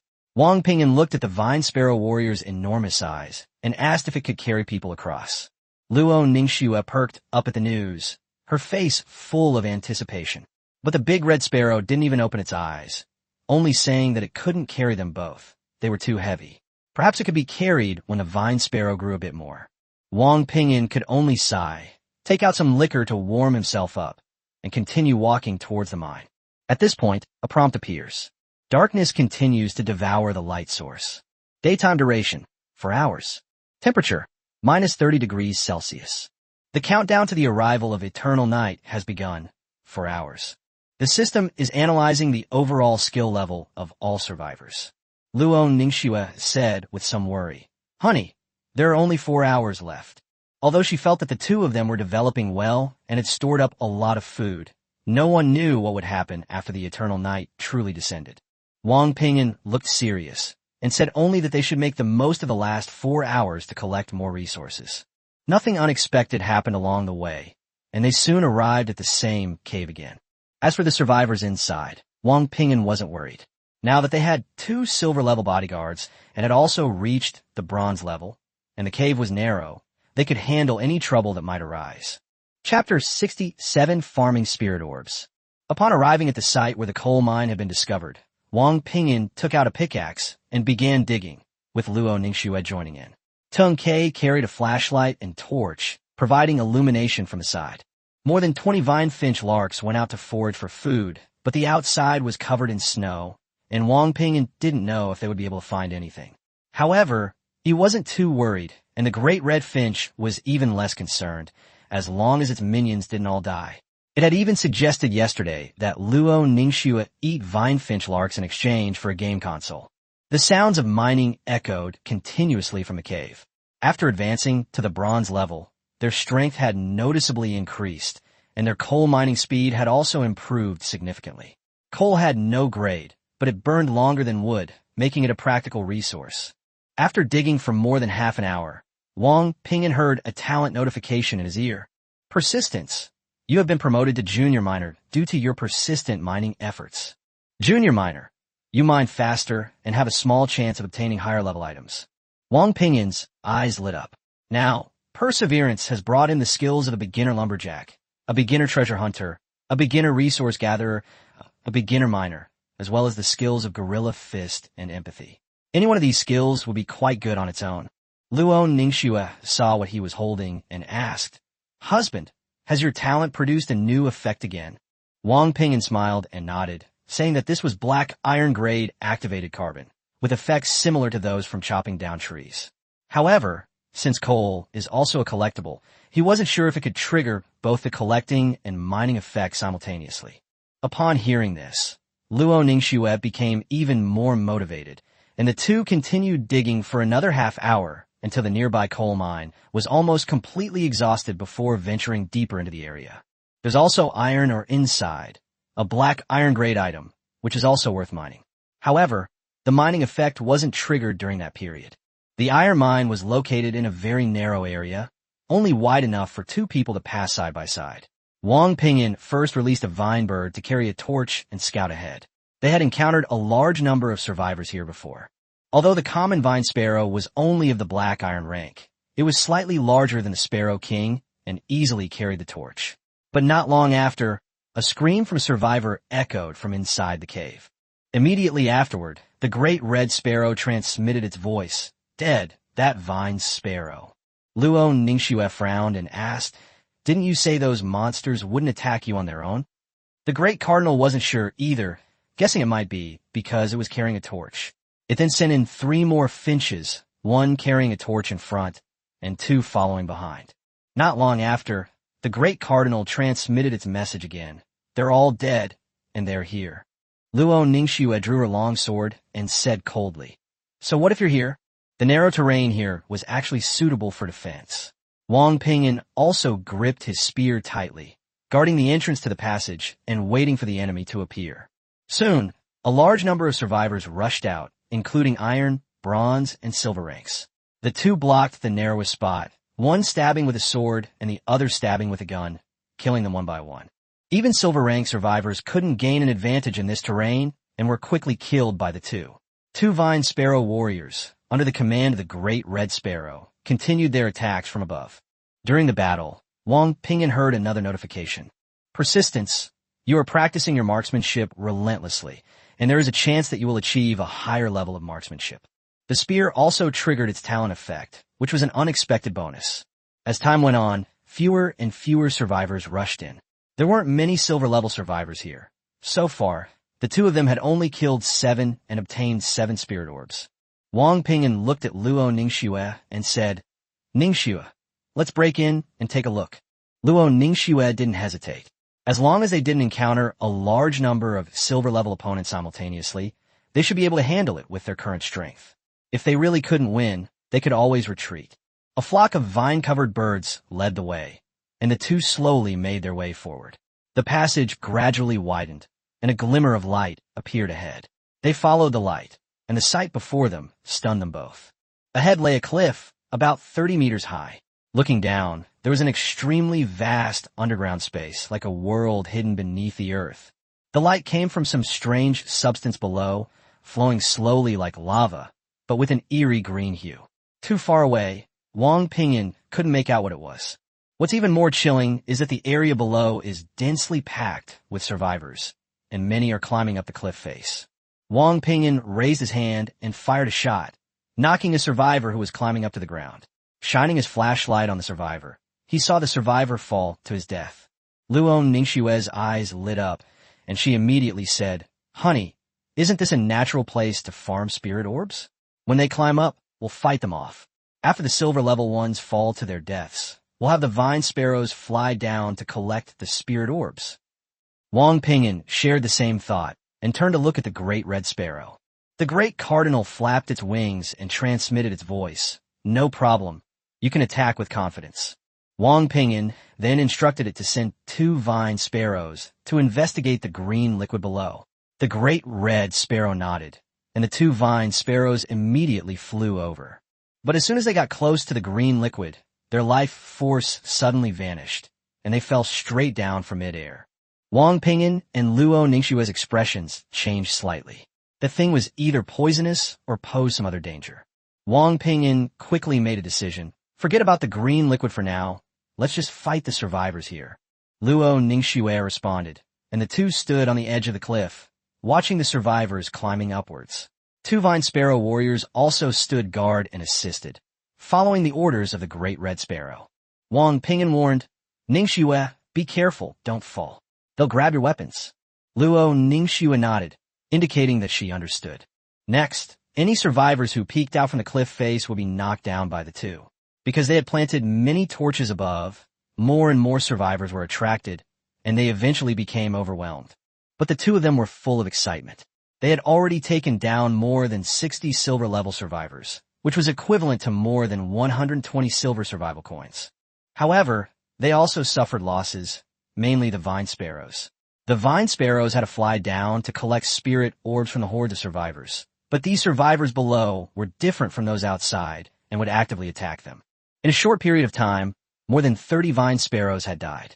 Wang Ping'an and Luo Ningxue were both heartbroken, but the big red sparrow didn't care at all and even comforted them, saying that they could just be reborn. It wasn't until night was almost falling that the two returned with the vine sparrow unit. Deeper down, those eyes, which had been slowly opening, closed again. Chapter 68: The Descent of Eternal Night. Wang Ping'an and Luo Ningxue quickly returned along the original route. But when they reached the treehouse, they both froze. Near the treehouse lay 3 animal carcasses, a black iron-level wild boar, a bronze-level jungle leopard, and a silver-level giant python, all killed by pea shooters and snow cloud vines. Unfortunately, these prey had been dead for some time, making it impossible to collect any more materials. They had to be moved back to the treehouse for storage. Afterward, the two filled wooden buckets with snow from the snow-covered ground outside, storing up more water.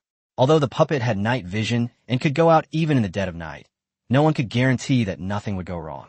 After finishing these tasks, the two returned to the treehouse. As the day came to a complete end, the voice of the worlds resounded in the minds of all the survivors.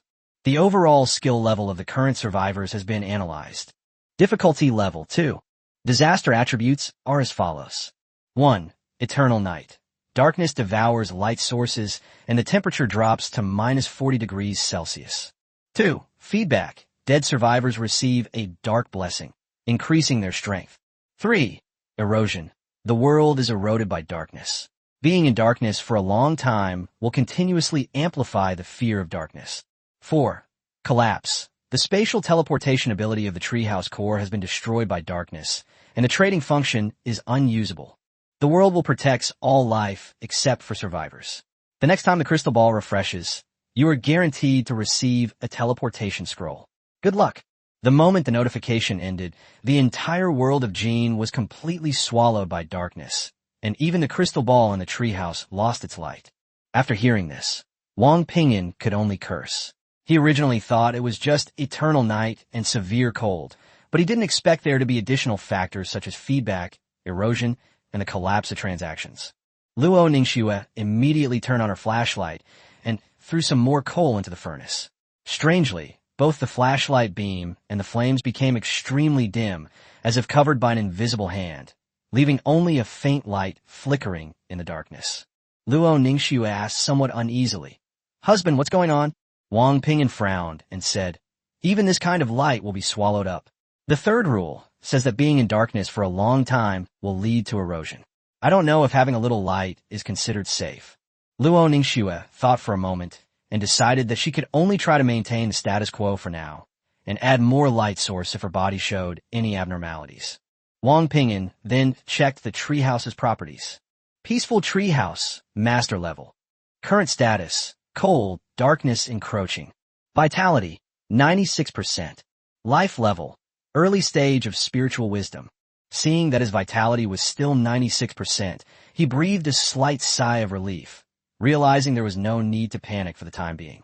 He then opened the channel, which was already in an uproar. Compared to the freezing cold of minus 40 degrees Celsius, what devastated many more was the closure of the trading platform. After all, the world will had previously provided warm clothing, and the treehouse was inlaid with core essence, so the temperature inside could be maintained at around minus 10 degrees Celsius, which was barely enough to keep it afloat. The cessation of tradability has created a major problem. Previously, people could buy anything they needed from the trading post, and many even exchanged their resources for survival coins. If food reserves are insufficient and they are unable to leave their homes, they could starve to death in the eternal night. What's more troublesome is that no one knows how long the eternal night will last. Wang Ping'an continued checking the channels and soon noticed the teleportation scroll mentioned by the world will. It could be purchased for only 100 black iron coins. Teleportation scroll, silver grade. Effect: creates a portal in both players' tree houses that lasts for 6 hours upon use. Requires mutual agreement and must be within each player's signal range. Cooldown time, 24 hours. Introduction: the power of space. Wang Ping'an stared at the object, his eyes narrowing slightly. The next time the crystal ball refreshes, it will definitely drop a teleportation scroll, which means that although the trading post is closed, survivors may still be able to trade face-to-face via the teleportation portal. However, the risks are equally enormous. Once the portal is open, it will remain open for 6 hours, during which time both sides can freely enter and exit each other's treehouses. In a post-apocalyptic environment, humanity may not withstand the test. However, this tool also made Wang Ping'an realize that he might need to develop some true allies. After all, humans are not entirely solitary beings. The most suitable candidate in his mind was Gu Tian, who possessed limitless talent. From their conversations over the past few days, Gu Tian seemed rather simple-minded and almost always obeyed his girlfriend, Lu Qiuyue. As for Qin Shaoxian, Wang Ping'an couldn't see through him, but he was certain that the man was very ambitious. He muttered to himself, "I wonder if Gu Tiancheng failed," and then closed the channel. He'd used up all his crystal ball refreshes for the day. Everything would have to wait until tomorrow. Then he looked at the big cardinal who had come back with a game console and asked, "Big Cardinal, have you been affected?" The great cardinal looked bewildered. Wang Ping'an explained, "From today onwards, the sky will never be bright again." The great cardinal retorted, "Won't it dawn?" Wang Ping'an was too lazy to say anything more. Since the world will said it would protect lives other than survivors, he would wait until tomorrow to see how it would specifically protect them. He went to the crystal ball and exchanged the spirit orbs he had obtained that day for survival coins. Fortunately, the crystal ball had only lost its lighting and trading functions. Its other functions were still working, though he could only see them with the dim light from the treehouse.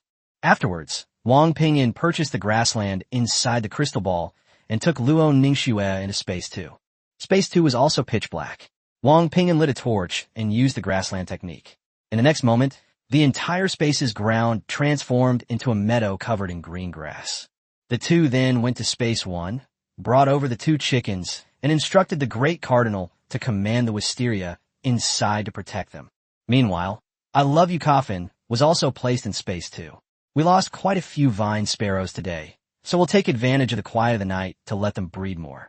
It is worth mentioning that the sunflowers in Space 1 have also become dim and lifeless, clearly affected by the eternal night as well. After dealing with these matters, the two returned to the treehouse to take stock of their inventory. Food reserves are plentiful. Silver-level items include snow cloud vine meat, black bear meat, Persian tiger meat, giant leopard shrimp, a whole python, and thousand-fruit tree. Bronze-level items include 2 deer, a leopard, black crucian carp, and bright moon algae. Iron-level items include today's wild boar, leftover wild boar meat from before, leopard shrimp, and vegetables they grew themselves. Common food items include rice, mutton, and 2 chickens. These things are enough for them to eat for a long time. Regarding fuel, there are 26 units of iron-grade wood, 21 units of bronze-grade wood, 12 units of silver-grade wood, 123 units of coal, 11 units of activated carbon, and also branches and pine resin collected by the puppeteer. Food is not a problem, but fuel is a bit tight, since it needs to be reserved for powering the puppets. After taking inventory, the two finally felt much more at ease. Then Luo Ningxue went to cook. Wang Ping'an practiced his marksmanship and guerrilla fist techniques. The puppet continued fighting zombies, and Big Red Sparrow played his game console nonstop. The game console's light was equally dim, but it seemed to have no effect on the Great Cardinal, whose answer was simple. Nothing changed. Luo Ningxue asked, "Honey, what are we having for dinner tonight?" Wang Ping'an replied, "Persian tiger meat. Start with silver-level food." Luo Ningxue blinked and smiled. "Tiger meat should be quite nutritious, right?" Wang Ping'an nodded. "Yes, it's very nourishing. Eat the best food first, and you can use your empathy to quickly digest the energy in it and accelerate your growth. The night is long, and I'm just idling around anyway. As for whether it will cause kidney pain, let's leave that aside for now." Chapter 69 Allies. After dinner, Wang Ping'an and Luo Ningxue took out the flower of life, intending to steep it in water and drink it. Both of them had already advanced to the bronze level, so they didn't hesitate any longer, brewing 1 flower per cup to enjoy as a leisurely after-dinner tea. Wang Ping'an took a sip and thought it tasted similar to ordinary tea. Just then, a message notification sounded. He opened it and saw that it was a message from Qin Shaoxian. Qin Shaoxian got straight to the point, wanting to invite Wang Ping'an and Gu Tian to form an alliance and support each other during the eternal night. More importantly, with the teleportation scroll, the parties could go out together to dig for treasure maps, taking the opportunity to widen the gap between themselves and the other survivors. Wang Ping'an already had this idea. The treasure map only refreshes after it's used, and if Yongye can still leave safely, the gains will definitely be substantial. He looked at Luo Ningxue and asked her what she thought. Luo Ningxue rested her chin on her hand, thinking it was worth a try. She knew Wang Ping'an was concerned about safety, but they now had 2 silver-level vine sparrow warriors, and she herself was bronze level, so she was much more confident than before. Just as Wang Ping'an was about to reply, Qin Shaoxian sent another message. He believed that the worlds will have been analyzing the overall level of the survivors. This disaster was at level 2, and subsequent disasters would likely also be related to everyone's strength. Once you fall behind, the probability of survival will only decrease. Qin Shaoxian also mentioned that they weren't the first group to be teleported here, and the monsters outside were likely survivors who had failed before. He didn't want to end up like that one day. These words matched Wang Ping'an's guess. After thinking for a moment, he agreed to form an alliance and arranged to use a teleportation scroll at 6 o'clock the next morning to go out and try it out. At this time, they could also observe whether the number of survivors outside would decrease as usual. After further communication, they agreed to meet at Qin Shaoxian's treehouse the next day. Wang Ping'an also told him about how the combat plants could attack zombies. Then, he thought of Gu Tian, who hadn't replied to his messages since he taught Gu Tian the secret to chasing people. Wang Ping'an sent him a message, asking how things were going.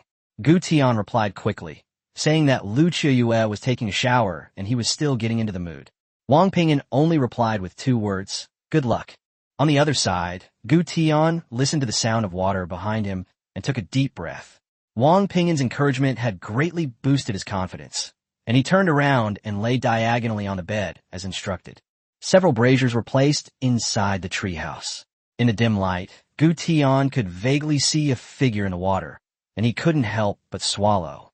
Lu Chiyue noticed this and was immediately stunned, questioning him about his intentions.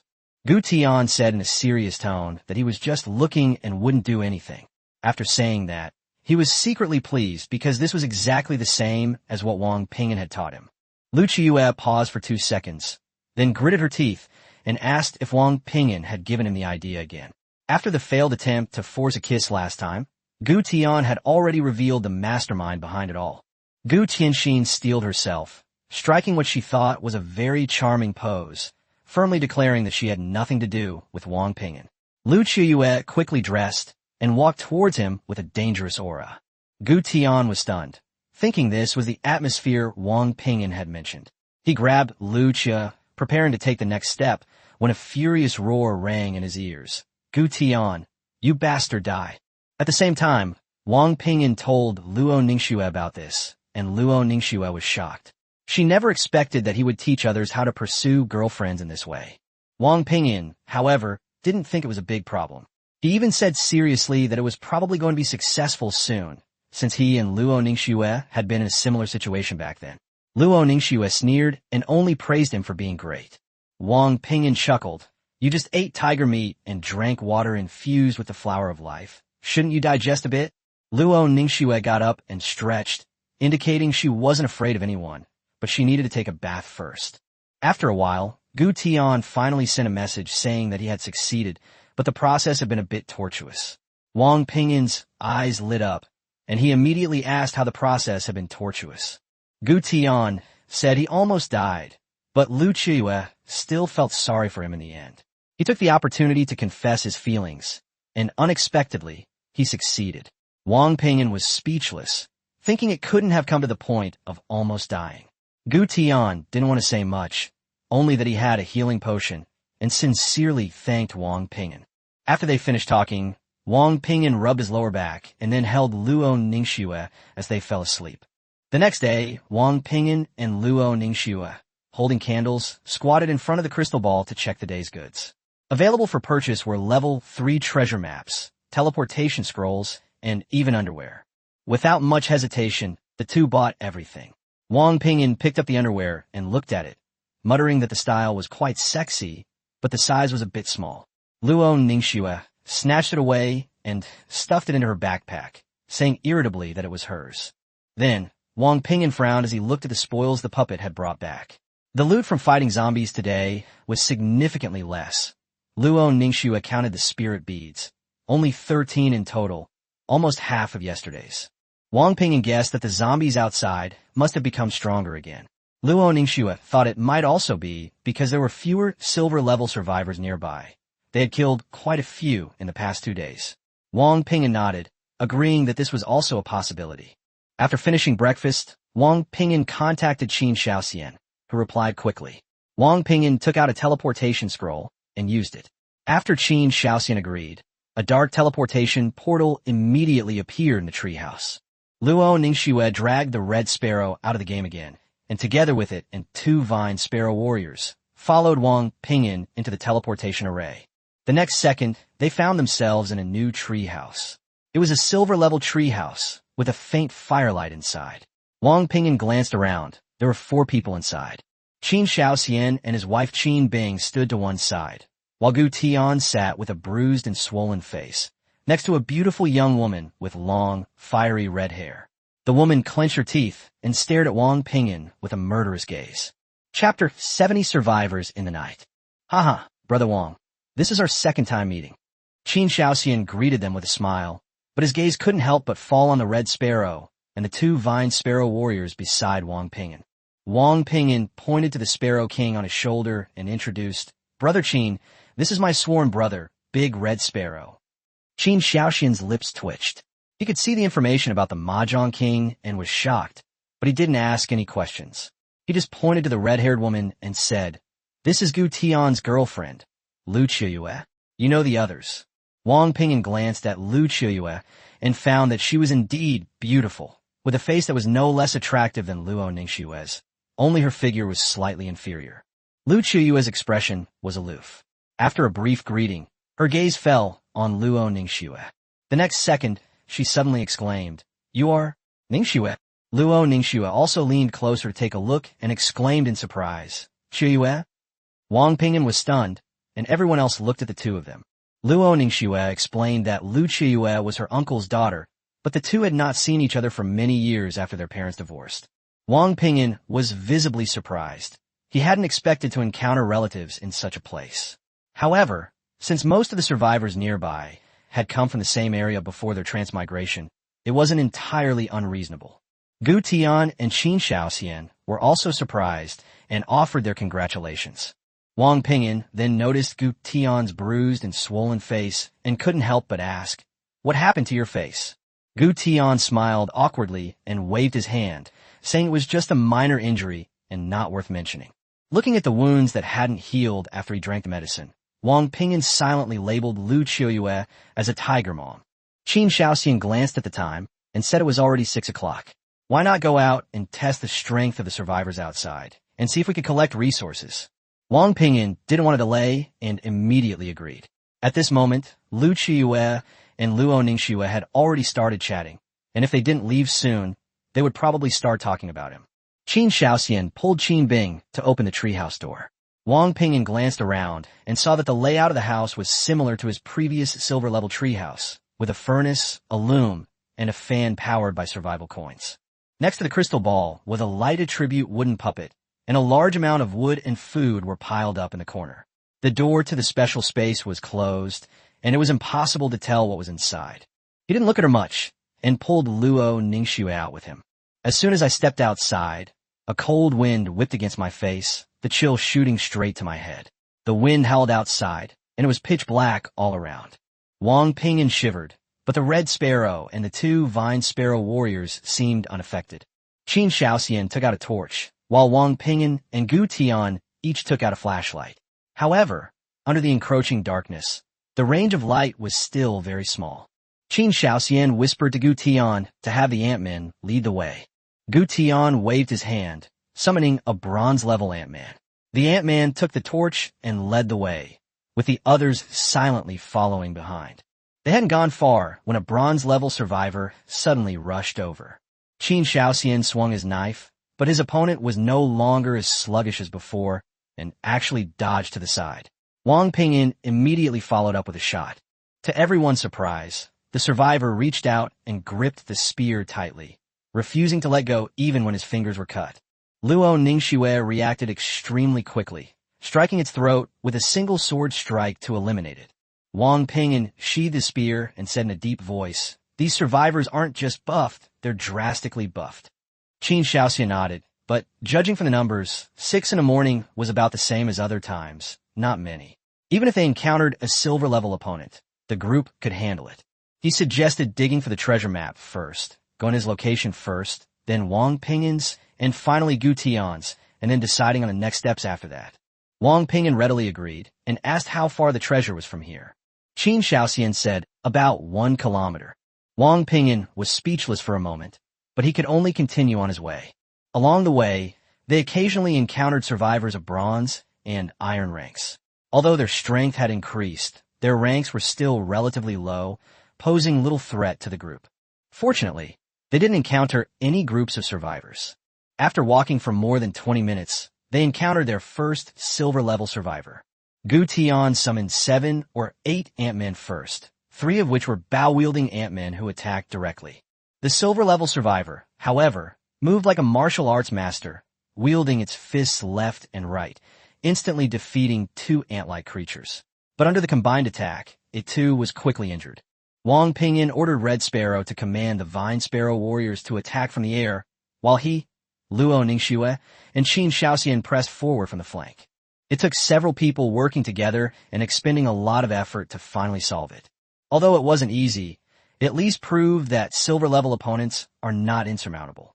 Upon arriving at the treasure location, Qin Shaoxian took out his pickaxe and prepared to dig. Treasure hunting is the most dangerous part, because the others must stay in place and watch over him until the treasure is unearthed. At this moment, Wang Ping'an took the initiative to speak up, saying that he would dig it up himself, and everything he dug up would belong to Qin Shaoxian. Qin Shaoxian looked at him in confusion. Digging for treasure in the freezing cold was no easy task. Wang Ping'an only explained, talent can increase the probability of digging up good things. To mask the effects of persistence, he could only attribute it to talent. Upon hearing the word talent, Qin Shaoxian's eyes flickered slightly, and he quickly nodded. Okay, then you do it. Wang Ping'an immediately took out a pickaxe and started digging, with Luo Ningxue and a vine sparrow warrior guarding his side. Qin Bing held a flashlight to provide light for him. Qin Shaoxian, Gu Tian, and Lu Qiu, along with another vine sparrow warrior, guarded the outer perimeter to prevent survivors from launching a sneak attack. Not long after, a survivor approached and was easily dealt with by Qin Shaoxian and his team. But as time went on, more and more survivors gathered around. Qin Shaoxian then revealed his true strength. His finger transformed into a pistol, and he fired continuously at the surrounding survivors. However, the bullets weren't particularly powerful. Gu Tian also summoned more ant-men to join the battle. Wang Ping'an buried himself in swinging his pickaxe, completely ignoring the sounds of battle outside. The minus 40 degrees Celsius weather had frozen the ground solid, greatly increasing the difficulty of treasure hunting. Fortunately, he possessed bronze-level strength and treasure hunting skills, and soon he unearthed something. Luckily, it was a box. Wang Ping'an carried the box out and handed it directly to Qin Bing. With the items in hand, the group immediately retraced their steps. After taking care of a few more survivors along the way, they successfully returned to the treehouse. Qin Shaoxian couldn't hide his excitement as soon as he entered the room and said with a smile, "It really works." Gu Tian also smiled and urged him to open it and take a look. Without hesitation, Qin Shaoxian opened the treasure chest. Inside was a pile of gleaming gold coins. Master-level survival coins, exactly 20. Chapter 71 Talent Upgrade. Master-level survival coins. Gu Tian couldn't help but exclaim in surprise. Qin Shaoxian looked at the 20 master-level survival coins he had just unearthed and smiled with satisfaction. This time he had used a level 3 treasure map, and the gains were indeed substantial. Wang Ping'an stared at the survival coins, a thought suddenly occurring to him. 20 coins were just enough to buy a master-level treasure map. The question was, how did he get his hands on it? Qin Shaoxian then smiled and reminded him, "Brother Wang, it's time to go dig for treasure in your treehouse now." Wang Ping'an agreed and simultaneously sent a message to Luo Ningxue, asking her to inquire about Qin Shaoxian's talent level. Luo Ningxue quickly received the answer from Lu Qiu, rare level. After confirming this, Wang Ping'an breathed a sigh of relief and led everyone onto the teleportation array to return to his treehouse. After the torch was lit, Qin Shaoxian immediately noticed the unusual feature and exclaimed, "Brother Wang, is this a master-level treehouse?" Gu Tian was also stunned. "How did you manage to upgrade the treehouse's life level?" Wang Ping'an just smiled and said, "I was lucky." Gu Tian couldn't help but complain, "What a shill. After all, even with his unlimited talent, he's only a silver-level treehouse user." Wang Ping'an stopped beating around the bush and directly took out the talent fruit, saying to Qin Shaoxian, "Brother Qin, you don't need the master-level survival coins you just got for now, so I'd like to trade these with you." After Qin Shaoxian saw the fruit's attributes, his breathing became rapid. His talent was called Elemental Weapon, a rare-level ability that only allowed him to transform his hand into a pistol, attacking by consuming survival coins. Its power wasn't outrageous. This talent fruit is just what will allow him to break through to the epic level. However, Qin Shaoxian did not immediately lose his temper. Instead, he looked at Wang Ping'an and asked, "Do you want to buy a higher-level treasure map?" Wang Ping'an nodded. "I found a master-level treasure map in the treehouse yesterday, but unfortunately, I didn't have any coins. Your treehouse isn't master-level, so it's useless to keep it. Why don't you sell it to me?" Qin Shaoxian readily agreed and handed him 20 master-level survival coins. Wang Ping'an also handed over his talent fruit. Gu Tian reminded him from the side, "Brother Qin, this is a 90% success rate, so you can't fail." Lu Qiu immediately glared at him. "Shut up." Qin Shaoxian hesitated for a moment with the fruit in his hand, then swallowed it whole. The next second, he screamed, clutched his head, and rolled on the ground, startling everyone present. Qin Bing rushed over to support him. "Brother Qin." Qin Shaoxian waved his hand with difficulty, signaling her not to worry. But the cold sweat pouring down his forehead indicated that he was enduring excruciating pain. A dozen minutes later, the screams finally subsided. He slowly opened his eyes, first in confusion, then with overwhelming joy. He suddenly stood up, raised his right hand, and in the blink of an eye, an energy cannon emitting a ghostly light took shape in his palm. "I did it! My talent has reached the epic level."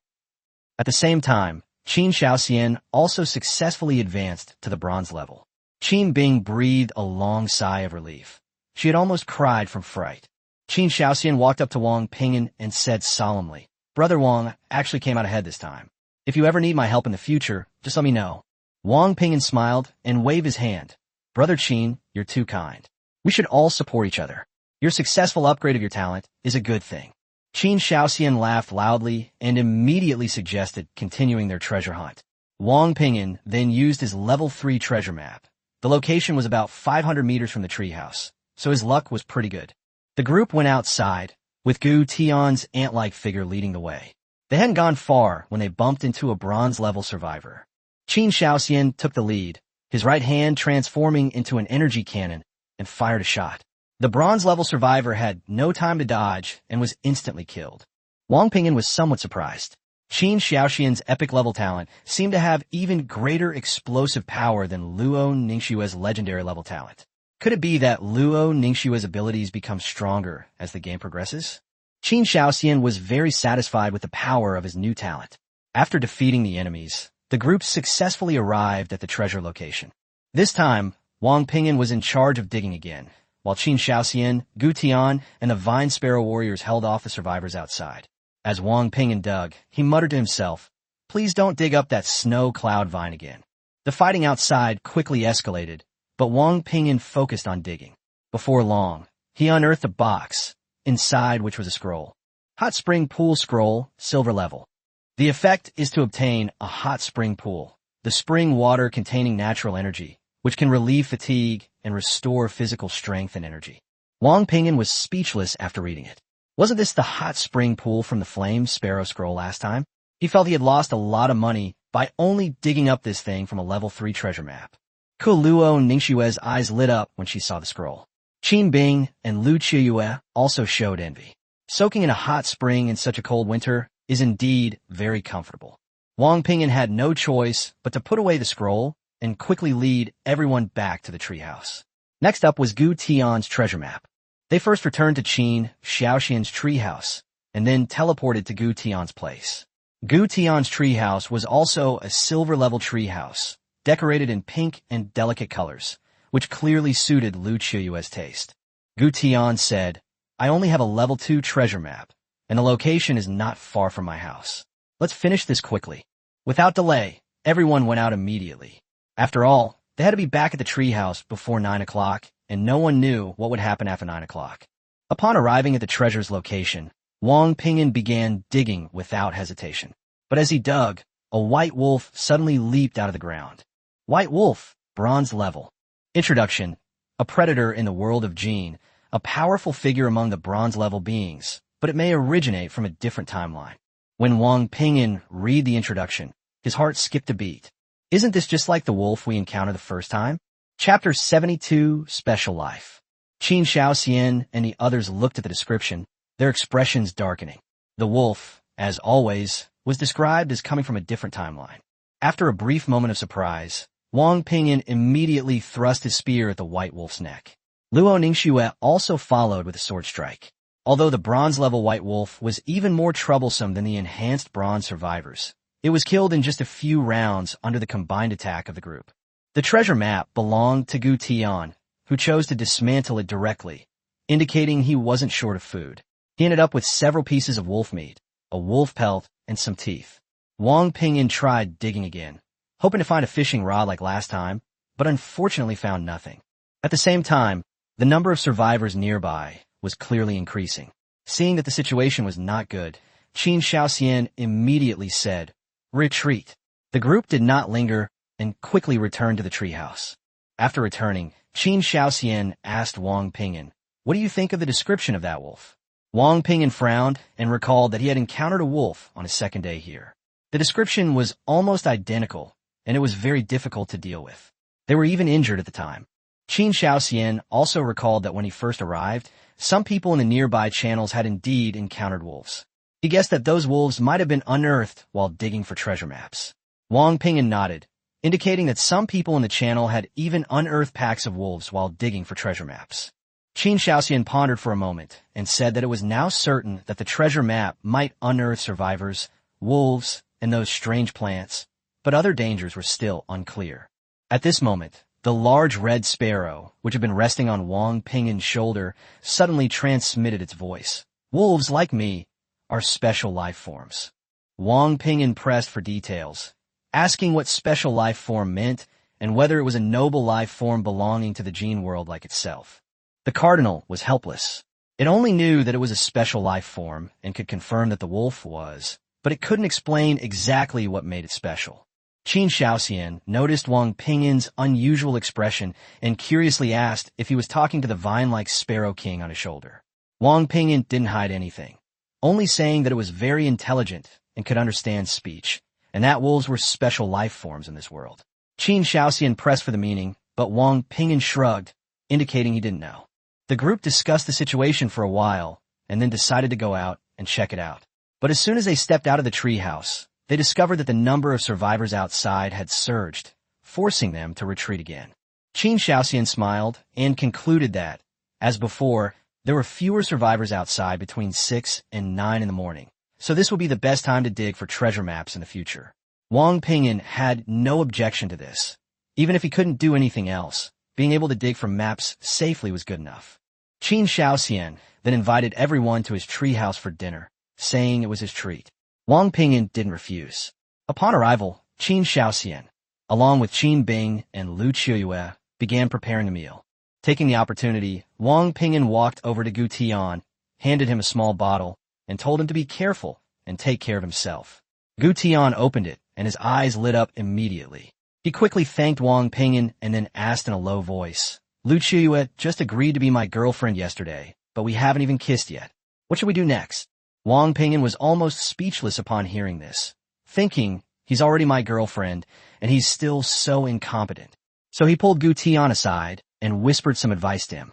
Luo Ningxue curiously came over, and after listening for a while, she couldn't help but remind him that Lu Qiuyue was quite introverted when she was young, and Gu Tian needed to be more proactive.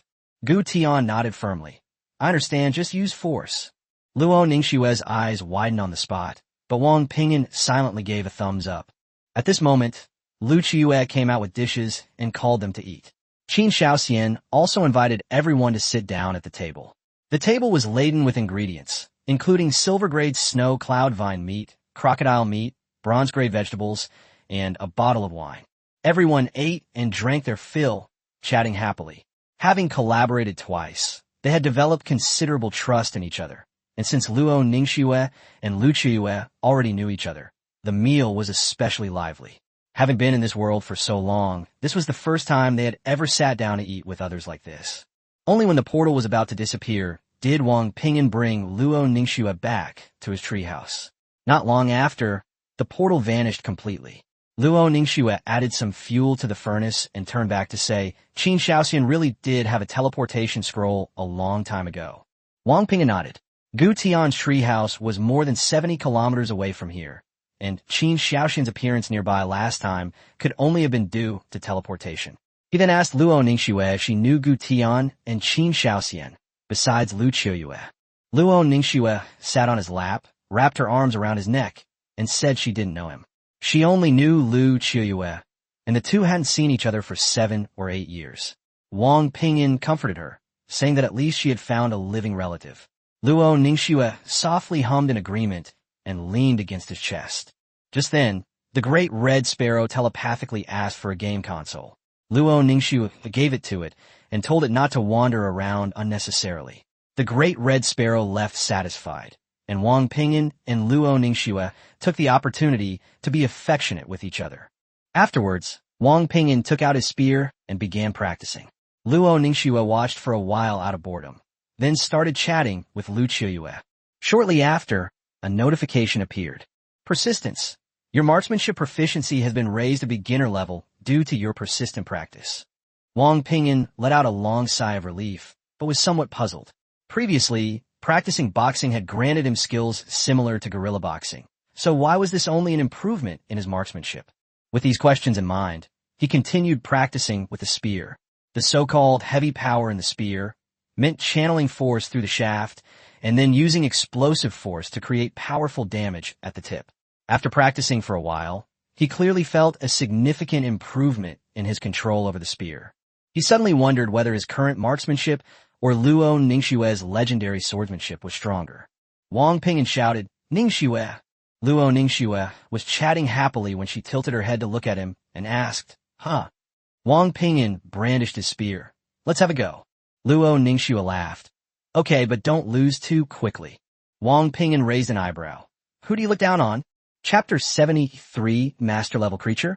Luo Ningxue took out her longsword, slowly walked up to Wang Ping'an, and reminded him, "Husband, be careful, it's dark here." "Got it, come on." Wang Ping'an didn't stand on ceremony and went to meet him with his gun. Having just improved his marksmanship to the beginner level, his control over the spear was noticeably stronger, and he wasn't worried about accidentally injuring Luo Ningxue. Soon, a series of clanging sounds of weapons clashing echoed from inside the treehouse. However, in the end, Wang Ping'an still lost. Luo Ningxue's legendary talent for weakness perception was too abnormal. Every time he drew his gun, she could accurately find the opening and counterattack. Of course, neither of them dared to use their full strength, and their exchange appeared somewhat weak. But after this practical experience, Wang Ping'an roughly judged that his current marksmanship was equivalent to a rare level of talent. For him, this was already quite good. As long as he continued to practice, his strength would definitely improve. So, while he still had enough energy, he dragged Luo Ningxue to spar with him for another 3 hours. He discovered that having Luo Ningxue as a sparring partner was far more effective than practicing alone. And Luo Ningxue could also improve her swordsmanship while sparring. After finishing his marksmanship practice, Wang Ping'an was still not satisfied and continued practicing guerrilla punches until he was completely exhausted. Afterwards, the two went to check the condition of the two spaces. In Space 1, the sunflowers maintained the temperature, keeping it above 0 degrees Celsius, and the leopard, shrimp, and crucian carp in the pool were very active. The fruits of the 1,000-fruit tree are almost ripe, and the vegetables we planted will be ready to eat soon. The deer and chickens in Space 2 are also doing well, especially now that we have the grassland. They're in even better shape. As for the vine finches, they had all gone out to forage, and the darkness had little effect on them. It's worth mentioning that, with the help of I Love You Coffin, many vine finches have already begun laying eggs. After confirming that everything was normal, the two returned to the bedroom with peace of mind. Wang Ping'an first removed the bathtub and then opened the newly acquired hot spring pool.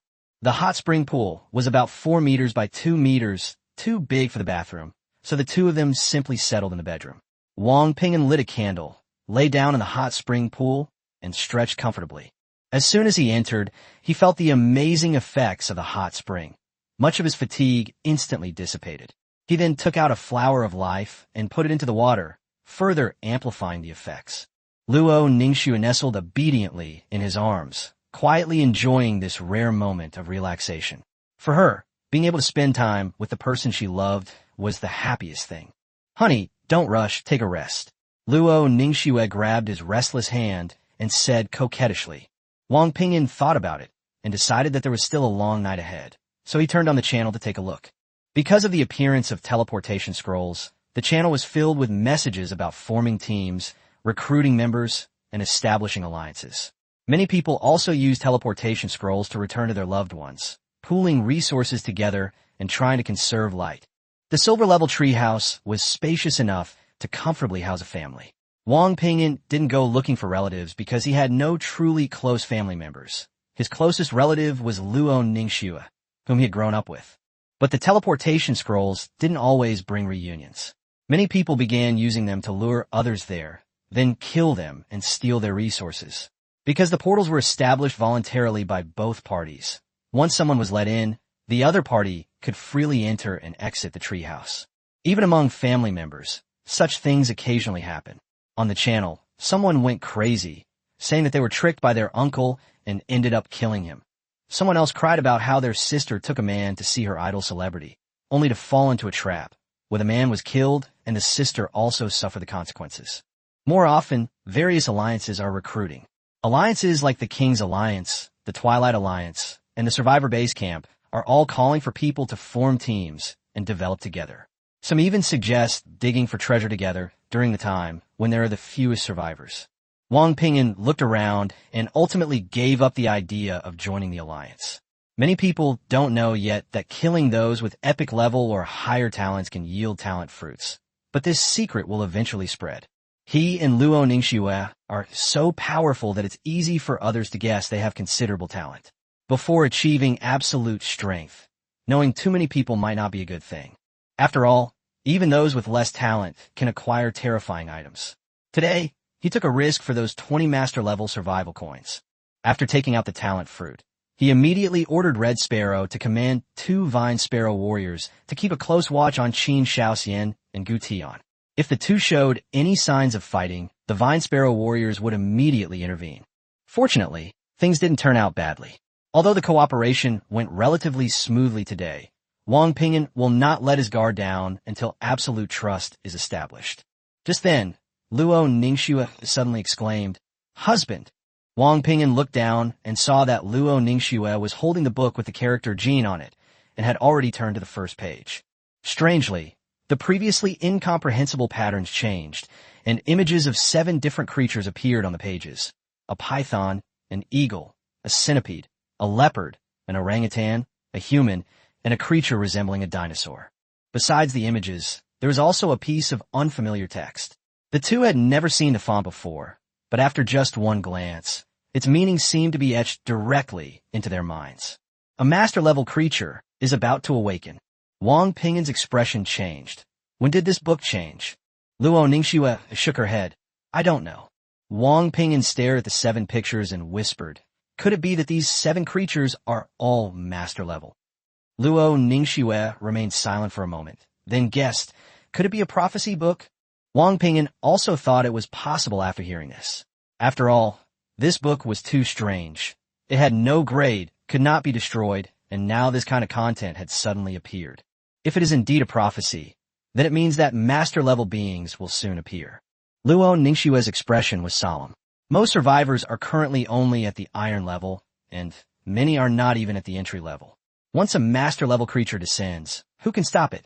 Having witnessed the terrifying power of the snow cloud vine before, she knew very well that their current strength was far from sufficient.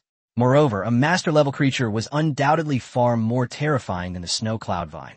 Wang Ping'an said in a deep voice, Ningxue, don't rush. We can't be sure if this book is a book of prophecy yet. But no matter what, we need to prepare in advance. Chapter 74 Information about the next disaster. How should we prepare? Luo Ningxue asked. Wang Ping'an analyzed in a deep voice that the most important thing right now was to improve their strength. Since they couldn't go out at night, they would practice their fighting skills more, prioritize eating silver-level food, and accelerate energy conversion through empathy. In addition, it depends on whether the Red Sparrow can advance to the silver rank. If it succeeds, then the 2 Vine Sparrow warriors will have a chance to reach the master rank, and the Treehouse's defense will be significantly strengthened.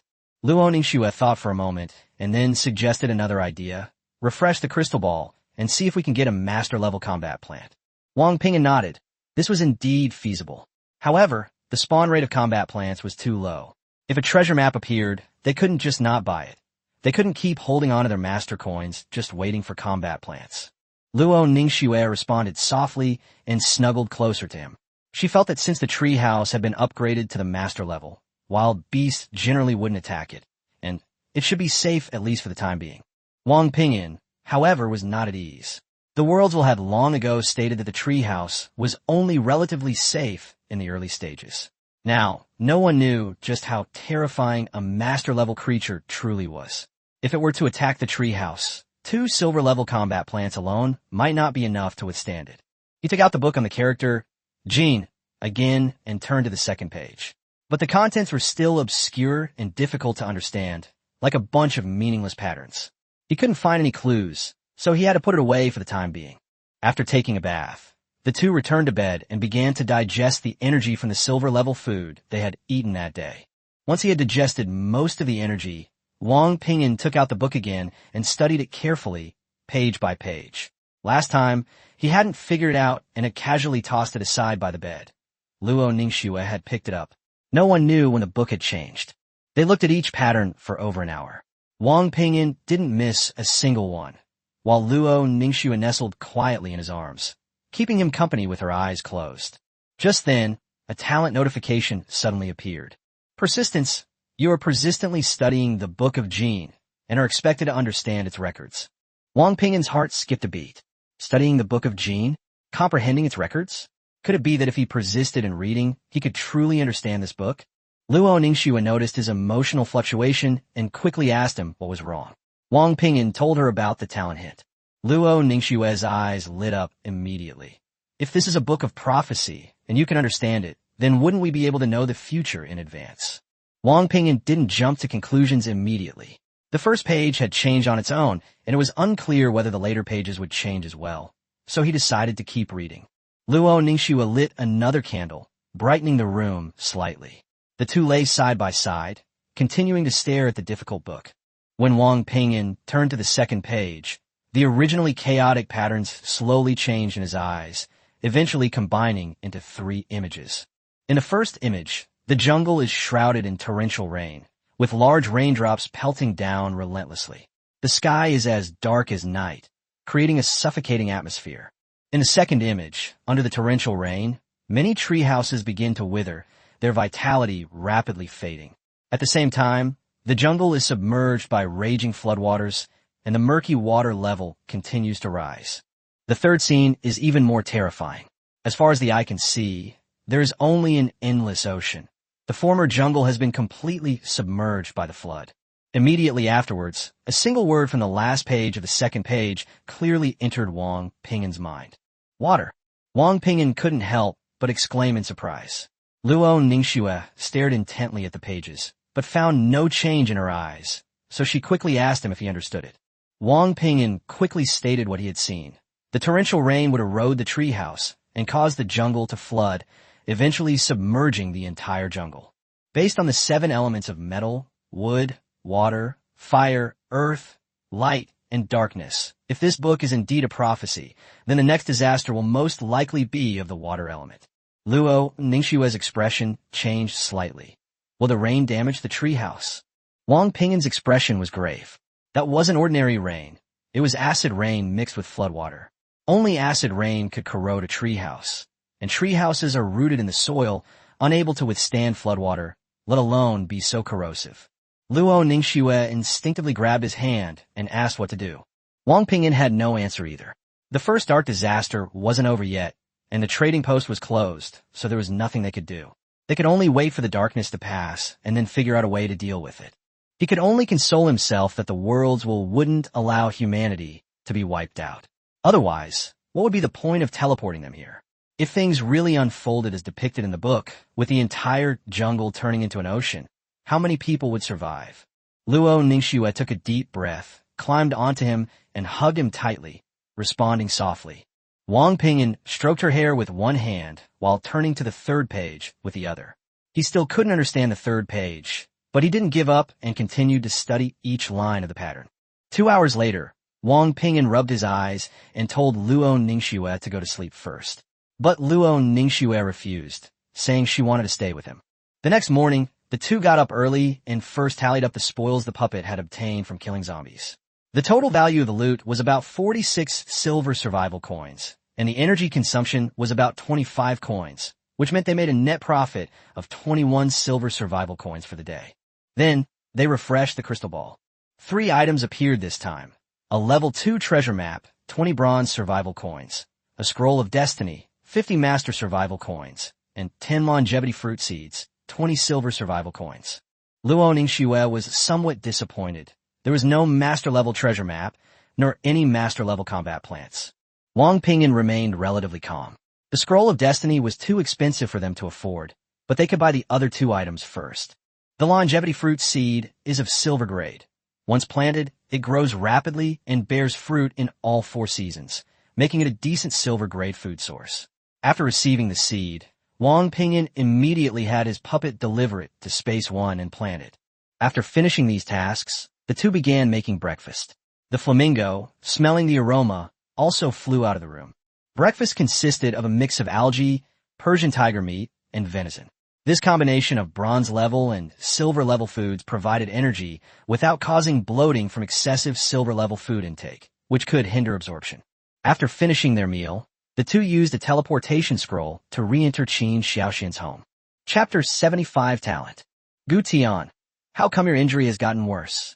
As soon as Wang Ping'an arrived at Qin Xiaoxian's treehouse, he saw Gu Tian with a bruised and swollen face and couldn't help but ask him a question. Gu Tian shrank his neck and muttered softly, "Brother Wang, this is called love. You taught me this."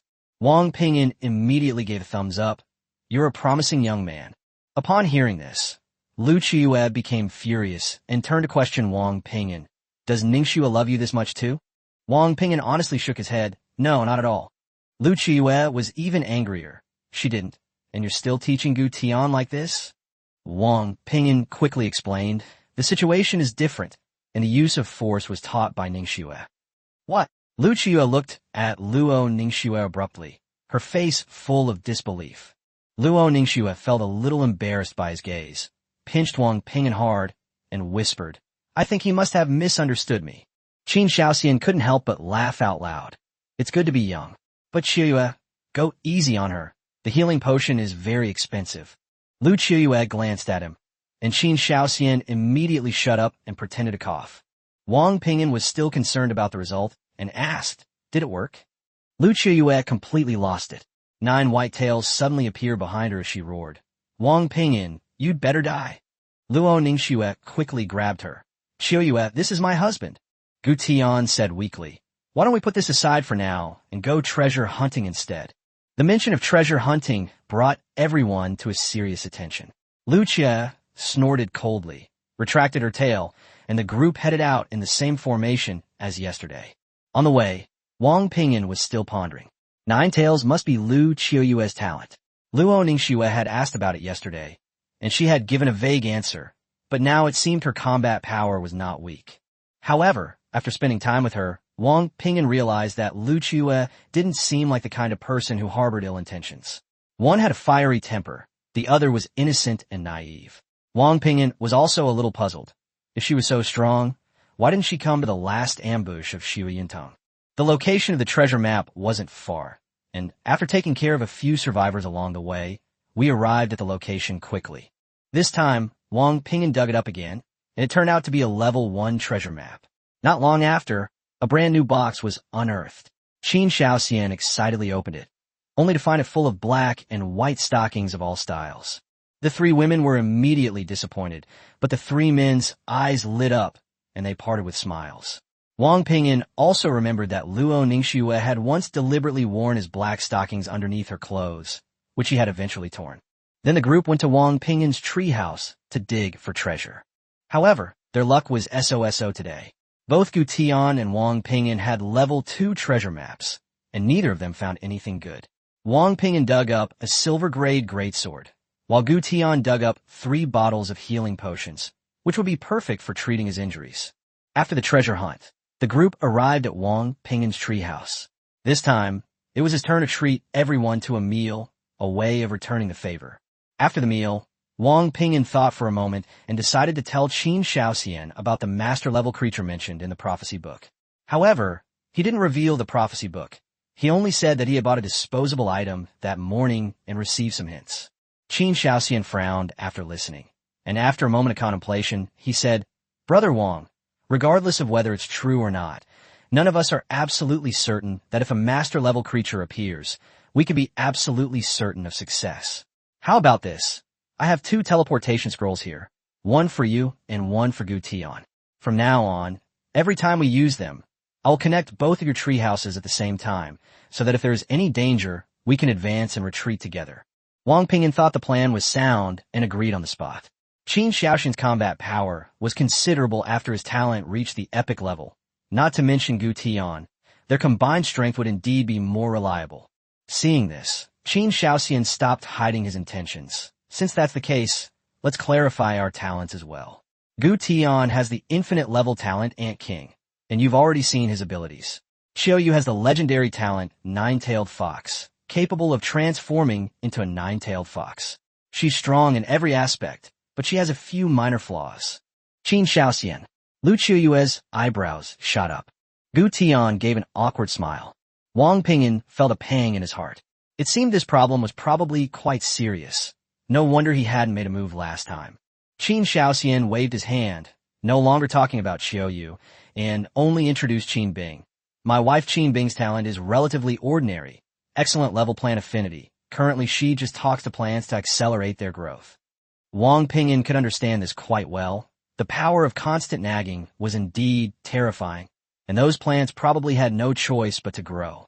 After Qin Shaoxian finished speaking, he looked at Wang Ping'an and said, "Brother Wang, this is our talent situation."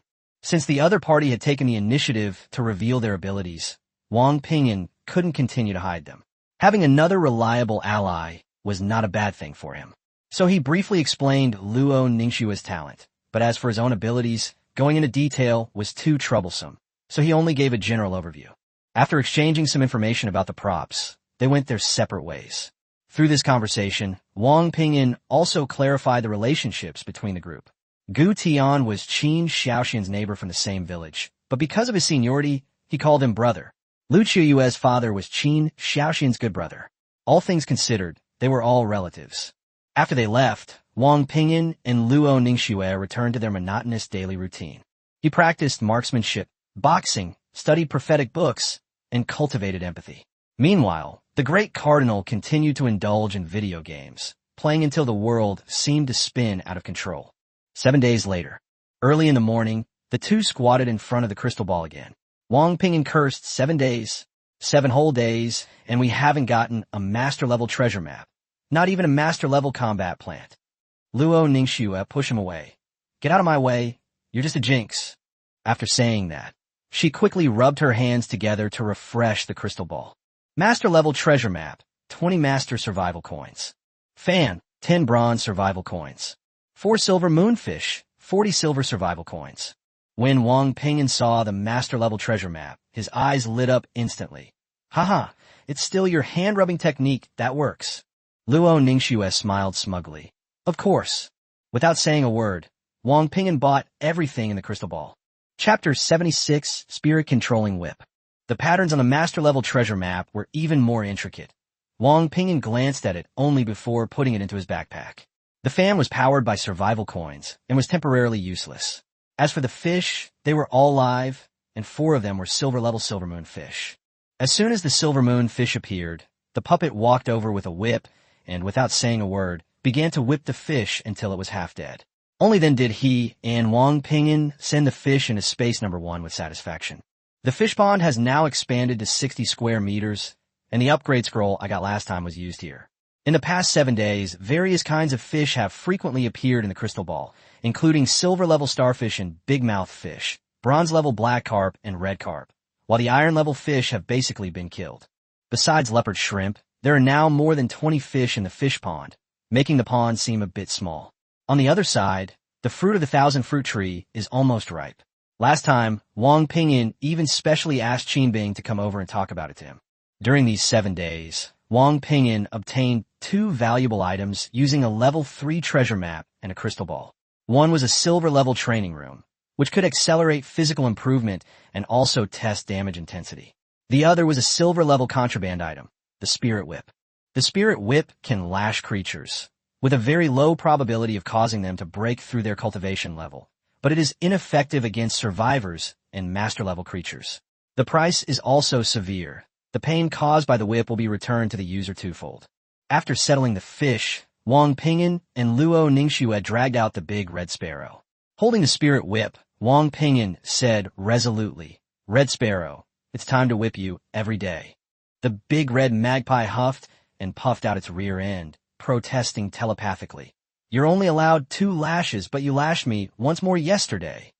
The whip lashed at the creature, causing excruciating pain. When Wang Ping'an first obtained it, he lashed the great red bird once, almost causing it to break off all ties on the spot.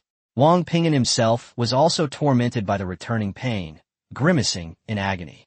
Later, after much persuasion, the great red bird finally agreed to be lashed twice a day, since it had the potential to help it break through its limits. However, Big Red Sparrow made a demand. Wang Ping'an had to personally lash him, not let the puppet do it, and he wanted to ensure that no one would get away with it. 2 lashes landed, and Big Red Sparrow cried out in pain, tears streaming down his face. Wang Ping'an's face was also contorted in agony. After finishing, Wang Ping'an handed the spirit whip to Xiao O and instructed, "Be careful, you killed another vine sparrow yesterday." Xiao O responded and rushed into space number 2 with the whip in hand. Since acquiring the spirit whip, Xiao O has become a complete demon in the eyes of these creatures. The vine sparrows, chrysanthemum deer, and chickens in space 2, as well as the fish and leopard shrimp in the fish pond, are all scooped out and whipped every day. At first, Xiao O couldn't control the force and killed many vine sparrows and leopard shrimps, and even the fish weren't spared.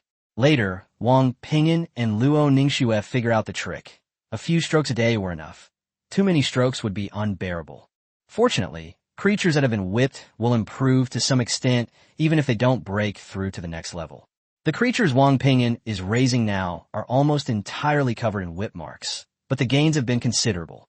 Several leopard shrimp have advanced to the bronze level. More than a dozen vine sparrows have also reached the bronze level. 2 chickens have reached the iron level, and a deer has also advanced to the iron level. Of course, the cost was also obvious. More than 20 vine sparrows were whipped to death, 7 leopard shrimps died, and many fish were also lost.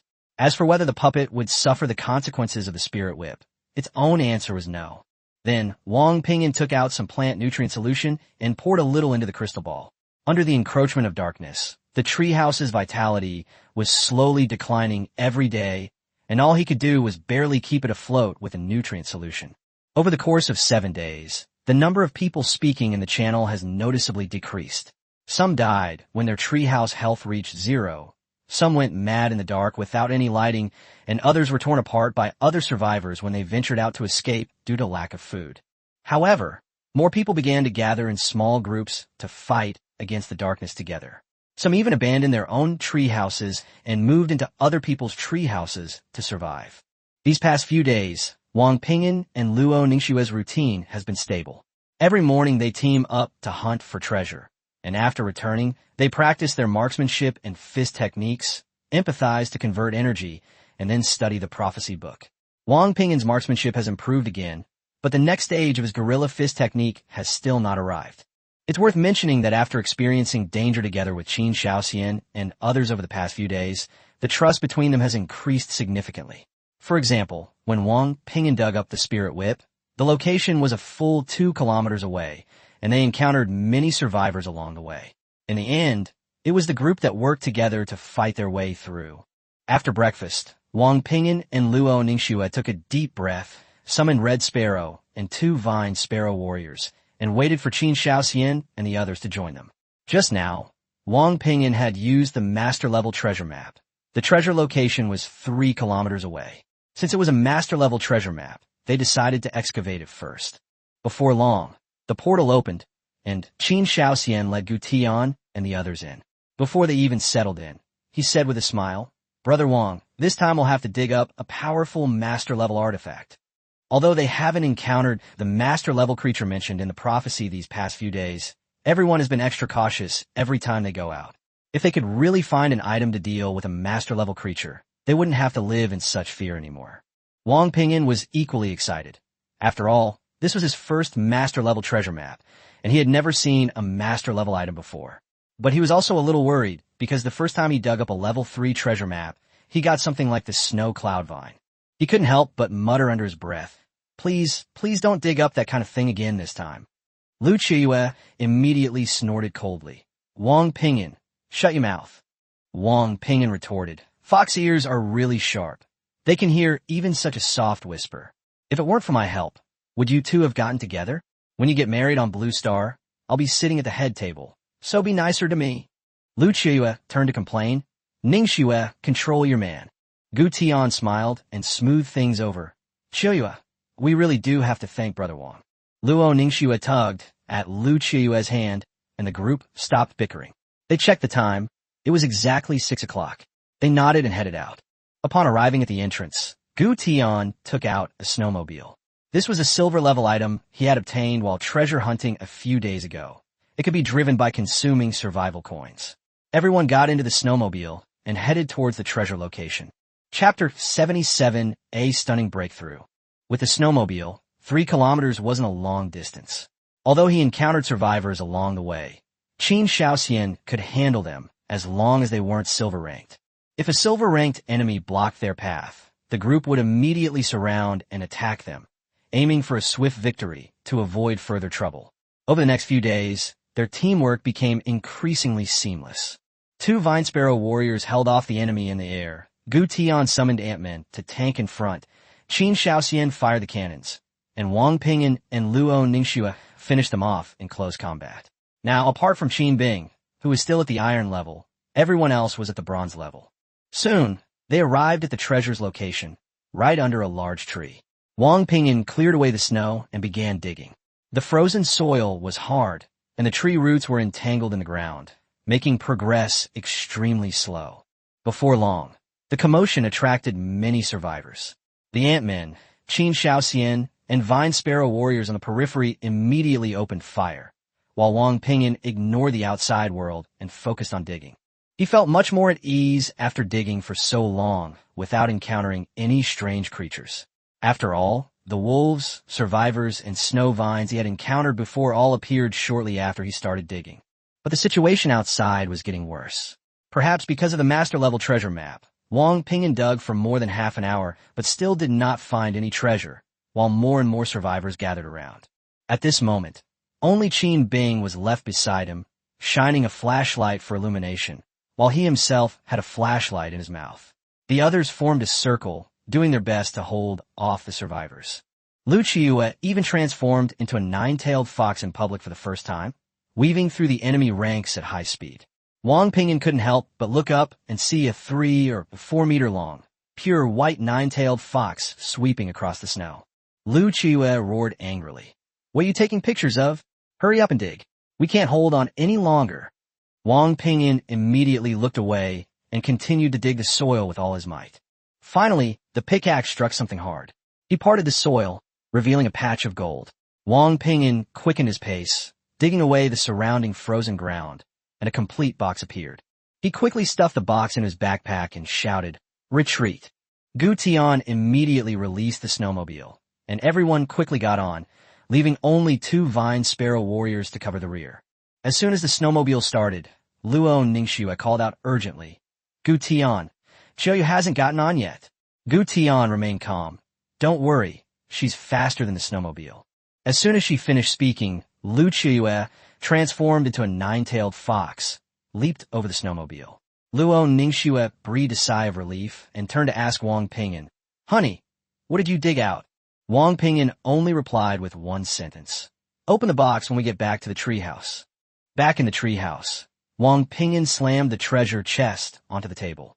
Luo Ningxue rubbed her hands together like a little money grubber, clutching the chest, while Lu Qiue looked on with anticipation. Looking at her fox-like appearance, Wang Ping'an couldn't help but say, "Can you turn back into a normal person first?" Gu Tian smiled awkwardly. "She can't turn back today." The treasure chest was opened, and inside was only a scroll. Name, Stunning Strike, Master-Level Sword Skill. Effect. After use, the user can learn the sword skill Stunning Strike. When unleashed, the swordsman swiftly unleashes 3 sword energies that rapidly spread, possessing extraordinary power. Note: the martial arts skills recorded in this scroll are at least master level. Description: the sword strikes like a startled swan, in the blink of an eye. Wang Ping'an was taken aback. This was actually a skill, somewhat similar to his 8th fist.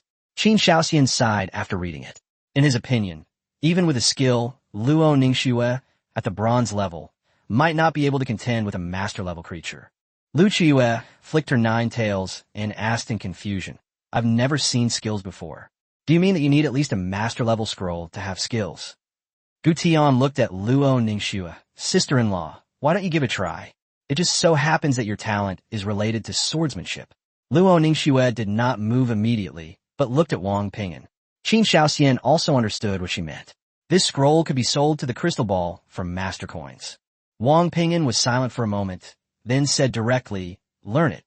In his opinion, selling it to the crystal ball would only result in a 50% loss, and waiting for a new treasure map was not worthwhile.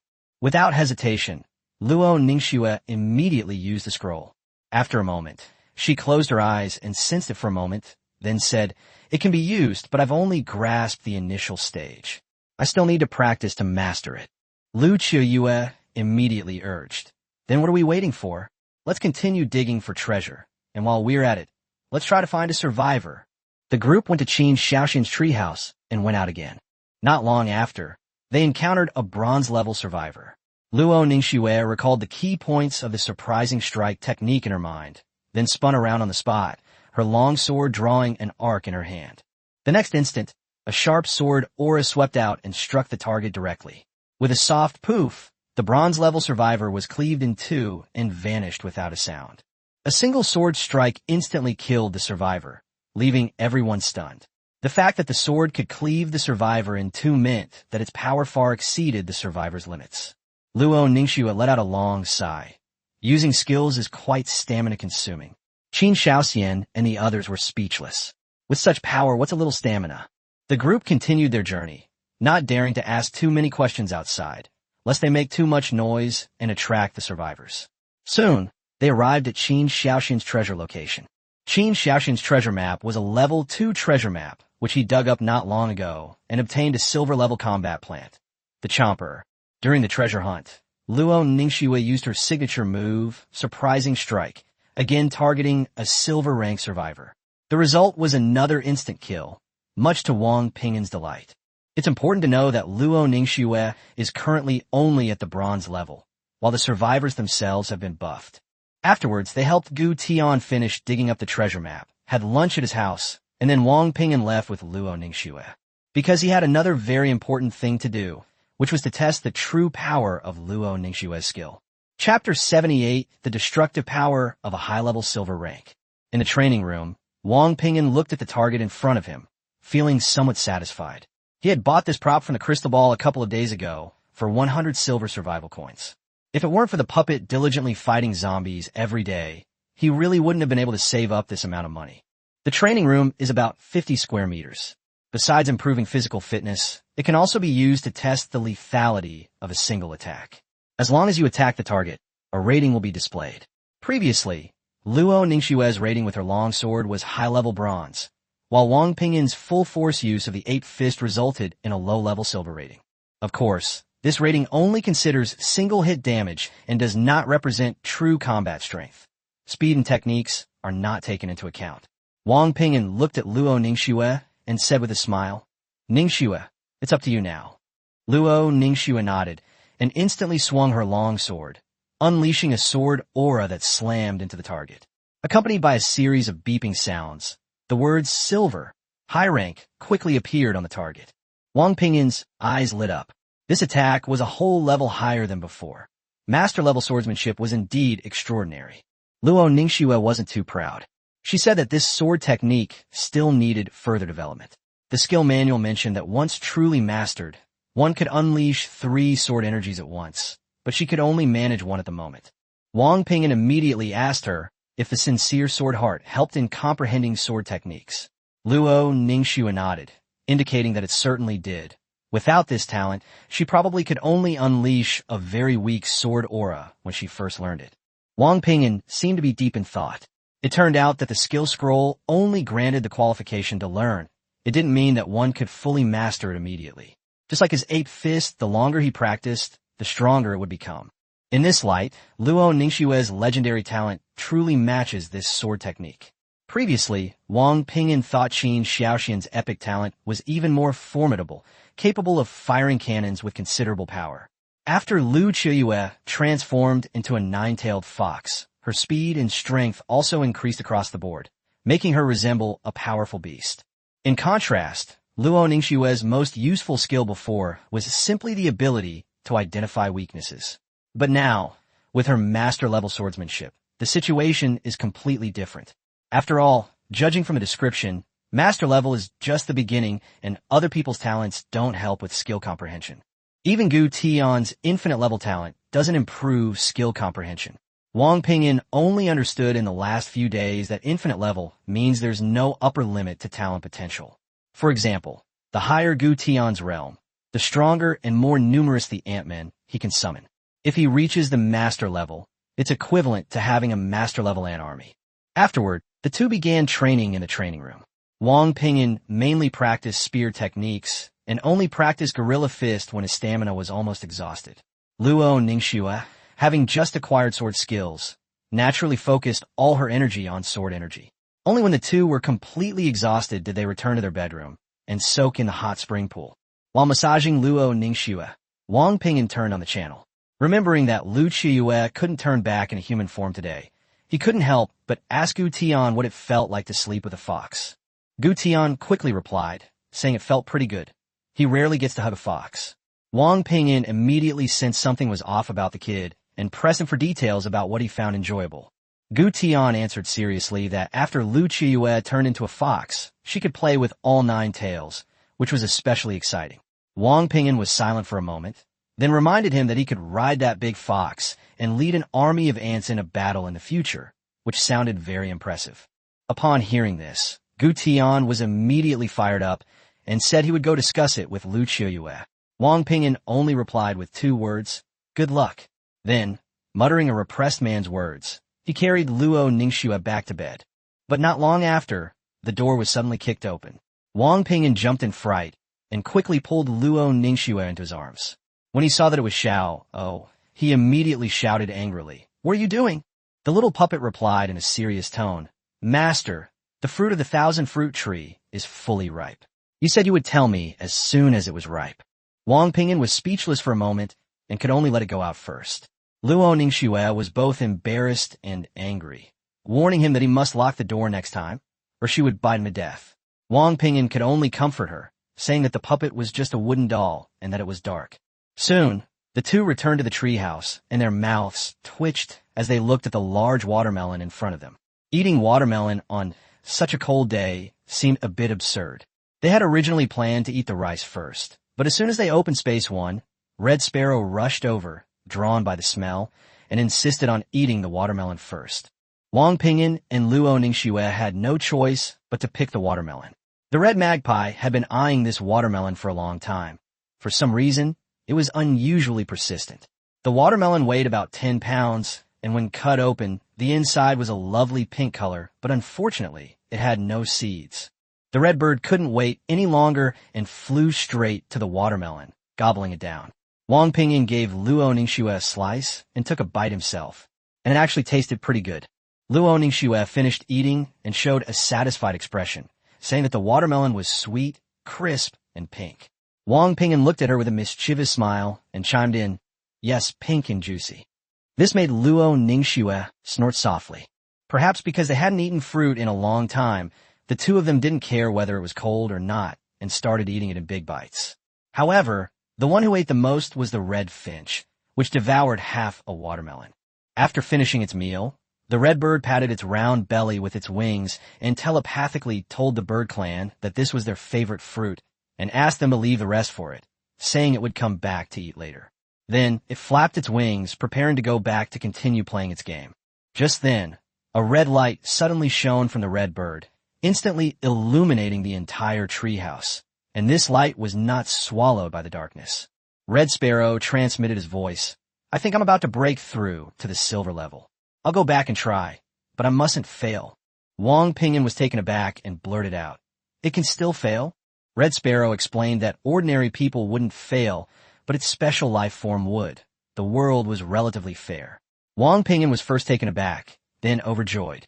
Only if Red Sparrow broke through to the silver level would its 2 Vine Sparrow warriors have a chance to reach the master level.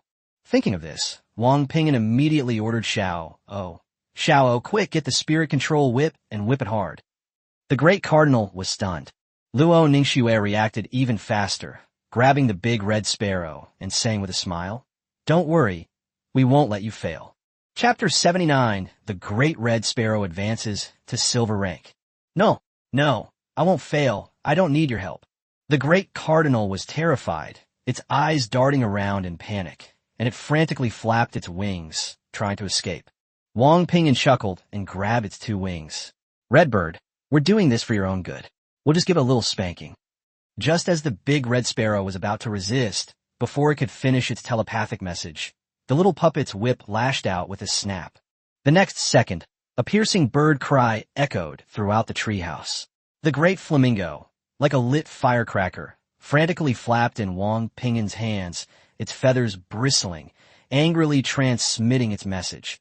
"Wang Ping'an, I'm breaking off our friendship." Wang Ping'an pretended not to hear, only giving Xiao a look. Immediately afterwards, the cracking of whips and the screams of the big red sparrow rang out one after another, each more miserable than the last. After a dozen or so lashes, the red light on the great red sparrow grew stronger and stronger. Finally, with a sudden flash, it successfully broke through and advanced to the silver level. Luo Ningxue quickly stopped Xiao. Wang Ping'an held the big red bird in his palm and saw that it looked unchanged, except that its tail had been whipped until the skin was torn and bleeding, making it look particularly pitiful. He asked in confusion, "Red Sparrow, you're already at the silver level. How come there's been no change?" The great cardinal flapped its wings listlessly and transmitted its voice impatiently. "Take care of my backside first." Wang Ping'an felt a little embarrassed and quickly took out some healing leaves and applied them. The wound healed quickly, but the leaves were used up quite a bit, and his face instantly turned a few shades paler. Once the great finches recovered, they immediately flew from his hand. Luo Ningxue asked expectantly, "How was it? Did you gain any new abilities?" Previously, the great cardinal's ability was limited to telekinesis and didn't offer much help in combat. It itself has stated that it will gain new special abilities after advancing in its cultivation level. The great flamingo sensed the changes in its body and was about to answer when it remembered the spanking it had just received, and its anger flared up again. It deliberately circled Wang Ping'an's head a few times and transmitted its voice. "Yes, it does, but I won't tell you." Wang Ping'an smiled calmly. "If you don't tell me, I'll put the rest of the watermelons away." After a moment's hesitation, the great cardinal changed his mind. "Never mind, you've been doing this for my own good, so I'll tell you." The moment the words left its mouth, it suddenly cried out. Wang Ping'an and Luo Ningxue felt their heads go blank, and their bodies instantly went out of control, and they found themselves holding hands and dancing. The two spun and jumped like marionettes, their movements chaotic yet unstoppable. This continued for a full minute before they regained their freedom, both looking at each other with utter bewilderment. The great cardinal circled triumphantly in the air, laughing so hard he almost fell over. "Haha, this is my new ability. I can control your movements." Wang Ping'an's eyes lit up, and he immediately asked, "What level of creatures can you control?" This control ability would be extremely useful in combat. The great red sparrow explained telepathically, "You are at the bronze level, so you can control it for a longer time. Silver and even master levels can control it, but not for very long." Wang Ping'an nodded. "So, even a master level expert can control it briefly?" "That's right." The great cardinal spoke proudly. "I am the noble king of cardinals, with a higher level of life than them. Most creatures don't have any special abilities at all." Luo Ningxue then asked, "So, how's your combat strength after you advanced to silver rank?" The great cardinal was immediately embarrassed. "As the king of cardinals, I have many subordinates. There's no need for me to fight personally." Luo Ningxue muttered under her breath. To put it bluntly, he's still just a weakling. The great finches circled angrily in the treehouse and quickly retorted, "Sister, I am the king of sparrows. The king does not need to take action himself." Luo Ningxue smoothly changed the subject. "Then your 2 vine sparrow warriors should have a chance to advance to the master level now, right?" "Of course, but it won't be that fast." Wang Ping'an stroked his chin and thought for a moment. Previously, before the Sparrow King reached the silver rank, the 2 vine sparrow warriors couldn't break through, so he didn't let the spirit whip lash them. Now that the conditions are met, the spirit whip is still effective against silver rank warriors. He looked at the great red sparrow. "Red Sparrow, order those 2 vine sparrow warriors not to move, and let little puppet go in and give them a good beating." The great cardinal immediately refused. "They are my parents in name only. I don't agree." Wang Ping'an retorted, "Didn't you say they weren't qualified to be your parents? Besides, this is for their own good. What if they advance to the master level?" The great red sparrow looked at the portal and said with difficulty, "That's true, but there's also the bond of blood ties, and I can't bear to do it." Wang Ping'an added casually, "I'll give you the mangoes from the 1,000-fruit tree later." The cardinal immediately changed his mind. "Deal." After saying that, it flew directly onto Xiaoyu's shoulder. Xiaoyu carried it to open the door to Space 2, preparing to arrange for the Vine Sparrow warriors to be whipped. Wang Ping'an was very satisfied with the big red sparrow's sacrifice of family for the greater good, and humming a little tune, he pulled Luo Ningxue back to the bedroom. The following day marked the 10th day of the eternal night. Wang Ping'an and Luo Ningxue got up early as usual, had breakfast, and then sat in front of the crystal ball to check the items for the day. Level 2 treasure map, 20 bronze, survival coins. Electromagnetic bead, 20 silver, survival coins. Scarf, 10 iron survival coins. Without hesitation, Wang Ping'an bought them all. He then checked the effectiveness of the electromagnetic beads. This is a silver tier item.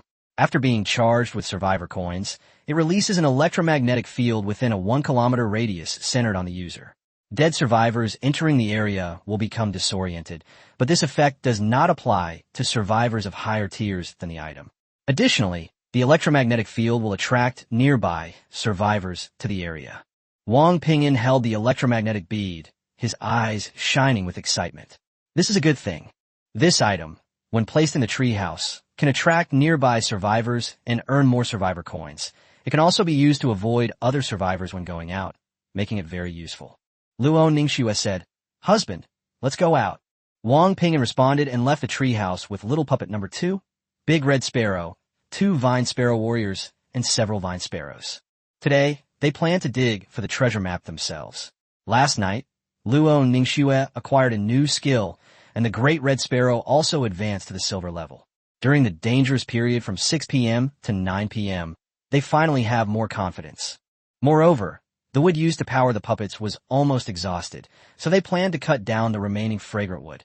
Chapter 80 Master-level survivors arrive. Outside the treehouse, light snow fell again. The temperature remained stable at -40 degrees Celsius, and a cold wind occasionally blew up.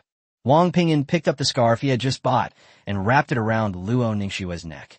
Then, he pulled her to turn on the flashlight and headed towards the location marked on the treasure map. The distance wasn't far, about 400 meters.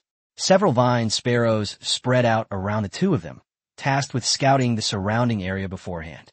Along the way, the two did not use the electromagnetic bead, and all the survivors they encountered were quickly dealt with. Only after arriving at the treasure location did Wang Ping'an take out the electromagnetic bead. This thing was only the size of a palm, and its use required survival coins, storing a maximum of 100 silver survival coins worth of energy at a time. Wang Ping'an didn't charge too much at once, only putting in 5 silver survival coins to test the consumption rate. After charging was complete, he immediately activated the electromagnetic bead. The next second, a circle of invisible fluctuations rapidly spread out. Luo Ningxue nodded to him with her flashlight, and Wang Ping'an then took out his pickaxe and began digging. The excavation went smoothly. Many survivors were drawn by the electromagnetic fluctuations, but once inside, they wandered aimlessly as if disoriented. Only a few survivors who got close enough to the two discovered them, but they were quickly dealt with by the Vine Sparrow warrior. Not long after, Wang Ping'an dug the item out. Inside were only 10 silver survival coins. Although there were no rare items, after deducting the cost, he still managed to earn 8 silver survival coins. After digging, the two checked the energy of the electromagnetic bead. About 5% had been consumed in the first 10 minutes, which translates to roughly 1 silver survival coin per hour.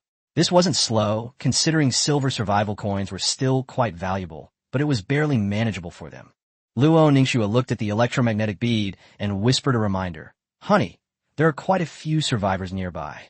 If we put away now, we might get surrounded." Wang Ping'an scratched his head.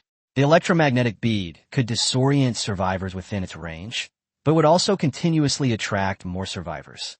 Left with no other choice, the two could only move with the electromagnetic bead. They hadn't gone far when the survivors' shrill screams echoed from afar. Because of the shifting electromagnetic bead's range, the survivors who had been at the edge instantly returned to normal, howling and chasing after the electromagnetic field again. This sound, in turn, attracted survivors even further away. The vine sparrows patrolling nearby saw everything clearly and immediately reported the situation to the great red finches, who then relayed it to Wang Ping'an. Upon hearing this, Wang Ping'an's eyes lit up.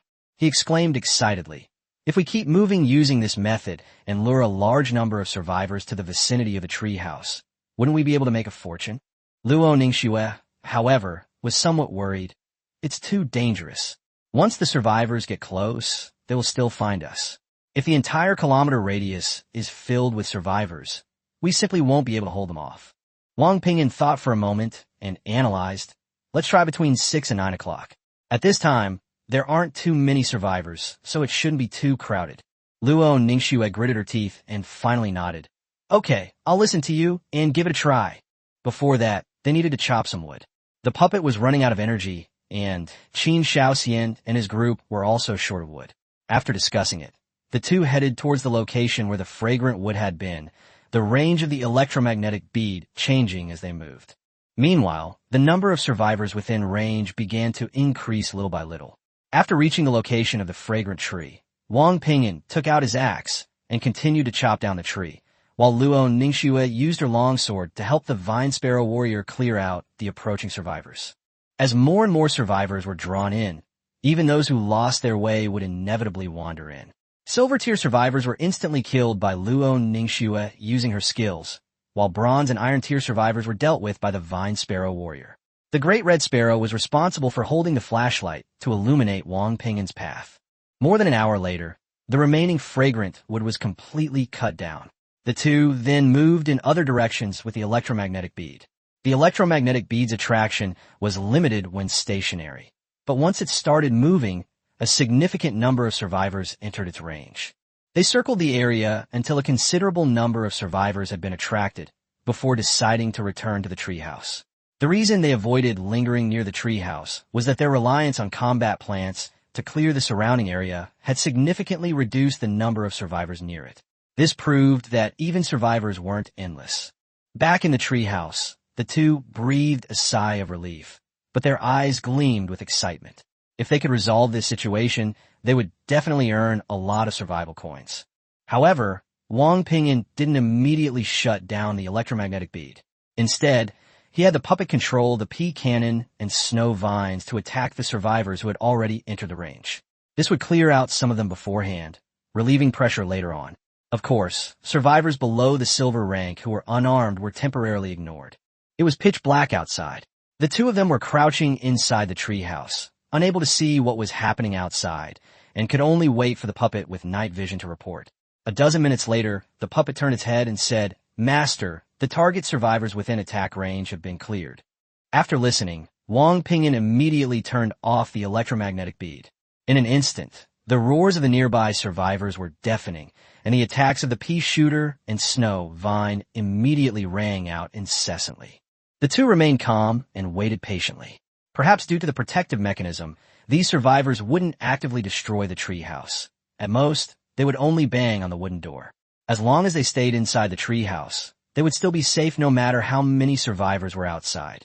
Now, listening to the screams of the survivors, Wang Ping'an felt a strange sense of familiarity, because in his ears, it was all the sound of survival coins. As time passed, the roars around them gradually subsided, and the attack frequency of the pea shooter and snow cloud vine also slowed down. But just then, a furious roar filled with murderous intent suddenly rang out. "Die!" Wang Ping'an and Luo Ningxue simultaneously understood the meaning of the roar.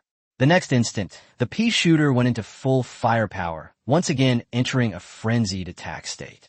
Wang Ping'an's expression changed, and he asked urgently, "Xiao, oh, what's going on?" Before Xiao O could answer, a loud bang suddenly came from outside, and the whole treehouse shook violently. Immediately afterwards, a childish voice rang out from the treehouse. "It hurts." While controlling the pea shooter and snow vine, the little puppet quickly reported, "Master, a master-level survivor has arrived, wielding a spear. It was the one that attacked the treehouse with the spear. I temporarily trapped it with the snow vine, but..." Before he could finish speaking, another loud bang rang out. Wang Ping'an instantly understood, his eyes widened, and he hurriedly checked the treehouse's vitality. 79% remain.